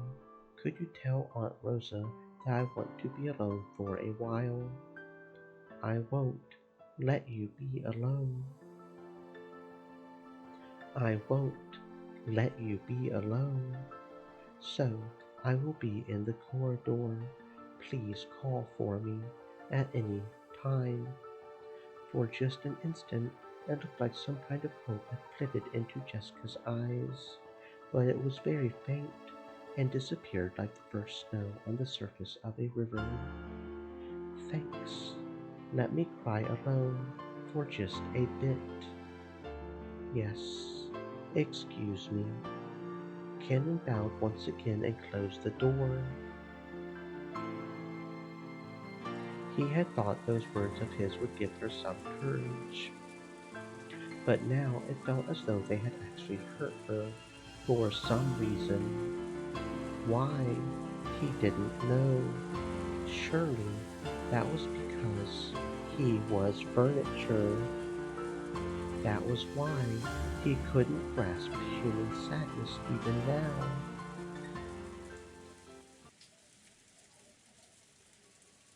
As Cannon repeatedly questioned himself, he walked down the corridor. He felt like the window at the corridor's end was coolly calling to him. In the end, am I nothing more than furniture after all? It was still pouring outside, a dark, gray world. Even on days like this, Shannon would surely see the ocean and know that it was blue. But to my eyes, even if it cleared up, I would only see gray. Until I can understand the blue of the ocean, I'll be nothing but furniture imitating a person. You really don't understand a woman's heart, do you? At times like that, you ought to silently remain by her side. That's why you're furniture. You. There shouldn't have been any trace of human life in this corridor. It had been an empty corridor filled with frigid air. But those scoffing words approached Cannon from behind. When he turned around, he saw that witch who hadn't shown herself when Jessica had searched for her with a rage bordering on madness, and who had left that sneering letter to toy with Jessica. There are 3 ways to hurt a woman. Let me teach you them. One is to hurt them with a blade. Another is to hurt them in their heart. The last way is the most difficult and most effective method of hurting them, and yet it can hurt them without you even realizing it. Do you know what I mean? How could I know? I don't even want to know. It's to betray their expectations. No living being is more of a dreamer than a woman. They make up dreams all on their own and end up hurting their own selves. A distant man like you hurts women the most. You couldn't understand. You have no idea how deeply you've wounded Jessica. After all, you're furniture. I have no intention of playing along with your nonsense. Did you appear only to sneer at me? Don't be so full of yourself, furniture. You aren't worth sneering at. Still, though you may not be worth my time on your own, if the two of you are gathered, that's all I need. The pleasure that comes from laughing at the fates of young couples never tires me. What did you say? If you don't mean, Milady is going to be. I need two who are close for the sacrifices of the second twilight. The two of you are truly convenient. Well, wait, don't misunderstand. Milady and I don't have that kind of relationship. We can't become the sacrifices for the second twilight. That's why you hurt Jessica. That's why you cannot become human. Then there should be no problem. If you won't admit you have feelings for Jessica, I can accept that. But I will kill her. Why? You idiot. Isn't it obvious? It'll be fun to kill her and see your face twist in pain. Why else? Following the rules of the ceremony, 13 people will be sacrificed on my whims. However, there's no rule that says I can't kill more. If that amuses me, I can kill any number of people. So I will. Make me laugh as hard as I can on the furniture. At that time, Cannon definitely heard Jessica scream. When he blinked and looked down the corridor, which had supposedly been there so nonchalantly just a second ago, was gone. At that moment, he was just standing there all alone in the corridor, doing nothing, and the person he wanted to protect was asking for help from far away in that direction. It was obvious what he should do. It wasn't logical. It was an electric reflex. Without a trace of hesitation or distraction, there was a person who wanted to protect, and she was asking for help. And at that moment, he genuinely wanted the person by her side to be him. When he flew into Jessica's room, the scene that greeted his eyes was a bizarre one. The room had become a fantastical world where a blizzard of gold-colored specks danced, almost as though gold leaf had been scattered inside a snow globe. No, that's not it. I've seen the spectacle before. This isn't gold leaf.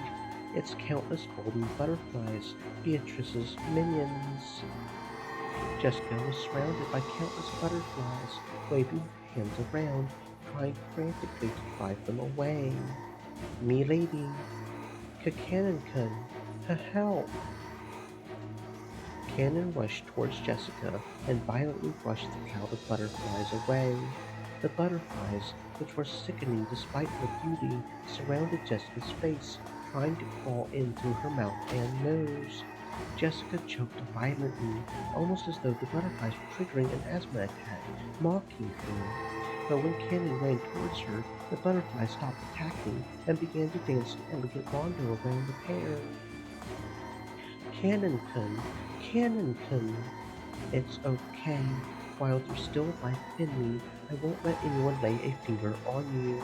Come out, Beatrice. Are you happy now? As he stood guard in front of Jessica, who was using her inhaler and seemed to be in pain, Cannon yelled into the empty air. And when he did, the empty air did indeed laugh back, satisfied.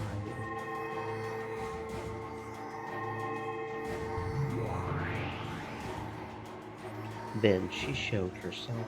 It wasn't in response to Cannon's demand. It was obviously because peering and sneering would bring them even more humiliation, and plus, it was more fun. Now everything fits to the plot. Now you're carved on the chopping board. No, since we've got a pair of you, should I call it duck with green onions? To you, but Beatrice, please stand back. I'll protect you, milady. When the princess and knight come together, it's inevitable that the witch will appear. Yes, why don't you show me how much power Kinzo's furniture can muster? She snapped her fingers with a piercing sound. When she did, a blizzard of gold butterflies was stirred up, and they began to form a small mountain as they rolled around in a circle. It was just like the swirling of a cold, wintry wind that fills up a mountain of leaves. From that mound of gold, a hand sprouted, and it appeared as though a resident of the world below was crawling up from beneath the ground. Well, what is this? What the hell is this? Jessica couldn't comprehend what she was seeing right now, and her mouth kept cracking open and closed. It was the bite of wisdom seen in those trying to understand something incomprehensible.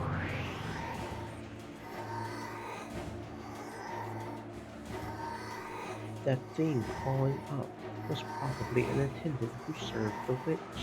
It appeared to be wearing a uniform suitable for one who served. But its face was wrong. It looked strange. It was covered with a pitch black hair, breathed rotten breath, and its eyes were filled with the same strange subterranean glow as lava. And, to symbolize its non-human status, it had two horns. It was the figure of a goat-faced attendant who served the witch. By now, Jessica had no idea what she should say. All this happening in front of her couldn't be explained with common sense, and she couldn't do anything except open and close her mouth. Jessica hadn't realized that this island had already been cut off from the rules of our world. But there were some things that even she could understand. This goat attendant served the witch, and was after her life. And apparently, the witch had already given it the order. She was looking at Cannon with an expectant gaze. She looked at him with an expectant and therefore challenging gaze, as though asking him how he intended to protect his maiden. Though the attendant had looked especially bestial when crawling to its feet, you could see in the way it carried itself that it possessed more than enough grace to be worthy of serving the Golden Witch, and you could tell that it was overflowing with the joy of furniture wanting to meet its master's expectations. Well then, why don't you show me? Let's see the power of Kinzo's furniture. This time, don't get the wrong idea, okay? Don't forget that you're furniture, got it? If you try to continue playing the tune even now, this won't be settled by your death alone. The goat attendant made what seemed to be a silent, respectful bow. Was it directed at its master, or was it offered to Cannon, its opponent?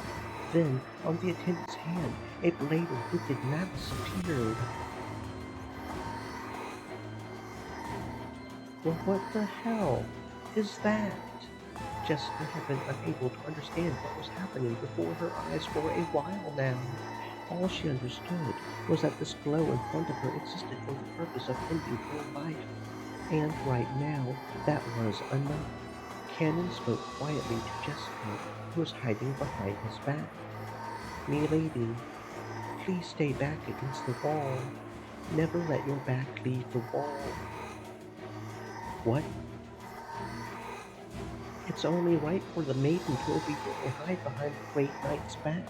I do hope you enjoy the pleasure of having your life protected by a man. Now, Cannon, let's have a look at your blade.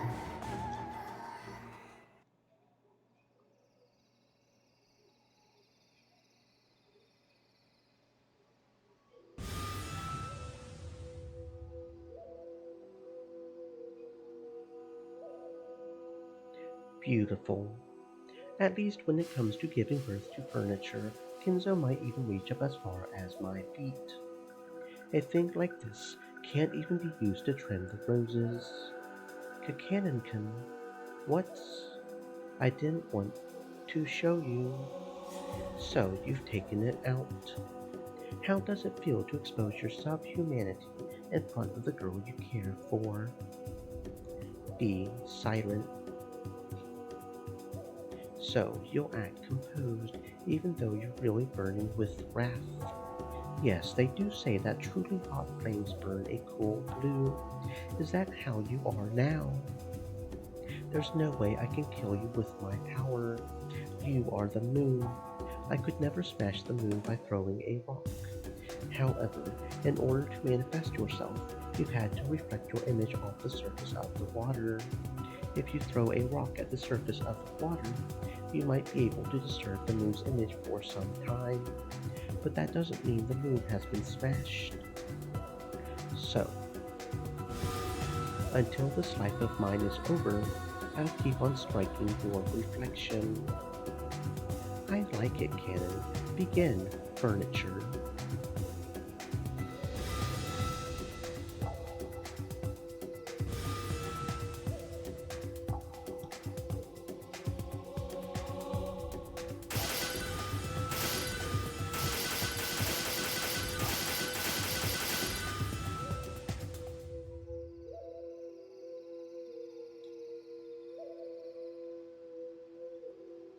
What a beautiful curve!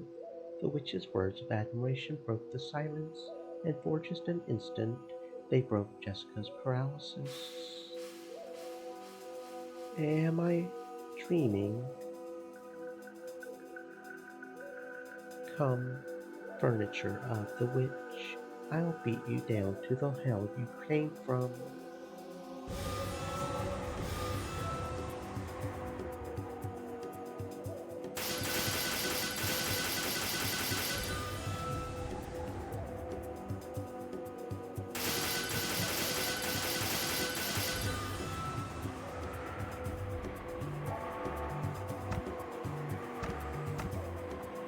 A strand of red had been left on Cannon's cheek. The witch saw this and grinned broadly. Feel free to mutter excuses about how your instincts still haven't returned quite yet. Cannon can stay strong. It's okay. I won't die just yet.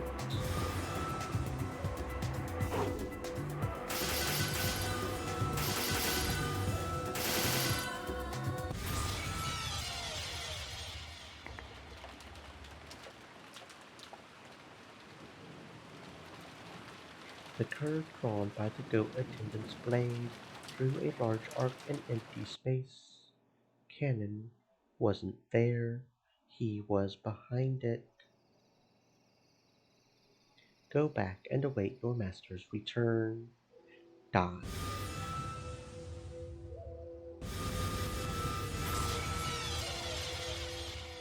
If this battle of drawing sparkling curves was chess, then Cannon coming from behind was check.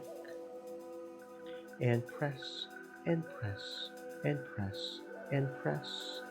Use 7 moves and make it mate. Perhaps the goat attendant hadn't even been granted the ability to go into death throes. As its knees buckled and it fell over, it broke into a bunch of gold butterflies with a pop.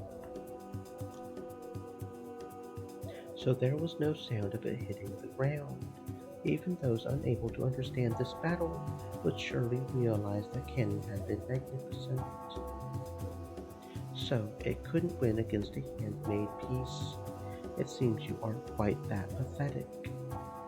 You're next, Beatrice. The instant Cannon's blade sliced diagonally through the witch's form, like a knife through butter, she turned gold and burst. She scattered into several thousand gold butterflies, and for just an instant, the room was filled with the color of twilight. It was just as Cannon himself had said. Slicing Beatrice was just the same as slicing the surface of the water where the moon was reflected. The witch's form, with an ordinary expression on its face, as though she had been there the whole time. was right behind Cannon.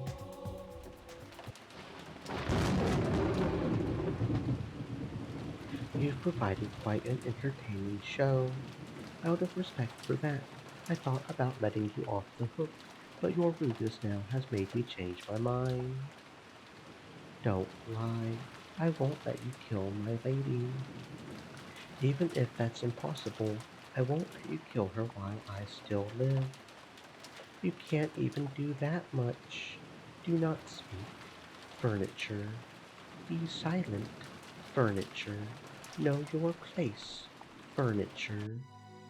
Kakanin Kun isn't furniture. And what makes you think that? I don't need a reason. Canon Kun is Canon Kun. No, his real name's different. My name doesn't make him furniture. Canon Kun has his own way of living. That's a noble thing, and it's something he gets to decide for himself. You say he can't have an opinion because he's furniture, that he can't live his own life because he's furniture. That's wrong. Milady, you mustn't provoke her. No, I've got to make this clear. Kennington isn't furniture. He's human. Why? Kennington rushed to save me of his own free will, and he stood in the path of fearsome witch like you. He had so many chances to just let me go, but he didn't. Self-sacrifice is part of the noble spirit that only humans have. That means Kennington's human, so take it back. Don't you call Kennington furniture again.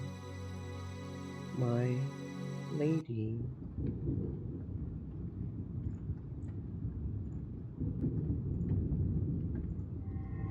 Be silent, human. Let's end this quickly, since this is still just the second twilight, after all. Now I shall sacrifice the two who are close, who have acknowledged each other's dignity. Well then, arise, forgive the sin, one of the seven stakes of purgatory, lust. The witch summoned her furniture with a mixture of laughter and anger on her face. Asmodeus of lust, right here. I've had enough of this farce. Quickly execute the second twilight. Don't keep me waiting, got it?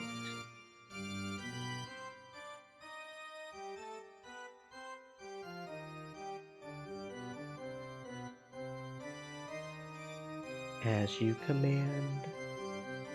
Another weirdo shown up. It took Cannon less than an instant to understand that goat face from a second ago had been nothing more than a pawn to the witch. However, this newly summoned furniture was a game piece with a vastly different value. Wow, I must be lucky to be given such wonderful prey. You scared? How cute. Come, furniture of the witch, I won't be killed by you. You're acting pretty smart for a dunce who can't even follow me with his eyes. Here I go. K. Hey, hey, where do you want it? Where do you want me to pierce you? Answer me, cutie. I'll pierce you good wherever you want. Come on, answer me, cutie. Don't call me cute. Here I go, you dunce. Come on, try and follow me, you blind idiot.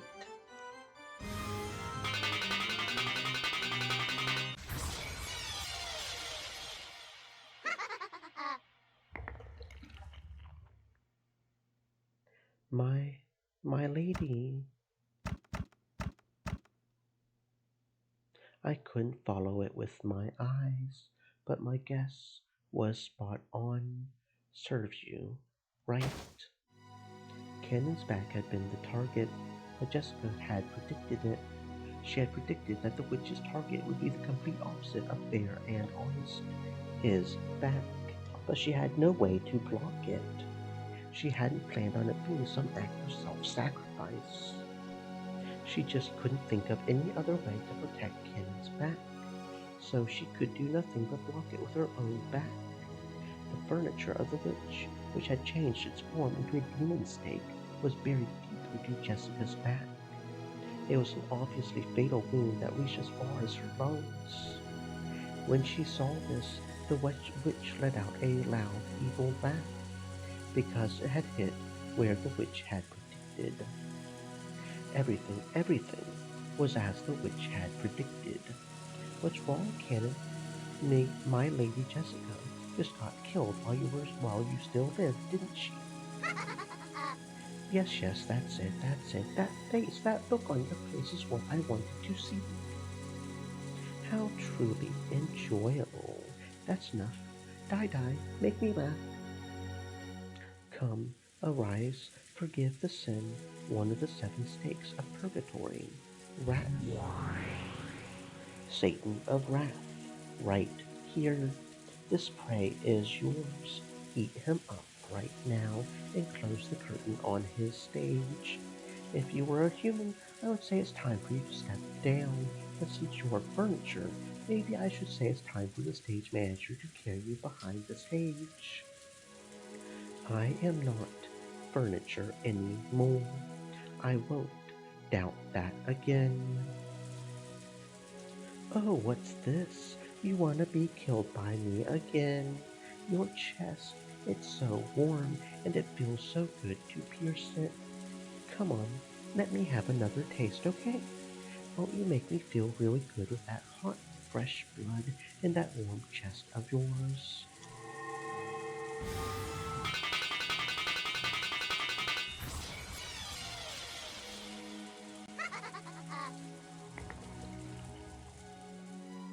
There was no way to block it. The sound of a woodpecker filled the entire room, and before he could blink, it was already right in the center of his chest. When you take a piece in chess, the rules say that it's impossible for your opponent's piece to defend itself. So this was an obvious result, in accordance with the rules. Cannon landed on his knees, and he apologized, not to the witch, and not to my lady. He apologized to Jessica.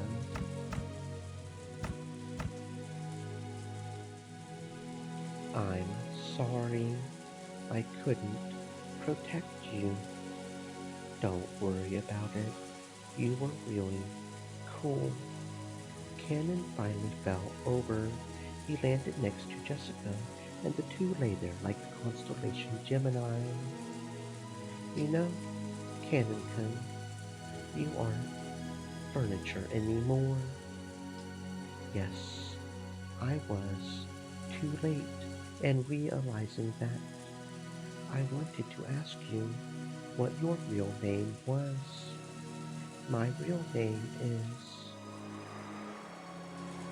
In his last moments, Cannon wanted to tell her his real name, but Jessica had already fallen into a sleep of which she would never wake. So, Cannon's real name, which he had protected until today, in the end, he couldn't tell it to Jessica. I became human. Those were the last words Cannon left behind.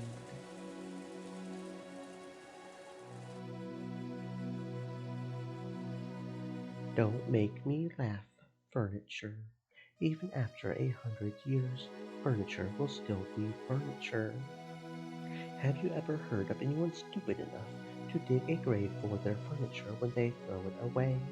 You smash furniture to pieces and make firewood, so all that's left is ashes. That's how it is. Furniture gets no tombstone. It seems you believe death means an end to your humiliation, but that's naive. I'll show you what it really means to disgrace the dead. After taking a puff from her pipe, the witch breathed the smoke at Cannon's corpse. When she did, Cannon's corpse softly floated up into the air and disappeared as though it had been eaten by a mouth in empty space. The witch played dirty until the very end. The corpses of the pair who managed to understand each other in the end were not even permitted to be close. If someone had been watching, they would probably say mournfully, "So this is what you meant by disgracing the dead." However, Beatrice was far crueler than that. The reason for that would soon become apparent.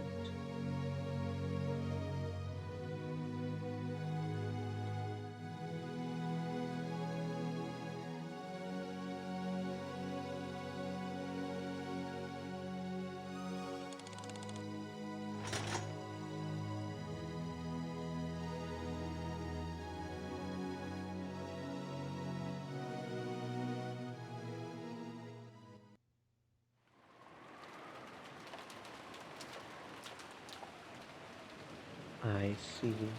So it has begun. Yes. Even though Kinzo had received news of 6 deaths, his emotions did not waver. The expression on his face as he gazed out the window was a smile, as though his opponent in a chess game had just made a spectacular move. It was hard to imagine that such an expression could ever appear on a father who had lost so many children at once. Goda and Cannon followed Rosa-Sama's orders and went to call the police. After that, she ordered us to follow your orders, Master. What shall we do? This island has already been cut off from the real world. Mere phones will serve no purpose. Should I have them stop? Until the roulette is finished, what they do to pass the time is up to them. Let them do as they please. Yes, sir. What should we tell Rosa-sama? Didn't I say they should pass the time as they please? They can sing if they want, dance if they want. They're even free to hang themselves by the neck or jump into a boiling kettle. Until 13 people die, they can spend their time as they like. If that's too boring, then they can wonder about whether 6 times 9 equals 42 or something. That's the answer to the mystery of humanity and the universe. Yes, my apologies. Shannon cowered in fright at the sudden rage. Genji made a gesture as if telling her not to speak out of turn. Shannon couldn't help but regret saying too much.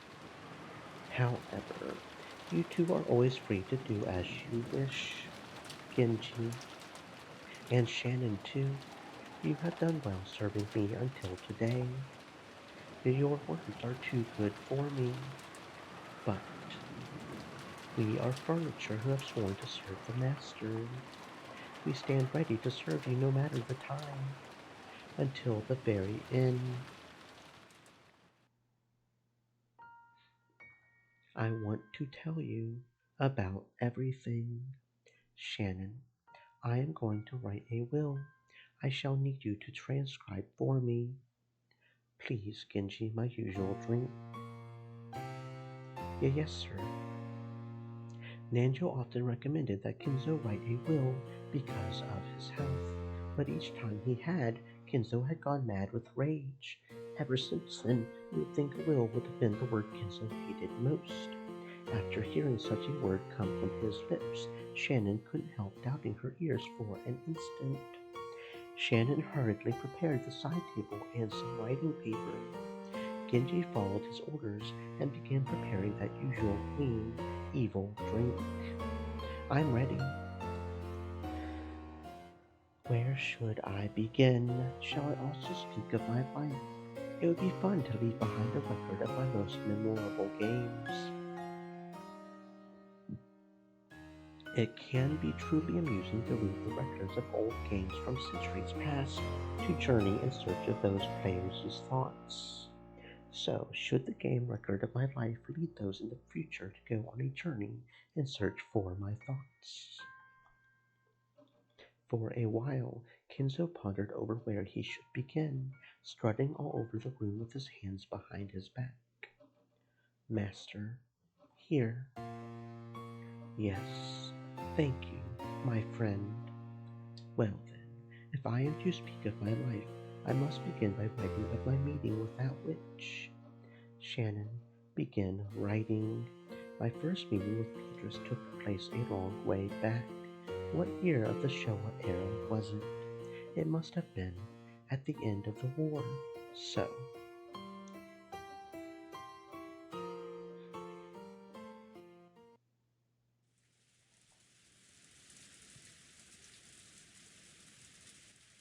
we took enough time to regain our calm, and we each swore to our parents that we would catch the culprit. It would be a lie to say we weren't still torn up. Even now, if we let our guards down just a little, we would probably start going on a rampage just like Jessica, letting our emotions show some kind of violence. According to what Goda-san said after he got back, right now, Kanon-kun was looking after Jessica. Apparently, she was still very emotionally high-strung. I see. Thank you. Maybe a young kid would be better at understanding a young kid's feelings. It would probably be better if we left them alone for now. Rosa-san, there is nothing more to be gained by remaining here. The phones may not be working, but tomorrow the boat will come and we should be able to reach the police. We should leave this place as it is for the police's investigation. I agree with Dr. Nanjo. Staying in a place like this for too long will be bad for your health. Let us return and make some black tea. Yes, I agree with that. Battler-kun, George-kun, are you ready? Let's lock up here. We ought to leave this place as it is anyway, for when the police come. You're right. Battler-kun, are you okay? Yes, I've cried all I can. I'm fine now. The police would surely find some evidence during their thorough investigation, but we weren't adult enough to wait for that. I had investigated the chapel in my own way, trying to grab the culprit before the police arrived. And what I figured out was absolutely nothing. Frustratingly, I wasn't able to find a single hint. Come on, let's go out.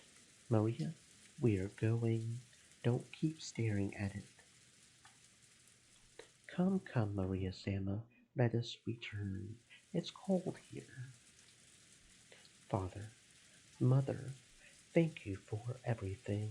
I will definitely become a man who doesn't betray your expectations. George spoke his last words of farewell to his parents. After seeing that, Battler followed suit. Dad, Kyrie-san, just looking at their faces. It looked like they were sleeping, but that just made it even more painful. Forgive me for leaving you in a cold place like this. I'll definitely get whoever did this, no matter what.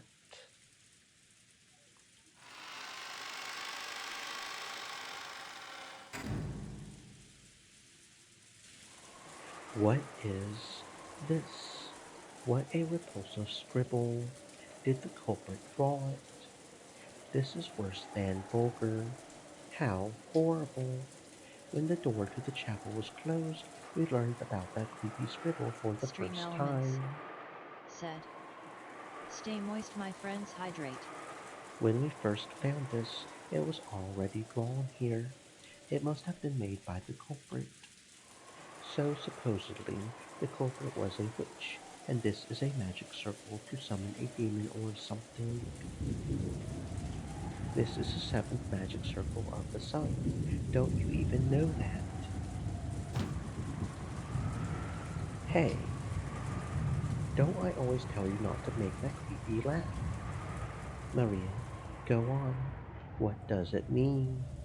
It's a magic circle to escape from physical or mental bonds, and the part written around the circumference says, "The Lord has freed me from my chains. I will offer to you the sacrifice of thanksgiving and will call on the name of the Lord." In Hebrew, sacrifice of thanksgiving. So, They killed Father and the rest to use them as human sacrifices for this magic circle. Calm down, George Kun. This is a culprit trying to provoke us. I'm sure it doesn't mean anything. Thinking about it will only poison the heart. And looks like there's some English written here. Happy Halloween for Maria. I get it. And the key to open this door was handed over to Maria. Is that what's going on? Well, this is the chapel, after all. Maybe Maria doesn't mean Maria Chan, but the Virgin Mary. In that case, you could read this as a blasphemy against God in the name of Halloween. They say witches who make contracts with demons swear to defile God's name at all times. In that sense, this really is a witch-like crime. Sounds like you know a lot about it. Did you get that from Maria? Yes, something like that. The chapel. They went to all the trouble of calling them out here and killing them. Aunt Rosa, does this chapel have some special meaning? What do you mean, a special meaning? Well, someone carried 6 human corpses all the way over here and set up these elaborate decorations. We can't tell if she called the 6 of them over here before killing them, or if she killed them before carrying them over here. But either way, it would take a lot of effort. Why did the culprit want 6 people to die here? True. By doing something that elaborate, there would be an extremely high chance of some disadvantageous evidence being found when the police arrive. It is inconceivable that the culprit would fail to realize this. The issue now is why the culprit went to all that effort. And that leads us to just one question. What meaning is there to this place where we found the 6 corpses? This chapel was important to Father. Ever since I was a kid, I was given strict instructions never to enter it. I came here once too, got in lots of trouble. An important chapel. Does it have some connection to the Ushiromiya family head? I don't know. Father viewed this chapel as very sacred, and he treasured it so much that he had it redecorated several times. But as everyone knows, Father wasn't a devout believer, as his passion for black magic demonstrates. I've never heard of him coming here to offer his prayers to God. As far as I know, the Master has never come here. We even call this the Sealed Chapel, and I found it eerie, like a haunted house.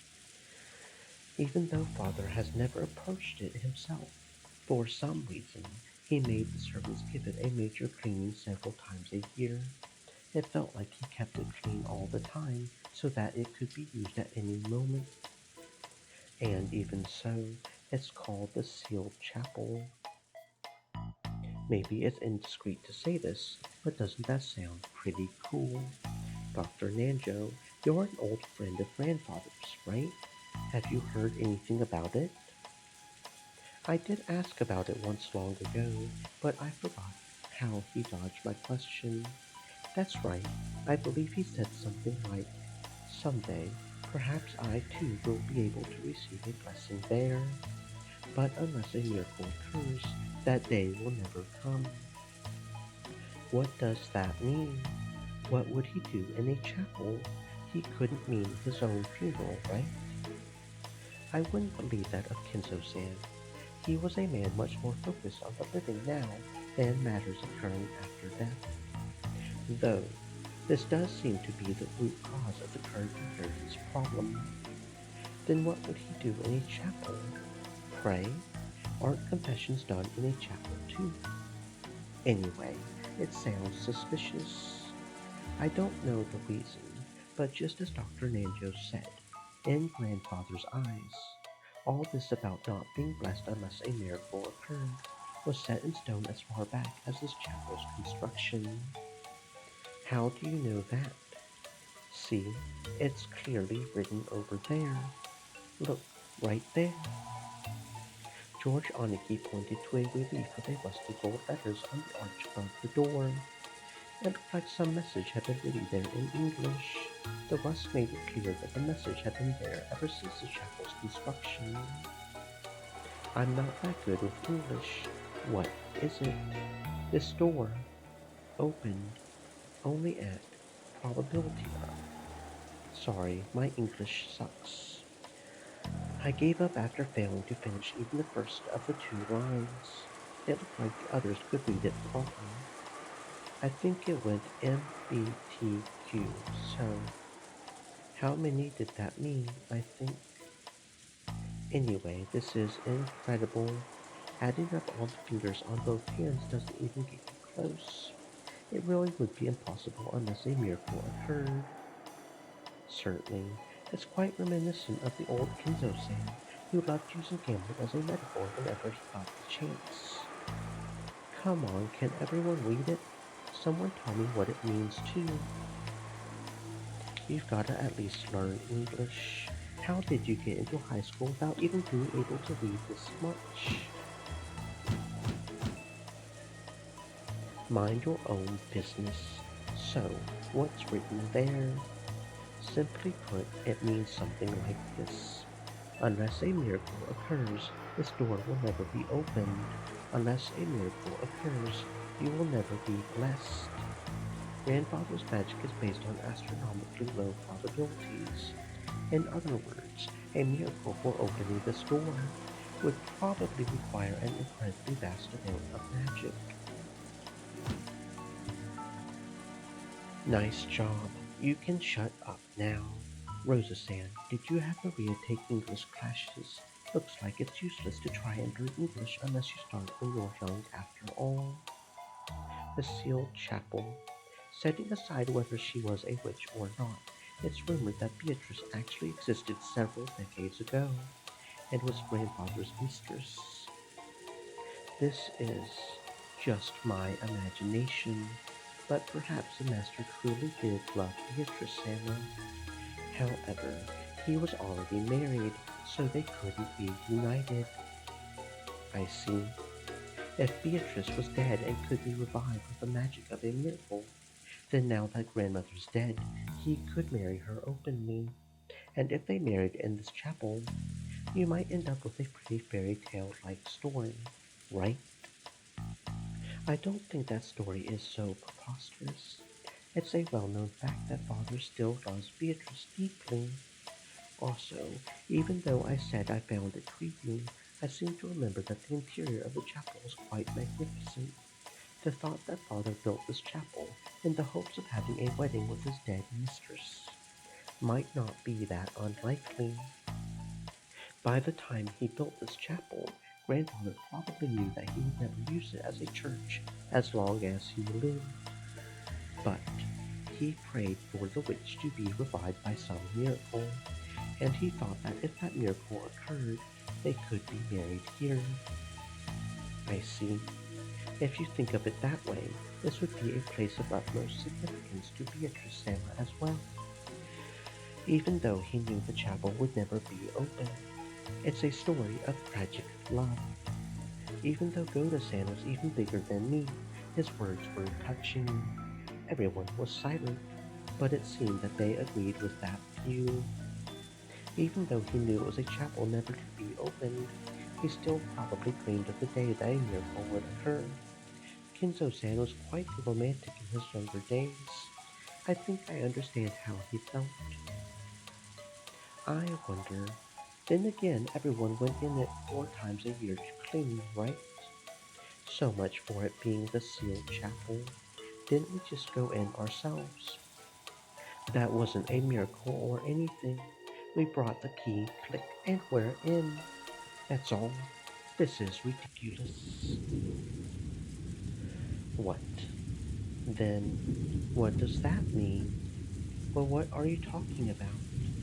As far as I could tell, I had just been joking around, finding myself a bit irritated by the sob story this was turning into. But then Aunt Rosa suddenly jumped on me with a really serious face. Aunt Rosa's face grew increasingly pale. She looked at the magic circle on the door, and then at her hand, back and forth, back and forth. Well, what is the matter, Rosa-sama? Goda-san, the key to this chapel. Didn't Genji-san say it? He said there was only one.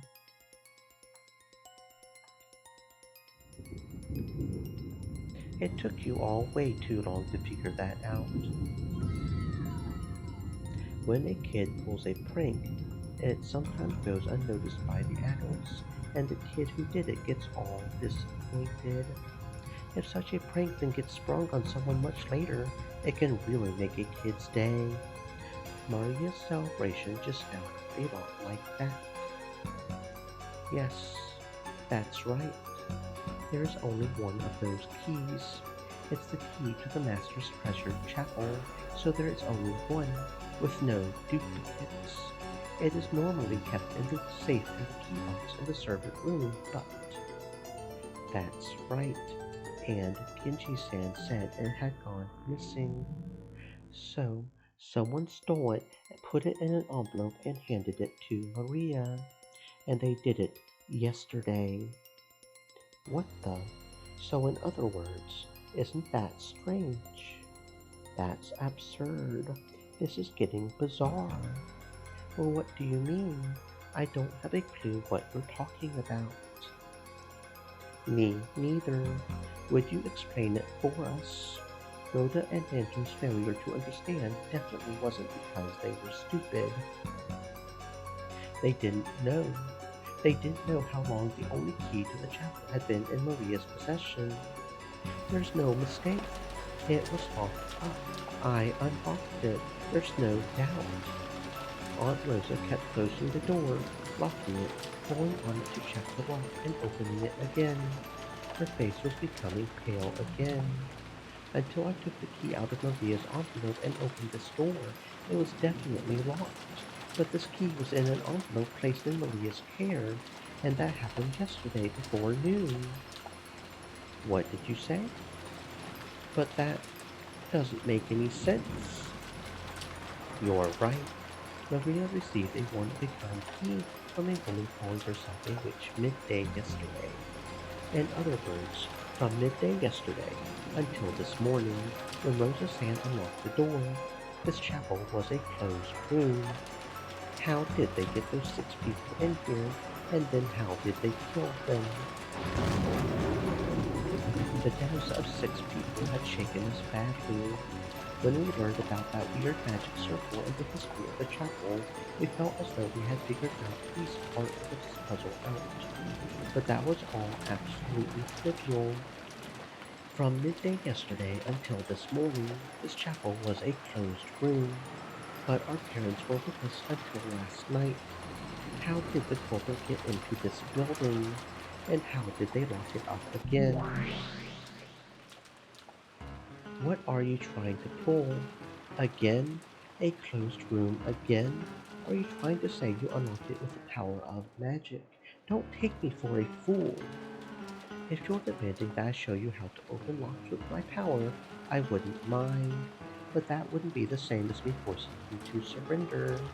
You keep trying to explain it all with humans. Only when I've cornered all your theories completely will I have my victory. Come now, how will you undermine my defenses? What trick could a human have used to defeat them?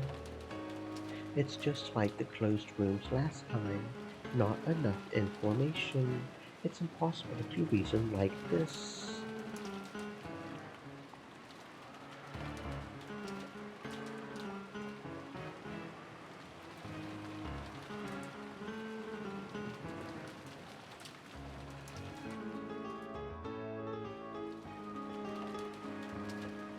Any excuse could be made, any trick could work. There's no way to reason it out. That again, there's not enough information, so you'll wait and see.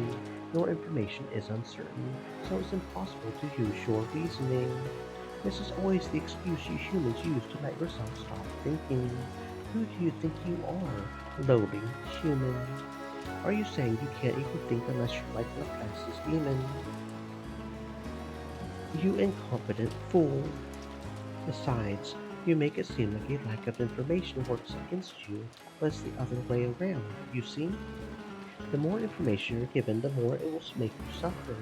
It'll only increase the strength of the compressor that's squeezing you.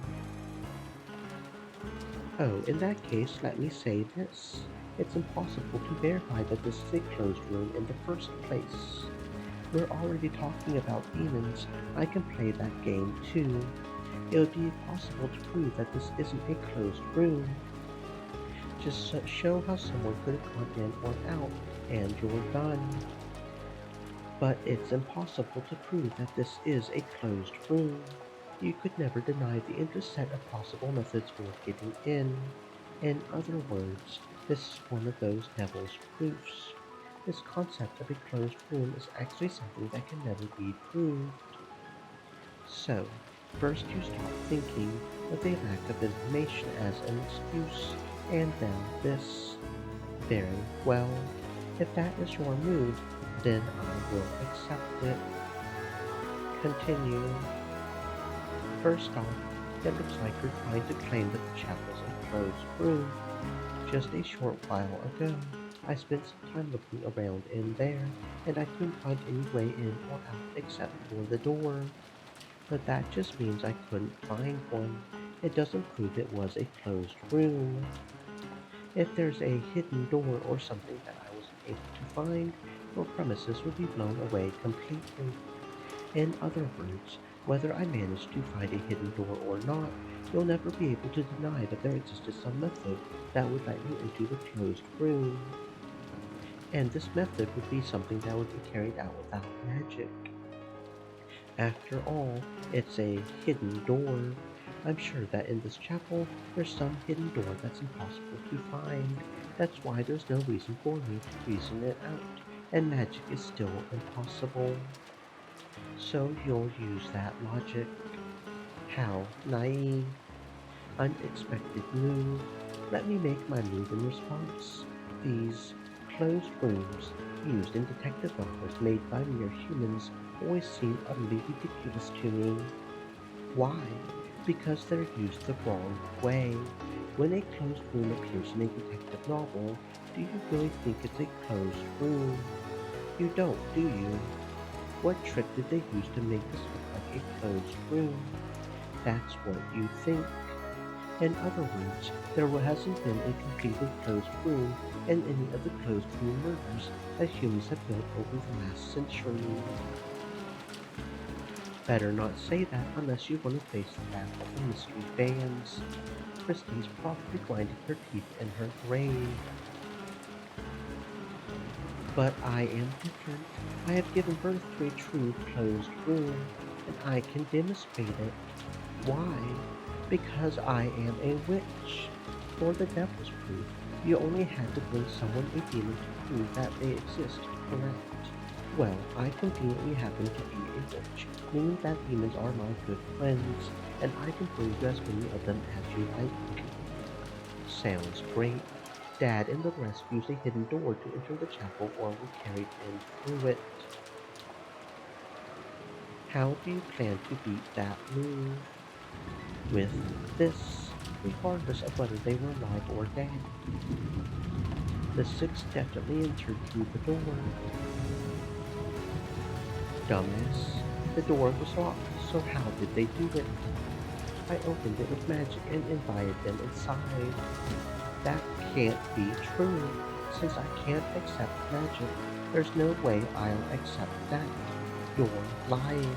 That door can only be opened with some trick. Or maybe there's a hidden door, but I won't accept any other way. Perpetual check. That's what we call an endless repetition of moves in chess. It's the same endless repetition as a discussion that won't advance because both sides deny the basis of each other's claims, like our game.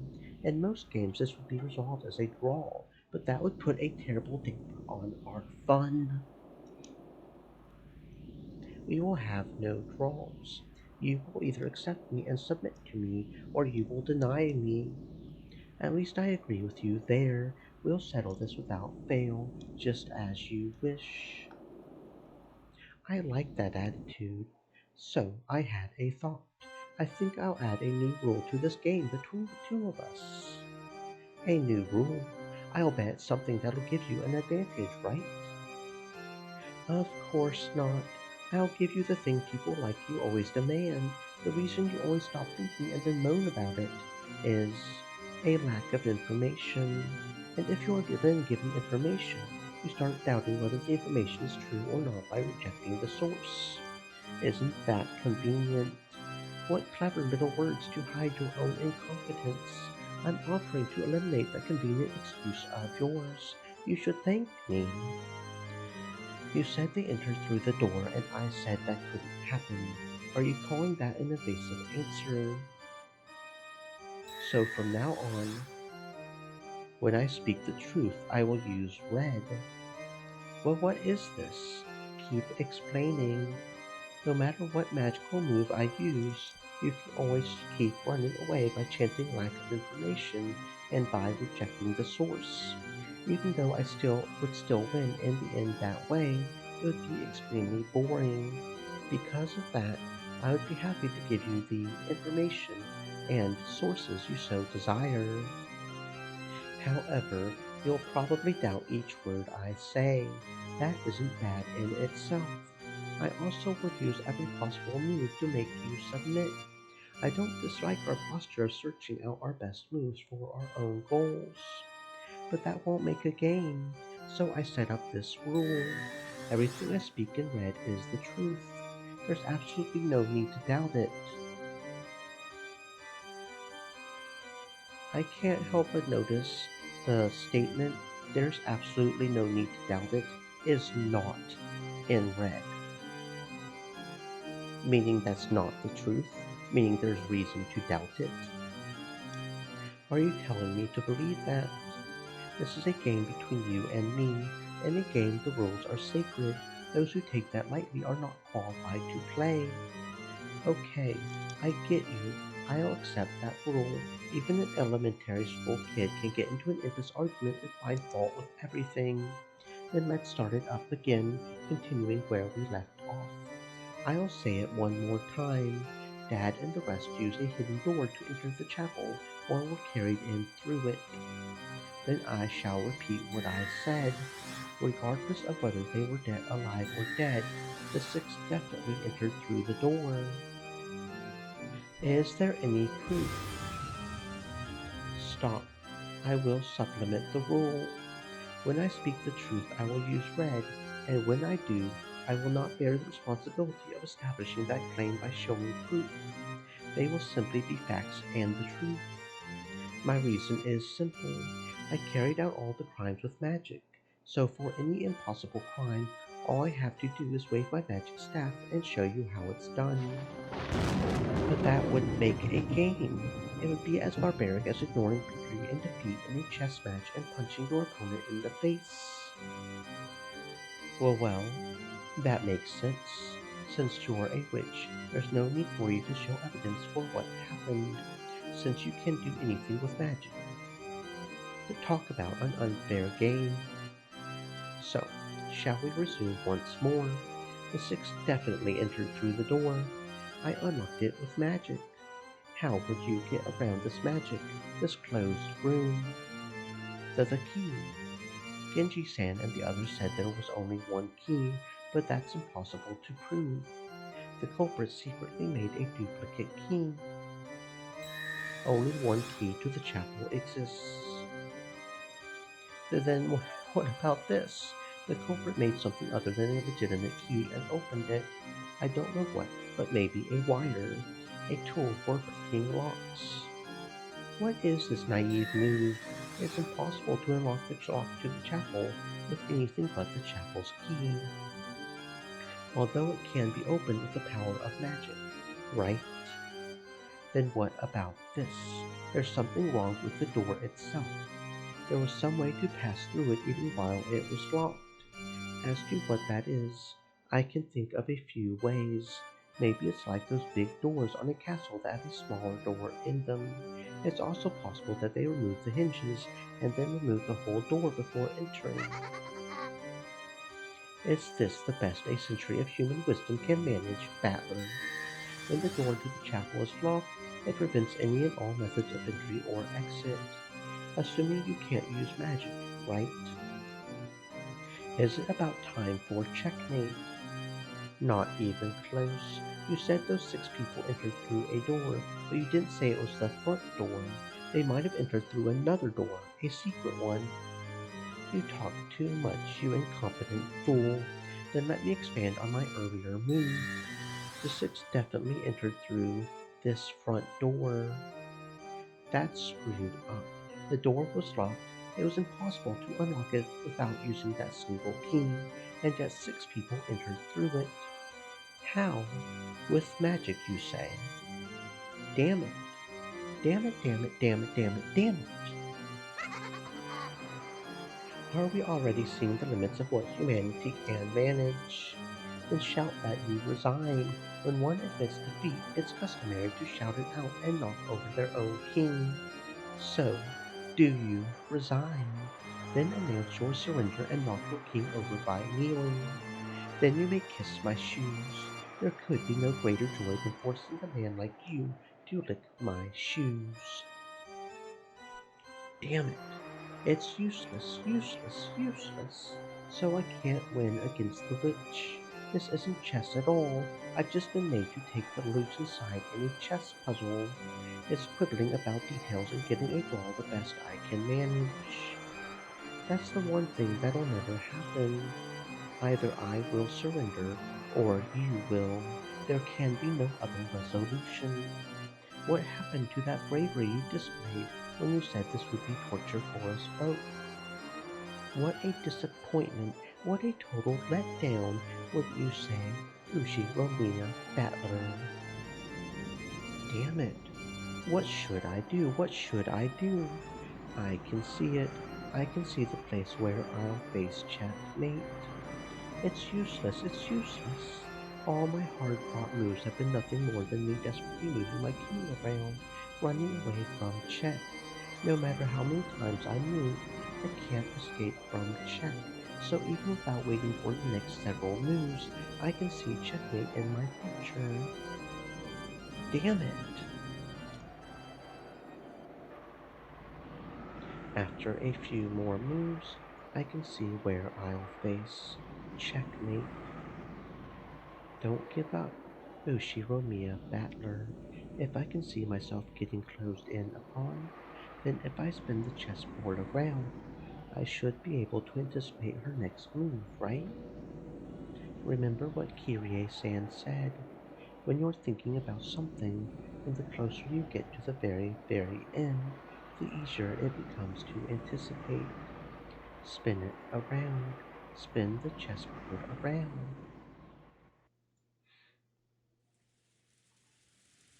What happened? You fell silent all of a sudden. Fear not. Surrender is but a momentary shame. After that, all that remains is the joy of entrusting your fate entirely to the hands of your new master. Come on, cry out in resignation. I can't hear you. Speak up and say it clearly. Enough babbling. You're just refusing to listen. So I'll say it once more. I won't resign. Continue. Resume the game.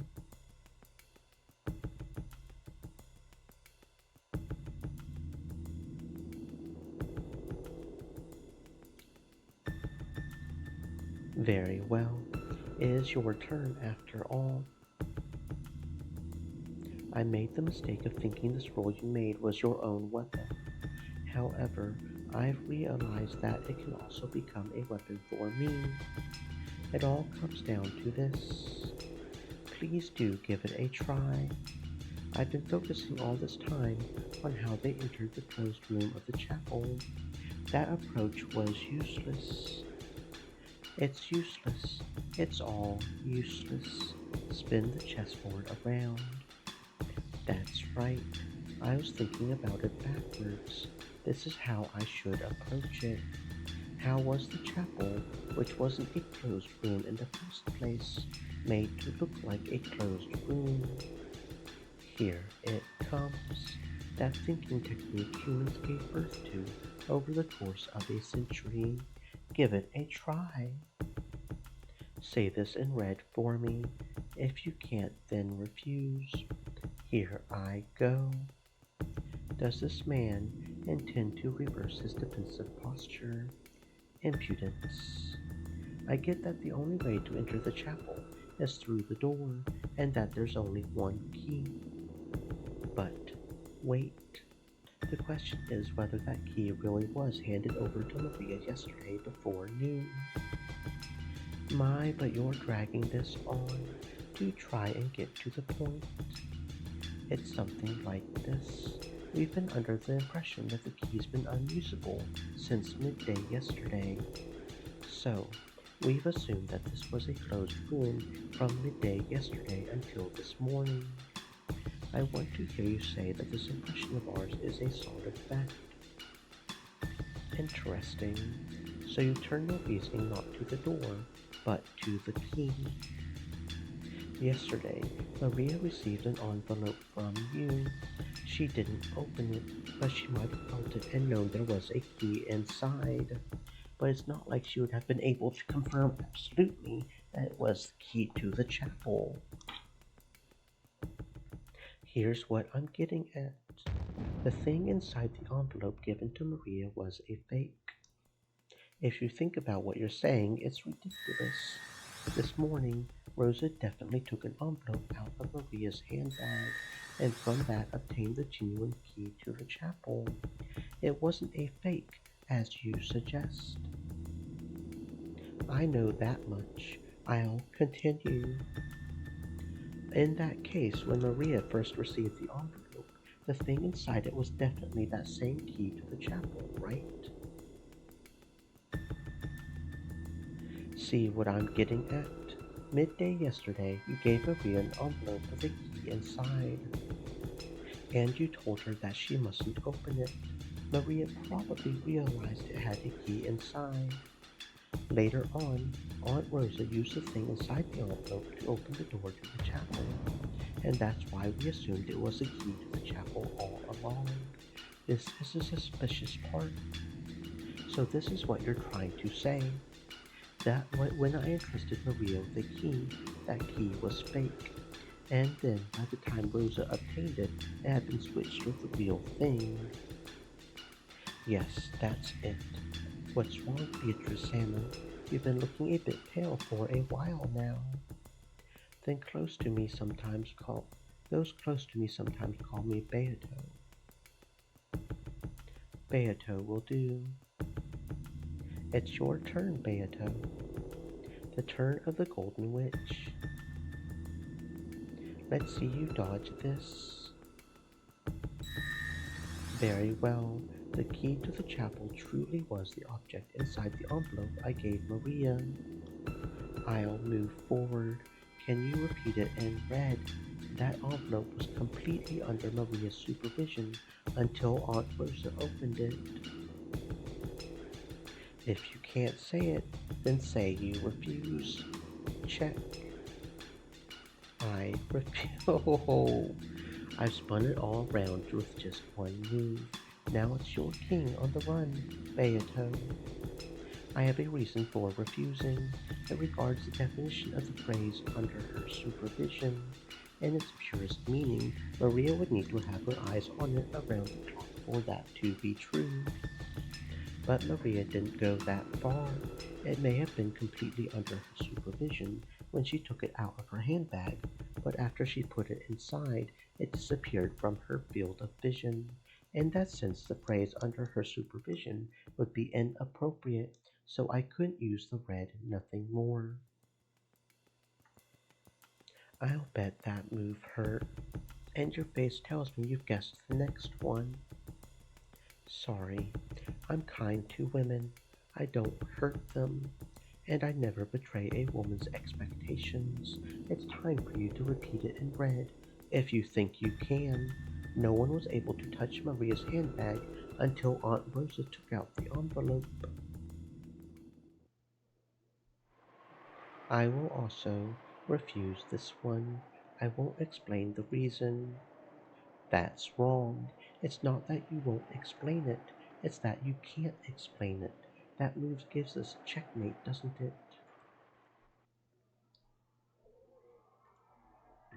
If you can't do it, then I'll explain. The key to the chapel really wasn't the envelope you handed to Maria.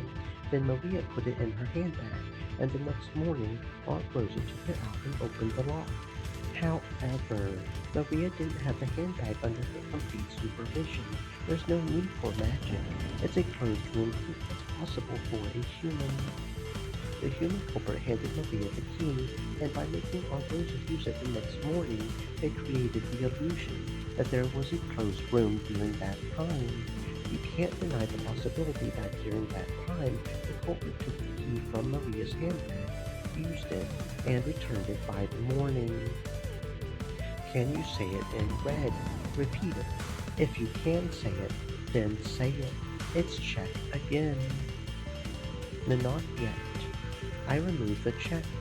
The envelope with the key in it should have been sealed with wax. Rosa took it from an unopened envelope. Really? Then try saying it. Repeat it. The envelope handed over midday yesterday, and one Aunt Rosa opened are the same thing. That I can repeat. The envelope I handed over to Maria and the one Rosa opened are the same thing. It's useless. It's all useless. That doesn't even matter anymore. I expected more from you. I figured that if you were a bit better at reading between the lines, you would resign right there. So I'm disappointed. You've betrayed my expectations. Well, what? Who cares if the envelopes were the same? Envelopes can be sealed with wax over and over. The key inside is what's important. This time it's all over, Golden Witch. It's a real checkmate. I'll say it one more time. Repeat it. If you can say it, try saying it. The key to the chapel inside the envelope Maria received wasn't used even once until Aunt Rosa opened the envelope. How could I against a lowly human? I'll keep on saying it, Beatrice. Repeat it. The key to the chapel inside the envelope Maria received wasn't used even once until Aunt Rosa opened the envelope. If you're going to yell, then say you resign. This settles it. This is the truth. Aunt Rosa obtained Maria's key this morning. At one point, it passed to someone else's hands. Then they used it, resealed it, and returned it to Maria's handbag, making it look like it hadn't been used. This is a trick with a cheap loophole. The assumption that the key wasn't used because the sealing wax wasn't open. Checkmate. There's no magic, and it's nothing more than a trick that's possible for humans. In that case, who do you say stole the key? Try answering. This time, you try repeating it. That's right. I'm making you repeat things all the time. I probably have to answer every once in a while. But I refuse. My condition for victory is denying a witch's existence. I'll prove that this impossible crime done with your magic was actually possible by a human hand. I've smashed your closed room with something possible even for humans. However, I won't specifically investigate who the culprit is. Because I believe in humans, because I definitely won't accept that there's a person among us who would steal the key from Maria, use it, and do something so horrible. I give up. I resign. Just once, for this skirmish, I'll give up. But you really are naive, Battler. Parting remarks are a loser's privilege. Say as many as you like. Since you continue to deny my existence, you will eventually be cornered. After all, since you deny me, you will have to suspect those relatives that you cannot stop loving. In the last moment, when you have to suspect the one who is beloved to you, then you will surely accept my existence. True, you have defeated me in this skirmish alone. However, that naive logic will definitely destroy you. You can't win against me after all. Ushiromiya Battler.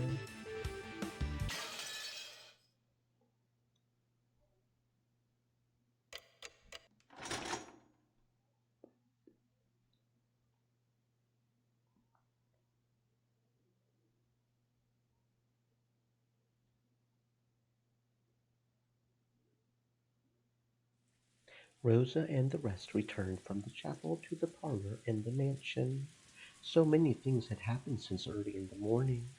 Of course they were high-strung. Battler and George, who had cried, raged, and let their emotions explode after seeing their parents' tragic bodies, returned to the parlor and sat in the sofas, dazed as though everything up until then had been a lie. Only Maria was completely unchanged and looked just like normal. When she wasn't playing pranks, she was basically a kid who played wordlessly by herself. So even if she was dazed, she would probably look just like as she did. But as she turned on the TV and flipped through the channels, it looked as though nothing about her had changed from normal. Did Rosa think anything in particular about this attitude, which was clearly different from normal people? She stared at Maria's back as though looking at something that wasn't quite heartwarming. Eventually, Kumasawa came to say good morning. Her cheerful manner was clearly out of place, and she couldn't help but be bewildered by the strange atmosphere in the room. Then, when she heard the details from Goda, she reacted loudly with shock. Of course you've contacted the police, right? What should we do in a time like this? What should we do? Please calm down and listen. It seems a machine somewhere was somehow done in by lightning last night. Because of that, we haven't been able to use the phones. What? Then, until the typhoon passes, we can't even contact the police. Maybe Kumasawa's exaggerated surprise was a little comical. Even in this kind of situation, Rosa giggled. Because of that, the fog of confusion that had covered her head cleared up a little. I've got to stay strong. It's not just Maria. I'm acting as a parent for George-kun and Battler-kun too, so I have to stay strong. Rosa had been the youngest sibling, with a large difference in age between her and the others. So, she had always been treated as a child. Every time she learned something new, it was something obvious to her siblings, and she had built up a complex, becoming convinced of her own incompetence. So, she had developed a passive personality, asking her siblings for advice every time something happened. But she no longer had any brothers or sisters. Now, Rosa was the only one of the four Ushiromiya siblings left. Furthermore, if Kinzo continued to shut himself away even in this extraordinary situation, Rosa would have to surpass this crisis as the head's representative. I'm not a child anymore. Not a child. Rosa slapped her knees slightly and stood up. She must not wait for orders now. She had to start moving herself. She picked up the receiver of the extension phone on the side table. Then she immediately remembered that the phones were down. Genji and Shannon, whom she had sent to see Kinzo, hadn't returned yet. She had a good guess at what was going on. He was probably yelling something nonsensical again and becoming unmanageable. His precious chapel had been defiled with blood. That was easy to imagine. She had planned on using the extension phone to call the study, but unfortunately the phones were down. Rosa decided to go to the study directly with her own 2 feet. Her old self would have been too frightened to go see Kinzo, and in fact, if she did meet him, she would probably be blamed somehow and insulted. But this was no time to be frightened. As his true daughter, she had to make him aware of the current situation. Kumasawa-san, I'm going to see father. Take special care of George-kun and Battler-kun. I'm sure they're on edge right now. Yes, yes, that may be true. It is truly pitiable. I shall make them something warm to drink. Thank you. Rosa went out into the hallway and headed towards Kinzo's study. The atmosphere in this mansion, which she had spent her younger days in and should have been full of memories, seemed somehow different. She began to climb the stairs in the entrance hall. Just then, in the faint darkness down the stairs behind Rosa's back, something glowed. It was a single fluttering gold butterfly. It fluttered around and sparkled. That butterfly danced about without a sound. It was only natural. No one can hear the sound of a butterfly's wings beating. And then it came to a rest on Rosa's back as she slowly climbed the stairs. Rosa didn't notice it. If someone not in the know saw, they would probably assume it was just a single sheet of gold leaf in the shape of a butterfly that had been stuck there. Without noticing a thing, Rosa continued heading towards Kinzo's study.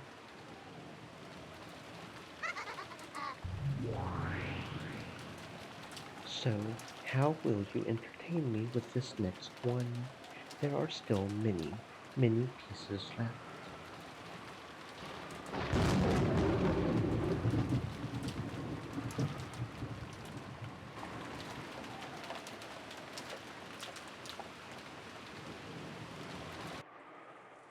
In the parlor, which had fallen silent again, the only sound was that of the TV that Maria was watching alone. If there was anything audible besides that, it was the sound of the rain, which had continued on and on since the previous night. Every one of those who had witnessed that unearthly and horrible scene stayed silent, as though praying that the events of that morning had all been a dream. Because Kumasawa alone hadn't seen it, her reaction was slightly different.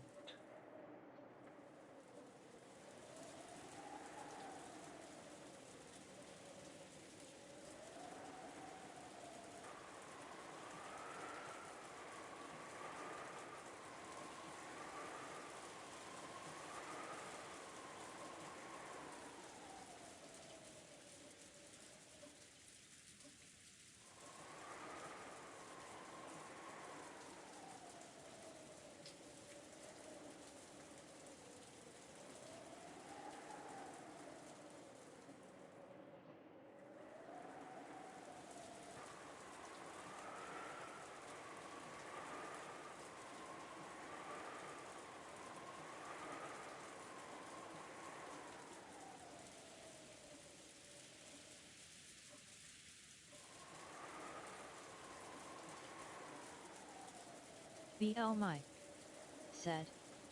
How are the Ushiromi ya?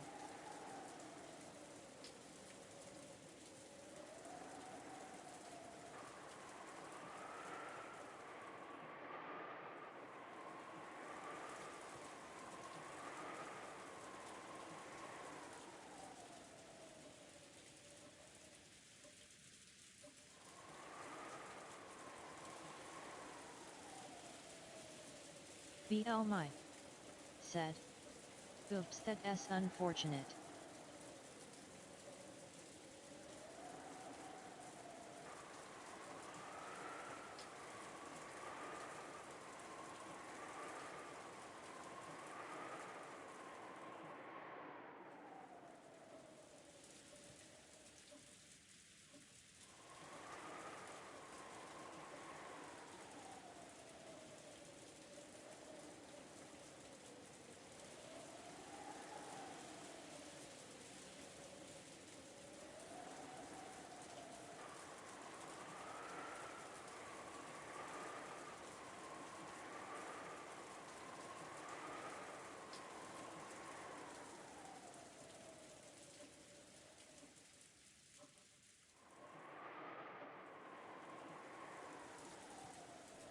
Hello there, Belle Amy.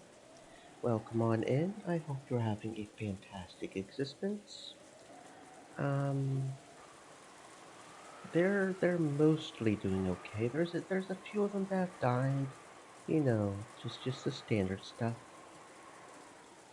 They could certainly be doing better, but they could some of them could be doing worse. Because Kumasawa alone hadn't seen it, her reaction was slightly different. The silence itself seemed more unbearable to her, and she was anxious to encourage everyone somehow. However, she was aware that she must avoid saying anything careless, and she seemed to be pondering how she could be most helpful. Normally, it would be time for a breakfast. However, possibly because something so outrageous had happened, Goda seemed to have forgotten to prepare a meal. Or maybe everyone was so beaten up that they had forgotten their hunger. Kumasawa wanted to bring up the subject of what they should do for breakfast, but it didn't seem like the right atmosphere, so she really couldn't. But she was really hungry, so she casually made a proposal. It seems everyone is tired after all that has happened. In times like this, I think the best thing is to heat yourself with some warm black tea. Indeed, that is an excellent plan. I agree as well. How about some delicious black tea with biscuits and jam? Yes, I hear Halloween will be here soon, and we have some delicious looking pumpkin shaped cookies on the shelf. Kumasawa-san, that's. Of course, she had said the wrong thing. She had reminded Battler and the rest about that horrible and tragic Halloween party in the chapel. Danjo hurriedly whispered into Kumasawa's ear. Battler-san, I am so sorry. I didn't mean to upset you. Truly, I didn't. No, don't worry about it. I'll definitely turn this boiling anger back on the culprit. I wonder if that culprit is still on the island.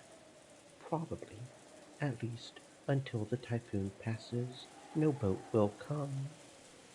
Yes, that is true. After all, the boats stop coming even when it's just a little windy. They certainly wouldn't come during a typhoon. Yes, it creeps me out. You think so, Aniki? Me too. And that's even putting aside whether the culprit's that mystery guest or not. Indeed, we've naturally suspected the mysterious guest who calls herself Beatrice, but we still cannot be certain she is the culprit. There is still the possibility she's a victim whose corpse still hasn't been found. When I think of it that way, there's something I just can't understand. What do you mean by that? It's simple. It's just like Kumasawa Ba-chan said a short while ago. Right now, this island is right in the middle of a typhoon, and escape is impossible. The same thing goes for the culprit. In that case, having the crime come to light should have been the thing the culprit wanted to avoid most. I see. So, there was no need to draw that creepy magic circle on the entrance to the chapel and show off the fact that the corpses were there. Yes, that's it. And if they were able to take the time and effort to do something so horrible to those 6 people, it should have been possible for them to hide the 6 corpses where they would be impossible to find. I agree. That brutal Halloween party probably wasn't directed at those who died. It was directed at the people who would eventually discover it. Us. It's probably safe to say that the magic circle was there to help us find it. The culprit knows they won't be able to escape from this island for a while, and yet they acted as though they wanted to make us find the corpses in the middle of this typhoon. What does it mean? If I were the culprit, I definitely wouldn't play around and make us find the bodies. Beatrice Sama was not in her room. and the wound did not seem particularly disturbed. No, Milady did disturb it quite a lot, though. Come to think of it, what happened to Jessica? Canon San is looking after her. They are probably in my lady's room. That isn't good. The culprit is definitely still on the island.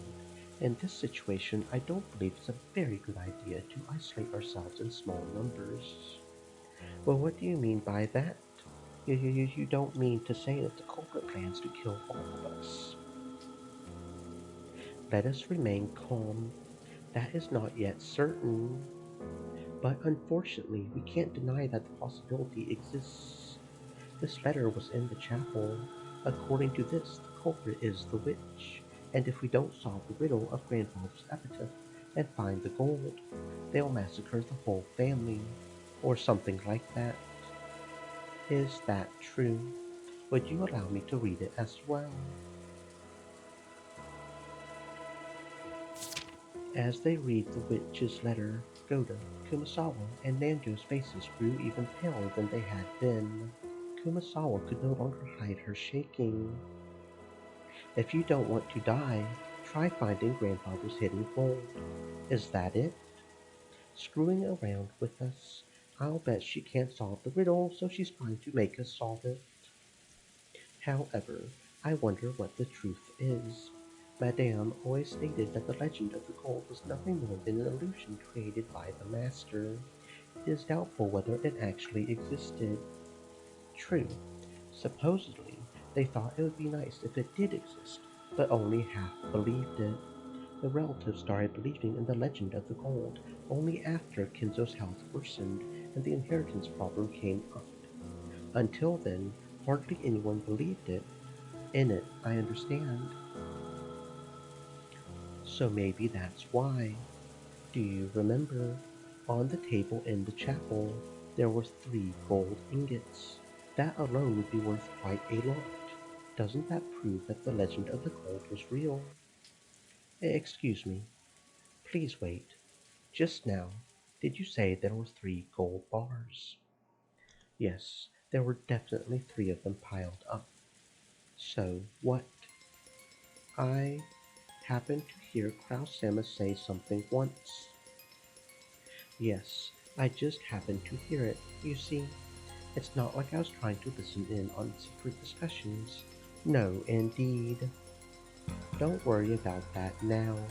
So then what? Is there something wrong with there being 3 of those gold bars? Yes. According to Kraus Sama, there was only 1 bar ever found to support the legend of the gold. That is correct. I believe Kinzo-san showed the president of Naruso a mountain of gold and let him take 1 bar back with him, or so the story goes. That 1 bar came to be in Kraus-sama's possession, and he said that no other gold supporting the master's legend of the gold existed. You're talking about Uncle Kraus here. So what does that mean? No, wait. 3? Wait, where did they come from? That's too many, right? Perhaps there is another explanation. Maybe the other relatives also found 1 each, and they each brought 1 of them and hid it there. No, I cannot believe that. When all the relatives came to the mansion, I was entrusted with their luggage. I did not feel a suspicious weight back then. I think those would weigh about 10 kilograms. If that much weight was in their bags, even I would notice. Stay moist, my friends, hydrate. But it didn't seem that way. Same here. At the most, there were some changes of clothes, a first aid kit, Kirie-san's makeup, stuff like that, I think. Aunt Rosa's luggage also looked pretty light.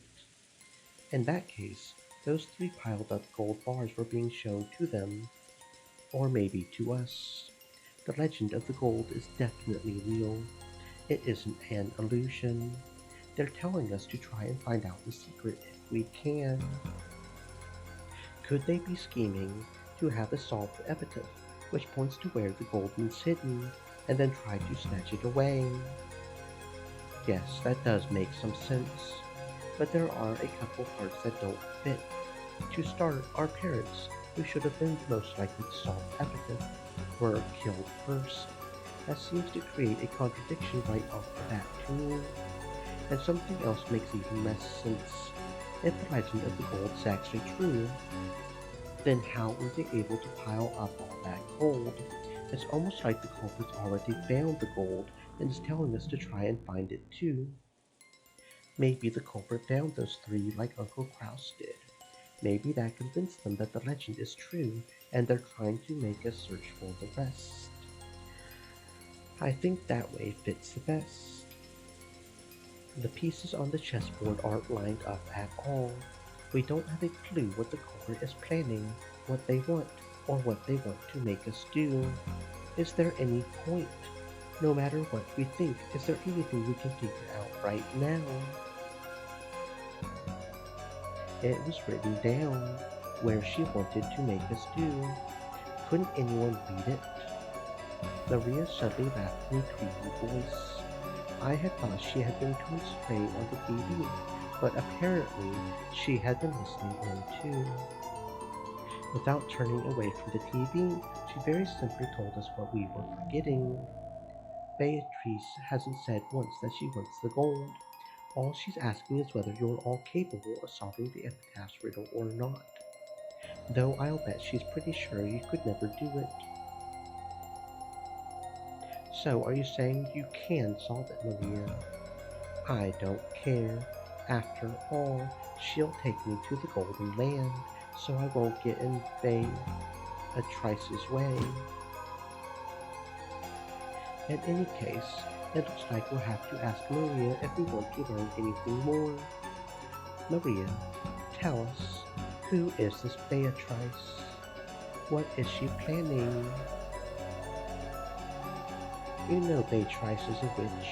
She can do anything with her strange powers. The power of magic can do anything. It can even create gold or bread. And of course, it can create sweets too, right? You saw, didn't you? At that time, everyone jumped at the sound of a door being slammed shut. When we turned around, we saw that Rosa had suddenly returned, bringing Genji and Shannon. Then she rapidly approached Maria, her heels squeaking, and hit her on the cheek. Stop talking about that. That raccoon and the rest will take it badly. Without waiting for a response, she hit Maria's cheek once more. Everyone could only stand there, stunned. I don't know what that means. What about yes? She mercilessly hit Maria's cheek again. Maybe Maria didn't feel like resisting after being hit twice. She weakly said yes. But Rosa-san, there's no reason to be so harsh. This is my daughter's education. Do not interrupt. The atmosphere around Rosa, with Genji and Shannon standing at attention behind her, was somehow cold, yet dignified, completely different from how she had seemed before she left. She was holding something that looked like a gun. I couldn't imagine that she would be holding a toy in this situation. Aunt Rosa, what is... This is father's. Because of the current situation, I borrowed it specially. Everyone should understand. The culprit is still nearby. We don't know what might happen. I agree. Rather than trying to figure out what the culprit is planning, it might be better to first think about our own safety. Father was fine, but he was considerably shaken by these sudden events. Fortunately, he said he won't leave his room, so he should be safe. For now, we should all try to stay together as much as possible. I agree. We don't even know where the culprit's hiding, and, after all, there's no proof that there's only one of them. Even though I had said it myself, I shivered. That's right. Could a single person kill 6 people and set up such a horrible scene all alone? Isn't it natural to assume that this crime was carried out by multiple culprits? I agree with Rosa San. It probably is good for us to try to stay together. Yes, yes, I think it's good too. Yes, yes. Maybe it's about time we called for my lady and Canon San. That's right. Let's have them come down. George Aniki tried to grab the extension phone, but Godo San shook his head. That's right. The phones are down right now, aren't they? I'll go with a couple of people. If George Aniki and Godo San come too, that should be enough.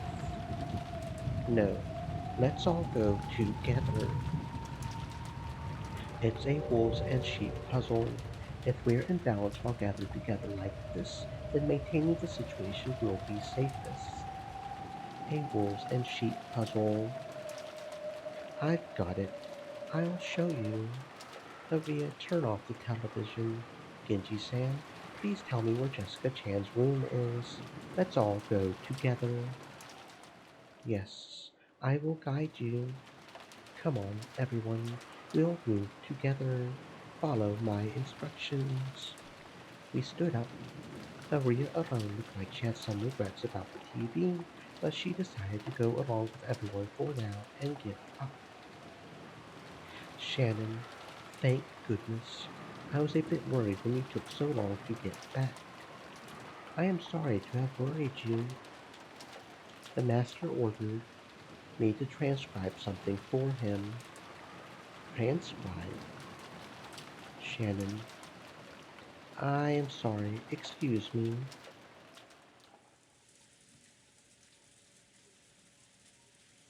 We headed for Jessica's room with the armed Aunt Rosa and Genji-san in the lead. Jessica and Kennington were a boy and a girl of about the same age. It would sure be a shame if we barged in on them at a bad time, or at least that's what we would be joking about normally. However, Aunt Rosa was on edge, constantly exuding a sense of tension, so it definitely wasn't the sort of atmosphere for careless remarks like that. Hey, don't fall behind. Everyone move together. We don't know when or where the culprit might leap out at us, right? No, maybe Aunt Rosa's attitude was more appropriate. Since grandfather hadn't come down, Aunt Rosa was our leader. This wasn't a situation where she could smile like she always did. And Aunt Rosa was a mother too. She probably also thought that, if she didn't get a hold of herself, some harm might befall her beloved daughter. The culprit had killed 6 of our parents at once. The method they had used was unknown, but there was a good chance his opponent would take down a large number of people in a flash. Would that be with weapons or with numbers? Or with the magic of a witch? In any case, I couldn't think of any reason why it would be okay to let our guards down. The rest of us had better take much, much greater care, just like Aunt Rosa. Everyone, stop. Aunt Rosa spoke in a sharp voice. Wondering what this was all about, we peered forwards, and immediately realized the reason. Well, what is this? Everyone, get back. Goda-san and Genji-san approached the door. Beyond this door was probably Jessica's room. This seems to be the same paint that was scribbled on the door to the chapel. It appears so. It seems not much time has passed since it was drawn. What the heck is that? Another magic circle. It's the first magic circle of the moon. It has the power to open unopening doors. Drawn on the door to Jessica's room was the same kind of creepy scribble that had been drawn on the door to the chapel. That strange pattern must have had some occult meaning, but it didn't matter what that meaning was. We were worried about whether those two were okay. That doesn't matter. Are Jessica Chan and Kennington safe? This does not bode well. We should quickly bring those two downstairs. My lady, are you there? Please answer. Goda San knocked violently and yelled, but there was no answer. He gripped the doorknob with a clatter, but the lock just resisted him. Rosa Salmon, it seems to be locked. There's no helping it. Please open it up. Genji nodded and Goda quickly unlocked the door with the master key. In the back of my mind, horrible images floated up and disappeared, one after another. A magic circle had been drawn on the door to the chapel. Behind that lay 6 corpses. So, if there's a magic circle drawn on the door to Jessica's room, then beyond it must be to Jessica Sama. But what happened? Is she there? Jessica, what happened? It was truly heartless, the expression on Goda San's face and his cry as he opened the door prepared us for the brutal fate that Jessica had met even before we saw her. Everyone rushed into Jessica's room at once. That scene told everyone that their worst fears were spot on. Jessica, how horrible.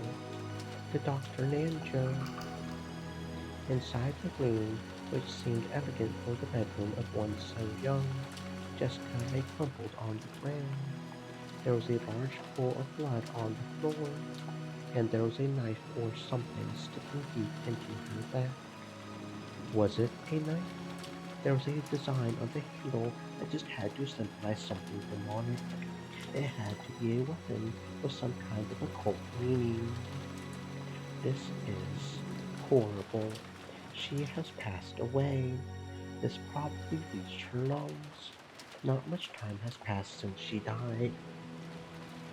Jessica, damn it, damn it. The battler, Sama. I was naive. I knew it. Since the culprit couldn't escape the island, they were definitely close by. So why didn't I get cautious sooner? I was naive. I just assumed that a culprit would commit their crime and then just sneak away and hide. We were stunned then. We thought Jessica Chan giving in to rage and running off was just something that couldn't be helped. But we were naive. We should have stopped her. Goda-san, why did you leave those two alone? If only you had been with them, something like this. No, that is... I said it was dangerous, so we should return. It's just that my lady said that she wanted to be alone. Canon-san told me to leave it to him, and... Speaking of which, where is Canon-san? That's right. What in the world happened to Canon-kun? To Canon-kun? Where? Canon-san should have been with my lady. Where in the world did he go? You don't think they got him? Quiet. Someone might be hiding in this room. Search under the bed and in the closet. There was a chance that Canon Kun's corpse had been pushed away somewhere. At Rosa Sand's order, everyone searched throughout the room together, but there wasn't a single human hiding anywhere. He's nowhere. Could the culprit have taken him out of the room? Then we'll have to search for him quickly and save him. If we're slow, something awful might happen. Aunt Rosa, let's search all over the mansion. Let's search for the culprit. Let's save Cannington. Quiet. When Aunt Rosa yelled at us, we fell instantly silent. She was probably contemplating something. However, what in the world could that be? Aunt Rosa walked around the room as though looking for something, or as though she was collecting her thoughts.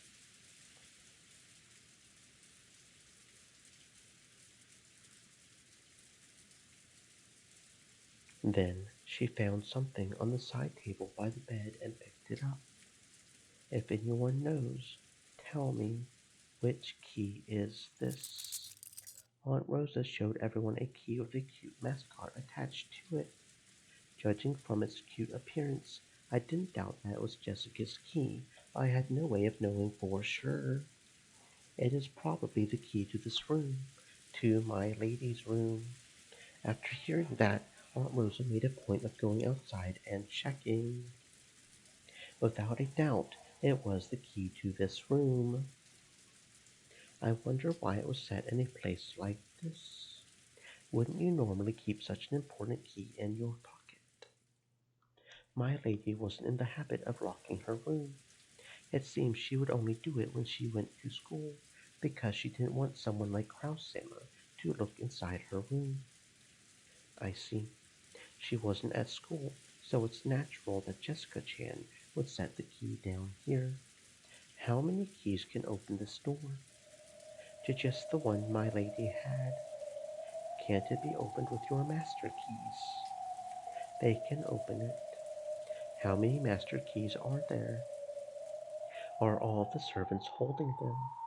Are there extras? Yes, we all have one. As for extras, I wonder. There used to be several, but Madame scolded us harshly, saying that was careless, so they should have been dealt with. That is correct. There is only one held by each servant. There are no more. Wait a moment. I think we talked about extra master keys in the last game, right? Indeed.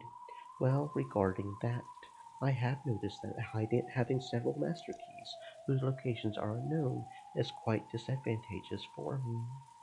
That's probably right.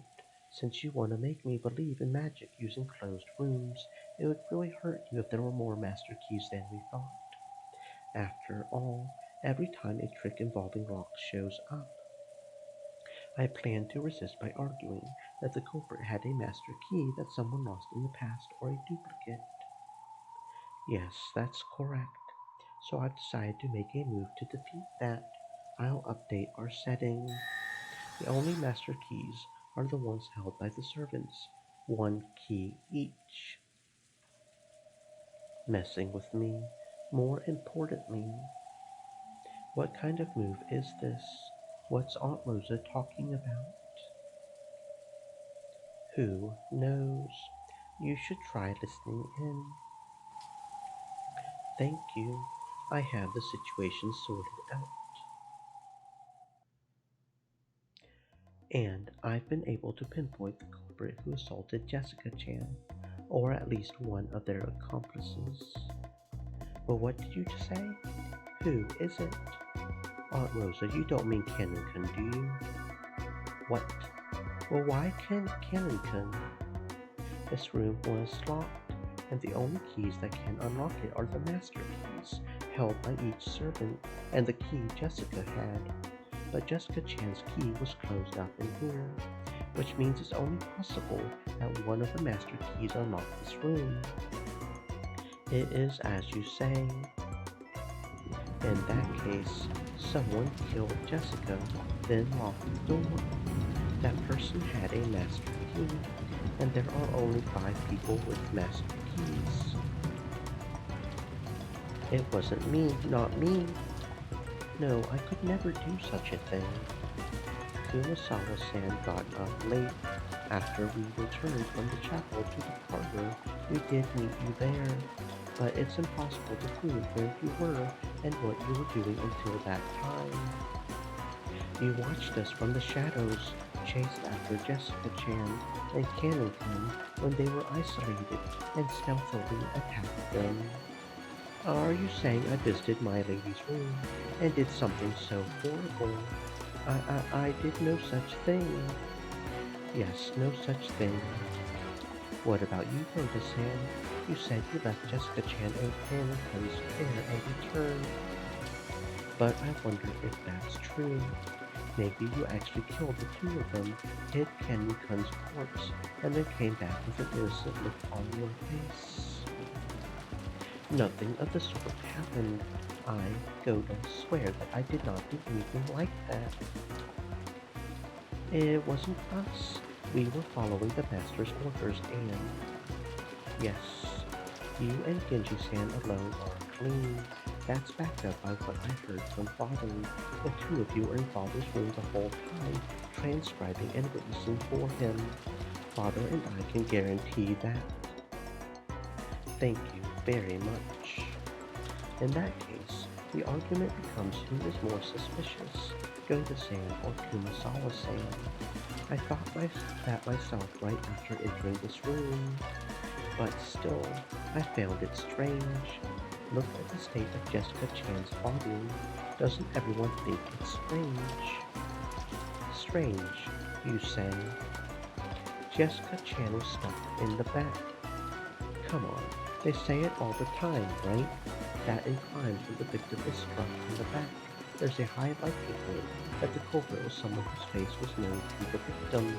She definitely wouldn't invite a person she didn't trust into her room and defensively expose her back. The Rosa Samuel, you don't mean to say that was Canon-kun, do you? I do. We're all fully aware of the state Jessica Chan was in right before she was killed. After seeing her parents' tragic bodies, Jessica Chan was very panicked. It's easy to imagine that, after she regained her composure, she would be in a horrible sweat.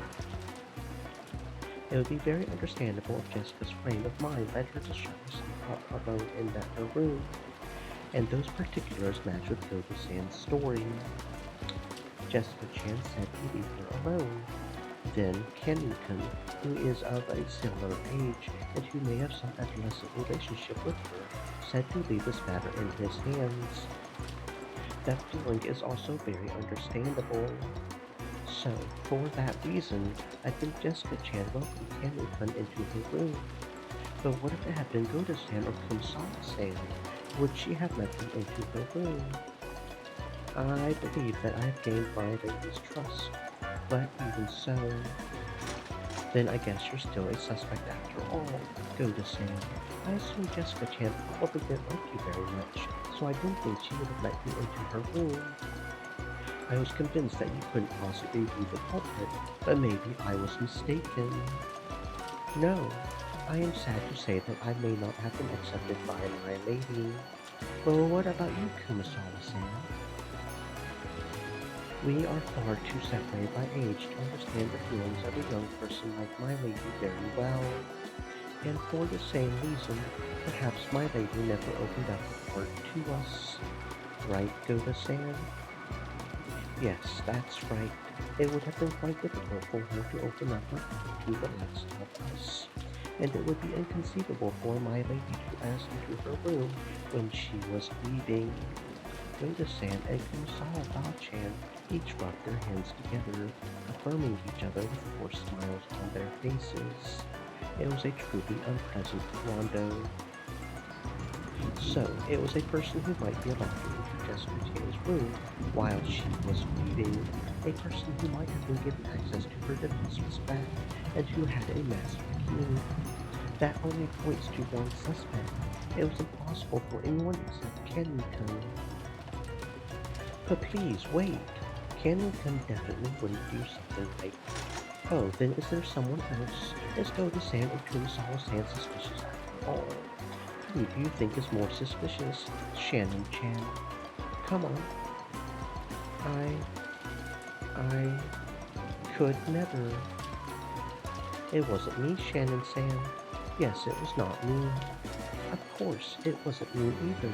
The ones who had close relationship with my lady were Canon-san. And after him, you, right? Yes, isn't that right? Jessica Chan might also let Shannon Chan into her room. You were supposedly with Father, but in reality, could you be the culprit?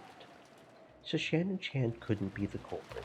Didn't you just say she was doing some important work with grandfather? Yes, I know. Neither Shannon Chan nor Genji-san is the culprit. Father confirmed that they were together the whole time. Well then, what do you think, everyone? After being told that, no one could respond. Even if someone did manage to argue back, they would then have to offer the name a third suspect. And no matter who that suspect was, it would have to be someone right here. No one could do something like that. Aunt Rosa glanced at everyone in turn, fingering the gun like it was a toy. She seemed so different from the kind Aunt Rosa I knew. No, it's probably because I'm not fully aware of danger we're in. Maybe Aunt Rose's attitude would seem natural if I could fully sense the peril surrounding us. It looks like no one has an opinion. Then I'll give you mine. Of course, I can't deny the possibility that Carrington's a victim without a corpse. But until we find that corpse, I certainly can't rule Carrington out as a suspect. There's a chance he'll suddenly appear again, claiming to have been attacked by the culprit and confined somewhere. But take care. Most likely. No, there's no doubt about it. Carrington killed Jessica Chan. No way. I can't believe it. Cannon did that to my lady. That's too much. I feel the same as Shannon. I'm opposed to labeling Cannington as the culprit. Then as the culprit go to Sam Kumasawa-san, tell me who's more suspicious. It wasn't us. If it wasn't Cannington, then who could have locked this door? How about it, Shannon-chan, George-kun? Aunt Rosa closed in on Shannon-chan and George Honesty, laughing unpleasantly. Of course, they couldn't say anything back. They wanted to believe in Cannington, but if they did, they would have to suspect the other servants. The simplest culprit was the missing guest, Trice, but she was nothing more than a guest and didn't have a master key. So if Trice is the culprit, despite lacking a master key, then do we have to accept the argument that she really is a witch who locked the door with the power of magic? That's a dirty argument. Dirty. So dirty. What are you worried about? Make it my fault. You can just make it the fault of the 19th person, the mystery guest, right? If you do, you won't have to watch this ugly battle of humans blaming each other, right? So then what? The culprit is the 19th person, the guest Beatrice. She's a witch, so she could lock the door without a key, using magic. Are you telling me to accept that? Damn it. Damn it, damn it. In the last game, I learned all your weak points. So, what will you do? What will you do? You said you definitely wouldn't accept me, right? Then, you can use Cannon as the perfect sacrifice he is. Cannon killed Jessica. If you support Rose's theory, everything is settled here, right? Cannon is already dead. There should be no need to show concern for the dead. And you won't have to suspect anyone in this room. Damn it. I won't accept you. But Cannington being the culprit is impossible. I don't want to suspect anyone. However, at times, there's no smoke without fire. Turns out to be true. Anyway, you can never be too cautious. To Dr. Nanjo, what do you mean by that? Please do not misunderstand. I do not wish to label Cannon-san as the culprit. However, until we understand the situation, there is a possibility that he's the culprit, and I believe thinking that way is safer. Yes, that's right. You cannot be too cautious. The general consensus certainly didn't seem to find fault with Nanjo for what he said. True, no one actually thought Cannington was the culprit, but unless they suspected him, they would have to suspect one of the servants here. We didn't want to do that. We didn't want to suspect. We didn't want to be suspected. That's correct. We cannot be too vigilant. I take it no one objects to that, right? Understand? There's a very high likelihood that these murders are connected to Father's legend of the gold. That means the crime must have been plotted by someone who wants to keep a vast amount of gold, or several 10 billion yen, all for themselves. With that kind of money, you could play around for the rest of your life in any country. And with a motivation like that, they might even attempt to kill all of us. Because she didn't have a master key, the 19th person, the guest Beatrice, is somewhat removed from suspicion for the murder of Jessica Chan alone. But we cannot conclude that she's unrelated to the crime. After all, it's a vast amount of gold we're talking about. We can't deny the possibility that there are multiple culprits. Right now, one of the people here among us might have been bought by the culprit. As Aunt Rosa yelled, she looked all around, her gun still raised. Don't believe anyone.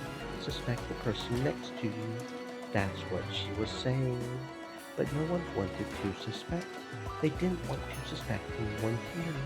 That weakness in their hearts demanded an answer from those not present. There are only two ways you can be sure someone isn't a suspect. If it's yourself, or if they're already no more than a corpse. The same goes for Kennington. Until we catch sight of his corpse, he is the most likely suspect in Jessica Chan's murder. So take care, even if he's still alive, even if he smooths things over with some explanation, you definitely mustn't trust him. Got it? No one gave an answer of their own initiative. However, those who met Aunt Rose's eyes had to nod their heads. Humans are beings who live by molding themselves to fit society. In other words, from the time they're born, trusting each other is genetically imprinted on them. It's unpleasant to go against that. They never want to suspect someone, but if they're forced to suspect someone, they find it safest to choose someone who isn't present at that moment. For the purpose of safety and nothing more, they half-heartedly chose Cannon to be the sacrifice. That's ridiculous. I definitely don't want to believe that Kennington is the culprit. I had heard it from George Aniki just now, but not only were those two close in age, they also had that kind of adolescent relationship Aunt Rosa had mentioned. It may be a little late now, but yes, they really did have that kind of air about them. After seeing her parents' tragic corpses, Jessica, bearing deep wounds in her heart, would only have trusted Kennington. It was very easy to imagine, and that's why I don't like it. Kennington was the only one she trusted, so she wouldn't have let anyone but Kennington in.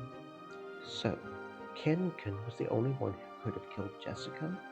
I just can't accept that kind of argument. Understand, even if Kennington appears, don't let your guards down.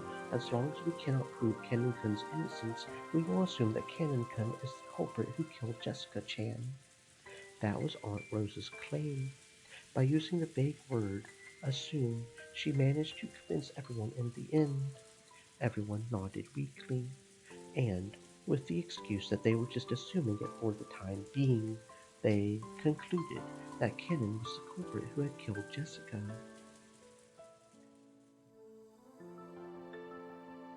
I wonder what the dead Jessica and Kennan would think if they could hear this exchange.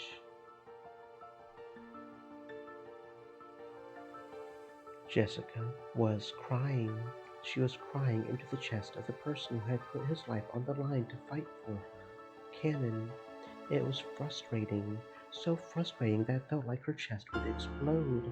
She grieved and resented how far the dignity of the dead had been trampled. How can those guys treat Kennington like the culprit? Because there's no corpse.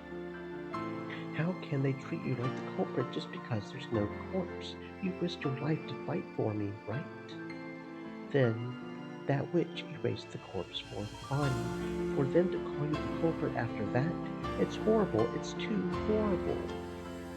It's okay. I wasn't able to protect you in the end, but I was able to be of use to you in our final minutes. Why doesn't everyone understand that? Stop it, Aunt Rosa. Don't call Kennington the culprit with that messed up logic. She isn't saying I'm the culprit. She's just saying I'm suspicious. No, she's saying to be careful. She is saying it. These people are saying that you're the culprit so they can stop thinking. They aren't thinking about who the culprit who killed me is anymore. They aren't thinking of the possibility that you aren't the culprit. And after this, every time something happens, they'll use the excuse that Kennington did it, since we don't know where he is. I can't stand that. It's okay. At least you know the truth. If only I know the truth, that's pointless. I know it after dying. Truth belongs to living humans. If the truth doesn't remain, the dead won't be rewarded. They won't know what Kennington risked his life for.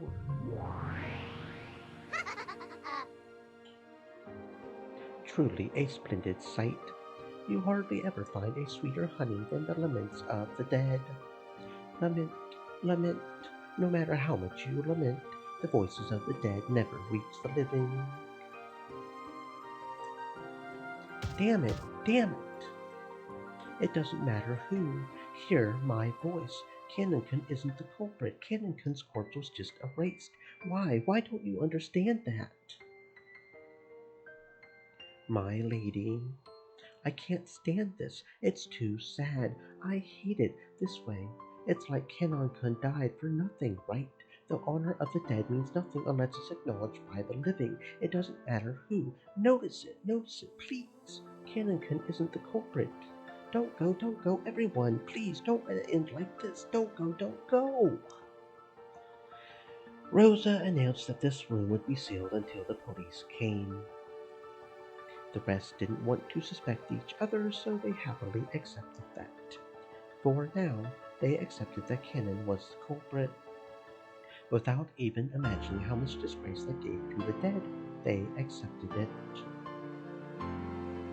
My lady, you've done enough. Thank you. Don't go, everyone. I'm begging you, come back. Don't leave us behind like this. Don't keep treating Kennington as the culprit. It won't reach. The laments of the dead never reach. You make me laugh. Yes, that face of yours makes me laugh. Did you think your voice would reach them? It won't reach, will it, Jessica?